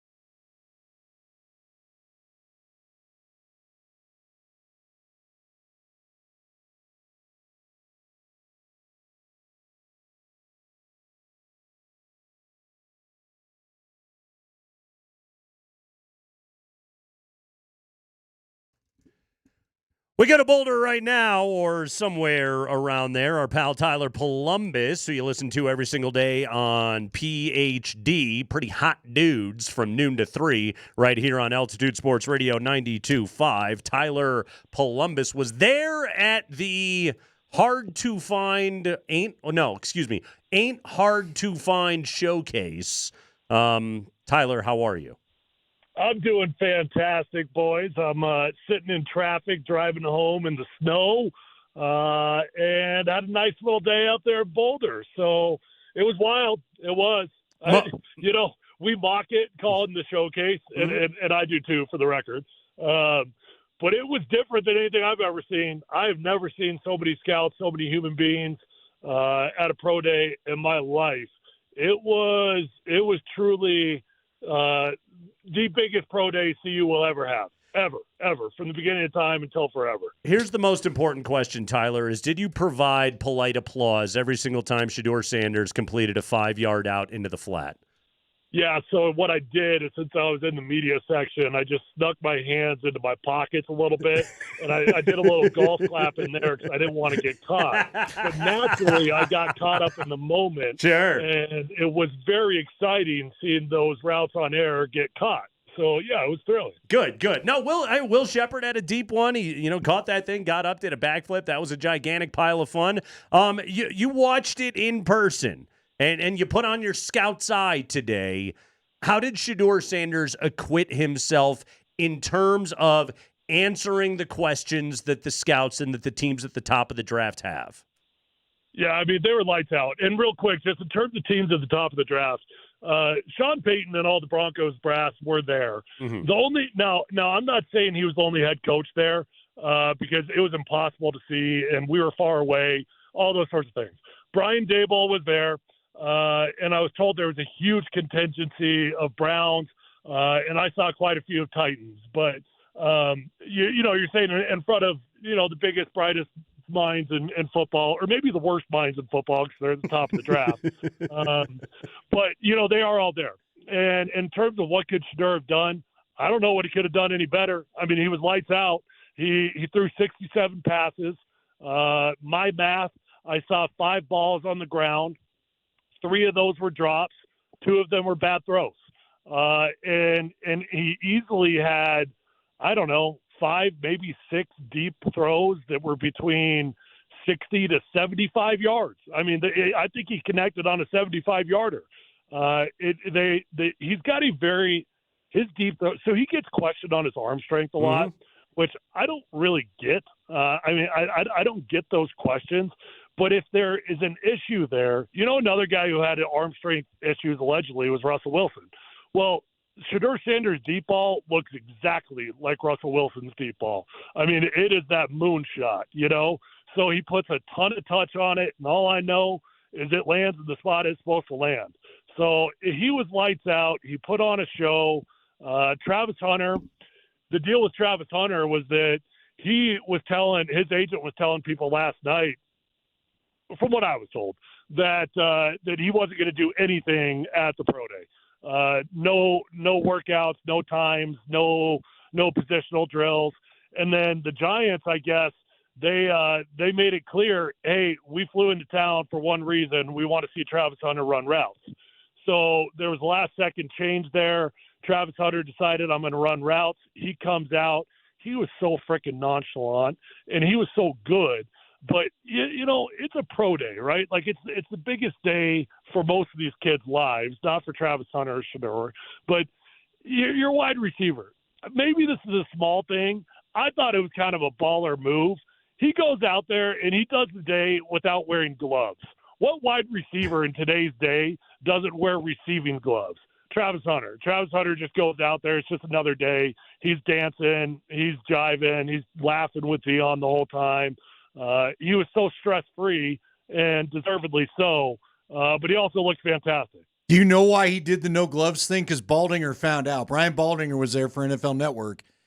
He told Baldinger he wanted everyone to hear the ball smack his hands for some reason. He didn't want the gloves deadening the sound of the ball, and they all wondered why that was. But it was interesting. Look, Baldinger said those deep throws you talked about, he said those are all NFL throws. No doubt. What the panel, and Daniel Jeremiah was out there too, what the panel was discussing out there, Tyler, I think Bucky Brooks was on it as well for NFL Network coverage, was there was a little tail on the ball on the short throws, and they just wondered how it would hold up in the wind. Did you hear any chatter about that? Like they thought him to the Saints in the Dome might almost be too perfect a fit. What did you think of the short throws? I mean, obviously we know that you thought the deep ones were great, but did you hear any chatter about concern for the short throws and the fact that it wasn't necessarily hopping out of his hand the way the Cam Ward throw does? So I could see that. I could. First off, on the Travis Hunter thing, I hadn't heard that from Brian, but I did think it was a statement in one form or another. I didn't know what the statement was, but I thought it was a statement. So that's interesting to hear that it was intentional. In terms of the ball sailing, I did make that comment to Dan Tanner once or twice. He connected. And I don't know what we're considering. What's a short route in today's game? I mean, I would say these were 12 to 15-yard throws. Right, and those are the ones that were making the comment on. Everybody was oohing and on over the deep ball. Right. They got to the right spot, but the ones I noticed were the sideline outs, maybe 12 to 15 yards. And the receivers are maybe reaching just a little bit more than they'd want to, having to tap their feet on the sideline, especially for being routes on air. I guess my only other comment that might be slightly negative here, he does have a tendency to throw a wobbler or two. Now, I'm not talking Peyton Manning in his final year wobbler, but, they're not all tight spirals. They get where they're supposed to go, but it's not the most beautiful spiral you've ever seen every throw. Talking to our buddy Tyler Polumbus, he was there to cover CU Pro Day today, the Ain't Hard to Find showcase that happened there at the University of Colorado. Let's go back to Travis Hunter here for a moment. Yes, he did have to run routes as the kind of question debate continues, Tyler. Is this guy going to be a DB or is he going to be a receiver, a pass catcher in the NFL? Well, today, a lot of those receiving skills were on display, looked pretty damn good on television. What did you think of him in person? Yeah, first off, every time I see him on TV, he looks like such a little guy. I don't know if you guys feel that way, but sometimes I feel that way when I'm watching him on TV. I thought he looked huge today on TV. Okay, I thought he looked big too. Yeah. They said they've added weight. Yeah. They said both Shedeur and Travis Hunter were noticeably thicker than the last time we saw him in the game. And maybe it's just like when he's out there in pads and he's surrounded by bigger people. Well, I've been on the sideline. Tyler, you were there once too. Yeah. He's not a small dude. Yeah. No, he's not a small dude, but I had the same observation. I was like, gosh, that's a bigger human being than I envision him being on TV. Both in height and just stature. He looks great. I don't think he ran as many routes as some of the other guys. I can't prove that. I wasn't counting it. It looked to me like he was kind of doing like the bare minimum maybe of what needed to be done out there. Yeah. But where he really shined to me, it was in the warm-ups. When it's just Shedeur and it's just Travis Hunter, it's just those two guys. And Travis is out there shaking and baking and doing his deal, and you can see the speed, and there's no distractions. It was just those two guys in the warm-ups. I mean, I don't know what every team is going to think in terms of wide receiver, defensive back. The one thing that is pretty common knowledge, wide receivers are getting paid $40 million.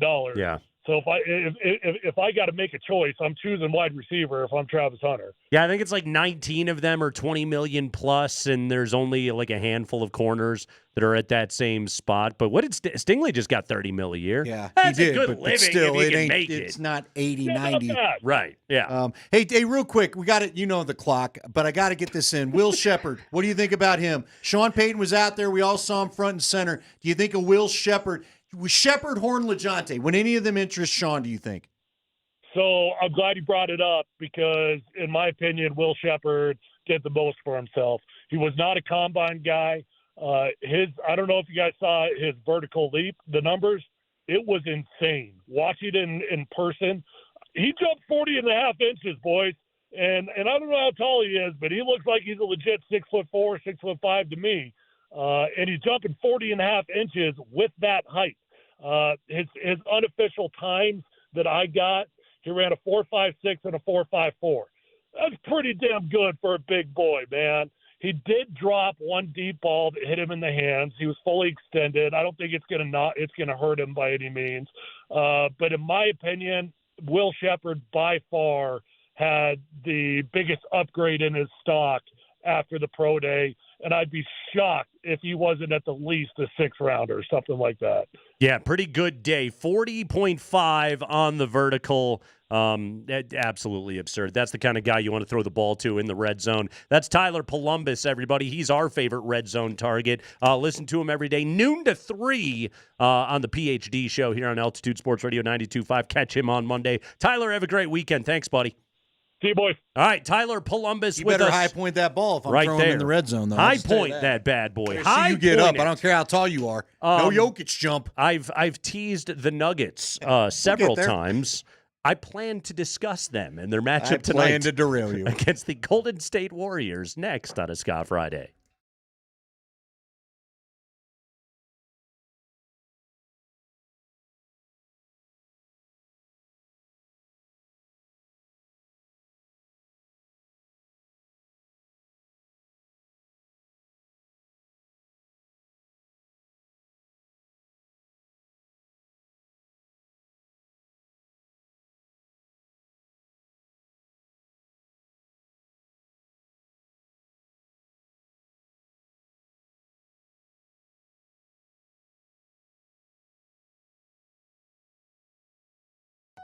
Nate Kreckman here for Apple Air.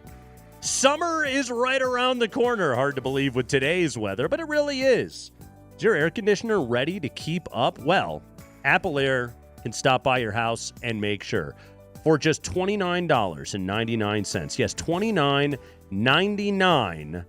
Apple Air will stop by and inspect and tune your system to make sure it is running efficiently and reliably. Now, this offer is only for new customers, but Apple Air is looking at it and saying, hey, this is their opportunity to introduce themselves to you, show you why homeowners like me, Nate Kreckman, trust Apple Air. I had them install a new heating system in my house last fall. It is fantastic. Daikin 2-stage, high-efficiency furnace. I got a great price on it. I got a quote on it, not an estimate, a quote. They came over, installed it, and did terrific work. You want to make sure that your AC is ready to rock this summer. Well, go ahead and get that $29.99 checkup on your cooling system right now from Apple Air. Give them a call, 303-733-2813. That's 303-733-2813. Or go to appleair.com.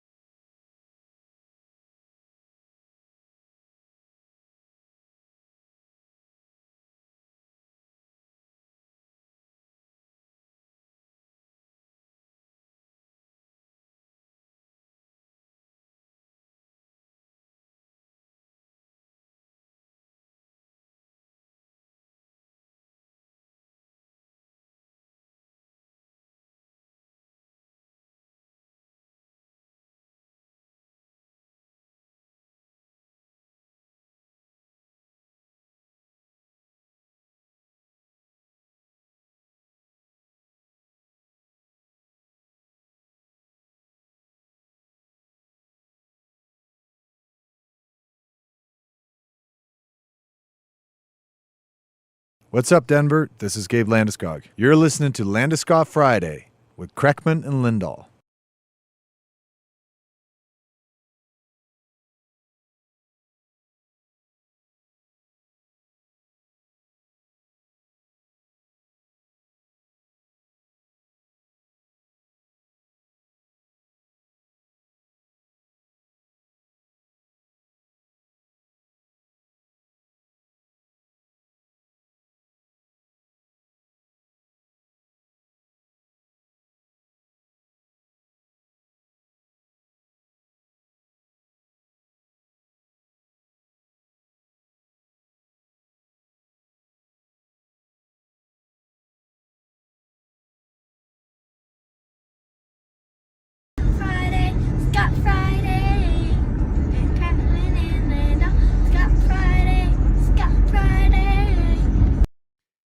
That is the voice of Mrs. What does he call her? It's Scott's daughter, Ellie Hastings. Give her a shout out. I can't. The warden. What's below warden? Junior warden. I think that's what it is. That was the junior warden. Was she talking about singing our song? Was she talking about a guy named Scott Friday? Yeah, she's turned it to Scott Friday though, because Dad's Scott. But anyway, that's the youngest Hastings. Our neighbor is Scott. Great dude. Shout out to my neighbor Scott. But yeah, anytime that I have ever played ska music and my kid's like, "What's this?" I'm like, "It's ska music." Like, Scott? Sure, why not? Someone wrote in one time and said, "What's ska?" No, it's music. Just music. Just roll with it. We have fun with it. It's music that we play people every like Friday. The song. We've had a number of people send us video or at least audio of their kids singing the song. Totally. It's a hit. It's sweeping the nation. Nuggets in action tonight on a Ska Friday. They will take on the Warriors in San Francisco. It is the second night of a back-to-back for Golden State. Tip-off at 8 o'clock. Last night was a good night for the Nuggets, and they didn't even play.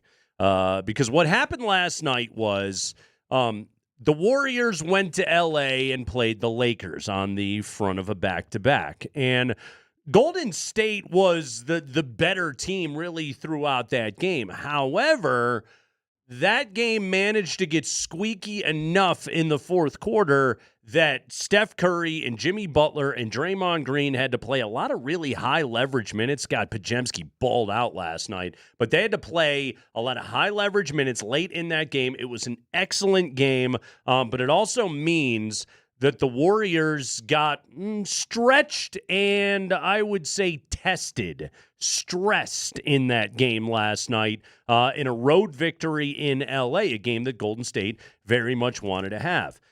Minute totals from last night, Andy. Draymond played 34, Jimmy played 36, Steph played 34, Pajemski played 36. So that's good. You're gonna catch this team kind of maybe hopefully a little fatigued on the second night of a back-to-back. I know the travel between Golden State or between San Francisco and LA isn't massive, but it is travel nonetheless that they have to deal with. The Nuggets have just kind of been hanging out in the Bay Area. Oh, by the way, in the standings, helpful that Golden State went and won that game last night because by beating the Lakers, it shoved Denver back up to the 3 seed right now where they have a half-game lead on the Lakers, tied in the loss column. But right now, Denver has 47 wins to 46 for L.A. Golden State is the 5. Memphis is the 6. Minnesota back down to the 7 as we stand there today. But they're tied. 45-32 for Grizzlies Timberwolves. Yeah. Mm-hmm. And the Clippers, by the way, are 44 and 32, so it's the same in the loss column, by the way, with L.A. Do you wish the Wolves would just – I know you don't. You want to see the series you told us earlier in the week. For me, make up your mind. Go on a run or go on a losing streak, but let me know where you're going to be at so I can mirror it. Well, it's a lot of wild stuff that's happening right now. Like, the Grizz got a high-tension win last night over Miami. Ja Morant, what are you doing? What? And I know you can ask, what are you doing all the time for Ja Morant? For those that did not see, all right? Ja Morant, who has been suspended for juggling guns twice now in his NBA career. One time he had to meet with the commissioner. Yeah, he got an 8-game suspension because he was over at the Glendale Ballet over by our old studios and live streamed himself, just like, I don't know, scratching his chin with a gun. Then he gets caught on another social media video doing the same sitting in Where a his car. buddy knew it wasn't Right. a good idea and killed the video right away. Got suspended 25 games for that. So he's already served multiple suspensions for firearm nonsense. Then, earlier in the week, he did a finger gun salute after hitting a big shot. Buddy Hield did the same thing. The NBA came to him and said, hey, man, we know you didn't mean any violence by that, but can you not? Just don't. Yeah, would you mind? He did it twice last night. He had already been warned by the NBA not to do it.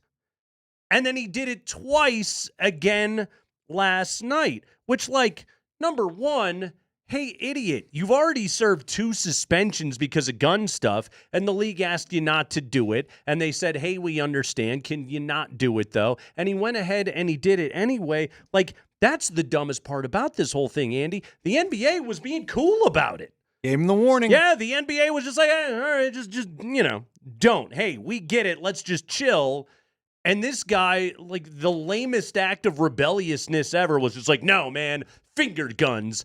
That's my brand. I've got to do it. And now he's going to get probably suspended again. This guy, Andy, it's so frustrating because Ja Morant is a great player. He's a great player. On the floor, he's a lot of fun to watch. He's a loser, man. Yeah. This guy is a losing player for an organization that is a complete and total mess, that is built around having to depend on that guy and his stupidity.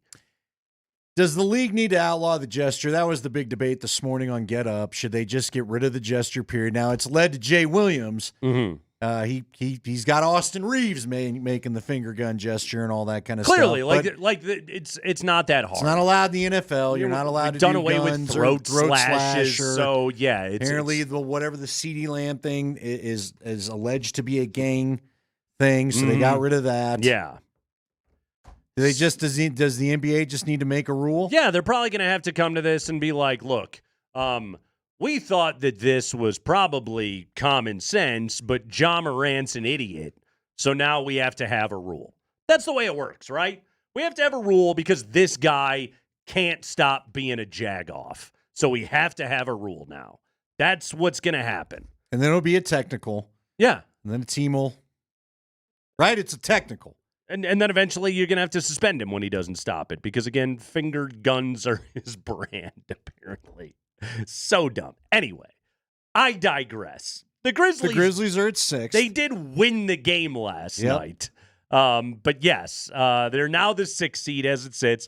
The good news is the Nuggets moved up. The Nuggets moved up and the Warriors were pressed. So hopefully that portends good things for tonight. Okay, now hold on, though. Let's say they beat the Warriors tonight because you brought up a key point Monday, I think it was. Yeah. Look at the losses. The Warriors are in 5th because they have one less loss than the Grizzlies, T-Wolves, and Clippers. Right. So if the Nuggets beat the Warriors tonight and give them the 32nd loss, where does that drop the Warriors to? And if the Nuggets lose tonight, by the way, would drop them to 45 and 32, which would put them in a 3-way tie with Memphis and Minnesota. The biggest, I can't worry about what's going to happen right now below Denver in the standings. The Nuggets want a top 3 seed. Yes. They want a top 3 seed. I believe, have we ever had an NBA champion outside of a top 3 seed? That was brought up last. No, Dallas tried to threaten it last year because they made it, but ultimately didn't do it. Yeah, it's again like that. That's pretty critical, both in terms of setting you up for whatever opponent you may play, and home court advantage in the opening round, which you're absolutely going to want to have. So yeah, I want the Nuggets to win tonight, but more than anything, much like what we saw out of the Avalanche last night, I want to see the Nuggets play well tonight. Yes. I want to see that you're locked in. I want to see a connected, cohesive brand of basketball that is played against a playoff caliber opponent in their building. I want the Nuggets to play well. Okay, right now Jamal Murray is listed as questionable. MPJ is available according to Katie Wingy in a tweet. Good news. He's back with the team. If Jamal Murray doesn't play tonight, because this is a game you want. We're not questioning whether you want these wins right now, right? Yeah, I think you want it and you want to play well. Okay. And you want to, again, start to build some rhythm Because before there's the only 5 postseason. games left. Mhm. That's it. We're down to 5. Yeah. You and I were joking a week ago, is this the 5 we finally rest some? Nope, not in that situation. No. If Jamal Murray doesn't play tonight, is it time to be worried about the dang hamstring again? Yeah, probably. I would be a little bit worried about it. By the way, Julian Strother listed as questionable tonight. Yeah, I hope he gets back in. That'd be great. He needs a little ramp-up time, too. He certainly does. I can't tell you for sure whether or not this guy's going to be in the postseason rotation, but I'd like to see him out there. We need somebody that can actually hit an outside shot. Peyton Watson also listed as questionable for tonight. CBAG and Nikola Jokic are all probable, a.k.a. they're all playing. So that's what's going on right there. By the way, did you see what Giannis did last night? No, I heard it was something no one else had ever done before. 35 points, 17 rebounds, 20 assists. 20 assists? Assists for Giannis last night. To who? Dame isn't even playing. Everybody just chipping in? They made shots. Listen to this. Last night, Giannis's teammates scored 50 points on his 20 assists. You add those 50 to Giannis's own 35, he accounted for 67.5% of the Bucks' points in the win last night. Giannis has been handling the ball more with Dame not in there. The Sixers and Nick Nurse, well, the Sixers really, you kind of saw this started with Nick Nurse back when, he was in Toronto, but it was just like he just throws bodies at Giannis. They kept finding open shooters all night long, and they just shot the lights out. I wonder what that feels like. I know, right? I wonder Jokic is probably like, what? That's cool. We need a game like that. We would really like that. But, yeah, pretty good night for Giannis last night. 35-17-20. Never been done before, probably until Jokic does it tonight at Golden State. Real quick, real quick. Do they go small ball when Jokic isn't in there? Does he stagger Jokic and Gordon to do the small ball thing against Golden State? I think that's kind of what we'll be moving towards going to the postseason. Here's what I can't decide and what I can't figure out of Michael Malone. Is he gonna play DJ in the playoffs or not? Well, you're gonna have to. Or is he just? He would tell you he doesn't have to do anything. Man, He would tell right. you I can use Aaron right. Gordon in a small ball role, and I don't have to include DJ out on the floor. Is that the right move? I don't Not know. if you're going against a bigger team. I think it's very matchup dependent. Yeah, I think it's very matchup dependent. And against Minnesota, I think DeAndre Jordan would probably have to play. Kreckman and Lindahl. We'll check in with Jeff Legwald after the CU Pro Day, plus other draft stuff going on. Final Four weekend. The Nuggets are in Golden State. The Avalanche are in St. Louis. Great sports weekend on tap. Eat some guacamole. Watch some sports. It's Altitude Sports Radio 92.5.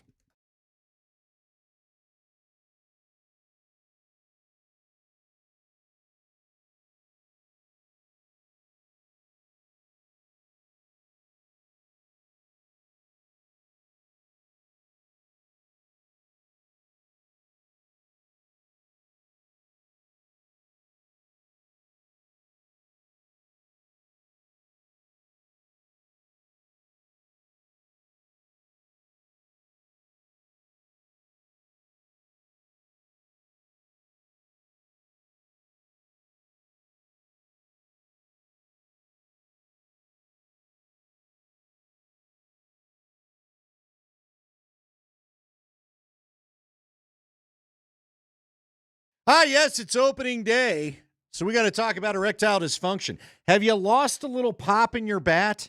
Would you like to get the pop in your bat back? Would you like to be batting 400 in the bedroom? Well, then you need to go to the Rocky Mountain Men's Clinic and deal with your ED problems, your erectile dysfunction problems. Now, in order to get that 400 batting average back, you're going to have to find the right treatment for you. And they've got a number of treatments to offer you over at the Rocky Mountain Men's Clinic. Don't let ED cause stresses in your relationship or create anxiety. Don't pull away from your partner. Don't pull away from dating altogether.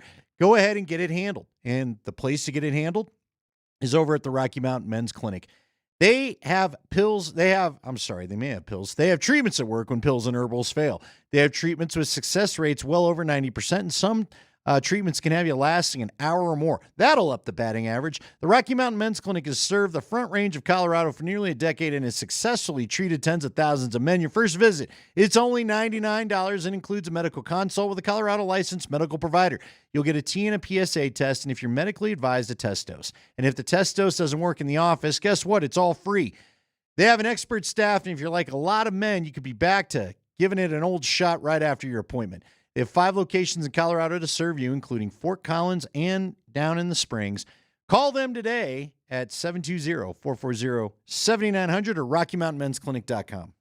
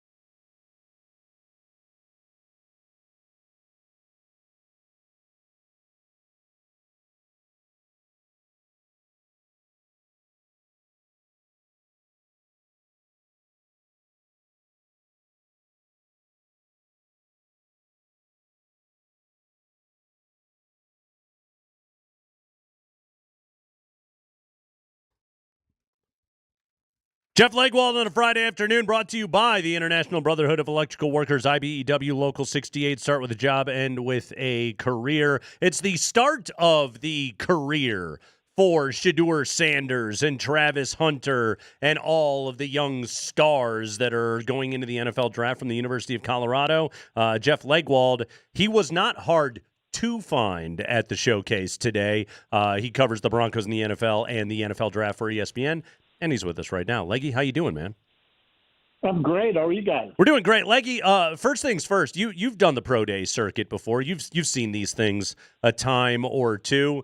Clearly, everything is, we'll call it unique when you enter into the Coach Prime sphere. Where does today sort of stack up for you in terms of pro day spectacles that you've seen in your life? You know, I probably wasn't quite to University of Miami in the heyday. I made a couple of those back in the day. Probably saw some stuff, huh? Yeah, you know, and scouts always talk about BYU's pro day, too, for kind of, you know, pumping it up and all that. But I remember Zach Wilson's performance at a BYU pro day was pretty damn good looking. Yeah, but I mean, they've always had the reputation in recent years for having one of those pro days like scouts like going to. That is a, you know, humdrum another day on the road type thing.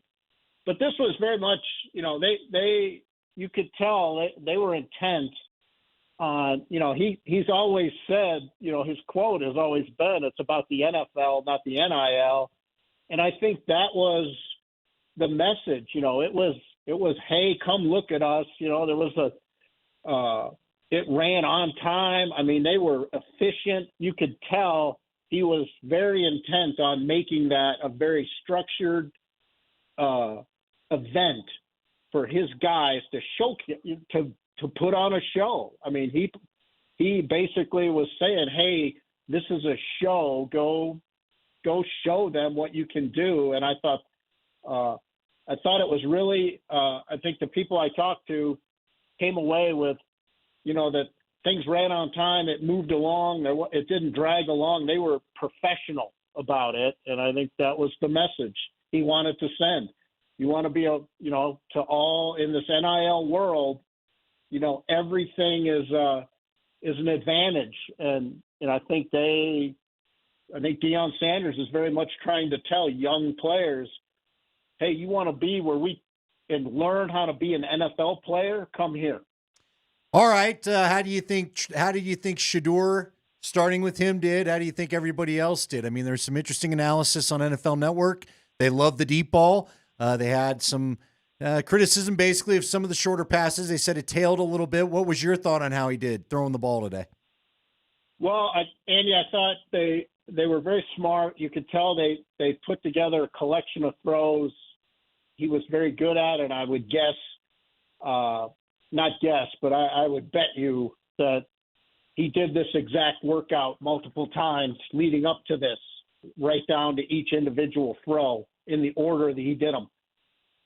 So he was very prepared for this day. I think he was very intent on showing he could come back from center, that he could do 3, 5, and 7-step drops because he was really smooth doing those things. He did some play action out from under center and out of the gun. I think he wanted to show people, look, I could run NFL stuff. Here I am doing it. And I think he wanted to show he could throw on the move a little bit. And the deep ball was very pretty. So he covered that. You know, the shorter stuff, I think he was trying to muscle up a little bit and throw it, and I think that's why he got a little bit of the tail. Talking to Jeff Legwold here, breaking down the CU Pro Day. In terms of the teams at the top, and we know that they were well represented today at CU's Pro Day, but Leggy, in terms of reading tea leaves, et cetera, from just kind of looking around and seeing who was in attendance, what did you take away from who was there to watch Shedeur Sanders throw the football and who was there to see Travis Hunter run routes? Well, you know, Nate, I think, you know, Cleveland made this a very big, excuse me, Browns Day, very big Browns weekend Day for them. Mm-hmm. They took the two guys out for, you know, the formal dinner last night, and the team owner was here, Jim Haslam, you know, the top team brass. So I think they were the most prominent in terms of executives.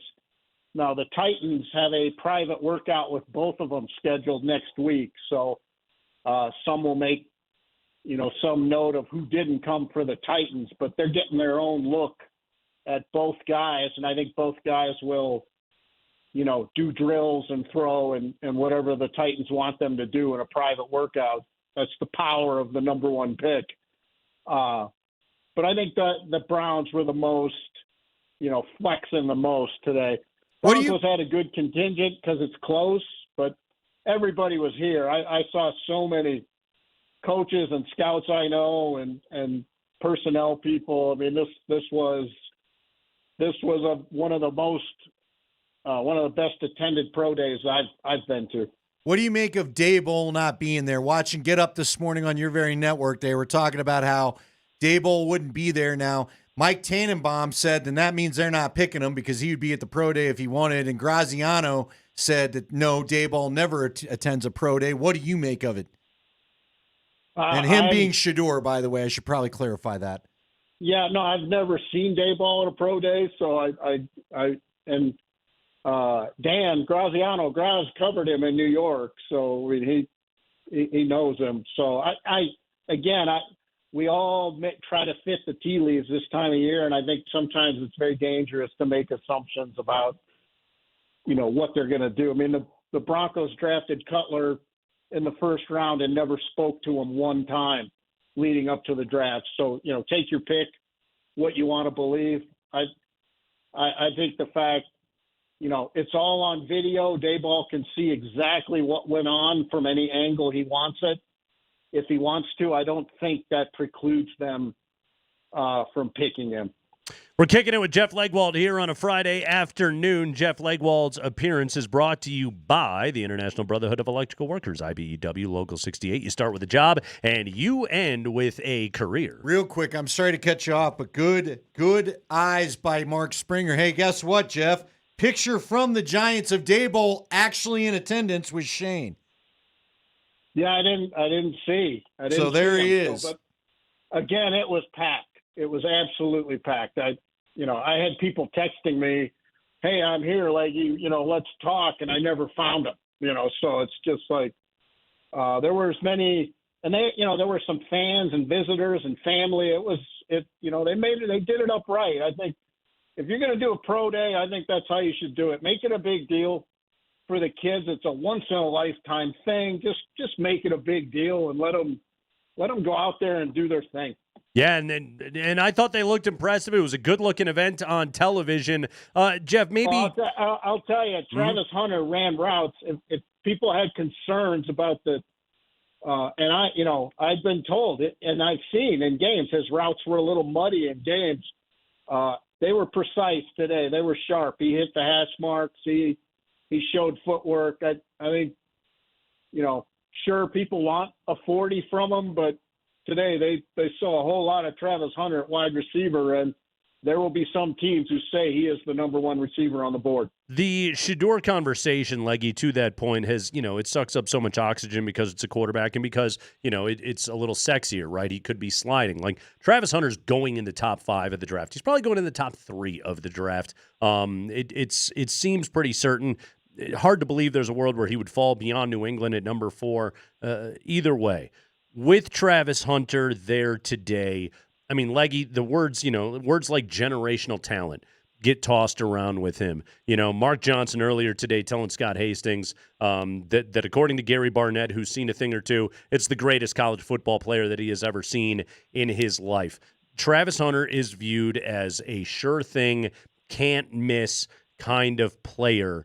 For those teams that are at the top that maybe aren't in love with Shedeur, like the Browns, like the New York Giants, they got to be just falling all over themselves when they see Travis Hunter, right? Yeah, I mean, the issue for him is you got to have a plan.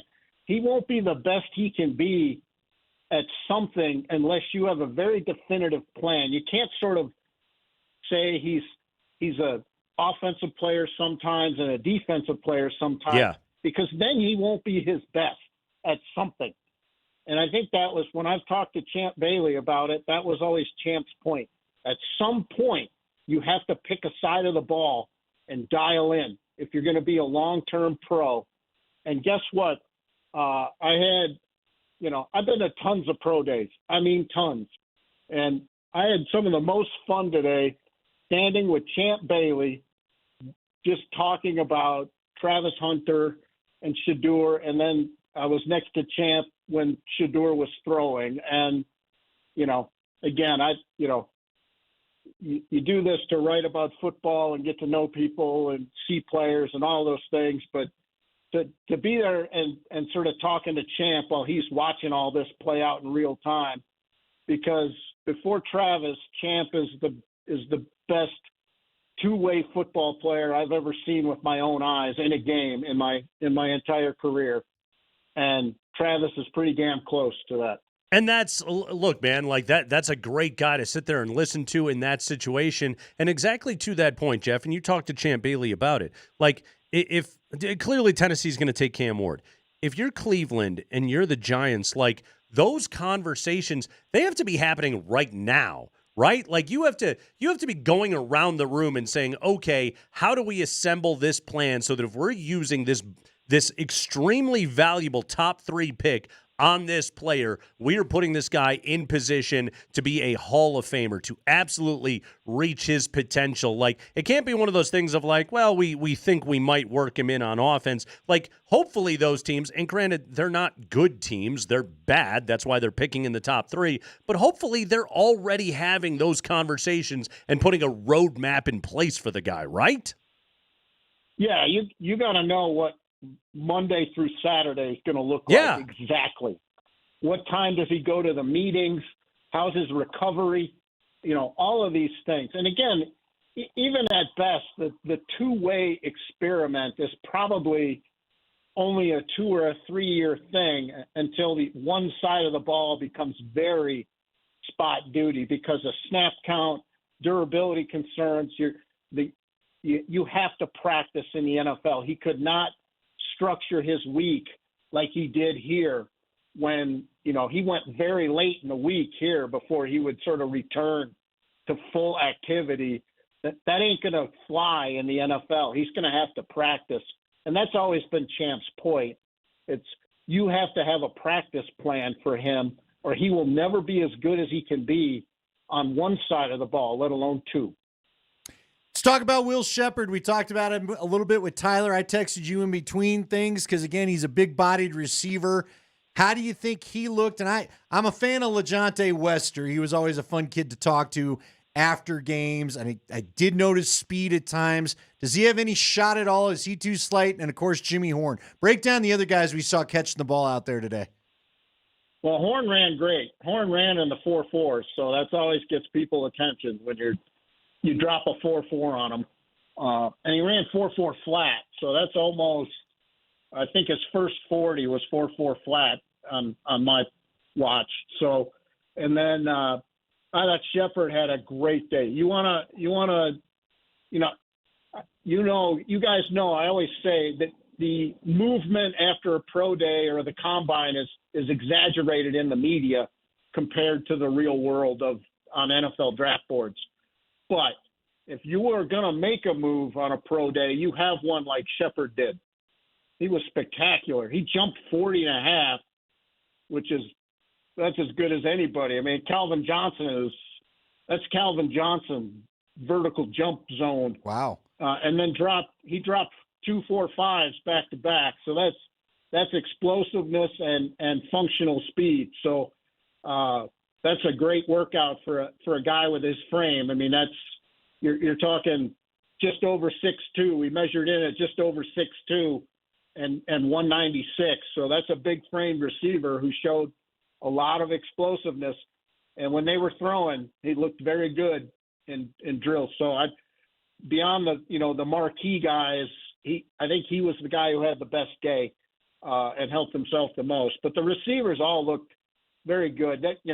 Shedeur is a very accurate quarterback, and if you want to be a receiver who gets some love on a pro day, get a quarterback who puts it in frame as much as Shedeur does on obvious, throws that were obviously he was very comfortable with players he was very comfortable with. And I thought Deion Sanders was pretty smart. It sounded like he framed it to these guys. Hey, this might be the last time you're on the field together. Really enjoy it and show something. And I think that concept helped all the guys. Very cool stuff right there. Jeff Legwold was up at the CU Pro Day today. Leggy, we got to ask you, though, before you roll out of here. Tomorrow at 4 o'clock, Florida, Auburn, 7 o'clock, Houston, Duke. Before we chat on Monday, who's going to be playing for the national championship? I'm going to go Duke, Florida. Yeah. But Cinderella, nowhere to be found. Nope. Baby. Nope. You're looking at 4-1. Chalk all over the place. And I'm with you, man. Duke. Here's the biggest thing, Leggy. Duke, Florida is the game I want to watch. That's the biggest thing. I guess part of me just wants to see Flag in a game for all the marbles. Mm-hmm. I just want to see what that looks like because it'll be the only one he plays in. So he's moving on. Yeah. Let's say. I think they all are. I think Malwatch is moving on. I think Knippel's moving on. I think they're all moving on. But guess what? Shire's going to get Carlos Boozer's kids next year, so he's going to be just fine. Jeff Legwold, everybody. CU Pro Day. He was up there to cover it. Read his stuff at ESPN.com. Jeff Legwold, great work as always, man. Thank you. Thanks, fellas. See you. Jeff Legwold brought to you by the International Brotherhood of Electrical Workers, IBEW Local 68. Start with a job, end with a career. Nice job by Spring. 5:20, our friend Kaylin Kaler of ESPN, one of Jeff's colleagues, is also going to join us. She was here in town to cover the CU Pro Day. Kaylin also wrote the definitive behind-the-scenes kind of the TikTok, so to speak, the moment-by-moment, Andy, of the tush-push debate that happened at the NFL meetings this past week. We're going to dive into it with her. She's very, very entertaining. She's always good to have on the show.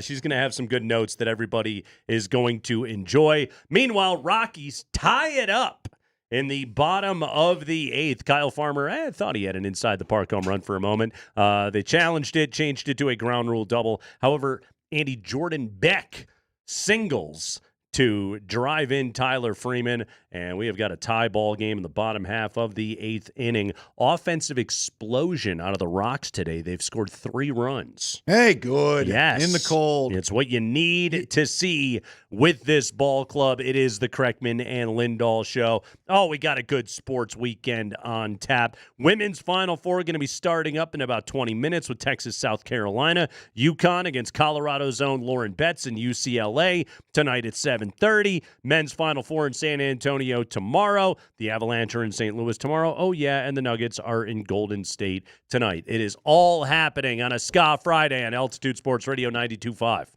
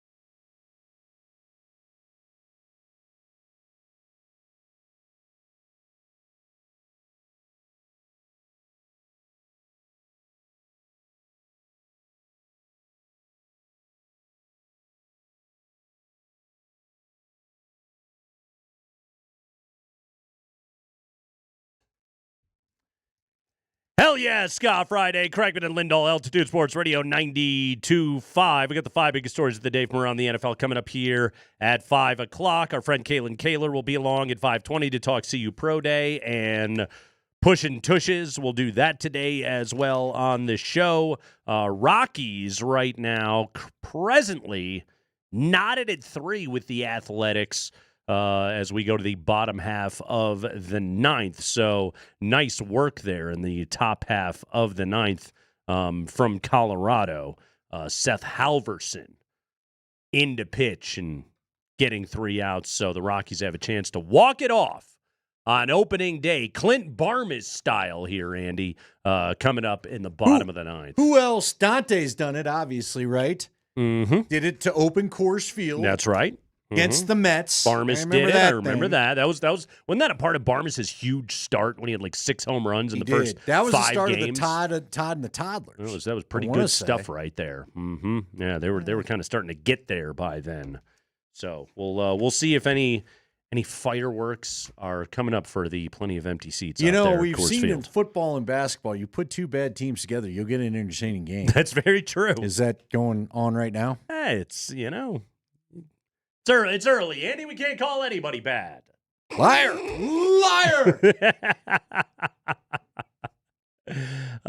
Maybe we can. Do you want to listen to some baseball? You want to get some audio going on here? Let's dive in a little bit right here. So I've got some Keith Hernandez for you. So Keith Hernandez, Gary Cohen, Mets broadcast, two of the very best in the business. Well, Keith Hernandez got caught on a hot mic moment the other night as the Mets and the Marlins were in extra innings. Now, Keith didn't go Brenneman or anything like that, but he was a little too honest about what he had seen in the last inning and apparently was not aware that they were live. This is some SNY Mets Marlins. Piss poor hitting.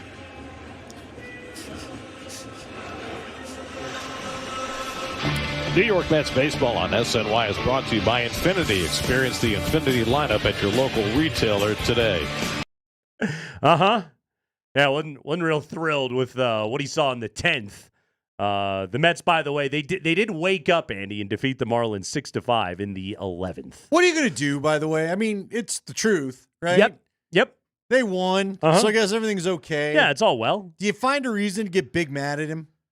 You and I have worked on plenty of broadcast crews. This stuff happens. This is one where you would look at him and you would go like, can you not say it that close? What I would like to know, because the producer always goes, stand by. Yeah. When they're about to put you up. Yeah, and the mic is going to go hot. And it's Keith Hernandez, and he's FaceTiming with his cats or whatever he does in his free time. And I'm sure he just threw on his headset and looked over at his partner and was just like, hey. Sick of this. What was the comment that he gave us there, Spring, out of Keith Hernandez? Piss poor hitting. Yeah, well. Sometimes you're just being honest. Mm-hmm. I don't know what to tell you. Yep. Just who knows? We're probably going to get that a lot over at 20th and Blake this just season. Saying. Hey, still got a chance to walk it off here today. Bottom of the 9th at Coors Field right now. I got another quality piece. This one actually is from yesterday's Phillies-Rockies game. Really? Okay. It's from the Philadelphia telecast. As you know, John Kruk. We've played plenty of John Kruk audio here Krecker, on the Krucker. show. I'm Krecker. He's Krecker. John Kruk is having an issue being able to pull up some information on his computer. Here we go. John Kruk may be the most relatable moment of baseball broadcasting that I've ever heard. Roll it, Spring. Well, in between innings, I'm toying with this MLB thing, and man, is it just winning. Did you get the password? No, it says I can't get emails on that email. Right, because you have to probably reset the password. I know, but when I try to reset the password, I put in a new one, and it doesn't do anything. Huh. You sure you still have that account? I have no idea. Apparently not. Outside corner 1 and 2. Well, we can ask Mike Harris from the Phillies. Yeah, I might have to meet with Mike Saturday. If he can just have him reset the account one more time. And we can change the email, and you'll be good as gold. Yeah. I'm looking forward to that. That is a combo. That would be if Mark Johnson was talking to Scott Hastings mid-game. Because Scotty's the king of, I don't remember what my account is. I don't remember what the password was. I don't know. Okay. I have to reset my passwords on everything constantly. Oh, I'm with you. It's Even a when you nightmare. think you know it. You know what I love? When your phone remembered it and they're like, that's not it. What do you mean? Right. My face just unlocked the password. You're telling me it's wrong? And you know what? Like, I have no problem with Kruk doing that live on the air because he even scheduled a meeting with the IT department live on the air. I'm going to have to talk to this guy. And clearly him they down don't here. have torpedo bats yet because we heard the pitches pop in the glove plenty in there. Meanwhile, play-by-play guy's just like, in the 2-1. Well, you know, he's like, I'm sick of this. Let's just solve this. Huh?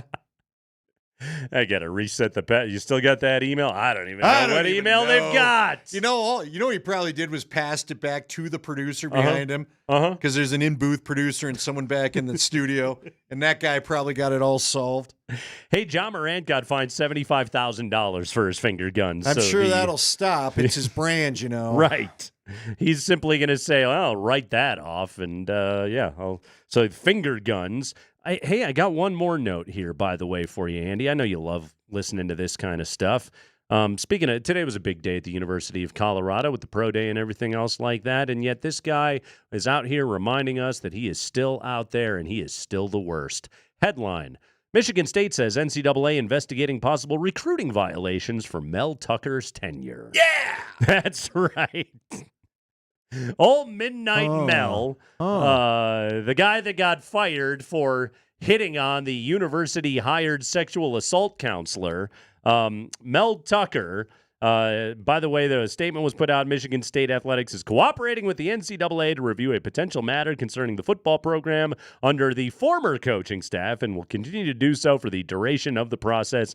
NCAA rules do not permit the university to provide any additional details at this time. It is unclear what the specific violations have been alleged, but that's right. Mel Tucker is still out there screwing everything up for Michigan State. So I'm going to be real interested to see what the details are when we learn about him because I've heard interesting stuff. Yeah, he was fired for cause 2 falls ago into that school investigation into sexual harassment made by Brenda Tracy, a rape survivor and activist who was working with the program. He then sued Michigan State for unlawful termination. He wants his buyout money. By the way, the counselor sued Tucker for defamation in the midst of all of that. Remember when Matt Ishbia, our old buddy Matt Ishbia, the guy who, tried to not give the ball to Nikola Jokic, wasn't it Ishbia? Like he paid that contract. Yeah, he gave all the $95 million. Here's the money for Mel Tucker. So we can pay Mel Tucker. Mel Tucker was even at Nuggets Suns playoff games a couple of years ago. Yeah. By the way, the Spartans under Jonathan Smith were 5-7 last year. So nice job, Mel. Good job. They'll be fine. They're in the Big Ten. They got money.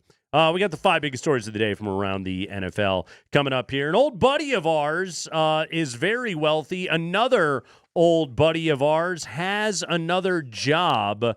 Plus, Lamar Jackson is trying to ruin Cale Makar's life. We'll explain coming up here in the High Five.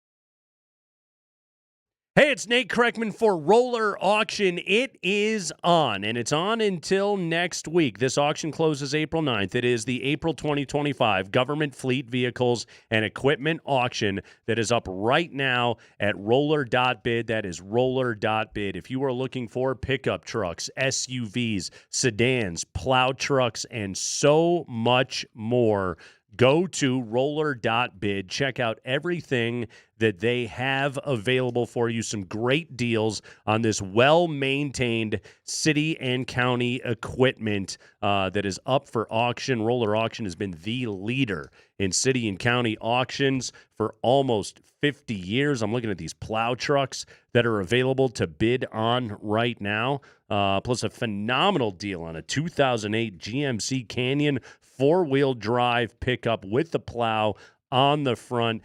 We know prices are going up. You can get some great deals right now on well-maintained city and county vehicles at roller.bid. It is Roller Auctions April Government Fleet Vehicles and Equipment Auction. Go to roller.bid. Anybody and everybody can bid on this right now. Go check it out. Get some deals. Roller.bid.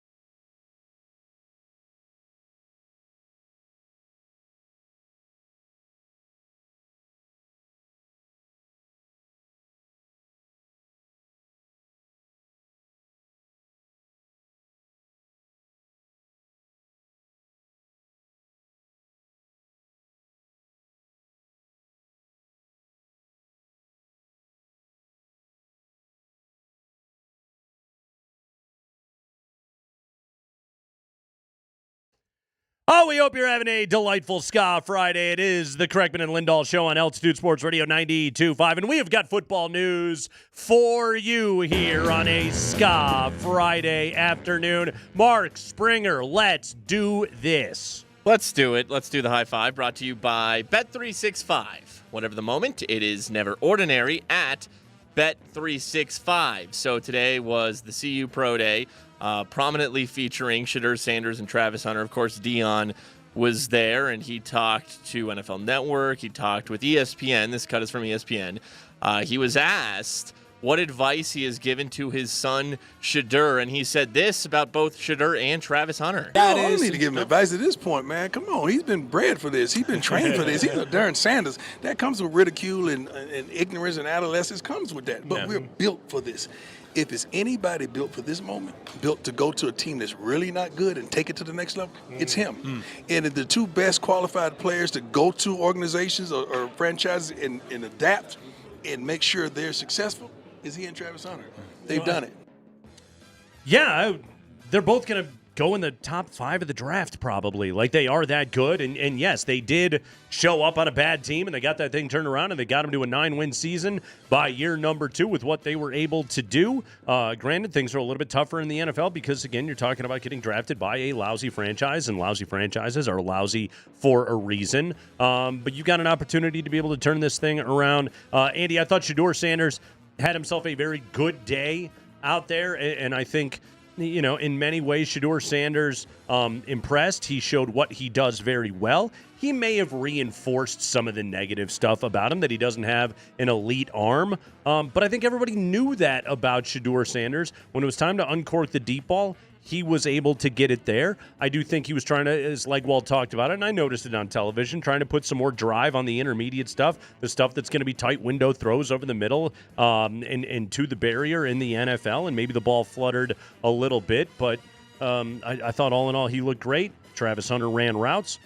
I thought it was an awesome day for CU football and for those guys. Yeah, and I will also tell you the thing that I'm surprised by, because I hadn't talked to him until we got him on the program. Jeff Legwald said he had a ton of fun out there. Yeah. And so Dion knows how to put on a show, and they did it the right way. And just that answer that Mark Springer played, he gave to both NFL Network. You said that came from ESPN. He gave it in the press conference he did right before. Yeah. Dion knows how to be a salesman for his dudes. Very much There's so. another recruiting pitch for anybody that wants to come here. I will talk you up. I will be the pitching, the hype man for you. He's been doing it for both of them. And, you know, look, here's what I think is funny. Now I'm curious to watch the mock drafts now that he's finally at his pro day and got some stuff on tape and all that stuff to watch. Is he back in the top 5? Because a lot of places, as you kind of hinted at it, people have had him sliding down these mock draft boards. Now that we've done this big shindig, does it move him back up? Shedeur had a quote today. I feel like I'm the number 1 quarterback. That's what I know. But at the end of the day, I'm not stuck on that because it's about the situation. So whatever situation, whatever franchise believes in me, I'm excited to go. I'm comfortable in any situation. That's an extremely mature answer. It is. Out of Shedeur Sanders right there. And I think he is smart enough to recognize situation is absolutely critical, especially at that position. Like, Travis Hunter's going to be a star no matter who drafts him.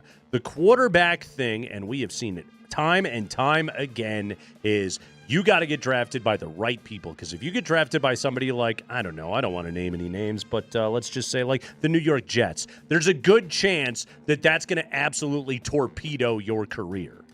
Yeah, see, I don't mind the Daboll fit for him because I think Daboll's kind of an old He's a school good coach. guy. And I will tell you, the Browns I know are a bit of a – the Browns are a problem because they gave a lot of money to a guy that was a star that they shouldn't have. We know about that here, okay? But I think Kevin Stefanski's a real good coach. He's gotten teams to the playoffs despite Deshaun Watson not being worth anything. And people think that – I've heard a couple people forward out there, including Mike Sanford, that Kyle Shanahan getting Shedeur would be a great landing spot for him. Well – the same system is run by Stefanski.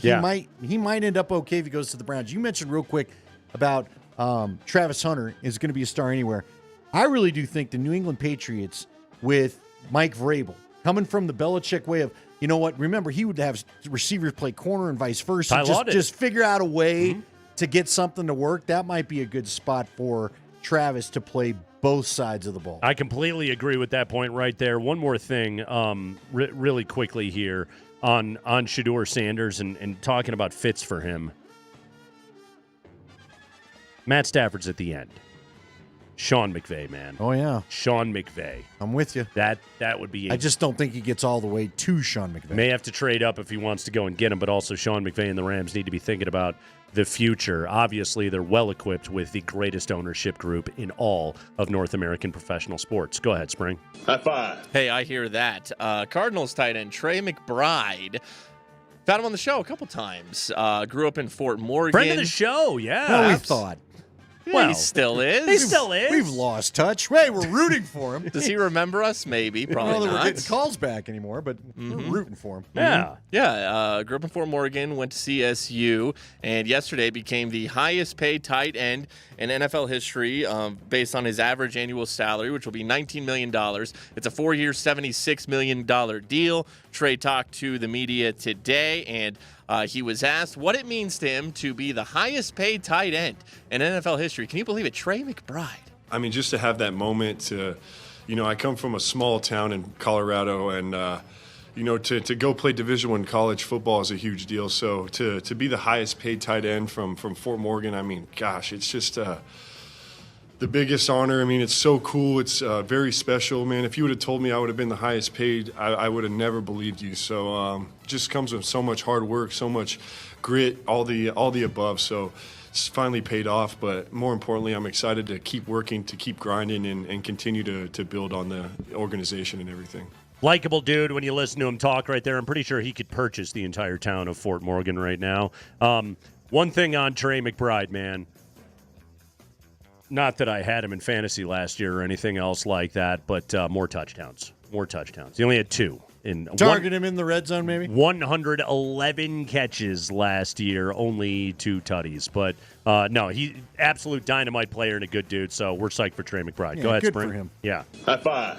All right, got some backup quarterback news, potential backup quarterback You taking news. notes, Andy? Yeah, get ready. Write it down. Know that backup quarterback, Andy. Uh-huh. Technically, he's not the backup.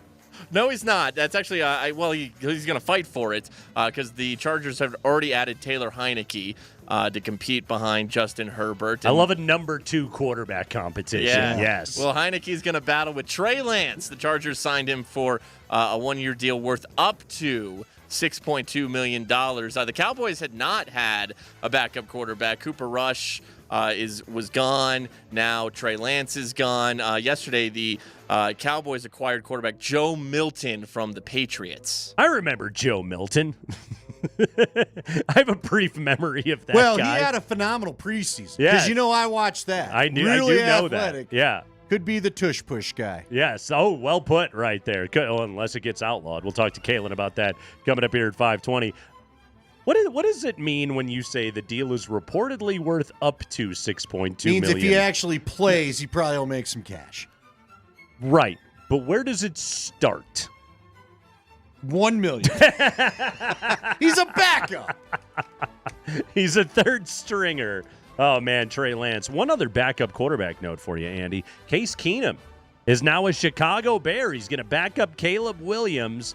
Case Keenum, 37 years of age. This is his 8th different NFL team. His 11th destination. You could say it's his 12th because he played for the Rams their last year in St. Louis and their first year in L.A. Career earnings, Case Keenum. Take a guess for me, Andy. Case Keenum has earned $100 million. Actually, no, $55 million. Wow. $55 Sold him short. million. I guess he didn't hit a big deal here. Is he going to write another did. book? He actually made more money in a Broncos uniform for his 1 year here than he did anywhere else. Yeah, but it wasn't gross. Is he going to write another book? We're going to get another book I now? hope so. I certainly hope so. We're going to get the second half of the career book now? We better. Case Man. wasn't a bad guy. I used to do the show with him. Yeah, nice that enough year, but fellow. We got to the point I was like, bro, we all know you're getting dashed. How you want us to frame this? Although, did he? Now I can't even remember. Did he end up getting benched? No, he or they finished just the had year. no other other options? No, really? he started that whole season. Yeah. Yeah. Yeah. Yeah. Uh-huh. Good for you, buddy. Yeah. Case Keenum wasn't going to elevate a franchise. What about Case Keenum? Now that guy. That's who you want. Let's thank him. They thought they signed Case Keenum. They got Case Keenum. Case Keenum. I'm sorry. Yeah. We're sorry. Whoa. We don't need Josh Allen. We got Case Keenum. Josh Allen. Dark. Allen. Josh Allen. Now give me the keys. Allen. Keep going. Dark days of the Elway era, and finally spring. High five. All right, this is a weird story. I love this story. Yeah, so Lamar Jackson and Dale Earnhardt Jr. have resolved their trademark dispute. Dale announced today that he has secured the right to use a stylized version of number 8 and will abandon the original number 8 logo used by Dale Jr.'s Motorsports. The decision came 2 days after Lamar Jackson filed an opposition claim with the U.S. Patent and Trademark Office to stop Earnhardt from putting that JR Motorsports version of number 8 on merchandising. Yes, Lamar Jackson continues his quest for all trademarks relating to the number 8. He wants this to be his from here on out. Now, it comes down to the design, apparently, but he's already gone after Troy Aikman, because Aikman was trying to put 8 on apparel and bags, and Lamar was like, no, I have a trademark on 8. Then he was going after Earnhardt. Like, who's next? What's going to happen right here? If you mess with the best person in the world, we're coming for you. Best person in the world, Cale Makar. We'll send the captain. That's right. EJ will be with him. Are we going to have to change the name of the workout to Lamar Jackson Minute Abs? Is this just a brilliant move to get everybody to pay you to use an 8? Because you know that's what happened. If you hit your 8th home run of the season, is it your Lamar Jackson long ball of the season? Yeah. What are we doing here? Well, apparently Lamar Jackson wants to own the number 8. What's his 8 look like that's so special? That's what I got to find out. It's interesting, Andy. It's like a little circle on top of a little circle. It's not in block numbering. It's like a snowman it's without like an 8? the third. Okay. It's like a little S, but then I can see it. Continue it and go the other direction, and then suddenly it all conjoins together. It's a figure Lamar tracked here today? Cale Makar is our number 8, and you leave him alone, Lamar Jackson. Yeah. All right. He's got a Norris. You know what else he's got you don't? Big, fat, shiny ring. He's got 30 goals and 60 assists, His my team friend. dented the trophy. Conn Smythe? Yeah. I have. What'd you think of that? I Lamar. have. He's going to get his second Norris. Lamar. Just because you got a bunch of MVP awards. Makar. Guess what? Not this year, even though you were first team All-Pro. Number 8. Anyway, Lamar Jackson wants That's how many times you failed to make the Super Bowl, pal. Loser. You suck. How's your home gym going, Lamar Jackson? What's that? You want to come to Denver? Never mind. Yeah, we like you. What? There's a Ravens game on? Hell yeah. Sorry. I can't wait to watch Lamar Jackson. Sorry. That guy rules. Sorry about all that. Lost my mind a minute. We got to talk about the CU Pro Day, and we got to talk about the tush push. Our friend Caitlin Kaler of ESPN will join us coming up here on the other side. Phenomenal reporting that she has done on the Packers and their quest to outlaw the pushing of tushes. We'll do that next on a Scott Friday.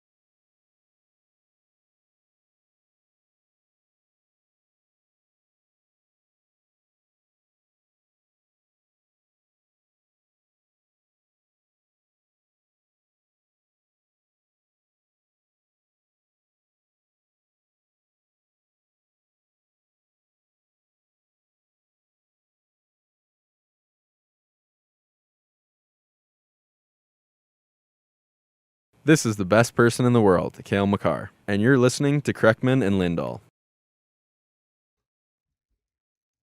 You better believe it. The perfect number 8. Screw you, Lamar Jackson. CU Pro Day today. Good day for Shedeur. Great day for Travis Hunter. Will Shepard had himself a day out there. So fun stuff happening up in Boulder. Plus, the tush push tabled for now with the support of only half of the league. Is it going to be banned by the time we get to the fall? Let's talk about those topics right now. Our friend Kalen Kaler of ESPN stopping by on a Friday afternoon. Kalen, thanks for doing the show today. We know you flew into town to see the Pro Day. Thanks for doing this. Yeah, of course. It was a really interesting day because it wasn't a Pro Day. It was the showcase, the Colorado Showcase, or as they called it there, the We Ain't Hard to Find Showcase 2025. They truly never are hard to find, and yet they're leaning into that branding. Kalen, you were there today. You watched it. In terms of spectacle and the show that Dion and company put on up there at the University of Colorado today, you've seen a pro day or two in your time. Yeah. What was today like? What stood out about this event, and just how Dionified was it all? Yeah, it was very Dionified. I actually talked to the event planner. Her name is Ty. I can't remember her last name, but she's like on the staff at Colorado, and she's literally Dion's event planner, does like all of their, foundation, charity events, donor events, things like that. And so she said they'd been planning this for 7 or 8 months, and it was the substance of it was the same as a pro day of like drills, on-field workout, measurements, things like that. That was all very similar, but the branding was impossible to miss. The branding was everywhere. There were stickers on the floor that reminded you that you were at the We Ain't Hard to Find NFL Showcase. There was a promotional photo where Shedeur was holding a bedazzled football, and then the other players were also pictured on there in sort of like a collage. There were cookies with the logo on it. There was a stage that said NFL Showcase with like Hollywood marquee style letters. And then they had a whole almost like a radio row, like you were at, Super Bowl week or something, with like 2 or 3, honestly 4 probably radio, TV, interview, podium set up. So it was a much bigger deal than any other pro day I've been to, because like a normal pro day is just called a pro day, and they're going to hand you a roster and that's it. And even the credentials, this is like a little tiny detail. The credentials were like the size of a Kindle tablet, I would say, or like an iPad. It was like really large for a credential. It actually kind of hurt my neck. It was so large. And the event planner told me that, Ty, the event planner, she said that they had to reprint them the day before because they were too flimsy and they weren't up to the standard. And she said the standard is the standard, and the previous credentials, the first iteration of them were not the standard. And she knows that people are going to hold on to their credential as a keepsake. So it was very important to redo the credentials.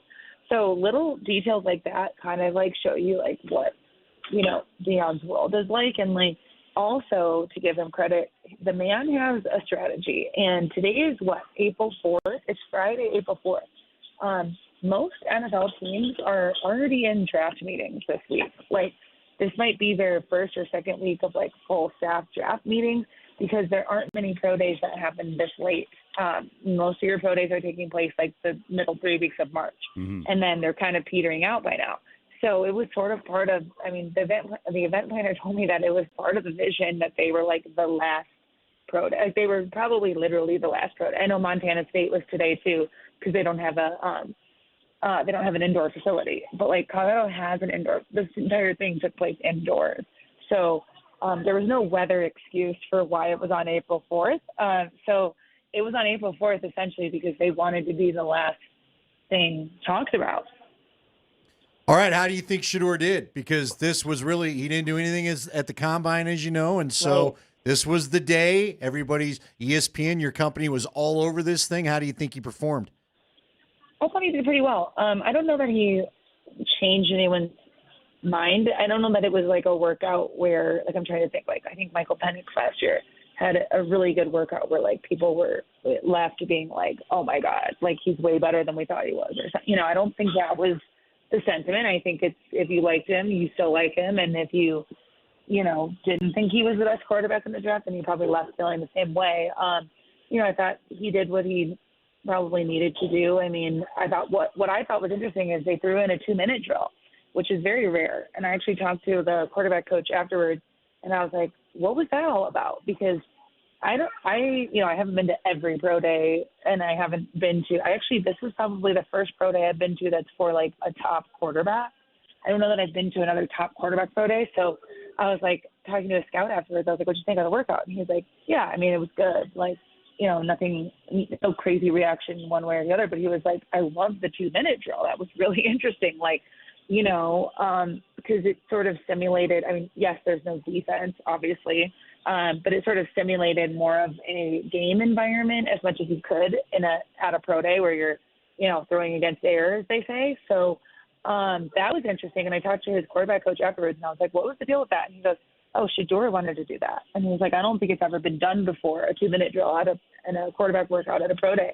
So Shedeur wanted to do that because he wanted to show teams like what he's good at, what he can do, what he can handle. And I thought that was a really good and cool and different touch to his workout.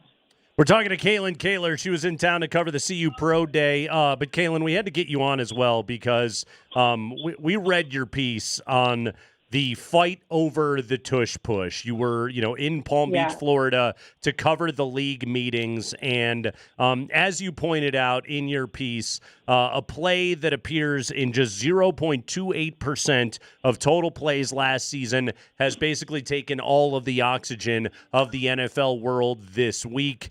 You did a great job reporting on this story to the point where, you had stuff about Howie Roseman, Sean McVay, and Sean McDermott having an animated conversation out in the hallway, between the GM of the Eagles and a couple of competition committee dudes.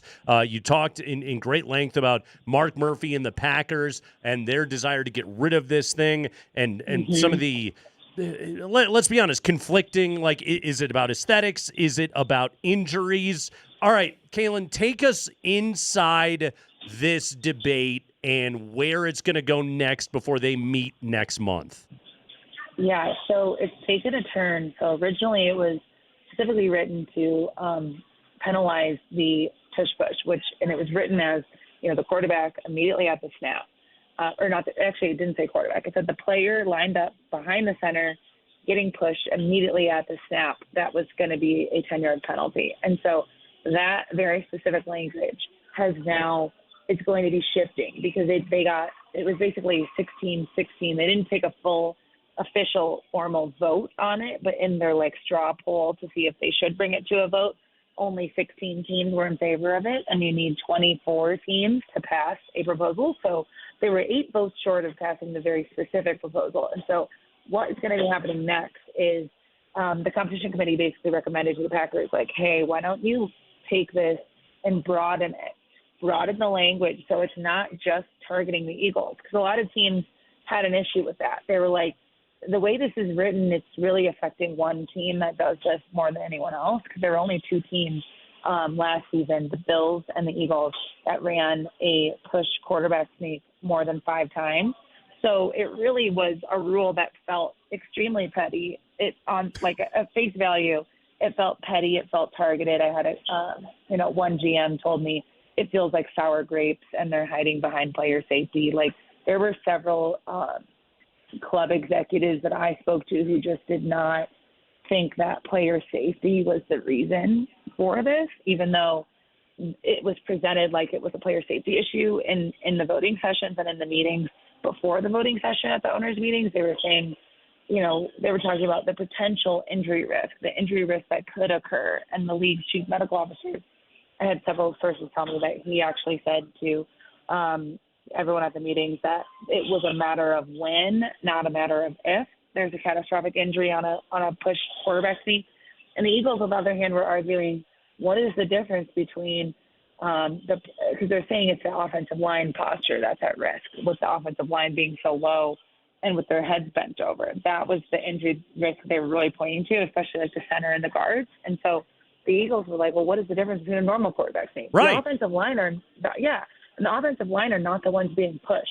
I mean, the quarterback is the one being pushed, and the quarterback's going on over them. So they had some issues with like this hypothetical injury risk being presented. So did many other clubs, and that's why ultimately it did not go to it got tabled, and it didn't go to a vote as it was written, because there were several teams that thought, this feels really targeted to the Eagles, and we don't believe that it's really about player safety. I kept hearing that over and over again. And so now the Packers are tasked with turning this proposal into something broader, where it would basically be written to go back to the way the rule used to be before 2005, and this rule that they were proposing to edit, it used to include no pushing of a ball carrier as well. But then they changed it after 2005 because officiating was saying it was too hard to enforce, because it's hard to see like what's a push, what's a pull.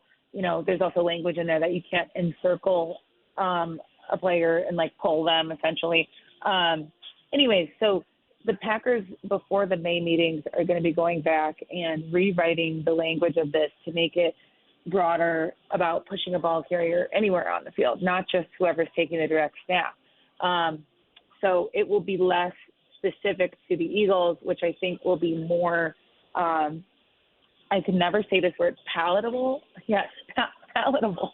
I think it'll be more palatable to other owners now if it's less targeted to the Eagles. And there was a sentiment, especially within the competition committee, that it would be good to make the rule book more aligned when it comes to the language on pushing, because on field goal blocks, I think this happened in 2013, I think it was, teams used to be overloading their defense to like one side of a field goal, of an offensive line on field goal. And that was creating some problems and some injuries because the offensive linemen had their legs interlocked. And so that was becoming really a dangerous situation. There was actual injury data to go off of in that scenario. So there's no pushing on field goal block for defenses there.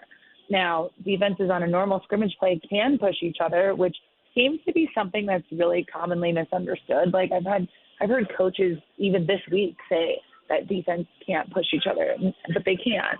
They're allowed to. They're just not allowed to on field goal. So I think like there is this there's a desire within the competition committee, especially to make the language about pushing in the rule book more uniform. It's wild that coaches aren't even totally clear on all of this stuff. I know. Kalen's piece is up on ESPN right now. But, yeah, Green Bay is going to have to go back and broaden their proposal. But great stuff in there. We'll tweet a link out to this story on @AltitudeSR. Everybody should be reading this stuff because it's nuts and because Kalen does such a good job reporting on it. Kalen Kaler of ESPN, everybody. Reader tush push stuff. Plus, I'm sure there's going to be a long-form story coming out on the CU Pro Day. Kalen, excellent work as always. Thank you so much. Thanks so much. Have a great night, guys. All right, that's our friend Kalen Kaler with us right there. So, Andy, I want to clue you into a saga that has happened with this piece since it came out. Okay, so Kalen does a great job reporting on this, and she points out and puts this in the piece. Bills owner Terry Pegula stood up to support the proposal, supporting Green Bay in the ban of the tush push. Responded to Jeffrey Lurie's points with a line that some of the sources in the room interpreted as a joke that Lurie's future Hall of Fame center, Jason Kelce, retired because of wear and tear from the tush push. Mark Murphy told reporters, this is the Green Bay team president, quote, "I believe Jason Kelce has made public comments about he's glad he's not involved in the play anymore because he felt it was pretty dangerous." Adding that Kelce said the play sucks for a center and is grueling. J.J. Watt, by the way, Kelce clipped this and put it out on Twitter.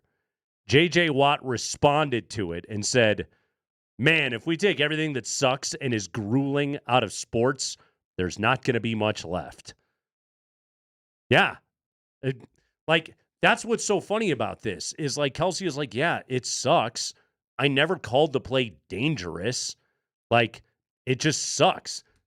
Andy, I bet you there's a lot of plays at the goal line. Basically, every running play at the goal line sucks for an offensive lineman.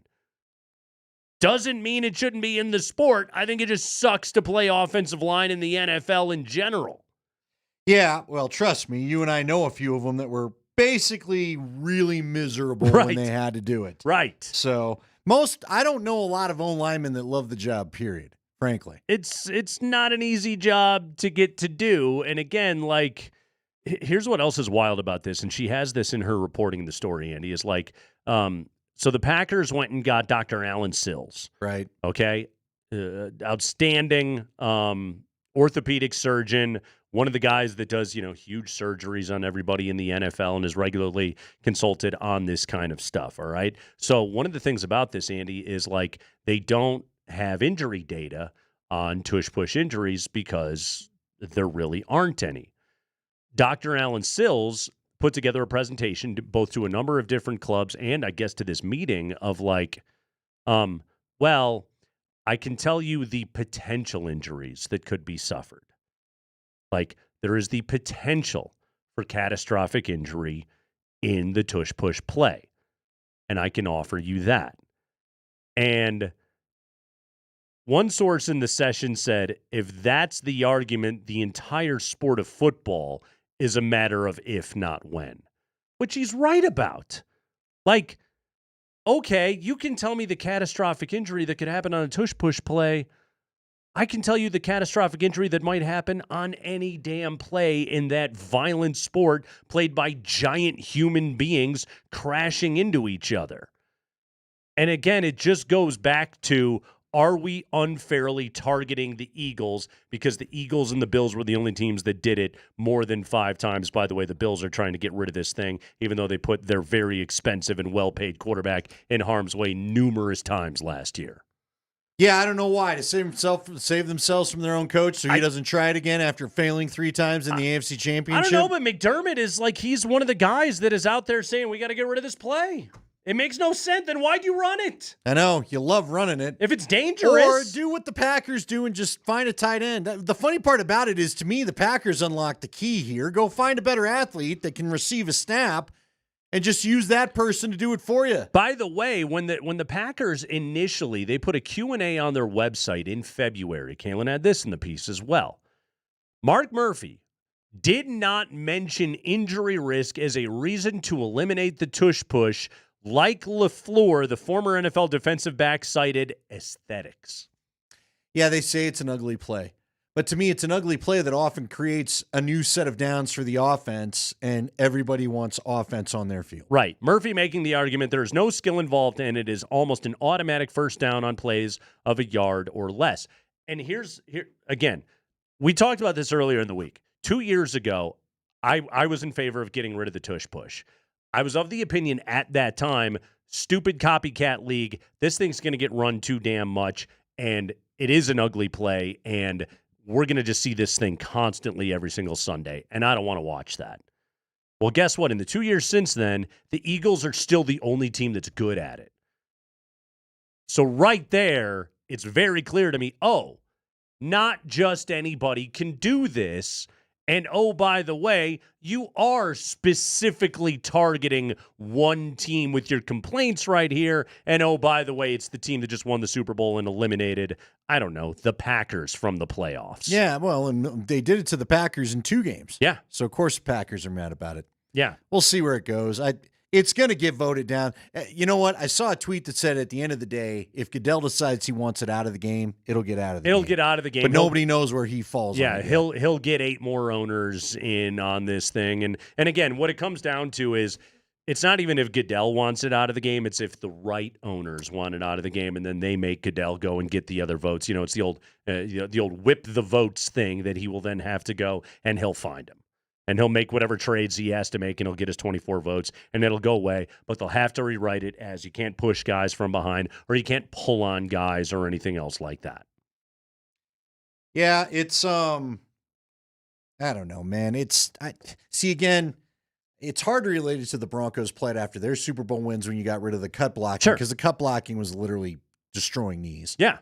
And sometimes I think that was the intent. There's not that same sort of thing going on here with the tush push. I have no doubt you can get seriously injured in a tush push. You can also get seriously injured on any friggin' play. And again, somebody brought up, is there, because Jason Kelsey is saying his comments are being taken the wrong way, but we could play the audio. We don't need to.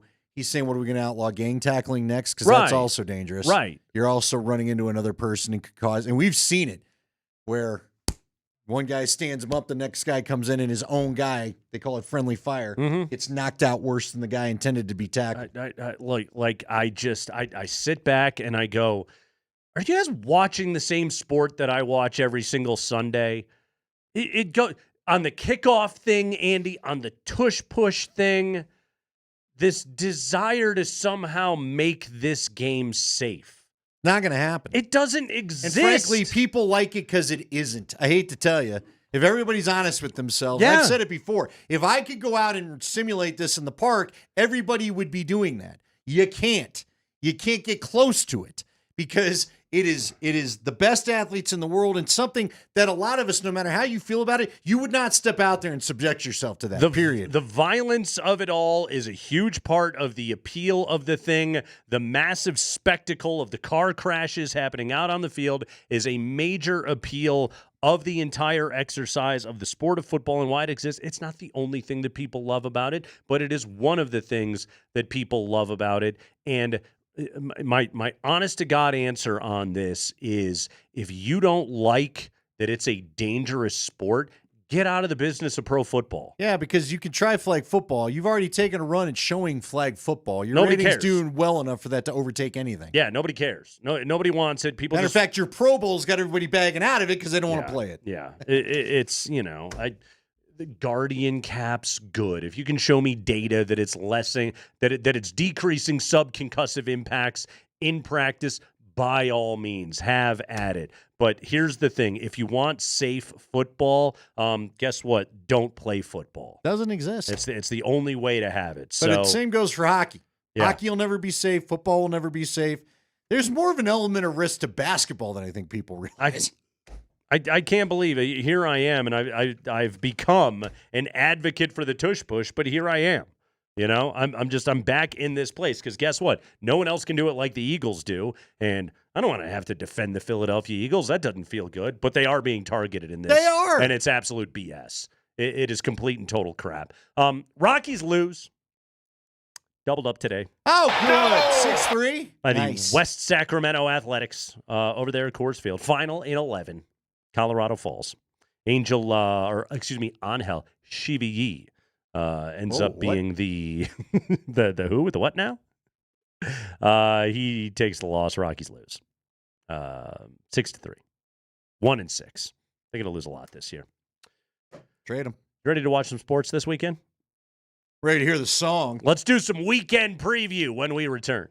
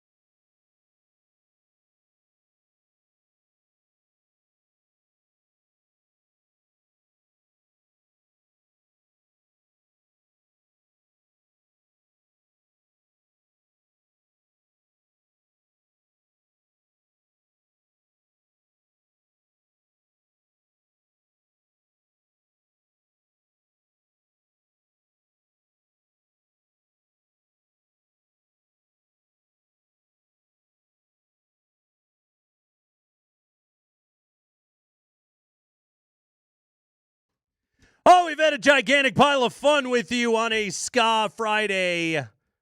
1-6. Your Rocks. That ain't a giant pile of fun. Nah. Not unexpected, though, for a club that was predicted to win 55 games this year. Not unexpected. Ezekiel Tovar had himself a good day, 3 for 5, including his first triple of the season. So nice job by Zeke Tovar out there today. Rockies and the Athletics, 2 more to go in the series. Probably going to be interesting weather tomorrow, but should be lovely on Sunday. So mid-50s. Yeah, go on and watch the Rocks. It'll be nice. After this? Hey, you know what? I can Milwaukee. find out right here. Milwaukee. You told me, but I've got the magnet schedule. Ooh, the magnet schedule. Did you not keep that? Yeah. The magnet schedule is one of those giveaways where it was just like somebody decided 40 years ago we're going to do this. And in a day and age when anything is accessible with 2 touches of your thumb to your phone, there's like, we're still going with the magnet schedule. Every now and again in my house, I'm not near the phone, but near the fridge, and so I'll look it up as to what we're dealing with. But you're right, it doesn't. I miss the Domino's Pizza. It was a Bronco calendar, and I also miss the sports-themed plastic cups.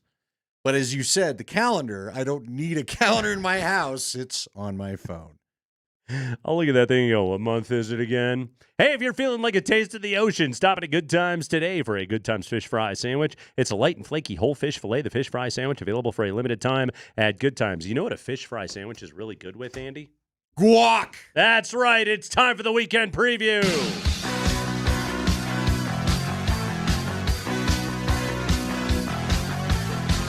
Everybody's watching sports on the weekend. Everybody wants to watch the games.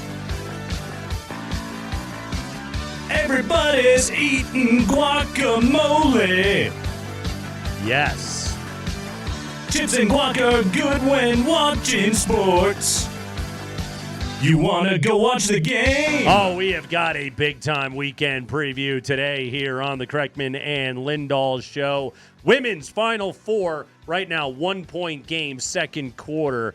First half winding down. Texas is leading South Carolina. Colorado's own Lauren Betts and UCLA will take on UConn in the late game tonight. Final Four in San Antonio on the men's side tomorrow, Andy. Florida Auburn at 4 o'clock. Houston and Duke at 7 p.m. Chalkiest Final Four ever. By the way, all 4 of these teams in the Ken Pom database, all 4 of these teams are listed amongst the 10 best college basketball teams ever in terms of net rating per 100 possessions. That's how good this Final Four is. Historic. Going to be an awful lot of fun. So that's tomorrow in San Antonio. The Nuggets will be in action tonight as they will take on the Warriors in San Francisco at the Chase Center. Got to have this one this evening. Jamal Murray. Have we seen a Jamal Murray update? Still questionable? I think we're still a little too far out. Okay. Hoping Jamal's going to be able to go tonight. We'll have tip-off for you 8 o'clock. Berto's going to have your pregame coverage coming up at 7:30. The Nuggets will also be in action Sunday against the Indiana Pacers. The Avalanche are in St. Louis tomorrow, Andy, at 5 o'clock, taking on Randy and Jason Sklar's Blues tomorrow night. So that's true. I forgot about that. That's right. You know, they had so much fun they came back this morning. I saw that. That's exciting. No, those guys were great. Go see the Sklar brothers this weekend as well at Comedy Works South. 2 shows tonight, 2 shows on Saturday. Rockies got 2 more against the A's coming up this weekend. Andy, the Mammoth in action tomorrow night. It's the Buffalo Bandits, the team they played twice in the finals in back-to-back years. Los Bandidos. So nice they played them